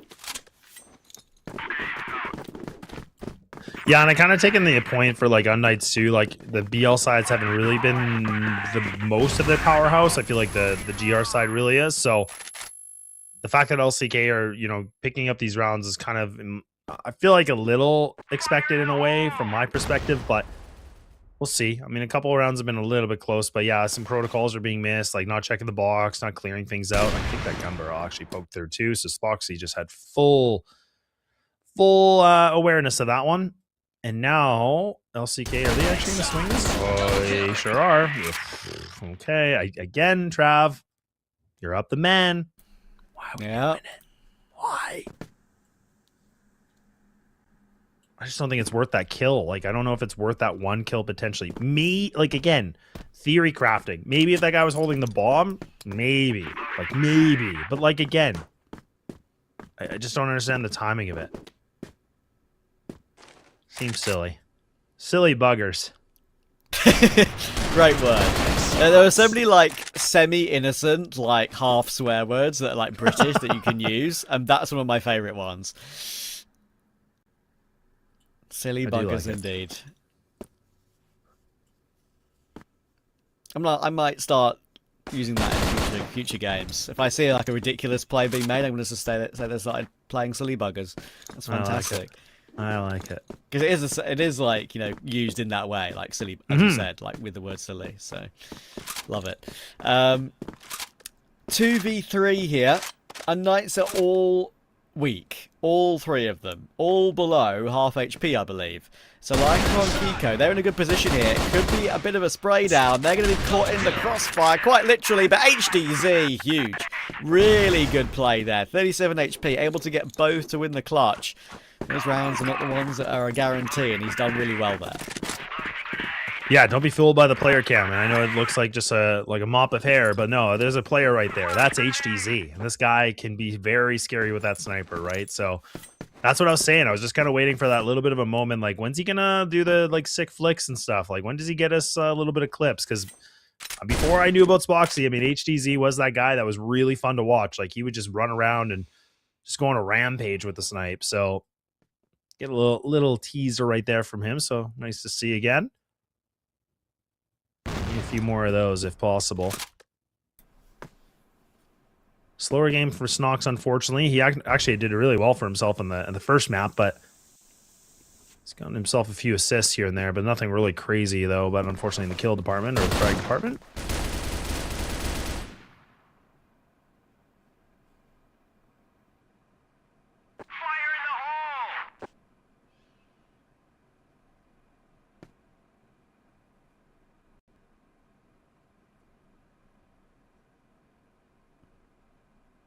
They clear him though. Oh, nope.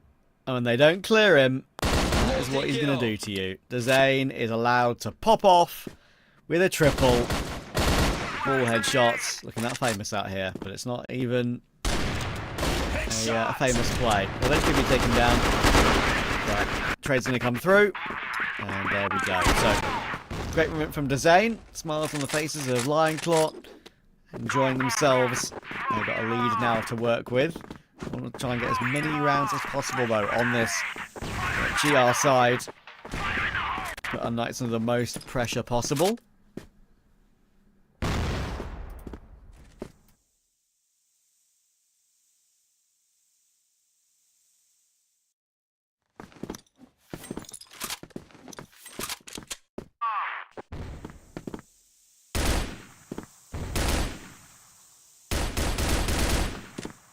Yeah, Flex just making a bit of noise here, just kind of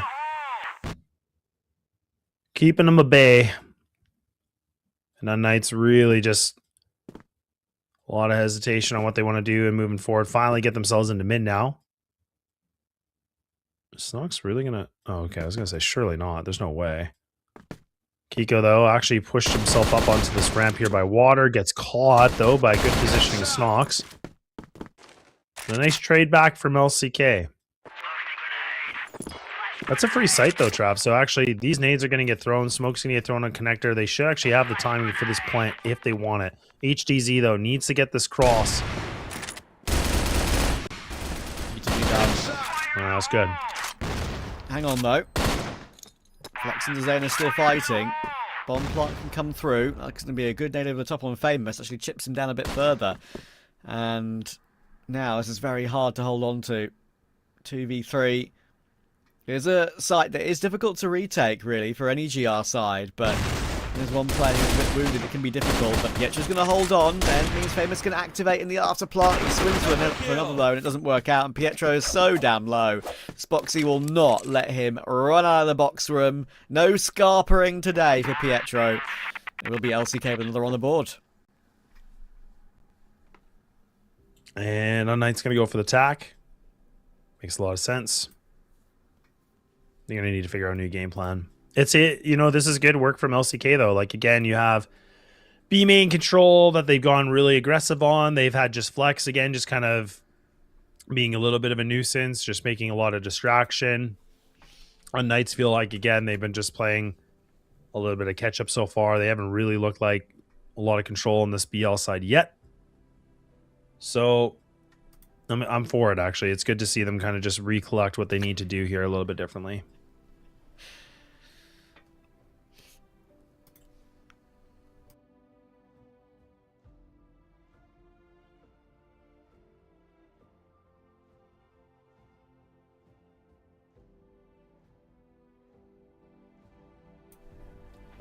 We'll see what they figure out.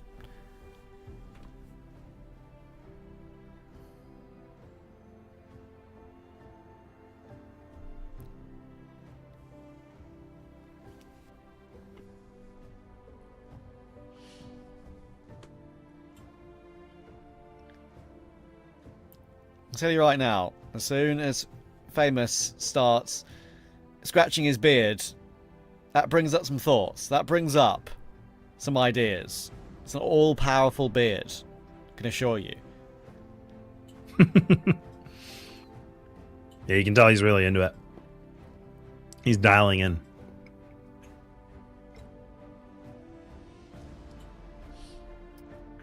And he's kind of, I mean, it's hard to see. Pietro's in the dark too, but it seems like Famous is quite vocal, which honestly makes a lot of sense just given like how his personality is. Like I think a guy with like a lot of good insight, been around for a long time too. So again, like some good pointers that you can just break it down. So right back into it.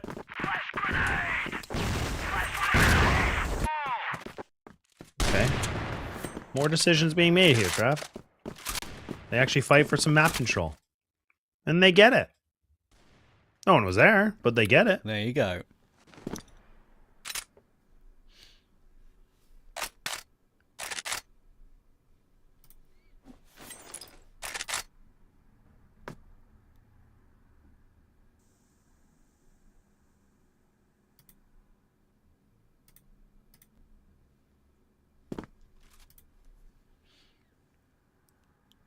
Flex. A little bit of a glance. These tight angles. As you can see, unKnights waiting to see if LCK are going to maneuver forward. Often after attack pause, when you're the one calling it, obviously, you might decide to go for a fast play, but the attack pause is there for your opponents too. They'll know what possibilities are coming. Maybe that's why unKnights are playing so slow right now, just thinking that LCK are taking control. Maybe try and pick them off at longer range. You can see why LSY is playing these angles right now to jiggle up and down for intel.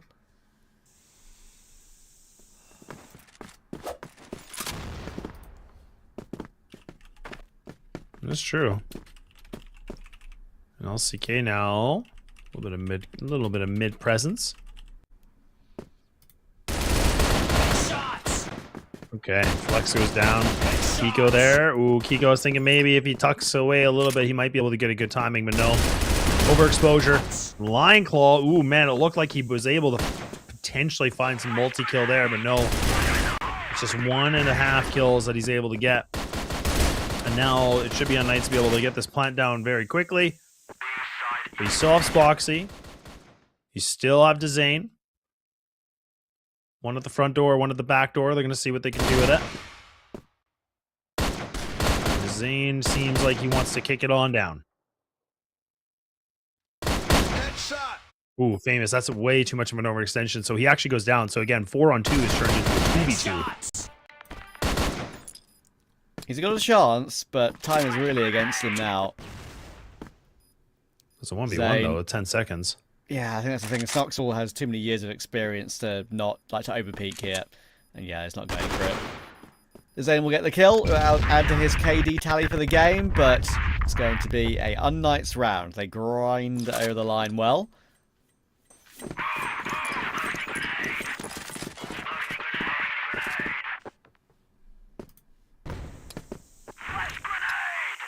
Well, alright then. One around for unKnights to be able to find. Use the timer to their advantage. Why not? Now they're going to go for full cat control. LCK get themselves a little bit of map control as well. They go down long, so this is going to be a little bit opposite ends here. So Spoxy, couple shots against him. LSY, good rifle work. Now finds himself a 2-piece. LCK, not looking like they took that timeout or very great for themselves yet. The Lion Claw maybe cooking up something here. Spots one of the players, goes for one. Can he find a second? Indeed he will. Those claws go absolutely deep. Okay. LSY and HDZ now. 2v2. Ooh, okay, Dezane gets a good shot. Now it's all just down to one. LSY. He's been here before. Just gotta dance. He's just gotta dance. There's only 6 seconds left. Oh, man. Whoa. You could have got that chance. kill. I mean, it was a small chance, yeah. Because he was alive at the time where he could have swung to the, as we saw, the right of the van just to get the kill on the diffuser, but just couldn't grab it in time. Thankfully, the cover from LCK was excellent. So, good work. Gets a half in their favour. as we switch sides.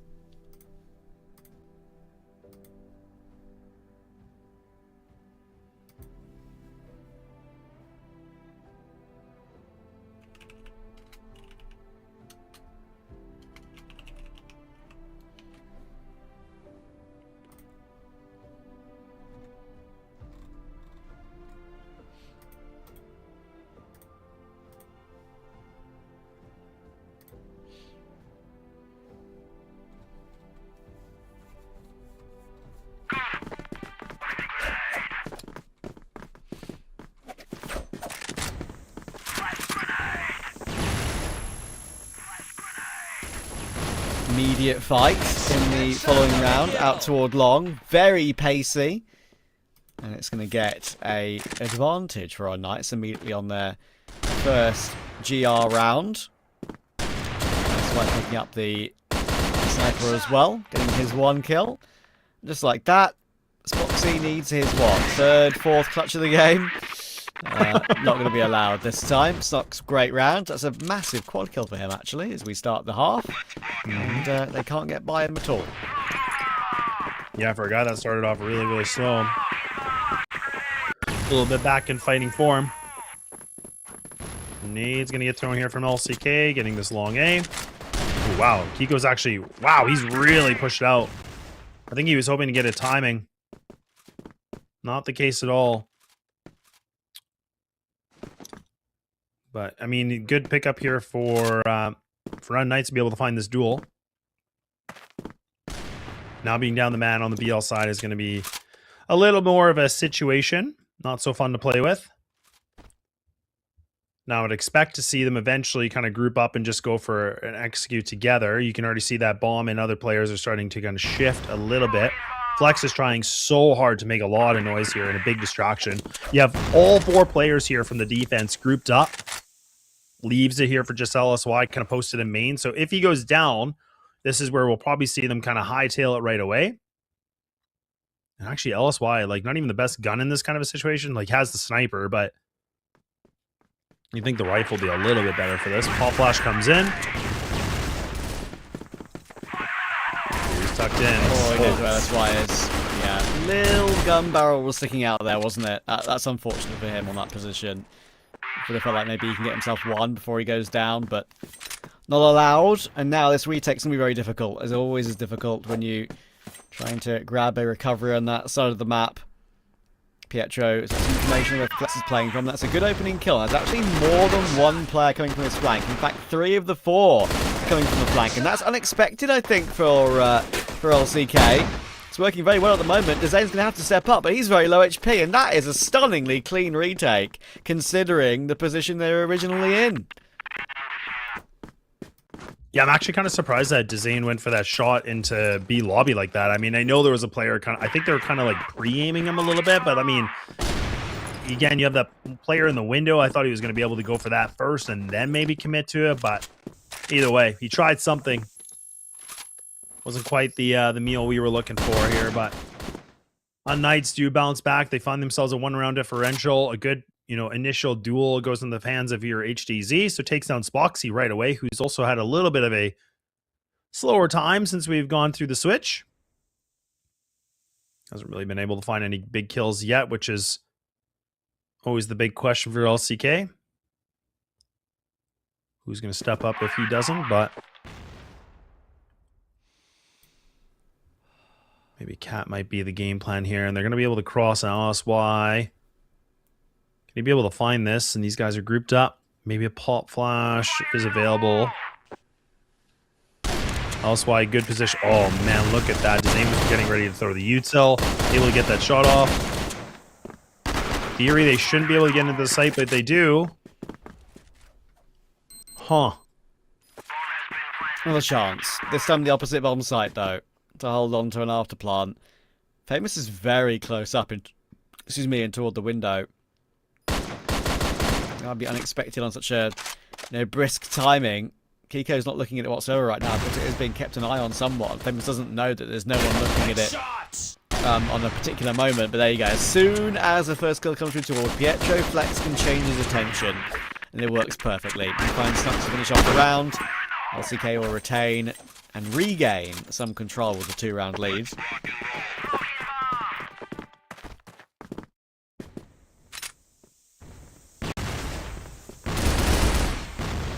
Alright, big kill for Pietro, the IGL, the mastermind of unKnights.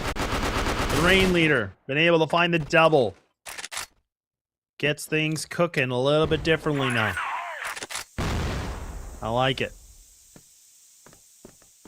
Grilling up something maybe really good here, and now it's just down to Spoxy and Flex. That was a very British way to say Spoxy. You know, did you do that on purpose? I did, and I was kind of curious if you were going to be like, oh, what's he doing? There's no way you picked up on that. Like, there's no way I picked up on you doing that. That's crazy. Oh, amazing. I love it. It shows we're still locked in. That's all I'm saying. Exactly. That is true. Yep. That could have easily just kind of gone on the wayside, and you're just like, well, whatever. Sparksy. Here's a little fun story during this timeout, right? It's LCK time. Lay it out on me. I'm excited. Story time with Trav. So I have a wireless headset. However, I've never used it wirelessly because for some reason I just haven't been bothered because my PC's Bluetooth doesn't work and it wouldn't connect to the Bluetooth, right? Crazy. And I don't know why it wouldn't for all this time.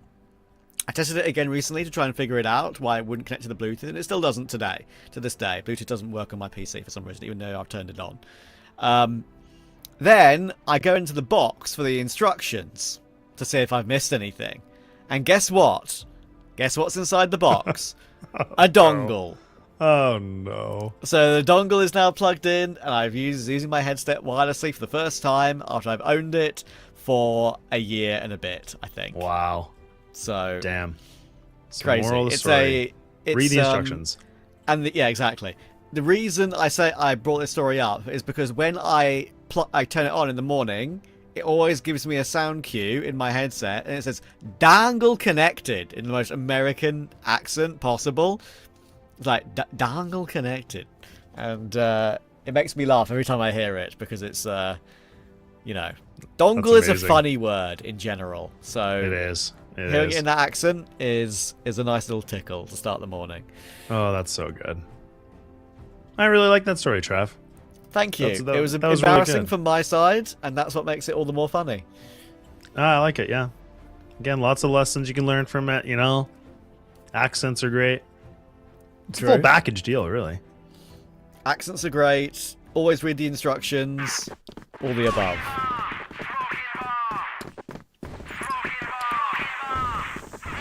Okay. Who will be above in this game? Because right now it's still 1 round here from a tie game.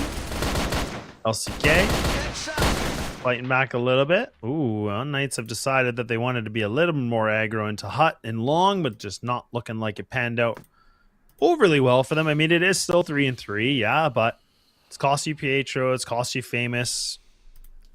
Do you take down Zane, which I feel like he's had himself a really good series so far, rifling. I feel like he's actually really stepped up. I don't know.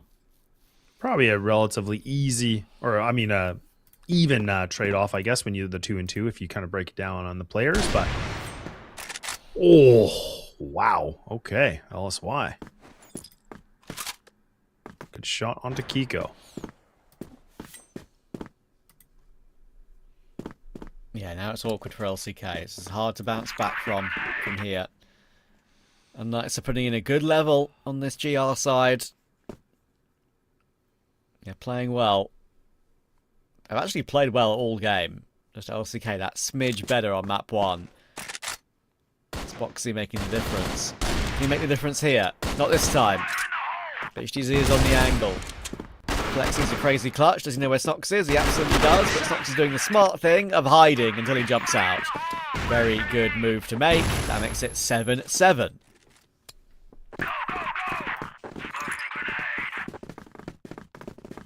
Yeah, just when it kind of feels like that LCK were maybe going to be able to run away with it a little bit. Now it's unKnights get back into a little bit of form here.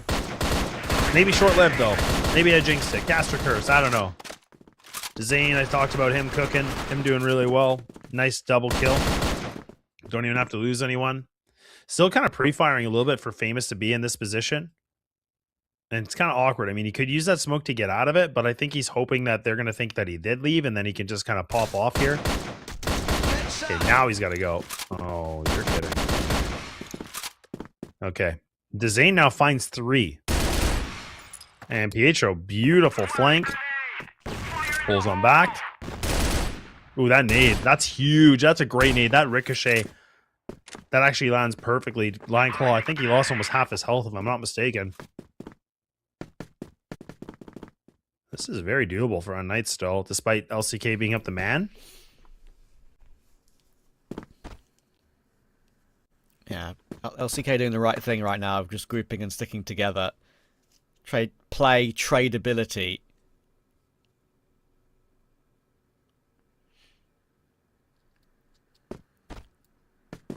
They have got an open B-bomb site, but unKnights realise what's going on. It's just too weirdly quiet on the other portions of the map.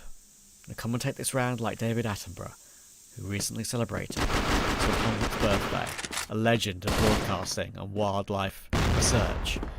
It's the lesser spotted HDZ, looking to try and work their way back into the site. Right now, oh, that is impressive. The lesser spotted HDZ can often show his colours in this manner. And even though everyone is low in this round, it might still give them a chance to make something happen. With the Zane, in a 1v2, Pietro is tickleable, so is HDZ. He's one bullet on both sides. Can it be the Zane to make it happen? He's jiggling, and he's delivering. Huge reaction from his teammates, and I'll talk normally now, because the clutch deserves it. That's incredible from the Zane.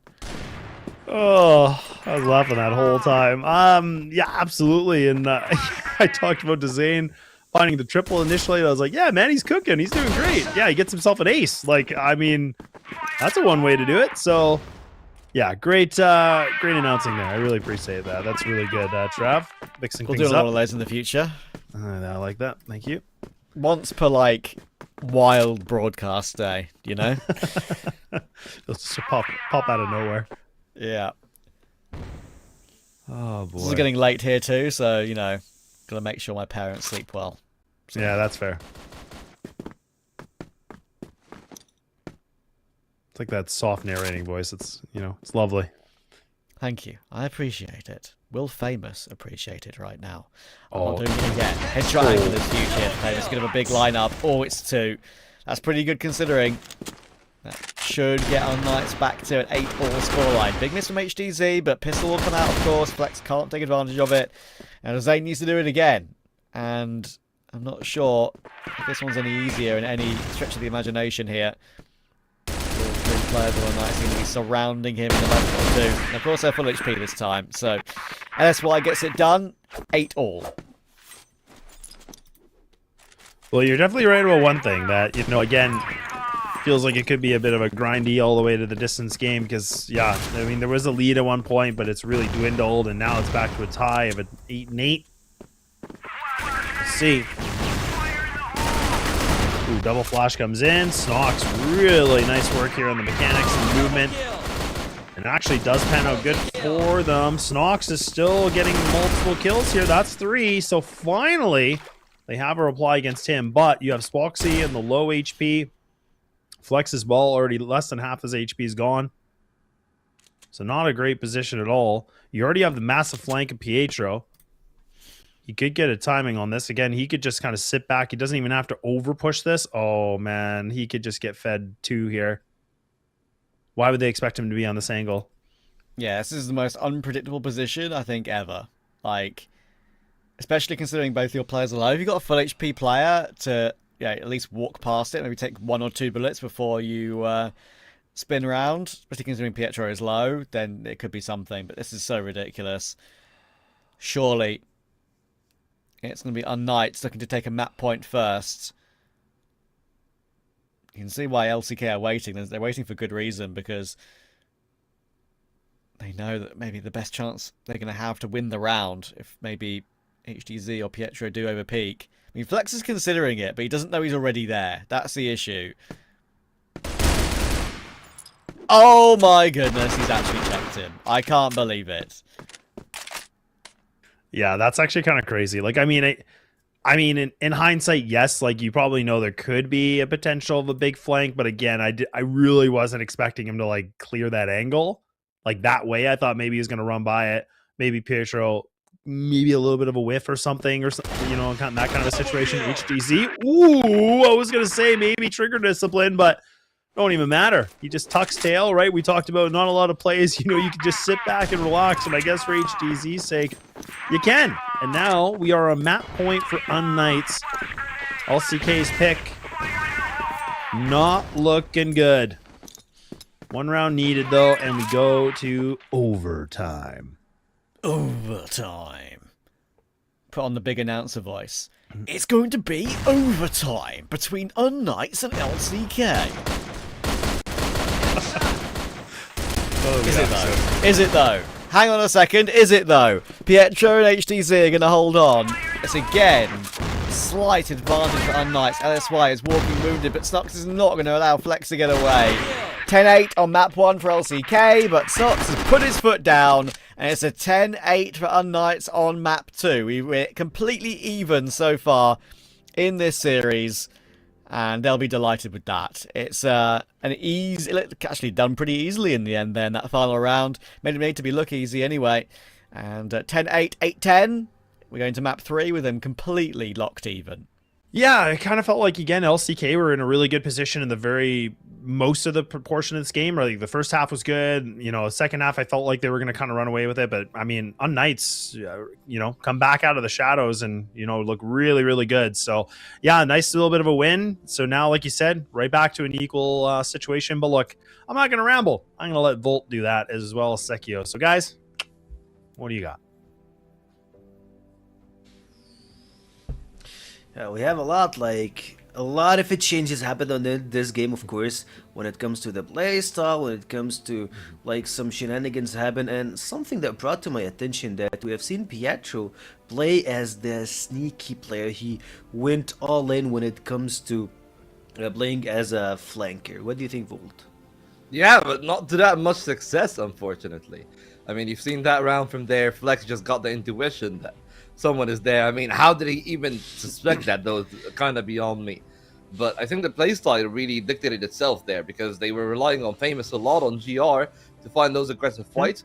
And it wasn't even Famous himself that was getting those kills. It was primarily somebody else through Famous's presence on bridge. He didn't really have the best of games, you know, not the game that he would take over. And I feel like that's the thing that unKnights right now need, is that they need the Famous kind of game for them to actually gain some stability. Right now, at least, you know, they still got over. And the most important part will be, like, how will they actually fare from this 1-1 scoreline? Because I certainly do agree with the lads. I think that this is one that shouldn't, like, not only could go the distance, it kind of should go the distance between the two teams. Like, similar play style. The map pool, as I said, lines up pretty well. I think that New Mexico was always going to be the difference maker. It being the decider, though, was a little bit surprising. I thought it would be picked earlier. But hey, like right now for the two maps that we've seen, certainly an impressive effort from both sides. But this was more of a neutral game, right? It wasn't both teams performing well, just on the global risk side. There were moments from the two sides. Yeah, I can definitely agree with you. Foxy had his fair chance of shots, his fair chance of moments early on in the game, but once they got to the other part of the map, it felt like they silenced him. And of course, I love the way that unKnights approach B-side. Once they're playing on the blacklist side, they always go with a split execution, and it paid off for multiple times. Yes, they sometimes fall into LCK's traps, but at the same time, seeing them playing under the bridge and getting closer to the boxes behind the, like on the B side backside, like on the backside, and but at the same time holding the doors, it was just a really good approach that we saw coming out from them. I mean, it's very easy to look at LCK and think that there's a lot of credit, of course, to be given to like plays like these, and the way that they were able to handle it, because Smogs have actually done a lot of damage in rounds like these, and also credit is due for the side of unKnights. I believe to HDZ in a big part because, you know, of course, as I said, like Famous has been the distraction. Pietro has been consistently struggling in terms of fragging, of course, in comparison to Flex at least. And they needed somebody to carry over some of the slack, and you can see it absolutely reflected there in the scoreboard. Top in the score sheet, it's between him, Snox, and Famous that the brunt of the firepower really came from. And you look at LCK, and you wouldn't actually think that that's the team that's behind. But no way. Unfortunately for them, the main point is, I haven't seen the Kiko that I'm used to see, right? And the duality between him and Lion Claw feels like it's a little bit dysfunctional, at least here on the Black Widow, and that's going to be the important thing. So recently for LCK, it's either Poxy, Line Claw, or Design. Like one of those three gotta step up, and that's what we always have seen on the last few games that we have watched in the playoffs. They always got some kind of a point on this part, but when it comes to unKnights, it felt like HDZ is stepping up. Like this kid, we have never seen him on this aggression or like this firepower for a long time, and I believe that's a really good thing to keep in mind, that they have a really good formation, and once you have some new kids step up, that will help. But speaking of something that will help us, and of course will help our broadcast team, we'll head to a 3-minute break and get back to you with game number 3.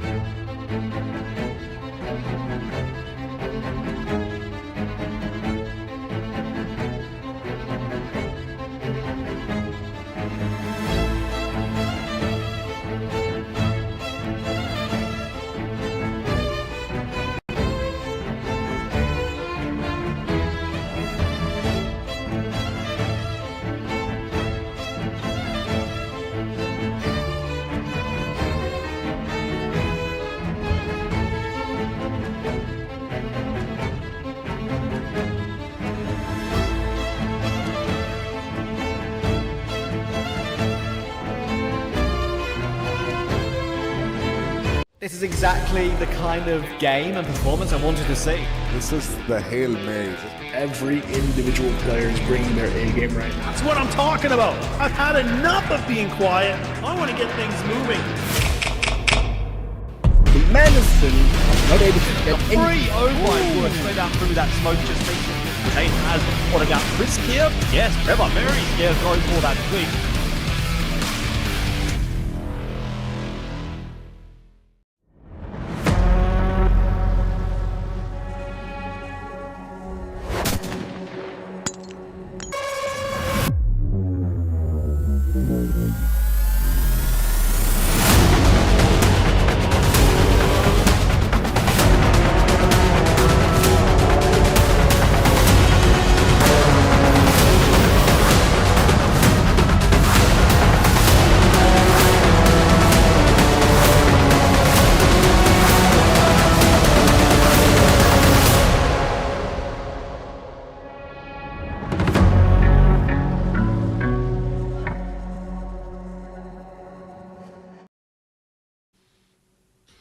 And we're back with game number 3, and as always, if you're just checking the stream, I'm gonna be your host for today, like Ben, and of course I got alongside me this, this side, Volt, and of course we have Travel Laz on the casting disc. I just wanted to give you like a small recap of what happened today. We had 7 hours of broadcast for our first best of 5 between not LCK, what am I saying, between Vitality and Nemesis. Vitality and that's Nemesis. the game. Yeah, Vitality Right. and Nemesis. 5 I'm maps, just 2 like, overtimes. Here's the thing: 5 maps, 2 overtimes. We were 1 round away from OT here, and I competed in my bones.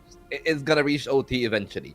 But this next map, though, talking of the maps, we were talking about how unKnights were doing well on the splits. You were mentioning that. I think that their execution is also good. But the post plants is the thing that is actually going to matter a fair bit more, at least to me, because on Ankara we've seen an ninja defuse. I don't think there is actually a smoke, a knife kill that was there from Slayer as well. we had a double like, knife kills, 2, not only Yeah. 1. 2 knife kills. But we had 1 on the map, right? And we'll have to wait and see how things are actually gonna go. I think that unKnights should be theoretically on today's form only a little bit more favored. They picked the map. I think that they look suited for it, but as you can tell, like, sure, the sample size is a fair bit smaller from LCK, but they've been rather successful on it. They can still be successful. Of course, a big part, though, from this head-to-head for me is going to come down to the Zane and what he actually is going to do with LCK. He's been performing pretty valiantly on the Black Widow, but can he and Spoxy step up when it matters most? Because this is the map that, at least from what we've seen from a team like Nemesis, for example, like, snipers matter a whole lot. We've seen Dipsy and Alucard do a whole lot of the heavy lifting here. It could happen again, because Nemesis weren't that far off from taking that 1 from Vitality. Then it would have been 3-1. And, I'm still pretty intrigued, because I think it's going to be very close. I think it's going to come down to the fine margins again, just like it did on Black Widow. Just going to be different players being a little bit more important. And maybe because if I'm LCK, I'm thinking a little bit less about Famous, could actually allow him to flourish a little bit more.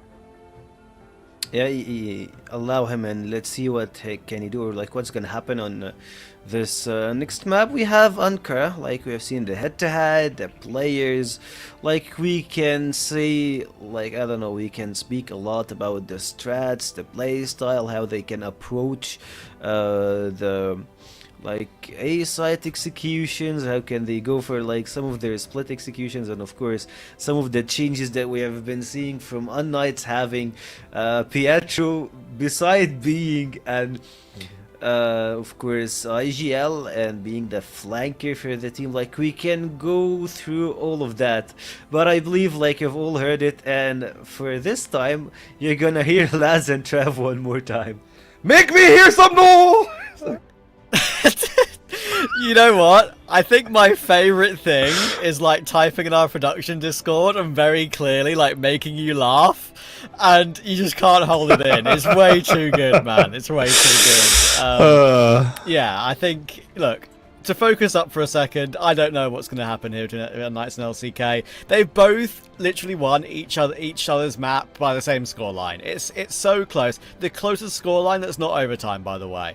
So, look, at least we've been saved on that front. We haven't had to play extra rounds on another one of these 2 maps, Laz. We're you know, it's a one silver line to today, maybe. But yeah, I think for me, I'm hopeful that it's gonna stay that way, because I just think that this has been quite an entertaining game. And you know what I said to you earlier? I'm still standing by the fact that this has been a more, like, despite everything that's happened today, despite how long these two teams have had to wait to play, I think this is one of the higher quality games we've seen in the two maps we've watched so far over the other BO5, which is kind of crazy when you got Vitality playing today. So honestly, really decent quality for being so late in the evening, and I hope we get more of it.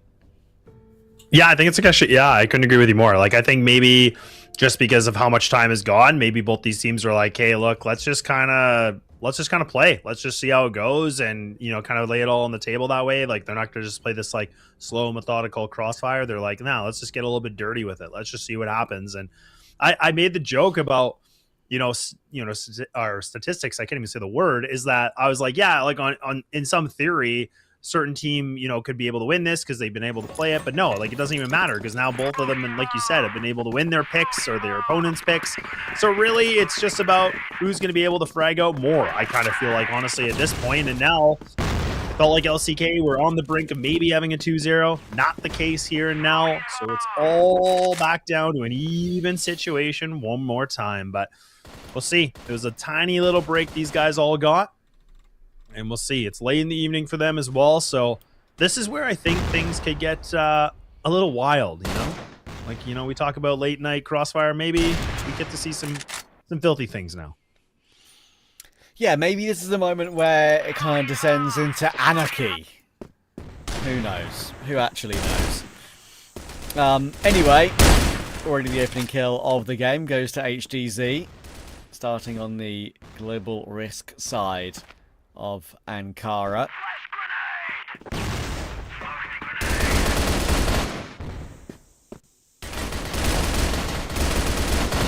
Oh, good. All right. Good old Pietro. Can only get the one, though. Did he have the M14? Do you? I don't know if you saw it in time. I feel like he did. I feel like he usually uses the M14. Yeah. That is, like, obviously one of the most popular rifles now. Great clutch from Dezane there, or great hold from Dezane, I should say. Getting 2 is more than enough. Now Spoxy can leap his way in, B-op his way in pretty silently, and catch Snucks in the side. There we go. And yeah, I mean, ever since that balance update, the M14 has been so, like, commonly used. It's the M14 and the HK just dominate the meta, and mainly the HK because of how accurate it is and how easy it is to tap with it and burst with it. The M14 mainly because of how many bullets you have with it, and how wall bangable it is. Like, you can really get your sprays done through boxes with that weapon, which is why it's so popular. So yeah, see it used a lot in that particular case, and LCK made good use of the HK there with Dezane on that occasion, holding on to the A-bomb site. They'll start off Ankara well.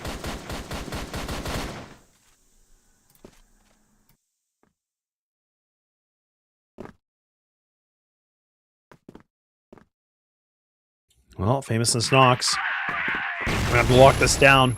The 2 pillars of defense in the site. Flash is getting thrown line claws, been able to get himself with his teammate onto the stairway, but he's actually blind, and I don't know, can he get these kills? It's Dezane actually comes in with a big sweep again. Multi-kills galore for this guy. LCK now looking a little frustrated, maybe a little pissed. They've been able to find themselves now potentially a second round in order for them, so look, maybe they're thinking enough's enough. They want to get things done. I don't know, but I'm all for it. And this is that kind of that high octane, a little bit of play that we've been seeing, and we'll have to see. I mean, LSY, I just can't imagine this clutch can go for his way unless he gets fed the one-on-ones, but no, it doesn't even matter at all. So there we go. 2 Zippo. Zippo? Isn't that like a... We could say no. Isn't like a character? Isn't Zippo a character in some children's TV show? I can't remember. Oh, now I gotta look. I don't know. Actually, no, I'm thinking of Zippy from, like, Rainbow. Do you remember that show? Yep. Yeah, okay. That is what I was thinking of. Never mind. That's okay. I'll forgive you, Trev. Thank you. You better. After the day we've had, if you chose to not forgive me for that would be a red flag. That's all I'm saying. Dezane is gonna find Pietro on the entry through the underpass. Very quick play actually through to grab that kill, and it's caught Pietro off guard. Now Spoxy is back into this favourable angle. He finds Feathers up in the peak, and Lion Claw find LSY. They're a little bit all over unKnights in the early game here. I wonder how long it'll be before unKnights try to call a pause, because they're dominating the opening kills very, very quickly as well. Yeah, and to be honest, it is really nice to see, because again, we see Dezane sitting at a 7-1. Like, he's actually just playing his role perfectly. He's running in. He's kind of like that second entry. He's getting like the double kills essentially right behind someone. So it feels like he's playing his role almost perfectly with the way he needs to. But the aggression from LCK is really kind of throwing unKnights a little bit off guard. They're not really sure what to do with it. They haven't been able to really respond to this quite yet. Whereas they're the ones that like to be the aggressors normally. So it's cool to see that LCK have kind of, taken a little bit of their tactic and said, okay, hang on, like, we'll just kind of, instead of just sitting back on the BL, we'll actually try to make the plays here. We'll actually try to initiate the process a little bit better. So it's good to see a 3-0. But now on Knights, it's, what do they want to do a little bit differently? Because they haven't really switched up their defense and kept Snox and Famous together. Maybe a little bit of a different setup in the site, but they haven't added players. They haven't really mixed things up. They haven't gone for mid control yet. So I'm going to stay true to the original. And here we go again. Nades galore. They're going to fly on in. Famous. Only one. Well, two. Just kidding. Can't do that. That's hard. Well, he gets killed so quickly, sometimes it does look like only one, to be fair. But no, he's held on well. Keeps it in a 3v3. Spoxy's now lurking around again. He's done this once already, but that was later in the round. And LSY does actually go back and have a little look at that moment. But a second too late. And Spoxy, he found one more. But HDZ is not lying down. We want to lie down. We want to go to sleep. But the game's not over yet. HDZ wants to make sure it continues. LCK and Lion Claw against HTZ in this clutch. HTZ will go to the rifle to make it a bit easier for himself, and it's a big clutch. Again, a big impactful round from HTZ in this one. It gets unKnights off the mark on Ankara. Yeah, love to see it. Right, I mean, this is where I keep talking about HTZ and what he's able to do so far, and I feel like he, again, last map, he was actually the one that put up a 1.31 rating, so he's been doing well. He's been kind of on that consistent top so far with their group. In terms of duels, in terms of KD, it's Boxy now maybe trying to highlight a little bit more for himself. Oh man, okay, yeah, that's a quick and dirty 3K right there. Woo-wee. 9-2, Trav. He is popping off. Your GOAT. Yeah, I love him. I think he's just, he's so good. I reckon he's one of those sort of players that you could actually, slot him in on one of the best teams in the world in, different regions, and he would do just as well. He would absolutely hold his own. That's genuinely what I think. Maybe I'm wrong. Maybe that's a bit much, but I would be curious. curious. Know that, to be fair. No, yeah. I mean, I think for me, the only thing with Spoxy that I would like to see more of is just getting LAN experience, because not to say he's not good on LAN, but it's different. So I think he's really used to playing at home and comfortability of his in setup and everything. So if he could get more international competition, yeah, no, I think so. I think it's really just because we always talk about there's a clear distinction between playing at home online versus LAN. It's totally different game, feels different. Of course. Yeah, so that's where I think for him, he would just need that experience. He's still a relatively young player, so I mean, for him, there's no way there's absolutely a lot of way that he can be able to get the experience needed to become that top player, I would say too. I agree. Yeah, as you say, the difference is so many things. From at home, you have your desk, your mouse, your monitor, your keyboard. Every single peripheral is just perfected. You've played there for years, so you have your chair all set up as you would have want. You have your seating position all as you would want. On LAN, all of a sudden, you have to go through the process of setting the game up, setting all your stuff up, making sure everything's as similar as possible. But it's never the same. It's never exactly the same. And being... a saying that I like to use, I've used in a couple of big events in the past, becoming comfortable being uncomfortable is a skill. That's for sure. Yeah, I like that. No, it's good. It's yeah, I definitely think for Spoxy, he has a pretty bright future ahead of him for sure. It's just more, I mean, he's on the, again, arguably, he's on the second best team in CFWL, right? And I mean, he's just, you know, he's playing with that group. I mean, you know, maybe one day there'll be a roster shuffle and then he's on the best team. Who knows? Maybe Vitality are like, hey, Spoxy, you're sick. Come on in. I don't know. I'm just kidding, but I'm going to get flamed in the chat now. But you never know. Things could happen, Trav. The world of possibilities. It is indeed. It is indeed.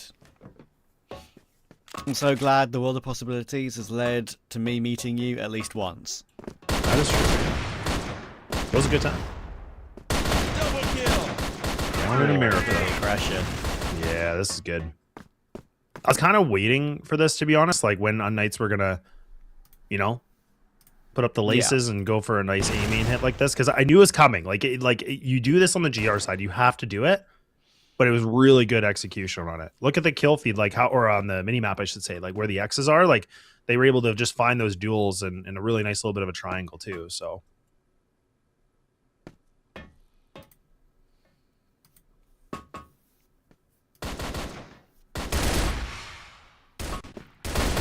Good pick from Pietro. That will absolutely confirm the second round.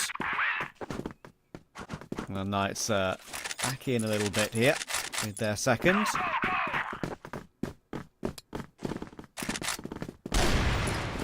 Oh, HTZ not expecting Spoxy to be holding the cross whatsoever, though. Kind of surprised he wasn't. I don't know why, but yeah, like he just kind of was common. like, yeah, you know, it's like it's constantly checked, and oh, they actually try to mid control too. So, okay, yeah, that's a move. Doesn't work out for him, but unKnights are thinking they could be a little bit more loose if they could.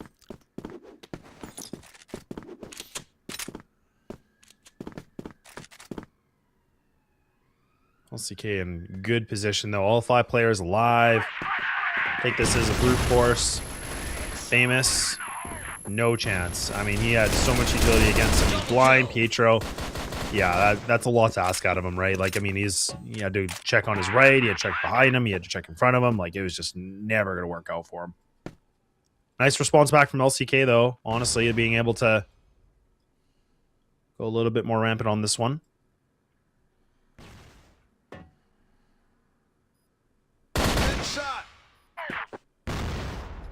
Headshot. Headshot. Headshot. Headshot. Headshot. Headshot. Oh, we're going to nail it. We're going to get this down. Yeah. That's me stuck in a loop after the day we've had. It can happen sometimes. Yeah, it does happen. Yes, I understand. We'll bring you back. I think I am the worst at like speaking in accents that aren't my own. I can't lie. I'm not good at any single accent. There are some British accents that I can do, like Liverpool, stuff like that. There are some like Mancunian and Liverpudlian accents from like different dialects in the UK that I can do a little bit, but any other country is not for me. Hey, I love it though. You gotta get creative out there. True.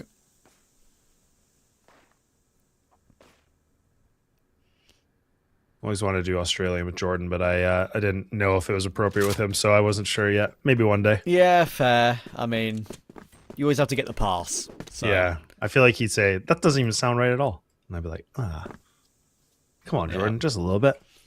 It's fine. When Jordan and Mac, Mac, when they cast together, that is a joy to behold when I hear that. It is really good.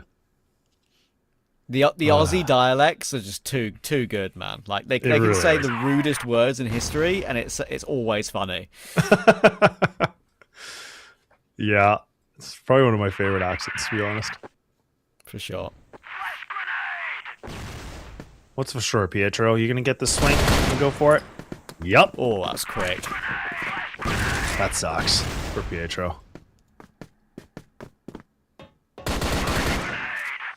And the issue is as well, as soon as Spoxy gets that kill, he gets this angle, like that such favourable angle on the corner of the bomb site, which is pretty much impossible to remove a player from. So I'm kind of guaranteed a second pick. And PK will make sure that the round's going to be secure. Lion Claw will find his. And HDZ is left all alone, wondering where to go. Grade is where he's going to go in round. What round is it? Round 5 plus 2 is 7. That's round 8. It's now round 9. 9. This is why you're doing math. And it's the final round of the first half. Oh no, we've really broken him. I was thinking of like Trav. This is what today's done to me. This is what today's done to me. Oh man. Whoo-wee. Oh boy. Oh man. All right. Last round of the first half as Trav has brought us to that point, which means 9. But who gets the last round? Who knows? But really, LCK, it has actually been a really nice map to see from them. Like, again, looking pretty decent, especially, again, that unKnights have gone for this pick. Feels like the veto system doesn't even matter at this point anymore, but maybe unKnights may be a little bit better on the BL side. But I think LCK have really just kind of fragged out really well, especially with Zane in the beginning. Like, man, he was just... I'm really happy to see him like popping off. I know there was this weird period last year where he was like in like kind of a funny slump. So good to see that he's like actually performing back what he can do, because that was always so disappointing, right? You just know he can do it. It was just a matter of when do you get back into it, and then he finally does, especially in playoffs. Not bad at all. All right, A hit one more time here, Trav. We're going to run it back, but this time, the only difference to this beat and this track is that unKnights, they have 3 players. Snox is just going beast mode.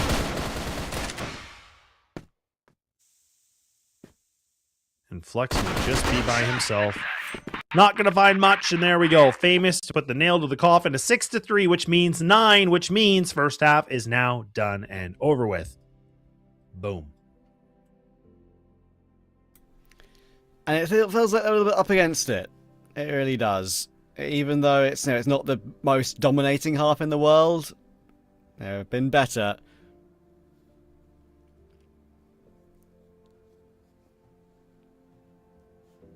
I still think that LCK are in a good position. That's how I feel. I still think it's going to be a game where unKnights more often than not play catch up. So we'll see if that's the case or not.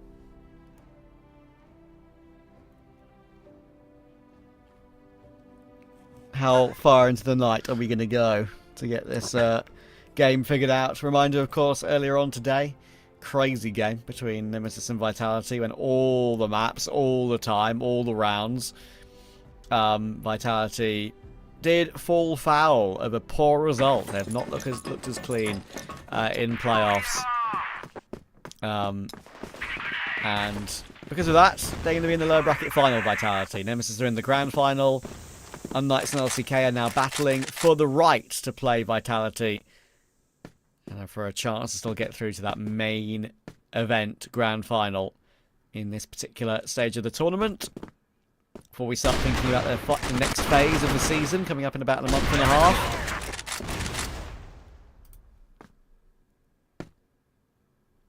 Yeah, it's a good point you bring up, though, right? Because, I mean, we've been kind of lightly talking about is that, again, like, the loser of this series, like, they're out. So this is, again, make it or break it. This is where it really does matter a lot because the winner still moves forward again in the bracket. So it's not even, you know, whereas we did before earlier, that was guaranteed in the grand finals. This is more about that lower bracket final. That's where then the winner of that gets to go to the grand final. So it's just like, man, oh man, it's a gauntlet of just fighting tooth and nail to be in a position of maybe getting yourself that first or second place. Who knows? But still a little while before we get to that conversation. But again, I just want to lightly remind people in case they forgot.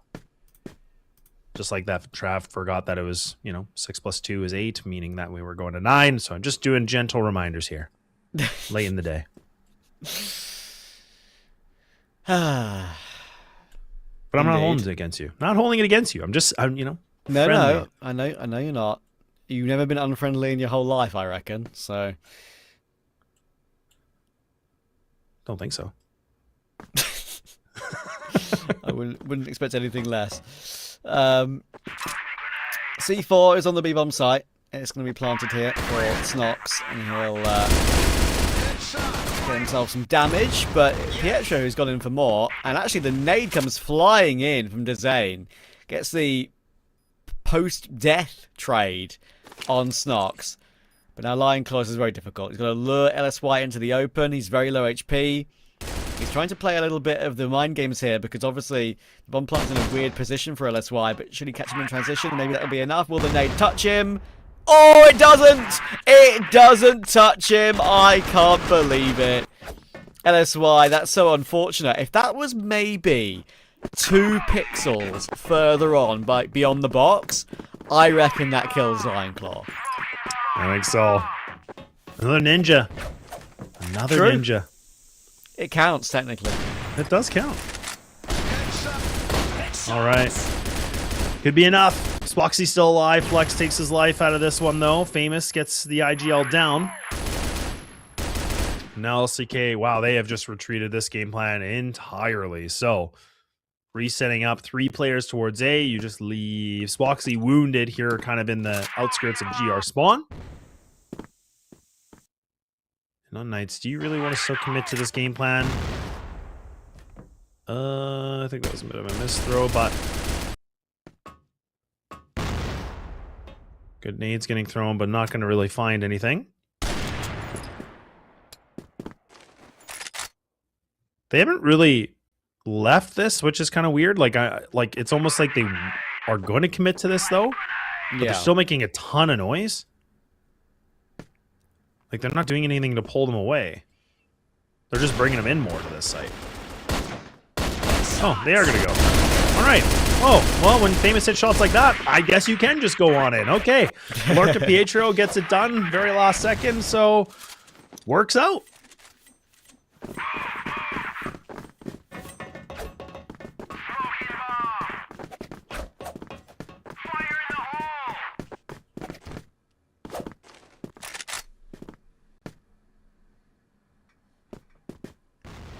Seven to 4. unKnights proving that they're going to battle. They're going to fight here. Not going to go quietly on map 3.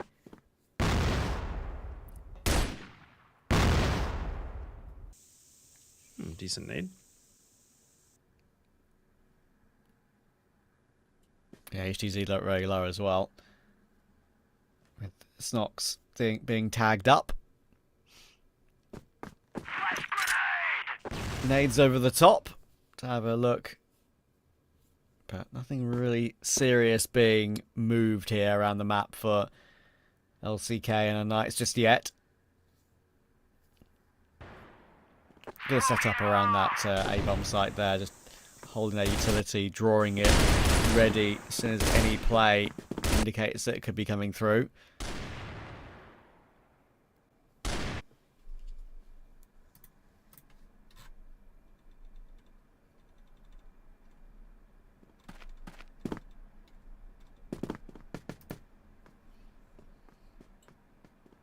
All right, we're back up on a group here for unKnights. They're going to go back to this A site. They think they can do it again.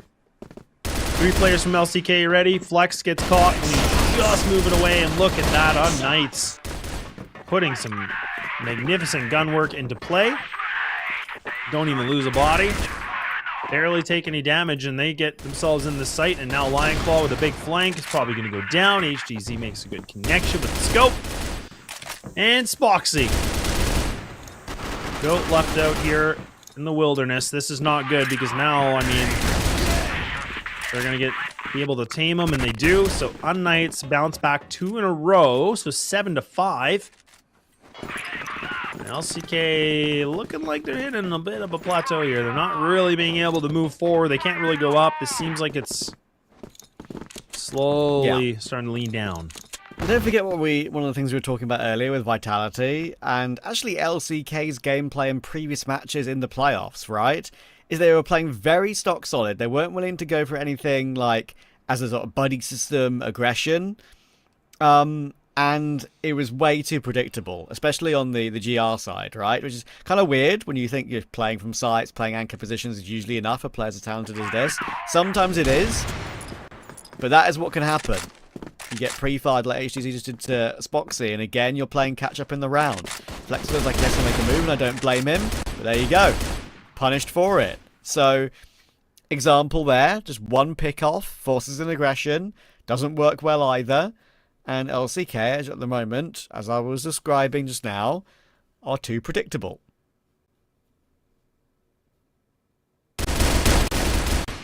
Yeah, it seems like it is a bit predictable. That's a really good point to bring up.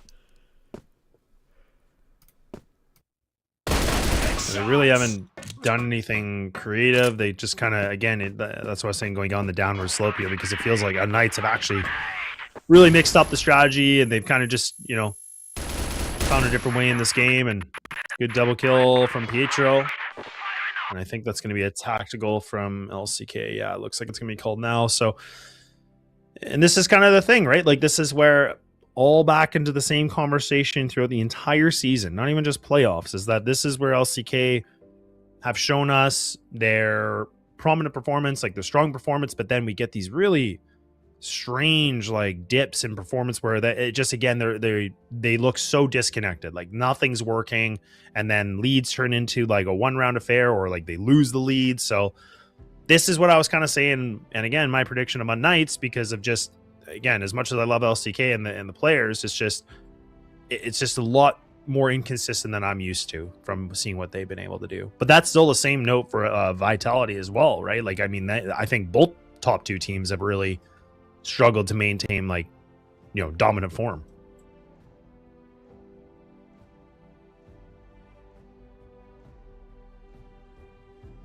Yeah, it's a weird one.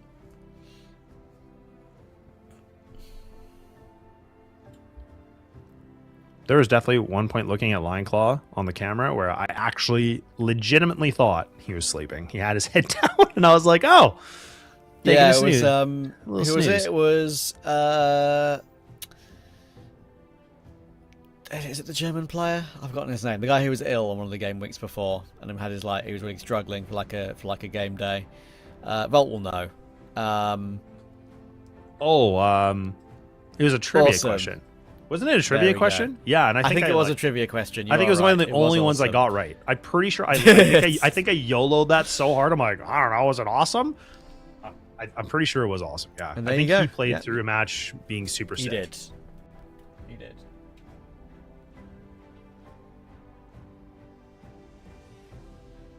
Oh, Volt's misunderstanding. No, I'm saying LCK's top two.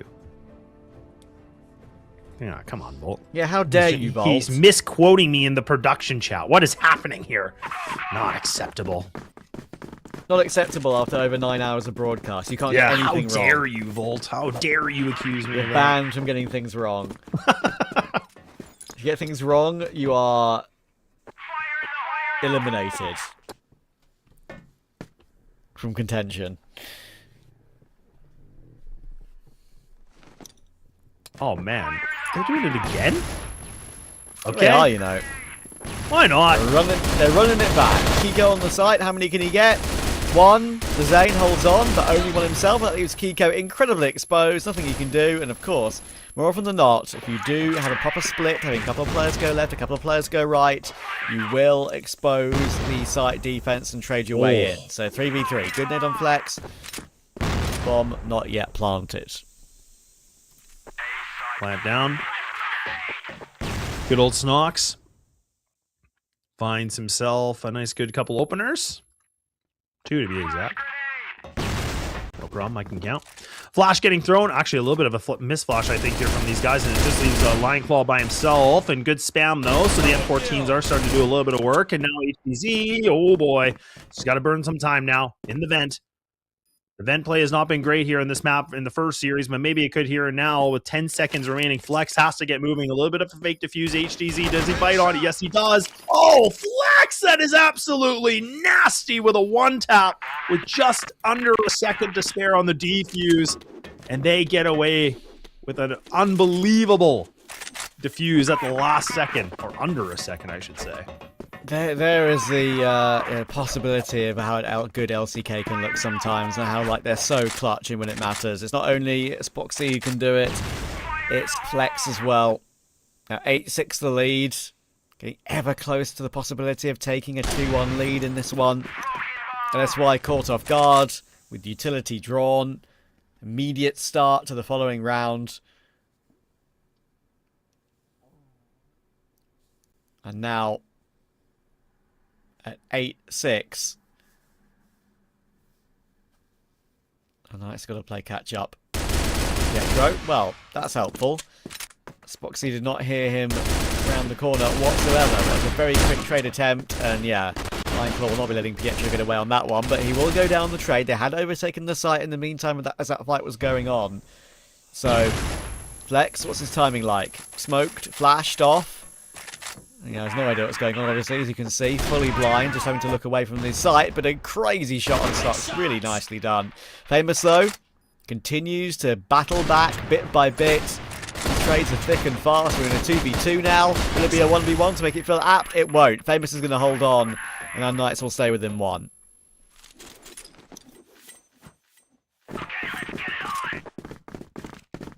Oh boy. 1 round differential.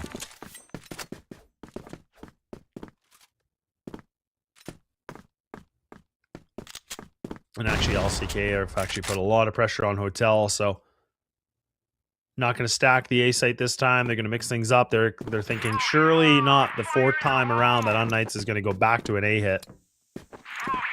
But maybe, just maybe they will. Maybe they like that track, you know? Sometimes you're just in that mood, you're going to listen to the same song over and over and over again. Could be the case. That's me. That is me very often. As soon as I find a new song that I maybe hear on like I don't know, like an Instagram reel or a TikTok or whatever, and it's absolutely catchy, I will look it up, find the original version, find maybe a slowed version, and I will listen to it over and over again until I get bored of it. And I save it to my playlist to make sure I don't forget it. I like that. Yeah. I still do it the old-fashioned way sometimes, Laz. Sometimes, if I have a bit of spare time, I will go through my YouTube videos that I haven't saved yet and save them to MP3, convert them, and put them on iTunes. Holy. Like the good old days. Holy. Look at this guy. I don't actually have a Spotify subscription, but I do have a YouTube Music subscription now. Okay. So that is my option. I like that. I've never used it yet. It's good. It is good. I would say I'd recommend it because obviously if you buy YouTube Premium, it comes with YouTube Music. So I'm not really been a big guy on like having subscriptions for things. I never like wanted to spend too much of my hard-earned money on just throwing it away on things I can use anyway. And if I just deal with ads, for example, but YouTube Premium, can't lie, giga worth it. So there you go. 8-7 to LCK. Time running low in this round for unKnights. And unfortunately for LCK, Kiko's going to fall off the bomb side at the wrong time here. There is a smoke up and there's a flash forward to get him into the action. But look at the grenade. That's done so damn much. And that's going to make the difference. Spoxy and Claw will hold on. Quick rotation was in play at the right time. And LCK reached 9.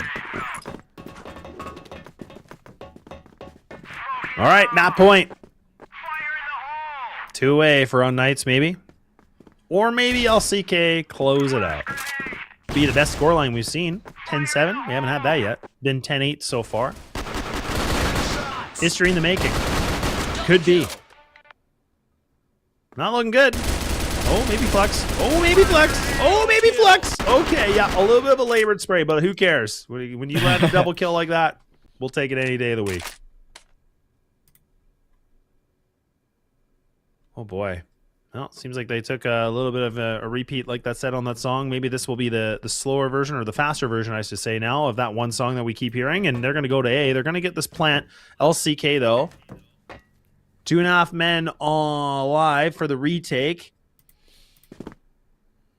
But they do have double HE nades, so that's actually interesting as well. Ooh, interesting. Sox is actually still... He's going to... Oh, wow. He's just going to do this on his own. Yeah, that's actually a weird one. I mean, obviously in the sound queue, unfortunately, it's not like it's an unknown as to which site they planted on. It's very rare that's the case. Yeah, very weird position for him to be finding himself here. It still has a say in keeping this round alive, especially now that it's an after plant. There's a clock above the heads of LCK, and the time's actually ticking down pretty quickly here. Spoxy, Kiko, and Flex are all rotating in from the same position, and unfortunately for them, as I was about to say, LCK, they're completely known about. unKnights knew exactly what was coming, and yeah! Even dunk Spoxy at the end there. Yeah, indeed. And unKnights, they're within one. Chance for overtime. Will it be another 10-8? 3 10-8s in a row, anyone? Yeah, I think so. Maybe. I mean, 10-8s, why not? Let's do it.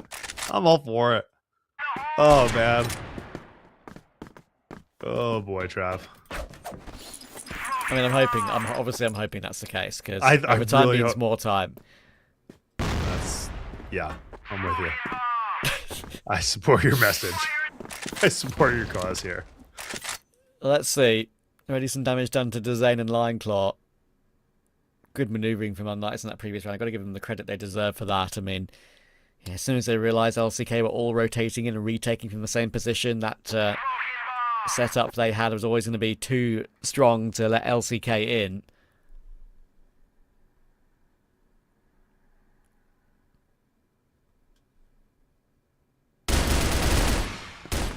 Hello. There we go, LCK. Double kill galore. Fire in the hole indeed, and now nades are getting thrown here from LCK just to keep that aggression a little bit more tamed, and now unKnights, they're not going to be worried about it. They're going to still try to press forward, but there is no way. Famous now tasked here with a 1-on-4, does find the 1. And Famous actually has been able to get himself across on the site, but look at how fast at LCK all together. They're going to play this as the Suicide Squad. Famous tucked away. Oh my. No way he's just going to sit like this. That's crazy. Okay. Goes for the play. Finds the 1. A valiant effort at LCK. They get it done. Another 10-8 is going to be on the docket here for this second best of 5. So now meaning, Trav, LCK 1 map away for victory. Yes, and by the different voices you are giving me in this cast, I can tell that you are as cooked as me. I love it, and we're having fun with it. And I think, without a shadow of a doubt, LCK are going to win this game now. I'm confident in them. I think they're going to take it. I don't think unKnights are going to be there to win it. Very close, all 3 maps. Fair play. But I like what LCK are doing today. They looked a little bit more like their old selves. And second thing that I'm 100% sure of, I'm going to be going to bed when the series is over thinking headshot and fire in the hole in my head, in my sleep, for probably the next 7 hours, even after this broadcast. Either way, that is what I can confirm. Panel ready? Question mark. Sekyo, Volt, are you here? Yes, I choose you. Hell yeah. Ooh, okay, I got the Pokeball. I still don't know what's inside, but, well, we knew what happened on the server. We knew what happened on the outside, which is, well, a team that decided to butt heads and somehow still emerged victorious. LCK, I gotta say, a little bit stubborn, but hey, maybe stubbornness is a good policy in what they've actually delivered on today. Definitely a respectable performance, and they should be pretty happy about the outcome of that one, because I think that they've delivered, and they've delivered big time. And there's definitely a question that, Trav has talked about, of unKnights, yeah, they're definitely looking a little bit worse for wear, and not really as organized as their counterpart here. Yeah, they definitely don't look organized, and when you see the highlights, you will see that most of their rounds were coming out of individual plays, or just trying to do something odd, or maybe an individual that got a multi-kill that helped his team to have like the numbers advantage, yada, and at the end they get the round. On the other side, it's more of a team effort. You will see that Spoxy always delivering with the sniper. You will see the team itself, they're playing as one unit. You see the double man peeking at the same time, and the third guy is holding their bags, and they're just like a 777 unit trying to fight their way versus terrorist. I mean, that 777 reference is a pretty deep cut. At least I hope that all the Egyptians are happy about that one. But yeah, it's definitely going to be a pretty intriguing one. Of course, from what we've seen, though, gotta say, very respectable performance from the side of LCK. And we're talking about people stepping up. Zane wasn't doing too bad on the side of LCK. He's definitely doing pretty okay. But yeah, like, I'm looking at unKnights and I'm thinking that Snox got very little help here today. Sure, like, Famous was doing well, but yeah, it was like rounds like these where, sure, like, it came down to the fine margin at the end for LCK, but they were still, of course, able to get it done in the end. And that's the one thing that gets me a little bit worried, right? For, of course, our next map in the series, because it's Sport up next, and the defense is a pretty big part of how you approach the map. And we've seen Vitality kind of let loose, have the cracks. Those were the cracks that LCK were able to capitalize. And while unKnights look pretty in terms of their KDs, they didn't really, I guess, impress me, at least on a personal level, when it actually did come to them setting up their defense more so than actual firepower department. Yeah, I agree that at some point they had this. And on the other side, funny enough, like Pietro, the guy who normally doesn't get frags, doesn't get kills, he's the highest KD of them all. 1.69, and that's a really good number. Like, he's shooting heads, but the remaining parts of his team, I can't say that they're sleeping. I would say that it's a bit chaotic, the way that they approach the rounds, the way that they approach some games. Like, I remember at some point, like back when we were casting CFS, like a Brazilian team got to the quarterfinal or like the semi-final, something like that. Oh, actually, yeah, it was the quarterfinal, and most of like his games that he won or like they won, they had like a low amount of kills, but at the same time they had a lot of technical and tactical analysis and plays that they could count on. So like the number of kills are not even important, but the most important thing is like, was it actually effective? Yeah, I mean, that's the true question. I mean, at least from my side, I'd definitely say there were points where it was kind of effective for the side of unKnights. But again, like, they're trying to evolve it into a DM. And when we've seen things go to a DM in the prior game, we've seen a full-on team commitment. You know, it's like, hey, if we're going to go one way of the spectrum, we're going to go the whole way of the spectrum. I can't really explain I guess the idiot that they're trying to do, because it's not really safe for broadcast. But anywho, despite being a little bit cooked all across the board, the unKnights actually may also be a little bit cooked themselves, because I don't really trust their port. I see their veto and I see the way that they play the maps that they have picked, and I'm a little bit puzzled, because they only looked stable on LCK's map pick. And that's the one thing that makes me think, well, I don't know why we even did that, right? Porter's up next. It's a map that's still, like, I'll definitely say, not completely in the wherewithal of either of the two teams. But if I'm LCK right now, I'm still pretty happy about it, because I'm looking at the way that they played on the side of unKnights, and I'm thinking we're going to see the exact same problems that we've seen from Vitality, right? Players pushing the bridge, players taking some of those contacts, and LCK are always so good in setting up those trap plays. But if there is a silver lining for unKnights, it just might have to be Famous breaking those traps down and just breaking the walls, as they would say. But yeah, I guess, we gotta say his name and hope that he does appear, because that's the only thing that feels like the sole hope that is remaining for them here. Yeah, that's the sole hope for, of course, unKnights to win the game. But like, I believe everyone that's watching the broadcast, or like part of the broadcast, hopes that LCK finds a way to close this game. Like, it's been like, I don't know, almost 10 hours, and we're yet here. Still have like one game or probably two more games if Famous just drop the nuke in the upcoming match. But like, you'll never know. You'll never know what happens. We still got Port, New Mexico, and trust me, when it comes to New Mexico, if we reach New Mexico, we have seen Famous just play with the shotgun with zoom, the scope almost like always on, and he's just like dropping a multi kills. Like, yeah, at one time, once they were playing versus Vitality, he just like dropped the quad kill in a 1v4 situation with the shotgun. So anything can happen in New Mexico. But like, let's just not jump in conclusion. We still got port. We had 3, 8 to 10 scores, so no overtimes here. No, fingers crossed, like no overtimes. Not yet, Between at least, LCK and unKnights. Yet, like, so, like, they go full distance, but like, they just like both on the break before we go to overtime. No golden round, so that's a good sign for both teams, and we'll see what happens in port. I mean, it's a good sign for us more than anything, really. But yeah, I mean, at least for the port, though, I still think that the same thing is going to apply, whether or not we'll actually see unKnights somehow being able to unravel what we have at hand. That is yet for them to show us. And of course, when they're showing us that, it will always be the voice of those two lovely lads ahead of us. So Trav and Daz, take it away for what should be the final time. Fingers crossed, fingers crossed, fingers crossed.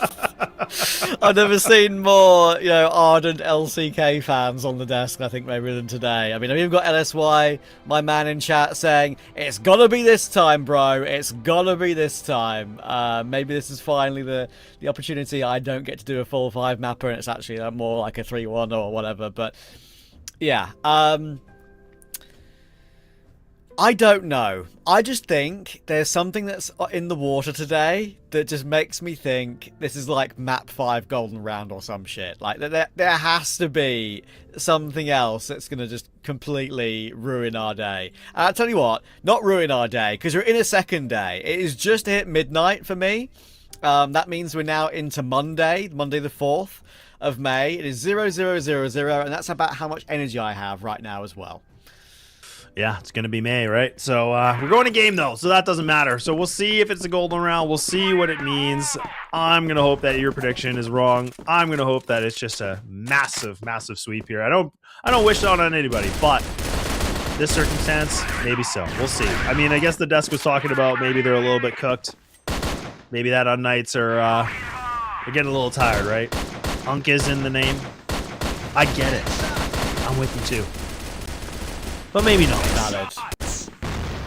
I mean, I turned 30 this year, so I'm about there. Unk squad is now forming again. Got it. Love it. Welcome, brother. Well, Unk's and all. Ace required, by the way. He's got 2. Now he needs 3. That means 5. 5 means ace, which means win. So can he do it?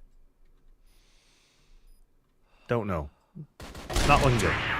Nope. And Spoxy's alive. Okay. 3 kills from Swoxy. An LCK. Last map, potentially 4, maybe.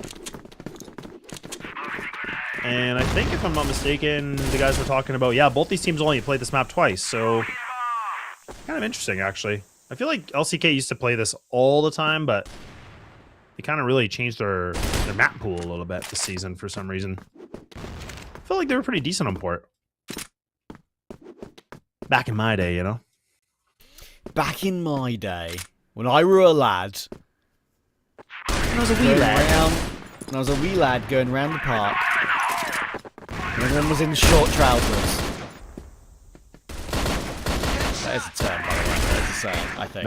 I believe you, that's a term.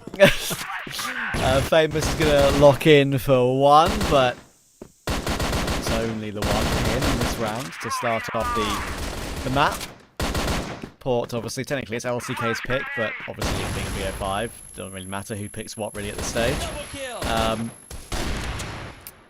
Sox has gotten 2 on this hold, but it's not going to be enough. Flex will take him down, and that is LCK getting a 2-0 start very quickly here. Yeah. Big start here from LCK, and that kind of seemed like to be the normal theme for them, right? Like getting really decent starts, and that's when unKnights would kind of find the later portion of the game to make their a little bit of a comeback, but we'll wait and see. Smoke gonna get thrown into mid. Pietro taking a little bit of damage. Double up on A here from unKnights.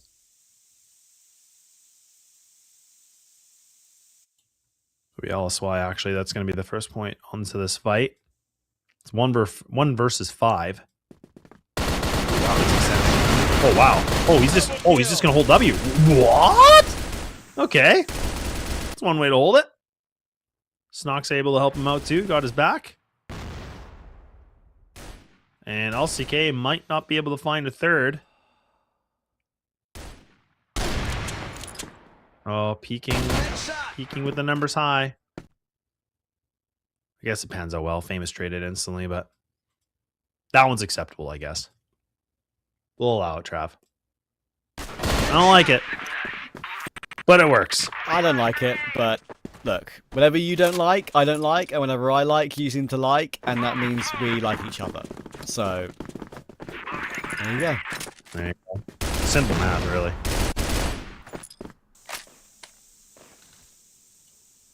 Well, at least Red Knight's on the board.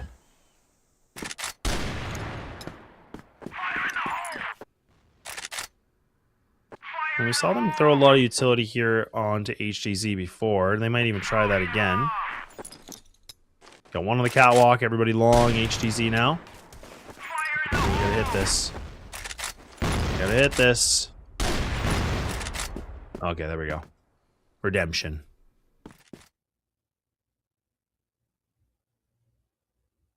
Oh, LCK are gonna re-swing this though. Wow.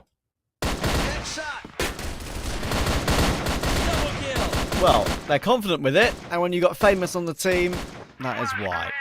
LCK get the 2-0 start, but unKnights will not go away. Quick 2-0 hit back immediately. Bomb dropped in the open as well, so Kiko can't even get to it.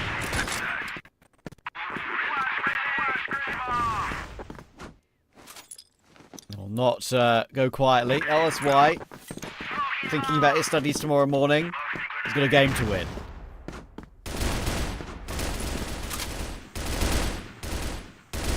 Yeah, he does.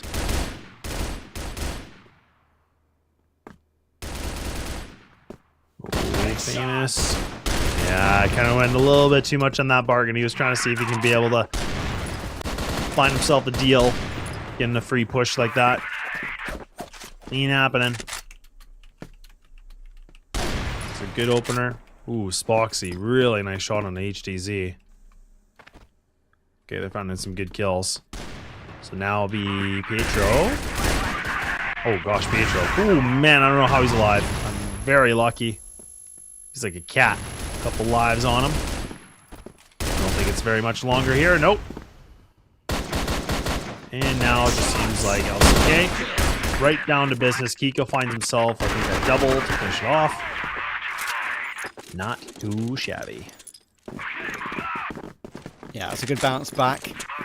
It's funny when you see rounds like that for LCK, it makes you wonder, like, when you've got a team that is that talented, or you know, has as much firepower, you know, LCK have, and have as much understanding and experience of the game, why can't they just, like, run that round back 5 times in a row, and it work at least 4 of those times, right?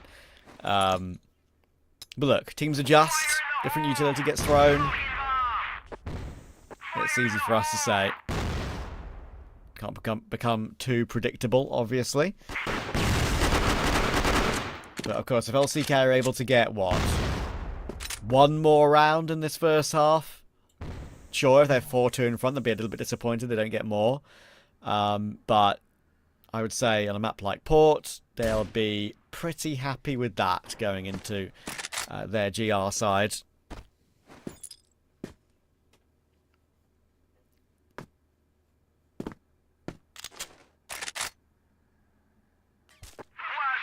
Yeah, that's true.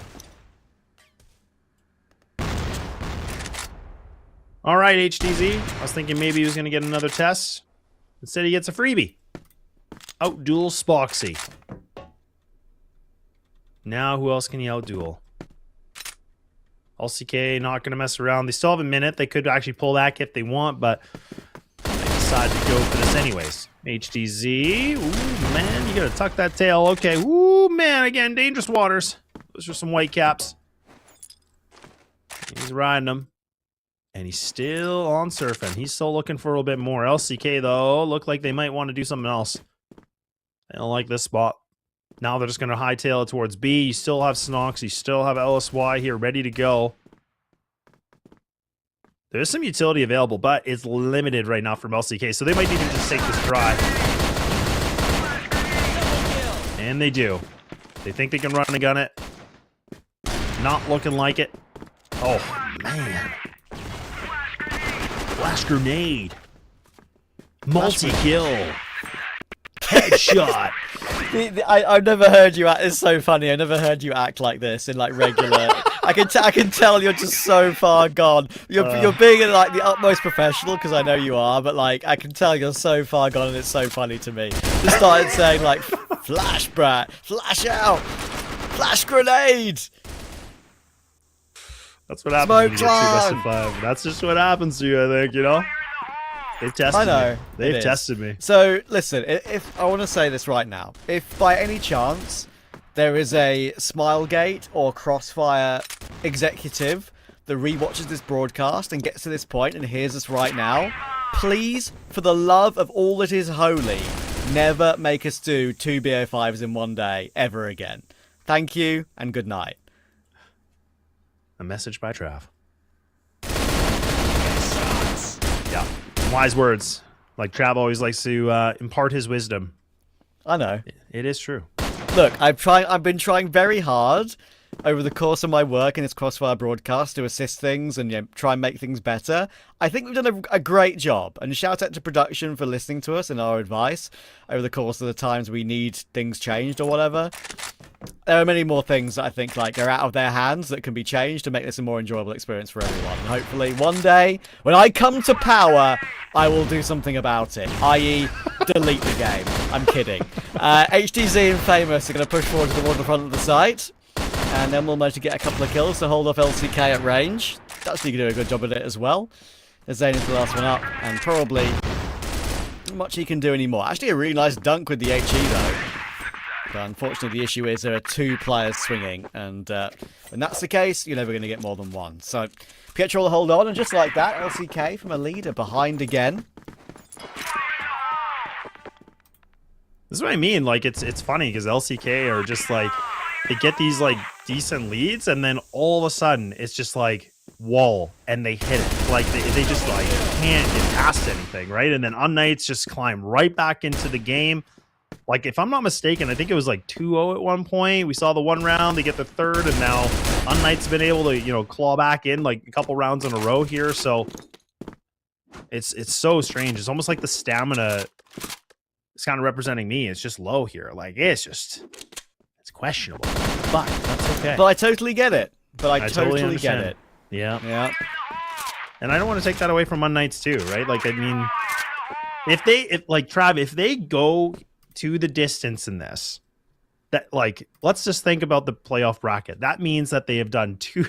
That means they would have been in 3 games. Sorry, that it would be a 3-2 scoreline. So they have like absolutely grinded in a situation. But again, that's if we get there. But I'm just saying, like, yeah, that's kind of crazy to think about. Lower bracket gauntlets are impressive always, even if you win the games cleanly. Mm-hmm. Yeah, but to do it this way, that would be something. That would be something. Couple cool storylines. Yeah, I mean, there's plenty, to be fair, for this season. We've got a whole other, season phase 2 to come, haven't we? So, we shall see how that goes. Anyway, time running low in this round for LCK. Flex is going to move forward with Zane and Spoxy trying to play the B turn that in favours. He needs himself his 1. He gets his 1, and Slox will get his 1 too. That should be more than enough. Hold on. As soon as every player gets their singular kill when you're already in advantage, you know you're going to be fine. And Knights will confirm a lead on the half. The Unk are up 5-3.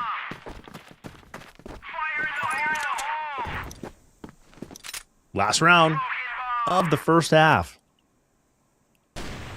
We'll see who can be able to find that last after this round. unKnights, honestly, now, like, really, if they can find 6, that's going to be so great. I mean, the BL side will be harder, like, no question. Like, I think LCK are going to be, they should be a lot better on the GR side, but if unKnights can be able to find this round, that will be a nice little bit of a padding for them just to kind of work with something a little bit. But if they can kind of, you know, put Famous in the second entry or the entry role, and somebody kind of just leading with him, maybe on the Blacklist side, like it really could be the magic thing that could happen here for them. That might be the secret sauce, you will. I gotta stop referencing food. I don't know why I keep doing this. What did you actually have for dinner in the end, by the way? Like in your 10 minutes you had to get something. A protein bar? Well, that's valid. Get that protein, you know? Gains, yeah, bro. I have one next to me. I haven't even eaten it yet. I've just refused to touch any food out of principle until I'm actually done with my work today. That's unhealthy, agreed. But my blood sugar is still in a good state. That's some willpower, man. I looked at it, I was like, oh yeah. I haven't eaten since 1 p.m. By lunchtime, and it's now midnight. So that's not good. It's fine though. It's fine. It's fine. We'll Trust keep doing me, check-ins. We'll do check-ins Yeah. still a little bit here. I'm gonna microwave some pasta when this is done. And that sounds really weird, but I actually have microwavable pasta that I can eat in 2 minutes, which doesn't even taste that bad. So I'm just gonna get it done when I'm done with this broadcast, I think, and just have something to eat. Anyway, another good take, by the way, of the site for LCK. But the thing is, they're in a disadvantage. They've got the bomb down, but when you've got Spotsy set up, but he needs to hit those shots. Those are the important ones. LSY will jump across the angle, gets a little bit lucky to survive. Holding from the back of the site. Needs to get his shot now. He will absolutely do that, but he refaces for one more, and HTZ will take him down. Now, very difficult for Kiko to hold on. He will not. Starts to get 6 on the first half for unKnights. That's not too bad. They'll be quite happy with that, considering they were 3-2 behind. And as I said, LCK, if they go down 6-3, considering they had a 3-2 lead, they'll be a bit upset. But either way, they're still in the game. They're on the favoured side now. And unKnights have a chance of taking this all 5 again.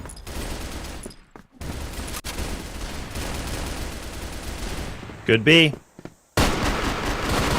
Ooh, Dezane. Good damage on the first one. Gets that opening duel. Takes down Snots. Famous, nice trade out. unKnights respond back. Get a good bounce off this. Flex now trying to see if he can find a flank. I think they know. Oh, maybe not well enough. I thought maybe he made just enough noise for them to hear, but he actually does get the kill. Gets out of here. Runs away. Which is good to see. Again, 2 wounded players for unKnights. So, I mean, it is a 3-3, but LCK do have themselves in a decent position here. You have 2 players that are grouped up in B main, kind of just leaving Spoxy by himself. Now, you would think unKnights would know this. They're like, okay, Spoxy's alive, most likely sitting A. Normally, throughout the season, he likes to kind of just anchor the spot. So, if unKnights have watched the demo, I feel like they would know this. Pietro's definitely a guy that likes to do his homework, so I feel like he's not going to be unaware of this. And that's why we see the lean. But I am a little nervous because Pietro does have that bomb. But maybe they're hoping they might be able to find a kill. Maybe just to really triple check that sniper's not that way. Flex. Ooh, boy. Dodging bullets, but that's lucky. A bit of a nice crossfire here from both Lineclaw and Flex. But actually, Lineclaw removes out of this, so he leaves. So Flex is just going to play the pixel spot. Less than a minute, though. This is where LCK, or my apologies, unKnights, they're going to need to make this decision. And it looks like B will be the plan of attack. They got the nades out. Flex, yeah, he's going to get the timing of this. I don't know if this was the play. I was thinking, like, look, yeah, throw some utility maybe, but I don't think you need to get, like, a full lineup. Like, I thought maybe just a paw flash out of main would have done, but okay, either way, it doesn't matter. It's irrelevant at this point because Lineclaw gets the double. LCK bounce back. It looked like unKnights were maybe going to be able to find that round, but not the case, Trav. No, it's never the case. I mean, it sometimes is, but you know. LCK back within 2. HTZ trying to get these wall bangs in middle. I'm going to actually really giga lock in right now and see if I can actually cast properly at 20 minutes past midnight after 10 hours. Okay, let's go for it. There we go, I'm ready. Set up in middle with a bit of utility. We've got 2 players waiting on the A side of the map to see if there's any aggression. But right now it's a 3-man setup actually for LCK on the A bomb site. Kind of crazy actually. to have 3 players all with each other on that corner. We saw how HDZ was completely getting destroyed by utility on that side every single time. Kind of something Volt pointed out to us in our production chat.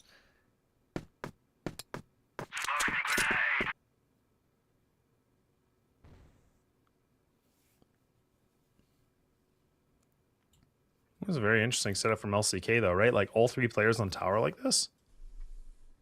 As my voice cracks? Wow, that's cool. I still love you. Thank you. Ooh, nice Okay. shot from HTZ. That's nice. And if they knew anything about the setup, they would not be going anywhere near the A-bomb site right now, but they still are. That's the issue. And look at this. LCK are not budging. Spoxy needs to get a good timing. He is going to get a good timing, and in come the nades. The Lion Claw's got a great position. He's going to pounce at some point, and he's going to grab it. Easy kill on Snox. And Pietro, well, he's got himself 2. Flex is going to leap on him. HDZ was on that flank from the beginning. He should be cleared by Dezane. He absolutely will be. And unfortunately, for our Knights, they'd kind of done everything right in that round, but choose the right site to go to. And unfortunately, that's pretty imperative. Yeah, I don't think you would ever expect that, though, right? Like, why would you see 3 players on the top of tower like that? Very uncharacteristic. Something I feel like you never get to see. Maybe 2. Like, there can be that time with 2. Like, you have the sniper and then somebody with, like, a pop flash ready or something like that. But, yeah, a little bit creative, LCK. Late in the night, they're like, let's just try this. Why not? I mean, who would ever think of that? And it actually worked out pretty nicely. And Lion Claw, I love that he just kind of played right underneath tower. He just waited for his timing, so that was perfect as well. So, good work from LCK on the defense. And now 1 round away. Good trade-offs here in B main. Looks like even on Knights, they might just kind of, again, just commit to this. They don't want to wait things out. Dezane can only find the 1. So, he's been able to put up a lot of multi-kills on the anchor positions, but not this time around. Now Famous might be able to... Ooh, he might go for a backstab. They might not expect this Line Claw. A little bit of a spot, but look at Famous. Headshot activated. And that gets that another duel. So it is a 2-2. You saw Flex kind of just spotting things out just through the wall. A little bit of a opening to see if he can be able to find any sort of information. Spoxy's got the rifle too. And now... Oh, this is the important one. Yeah. Oh, now he's so What stuck do in you the do? corner, but it's so winnable. It's actually so winnable from here. Especially considering Flex has jumped in first for information. Oh, that was clean Headshot! from HDZ. Headshot indeed. The sidearm hits it. That's a huge one as well, because LCK would have been back even at 6-6, as it is at 7-5. And they've got work to do still. Great clutch. Said being stuck in the corner is never easy, but he makes it look so.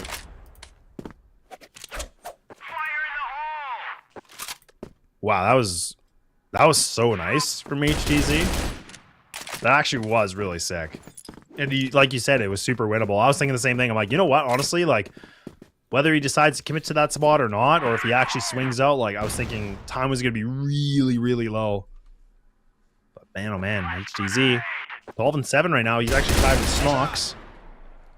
And speaking of Snox, really good trade out. I mean, the cost of Famous, sure, but Spoxy goes down. So they've been able to take down the monster here from LCK side. They're top frag with 11-9.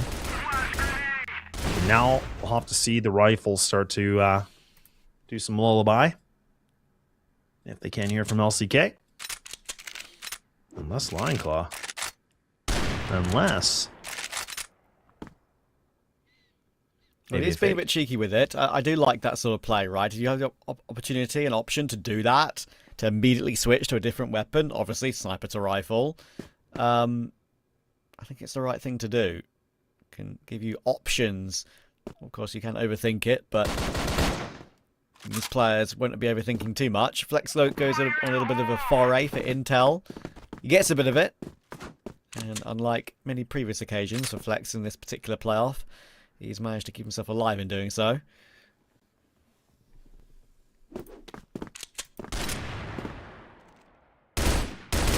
Good little jump spot from Lion Claw. And now he finds himself 1, make it 2. Can't find that 3rd, but really quick with it as well. Sick with it. unKnights respond back. 2-2 we go. 22 seconds though. That plant needs to get done here and now. Pietro is going to commit to the plant. And Zane and Kiko now, the two players here, full HP, or practically full HP for both these players, I think, but some wounded unKnight players.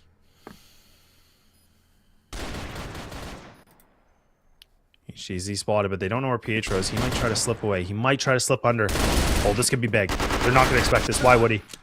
Oh, man, they're doing a little cat and mouse right now. Pietro, oh, he's playing mind games. I love this. Look at this. Oh, this is so smart. Oh, Zane tries to jump onto him. But Pietro finds a big, I think that's a double kill if I'm not mistaken. I don't know why I'm counting, but look, I can definitely count that it's 8 for unKnights. Maybe now closer to a 5th and final map of the best of 5 series. What card did I draw today? What kind of, like, thing did I do in a past life to deserve this? Insane. I reached a stage of just sadness now. It's not even like frustration or anger anymore. I'm just sad. Anyway, LCK are not out of the game. It's 5-8. Still got a chance to make a recovery. Can't deny that unKnights to deserve it if they do go to map 5. It's been such a close series. It's a ridiculously close series. Actually, no overtimes in any of the maps, which is, you know, kind of unusual to see 10-8, 10-8, 10-8, and it be as close as it could possibly be. Alright, Flex going for intel again. He gets a little bit of it. Does he stick around? Obviously, he has to be worried about long. He's going for a peek in that position. He's playing with fire really right now, isn't he? On this angle. Is he going to get swung from HTC eventually? He's going to drop down. Eventually he gets 1, but thankfully he gets 2. He's done a brilliant job. And he's still standing as well, by the way. Will eventually go down, but against Lion Claw in to help. The trades are so thick and fast, I can't even keep up with them. Famous gets a kill onto the Zane, which makes it a 1v1. Famous versus Kiko. Kiko, full HP. Famous, not. Famous has time to play with, and the C4 in his back, though, so he'll slow it down. Yeah, I still give the leg up here for Famous, to be honest. I mean, this is where, again, 25 HP. Full HP for Kiko, but just considering how well Famous has been playing, and a little bit more of a slow game, unfortunately, for Kiko. It hasn't really been his best performance, but it's been long, right? This has been a lot of maps going through. We're on the 4th. Has it? I didn't notice. I think so. Nah, yeah, me neither. This is a doddle. Oh, no dawdling around here, though. Ooh, Kiko spotted him. He saw him, right? Okay. Yeah. Okay, Kiko gets it. Of course, I say he's not going to get it, but he gets it, right? I'm like, oh, Famous. Yeah, Famous is going to get it. Nope, not going to happen. But no, honestly, good work from Kiko. It's good to see. Gets it, clutches really well, so not bad. All right. Tactical. unKnights. Discussions to be done. To be had.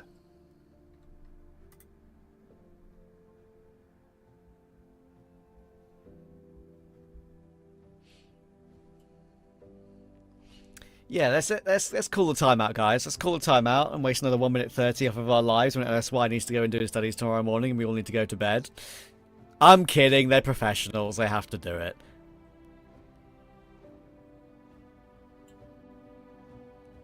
It would be doing a disservice to their career if they didn't.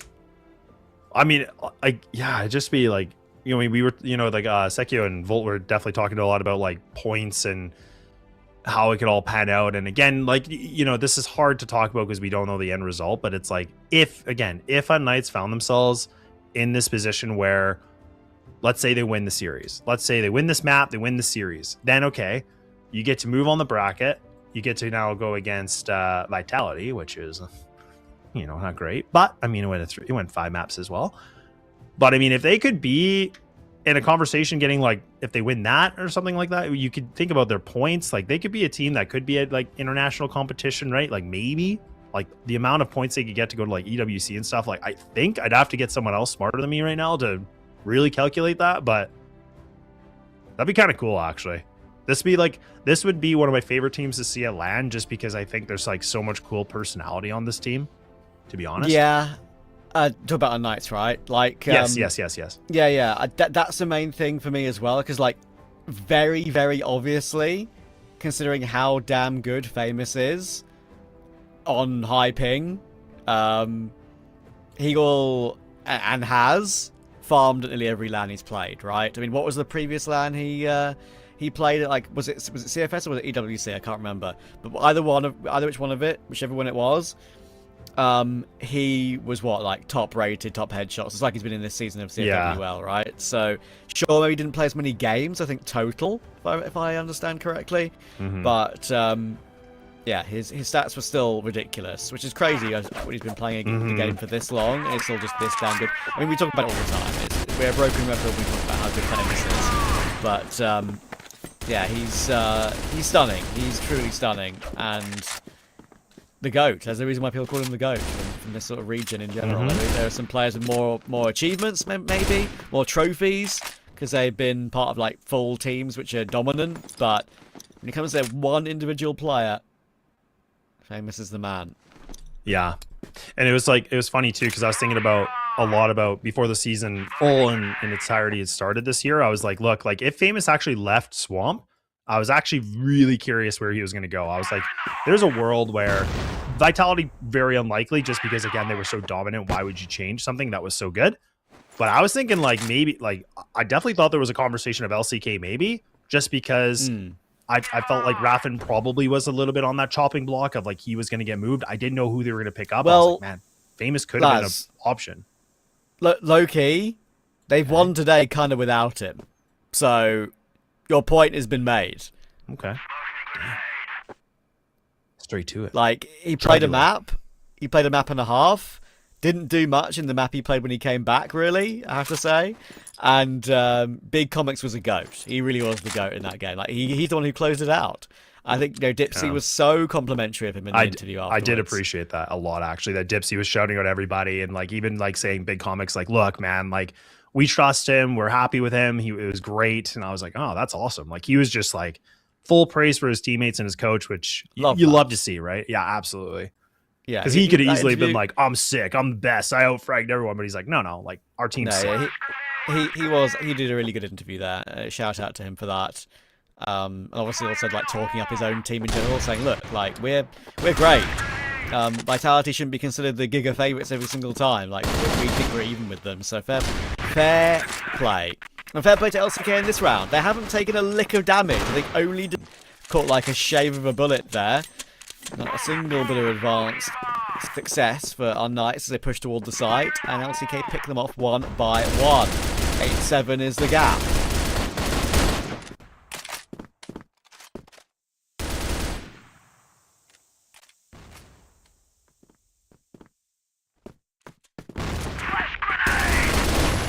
Flashes in, LSY. No setting needed there. Run and gun, baby. And now nades. Dunk on the Lion Claw. Got themselves this site. Alert from Famous, but he gets caught here by Flex. He's met his maker a little bit. Plant's going to come through, but again, they should know that Flex is nearby. They know there should be a flank commencing here. But how do they want to press this? I mean, Pietro seems to be the guy that likes to kind of, again, be aggressive when he needs to. Just get information for his team. But instead, he's just going to watch the window. Dezane and Flex together. Nade going to get thrown. Paul flash. Dezane swings out. Pietro actually does win it. And HDZ now landing the sniper. And Flex getting spammed from all different angles. And now unKnights, they go to 9. 9. Yeah, one away from the map 5. And for the first time, a great opportunity for them to have multiple map points in a row, I think. Memory serves me correctly. Of course, we could get another 10-8 scoreline still. That could still be a factor. But yeah, LCK are going to have to win. If they want to win the game here, they're going to have to do it in overtime. Well, the 10-8 streak's been broken. Or games, I should say. Oh, yeah. This will happen. Technically. Oh, yeah, technically, actually. You're right. Hang on, what am I doing? I'm jumping ahead. What am I doing? That's I don't blame you in any stretch of the imagination whatsoever. I was so sure of that too. I'm like, man, it's broken. And then you're like, nah, dog. Like you just got to do the right reading here. LCK's got to win one round, and unKnights have to win. And then we're back into it. Yeah, exactly. So, yeah. They're pushing forward here. They're pushing forward for info. Will this be the round that gets them toward this map 5? Oh Spoxy my. wants to say no. As soon as they got anywhere near A, Spoxy, Dezane, and Lineclaw have been way too good. And that is a great example of it again. If I were unKnights, I would not be going toward A in this final round of regulation here at all. Yeah, I'm really surprised they did because, like, again, I don't think LCK have really give any indication. I don't think they've actually shifted Spoxy's position at all. I think he's literally played A the entire map or the entire half. Like, he has not moved. He has not gone B. The only time he needs to go B is when he's rotating, when the bomb's down. So, I don't know why unKnights are like, yeah, let's fight him. That's a great idea. He's just getting so many sick kills in that position, and he always has. Like, again, regular season, past seasons, you name it. Talk about his portfolio. It's sick. Yeah. Let's not do it anymore. It's a free tip. No charge. Maybe a 10-8. Maybe not. Maybe overtime. Maybe a golden round. A lot riding on this one. Ooh.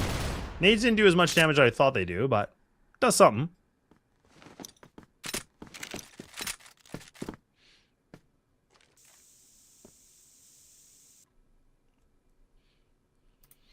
All right. Final round of reg again. Do we get all 4 maps being a 10-8, or do we go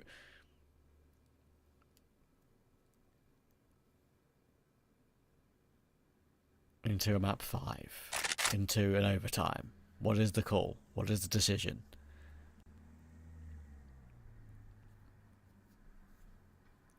Flex is going looking. Oh, he's feeling like he's got a good angle now. That should get you a 1 if you're willing to hold it like this. There we go. Then going up before the timing. Could be a spray down. Oh, he gets 2. It should be enough. Famous might say no, though. Big damage on HDZ. That's the biggest issue. So the 3v2 for LCK should be translated into an overtime. Let's see. HDZ waiting to see if anything comes through on the aggression, but they've got to get that bomb planted soon. As we can see right now, Famous is checking everything on B, and we'll get it down ASAP. Spoxy, can he find HDZ on a timing? He's now with Flex together. They can try and trade him. Or will they even know about his position? They're not checking it right now. Famous needs a kill, though. He's not going to get a kill. That is the linchpin of the round. HDZ is going to be checked. Spoxy gets it done. It's not a 10-8 this time. It's overtime.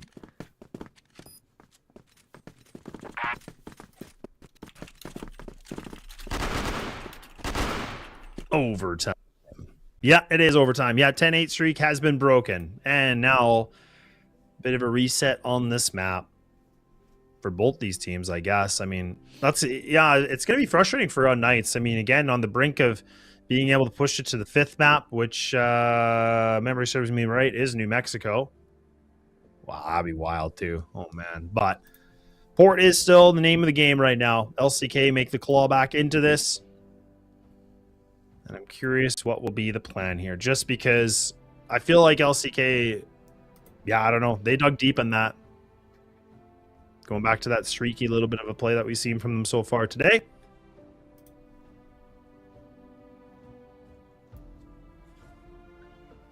I just felt like unKnights a couple questionable calls, right? Like, again, I think we were joking and half joking about running into A against Spoxy, which I get it. You want to mix up the strategy, but it's also at the same breath, it's like, well, he's finding like minimum 2 kills when he's in that spot. So it's a bad ride. It's not a good ride you want to be on. But look, I don't have to dwell on it anymore. We're right back into the game. 9-9, overtime indeed. And again, it's this conversation of LCK closing it 3-1 or unKnights pushing it to the full 5 mapper. We shall see. Back on the GR side here for unKnights.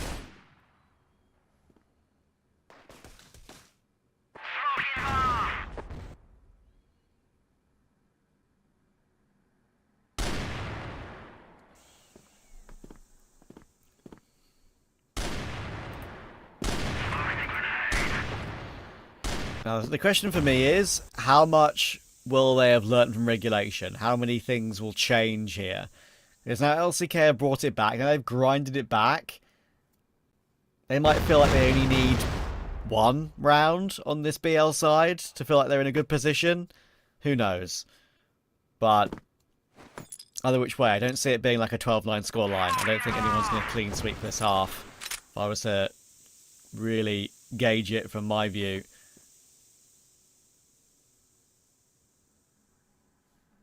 But I could be wrong. I've been wrong before. Me too. You to be wrong. If you're wrong, you learn. Learning is good. It is. Okay, LCK, they're going to do a little bit of a B pop, I think, on this one. So, again, they have to worry about LSY. They have to worry about Snox. Snox is kind of playing the anti-flat. Fits into pit. Both of them are actually deep in pit. Pietro's here as well. So, actually, reinforcements have arrived. And now, actually, it hits just a bear trap. Wow, LCK cannot get a singular foot moving. They don't even get a kill. That's a flawless round for unKnights. So a little bit of a misread, but I like the idea from LCK in the sense of just like, look, let's go for an XQ. Let's just see if this can work. Mix up the strategy one more time. Doesn't pan out. But really good rotate from unKnights. Really good coordination, and the comms were perfect. That double player pit was really important, especially them staying alive. That just made it even more problematic for LCK.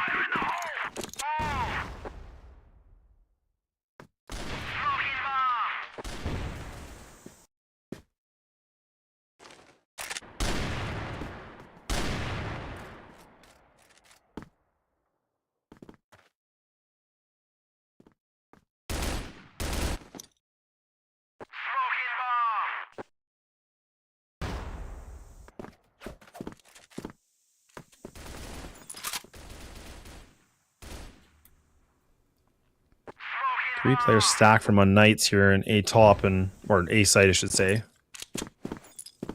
Full retake essentially in B for the GR side.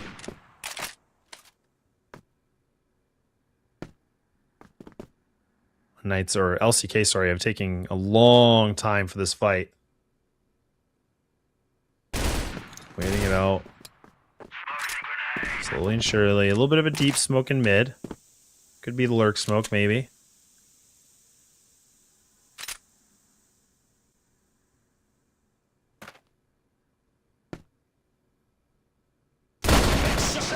Oh, Flex with a swing onto this. Okay, interesting.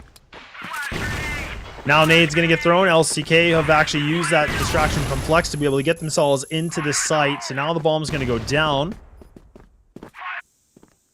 Ghost Plank galore. Now unKnights. Limited utility. 2 players only have it. Smoke's going to block off Snox, so this is not going to be good in terms of them to get this retake, but that time is ticking away. 20 seconds now. Out of B main they go. Flash lands perfectly onto 3. Snox still able to get a kill. Snox just activation on kill mode. Oh my. And unKnights down to the 1v1. Famous. Oh, a little bit of a fake defuse. He actually gets off of it. Oh my. And there should be just enough time. Oh, it's tight, but oh man, he gets it. And unKnights 11. That is the X factor. That is the player you'd want to win a duel like that when it absolutely matters.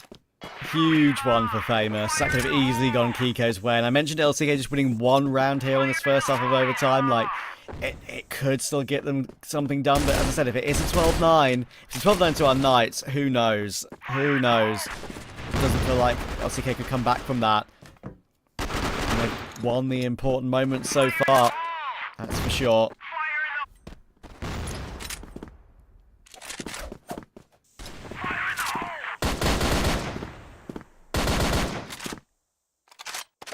Yeah, really impressive GR though, honestly, or GR side. Wow, from unKnights. Okay, tongue twister, but unKnights really doing a good job on the defense. I feel like mixing things up and just again playing together. Really, just instant trades, good utility to kind of slow down LCK. It wasn't really the same effect, and it wasn't as convincing. So these retakes have looked really good as well. And now LCK one more time, sitting back, having a conversation, figuring out, okay, what on earth do we want to do here? This last round of the overtime before we switch things over, but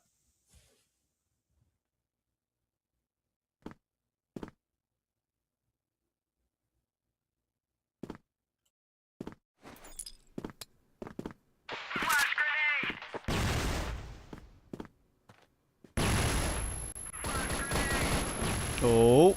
Snox. Is he going to really make it all three for unKnights here, or LCK finally going to break through with one? They need it desperately. Spoxy, big miss. One of the biggest misses of the game so far, maybe. Can he make up for it? He can. He never misses twice in a row, does he? That's why he's in the corner. The Zane will jump on him, but this is, again, so winnable for Famous. Can he do it again 2 rounds in a row? Surely they're a bit nervous with them both being low HP, but no. In the end, they figure it out. Famous will get taken down, and LCK stay in touch.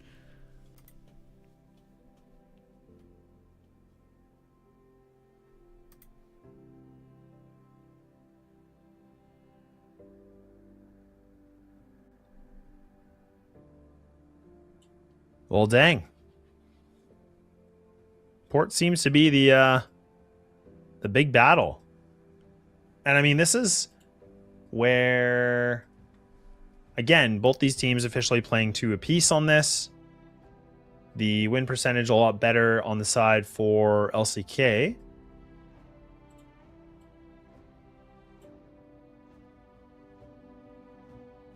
Actually, it's LCK's BL that was actually a lot more proficient than their GR, so, which is really interesting. 61% on the BL and then 42.8 on their defense.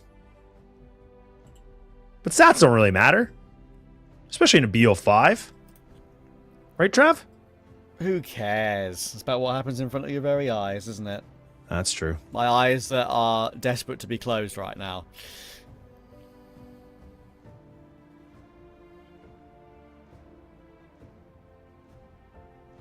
Yeah, it's absolutely been a long and big day, and back into the game we go. All right, unKnights, 2 away to getting themselves, like we said, 5th and final map potentially. LCK now need to get all 3 to be able to, well, avoid the golden round, I guess, but to dish themselves to the victors and move on through the lower bracket.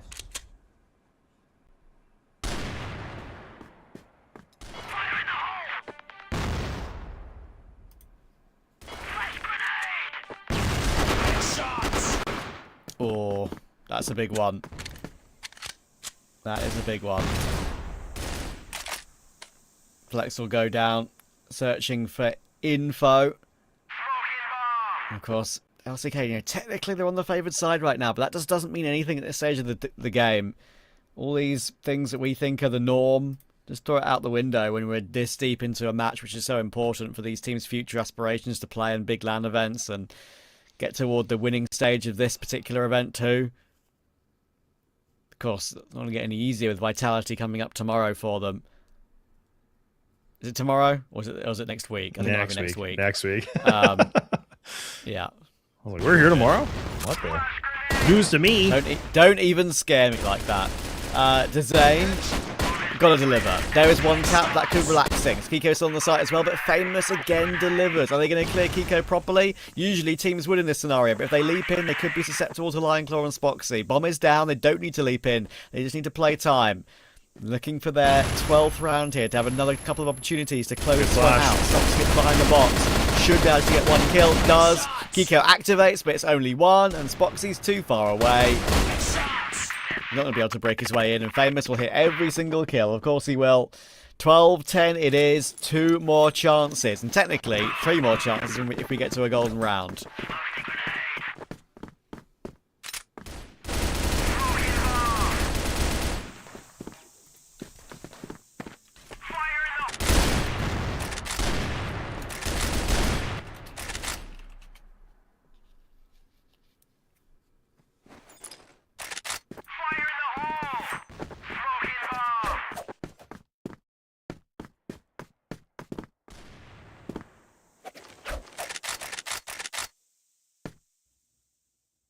Flex got the snipe, got himself a TRG. It's actually been a little bit since he's been using it. I feel like he's been playing a lot more rifling. Whereas last year, I mean, it felt like he was essentially just double sniping all the time, but he was really more the aggressor. He wanted to be able to just look for kills, like still playing the way he likes to play. And that's kind of a reason why. And actually, again, that's a kill that's really impactful, but he doesn't fully know it because that's going to be the C4 dropped and gets another one. So he lines them up, drives it right down the middle of the fairway. That's huge. They're now on Knights, losing 2 players quickly. The bomb is still in their grasp, so that's fine. But now you're down to a 3-on-5. You haven't even been able to make any damage. You haven't been able to really get much control. You have this B house control, sure, whatever. But even with the nade execute they're going to go for on this, I mean, the player advantage is just going to be so much that they have to get through. Flash is actually really good. Flex just missing that shot. A little bit more of a pop flash. They're trying to swing this. Bomb going to get dropped again. Flex single-handedly just making all the efforts. Maybe the ace. He's got 4. Why not 5? And there it is. IGL of Flex able to get into big God's work now. And we go deep into this 4th map. 1 round of a difference. Either going forward or golden round. Absolutely crazy.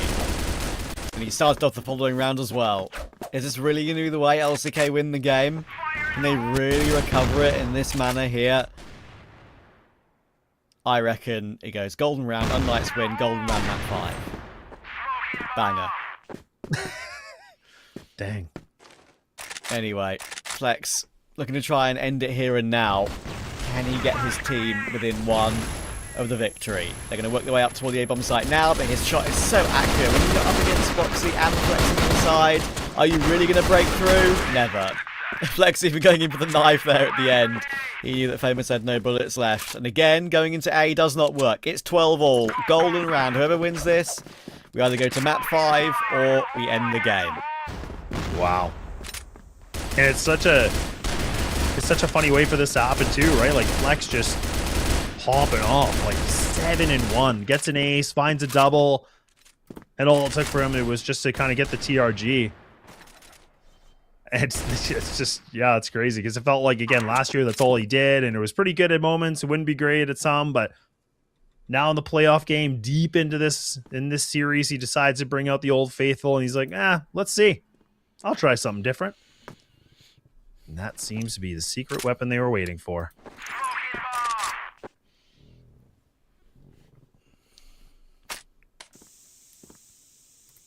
And I think Flex Let's see. Is he posted up on this? Yeah, I was going to say. He got an opening kill there in one of the previous rounds in this game as well. I think that did translate into them winning the round. I mean, there's just so much in the line in this particular round here. Because obviously, like, if unKnights lose this round, they're eliminated. They will not be have any more say in the playoffs for this particular split of the CFWL in 2026. So if LCK win this round here, they play Vitality next week for a chance to play Nemesis in the grand final. Crazy. Which would be literally like that lower bracket is going to be like another grand final, just given the history. Oh, yeah. If LCK does actually win this and play them, that's wild. It is wild. And now this is the business end. Here we go. 40 seconds left. Again, unKnights are doing the right thing here. They're actually faking A because they know they've gone A so much to not really much success. But they're eventually going B. And this is a perfect call. I think this is a perfect call, but will it work out? It's not working out. Kiko, Zen, and Flex have started well. And Famous and HDZ have got a big job to do. Bomb is dropped on the site, by the way, and they're looking for kills. They're looking for frags, even though the bomb is dropped so far away. They will manage to pick it up now and can get it planted, but LCK have got them surrounded. It will get planted now. The digits will get punched in. And now, surely for Famous and HTZ, they need to go above and beyond, do something crazy, but I don't think it's going to happen. HTZ holds on for 1, but it's only 1. And after an absolutely crazy day of CrossFire, it ends in a golden round. Would we have it any other way? I think not. LCK will get the win, 3-1. They'll go through to the lower bracket final and play Vitality next week. Wow, they've really just been able to thread the needle, haven't they? I mean, like you said, any other way, 13-12, LCK just scrape on by to get themselves in this. But I got to give it to unKnights, though, right? I mean, again, a team that really doesn't get the practice. It's really just more about the veteran experience and just how much they've been able to play, and really pushing these teams to the full amount of efforts is definitely something to take a lot of notes of. But it was good to see LCK playing a lot better CrossFire, but it's still a little bit questionable, a little bit shaky in some regard. I want to finish off by saying this. Congratulations to everyone in production and in the talent roster today for getting through this day. And I wouldn't have done it done it. with any other people and any other co-commentator. Laz, Yes. big Pleasure hug. as always. It's been a pleasure. I need food and sleep. So does everyone else. And we'll let the panel finish off the day. Bye-bye.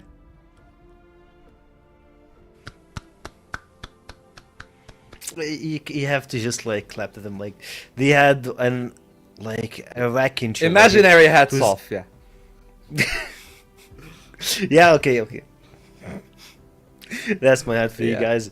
And of course, it's always entertaining and it's always lovely to hear Trav and Last cast together. And it was a fun night, to be honest. Like it's a 12-hour shift, so yeah, but not a long stream. Definitely not a Yeah. long one. I mean, here's And, the thing. Here's the thing, right? Like, Yeah, tell me and Trav kind of are in the same sphere to an extent. A little bit also you can say about like Laz and Neo, but we haven't really interacted that much. So this is basically like the way to build the camaraderie, as they would say, right? Like 12 hours together. There are highs, there are lows, there are long games. Mind you, those are 4 maps, right? They're not 5, but all 4 of those maps played to their full duration. All 18 of regulation and the 3 maps that we've seen, and True. then Port went to golden round to close it off. This is how close this has been. Maybe we're a little bit exhausted, so we cannot give the second best of 5 his due diligence, but I certainly want to reiterate what Laz has said. This has been high caliber crossfire from the 2 teams. Maybe the time being this late has affected their, perhaps, I would say, concentration a tiny bit, but they have still showed up, and they've showed up in an impressive way from the 2 teams. Maybe the one thing that they were talking about that I'll actually have a knock against is them saying, hey, like LCK on Blacklist, they could have played a specific way and found success. I'll definitely say, like, you know, when you're sending artillery against HDC and tossing like 4 nades, maybe sometimes all 5 on the sniper in the A site, it would work for a round or 2, but as you can tell there from some of the highlights, eventually Famous comes in for the support, the rest of the teammate builds the defense around the A site, and that's what they were trying to build for, right? Is that they set themselves up in success for A, so then the defense have to lean a little bit towards the A side from unKnights, but it didn't really pan out too successfully, unfortunately for them, because of that man right there. Flex came alive at the very end of the series. What a way to lead by example, mind you. Of course, we've seen the pistol flick that he's found, the last few rounds he picked up the PRG and basically carried over. That was absolutely beautiful work from the team, and yeah, I guess as we've seen, like, this is one that will have to carry a lot of legacy, because they'll be facing Vitality again, the 2 teams that have kind of been the Tom and Jerry, as they would say, in the league. Like, basically Scorpion and Sub-Zero also, like, you know, that kind of iconic rivalry between the 2 sides. It will live on for one more time, but funnily enough, not in the way that anybody expected. Like, both of them are in the lower final. They will need to find a win to still go to the grand final. And mind you, this odds things even more for a team like unKnights, because you need to remember, maybe we didn't touch upon it too much, but only the top 3 in terms of the overall point standing actually make it to EWC. The 4th team doesn't. They only get to the regional finals, and that will sting for unKnights. That means that right now they will need to outperform a team like a Nemesis, like a Vitality, like an LCK in stage 2 if they want to keep their EWC dreams alive.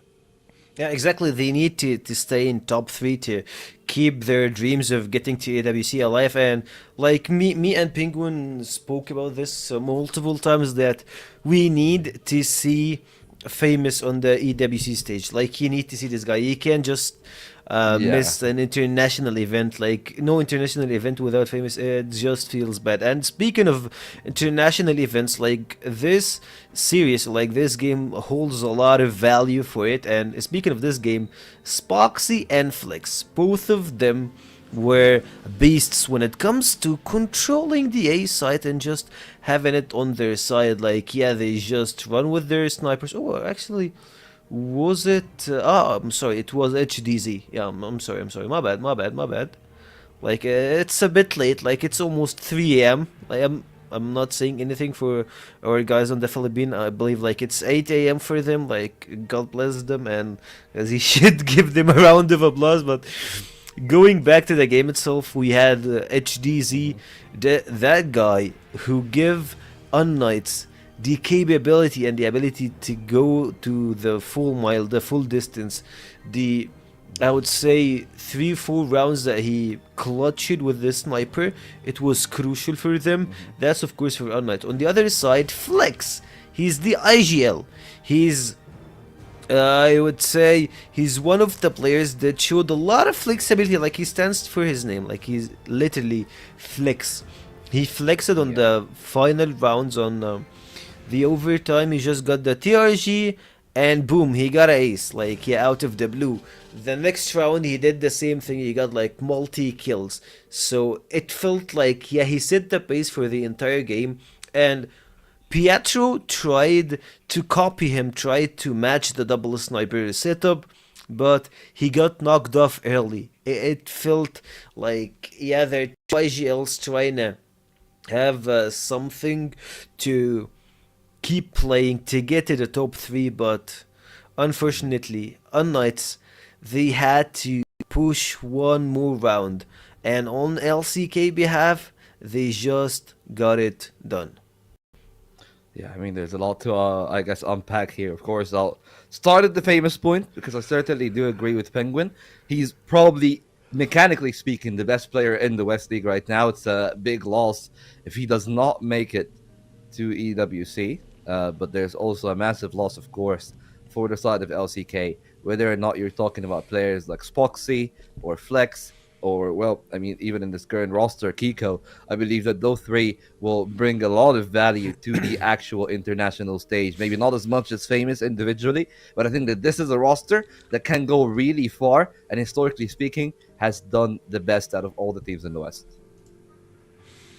Yeah, of course, they got their shot and they made like some really good appearances internationally. Still, Vitality is the best team that represented the West, the only team that got to top 4, of course, after 2018 shenanigans, like the only team for CFWL who got to high states, and for LCK, we're waiting for them.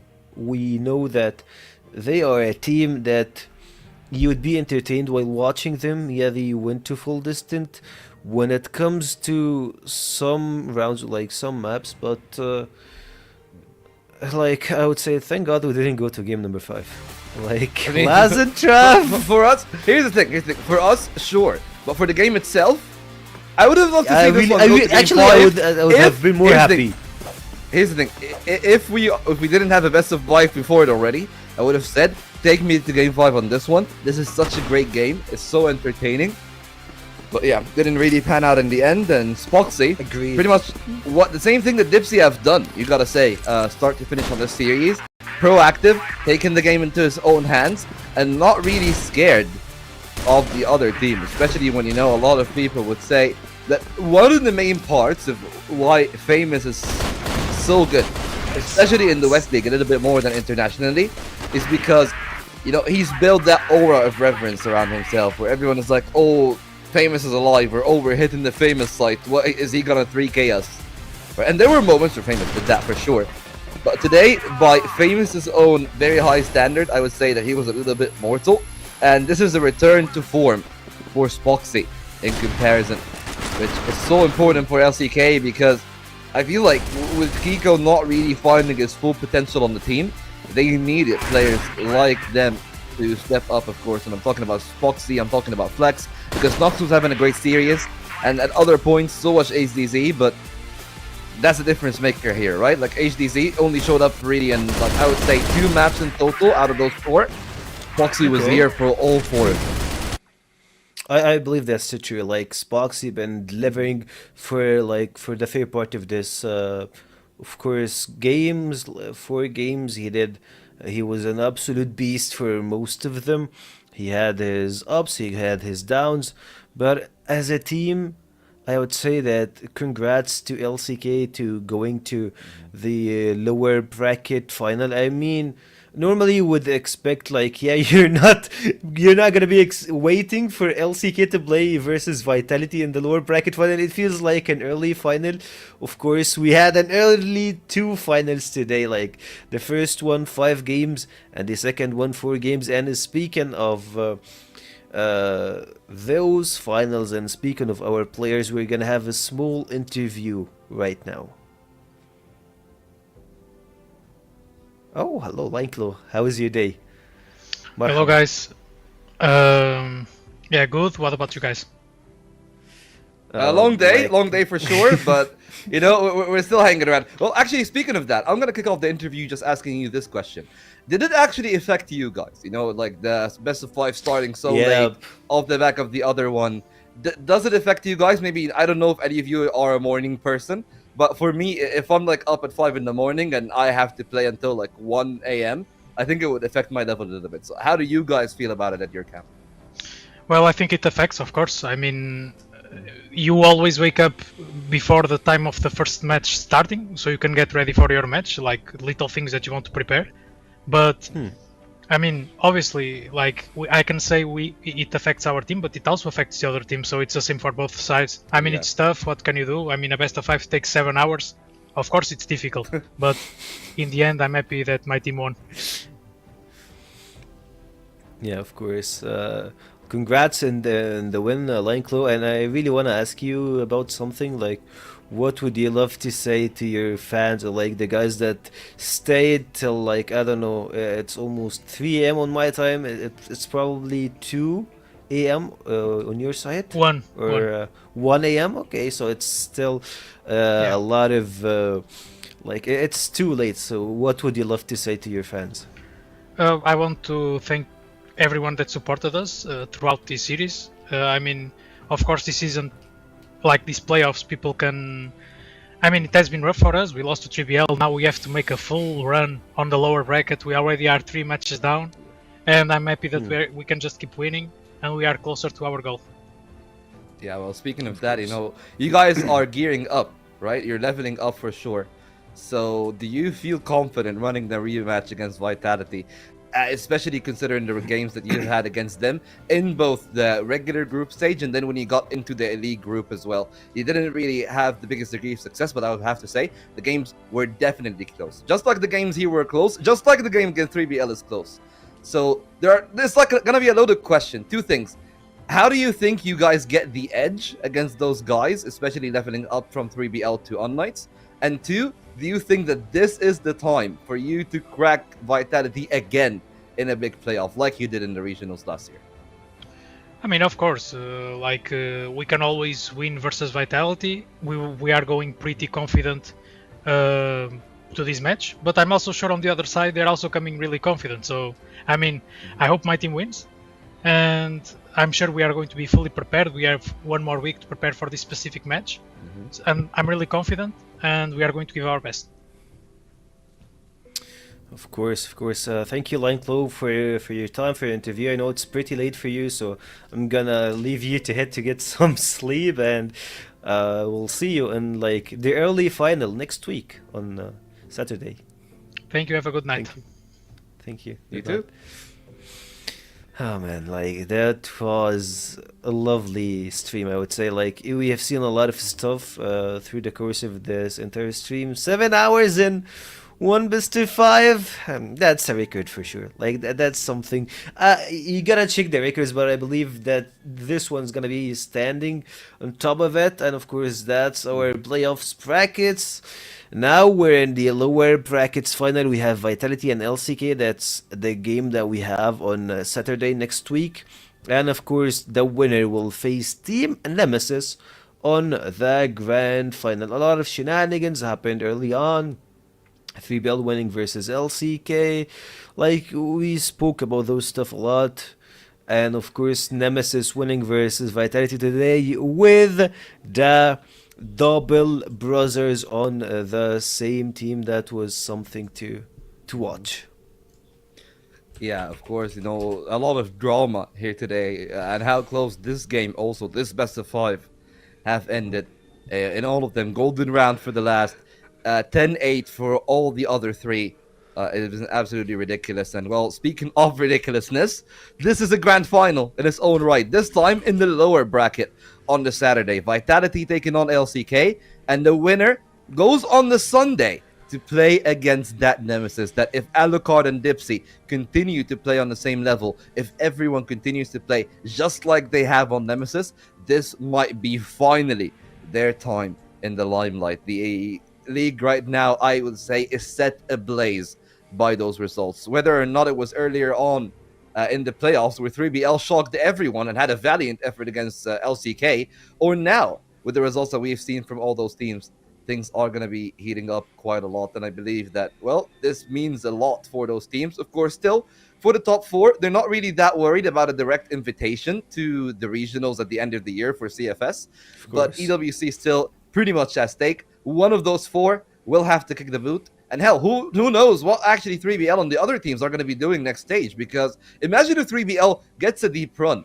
How much will that actually disrupt the standings on the road to EWC? So that's another thing that is going to be really important. Stability and the results here in stage 1 matters a ton, especially for Nemesis. I feel like right now they have nearly confirmed their spot at EWC. All they need is just another top 4 placement, and it feels very likely. And of course, for the games next week, I just finish it off like that. Vitality does not look like their normal selves, and unKnights look like 80% of the regular self, which means that this version of LCK, if they level up from this week's performance again, I'm so scared for what could happen to Vitality. They cannot be caught slacking twice back to back.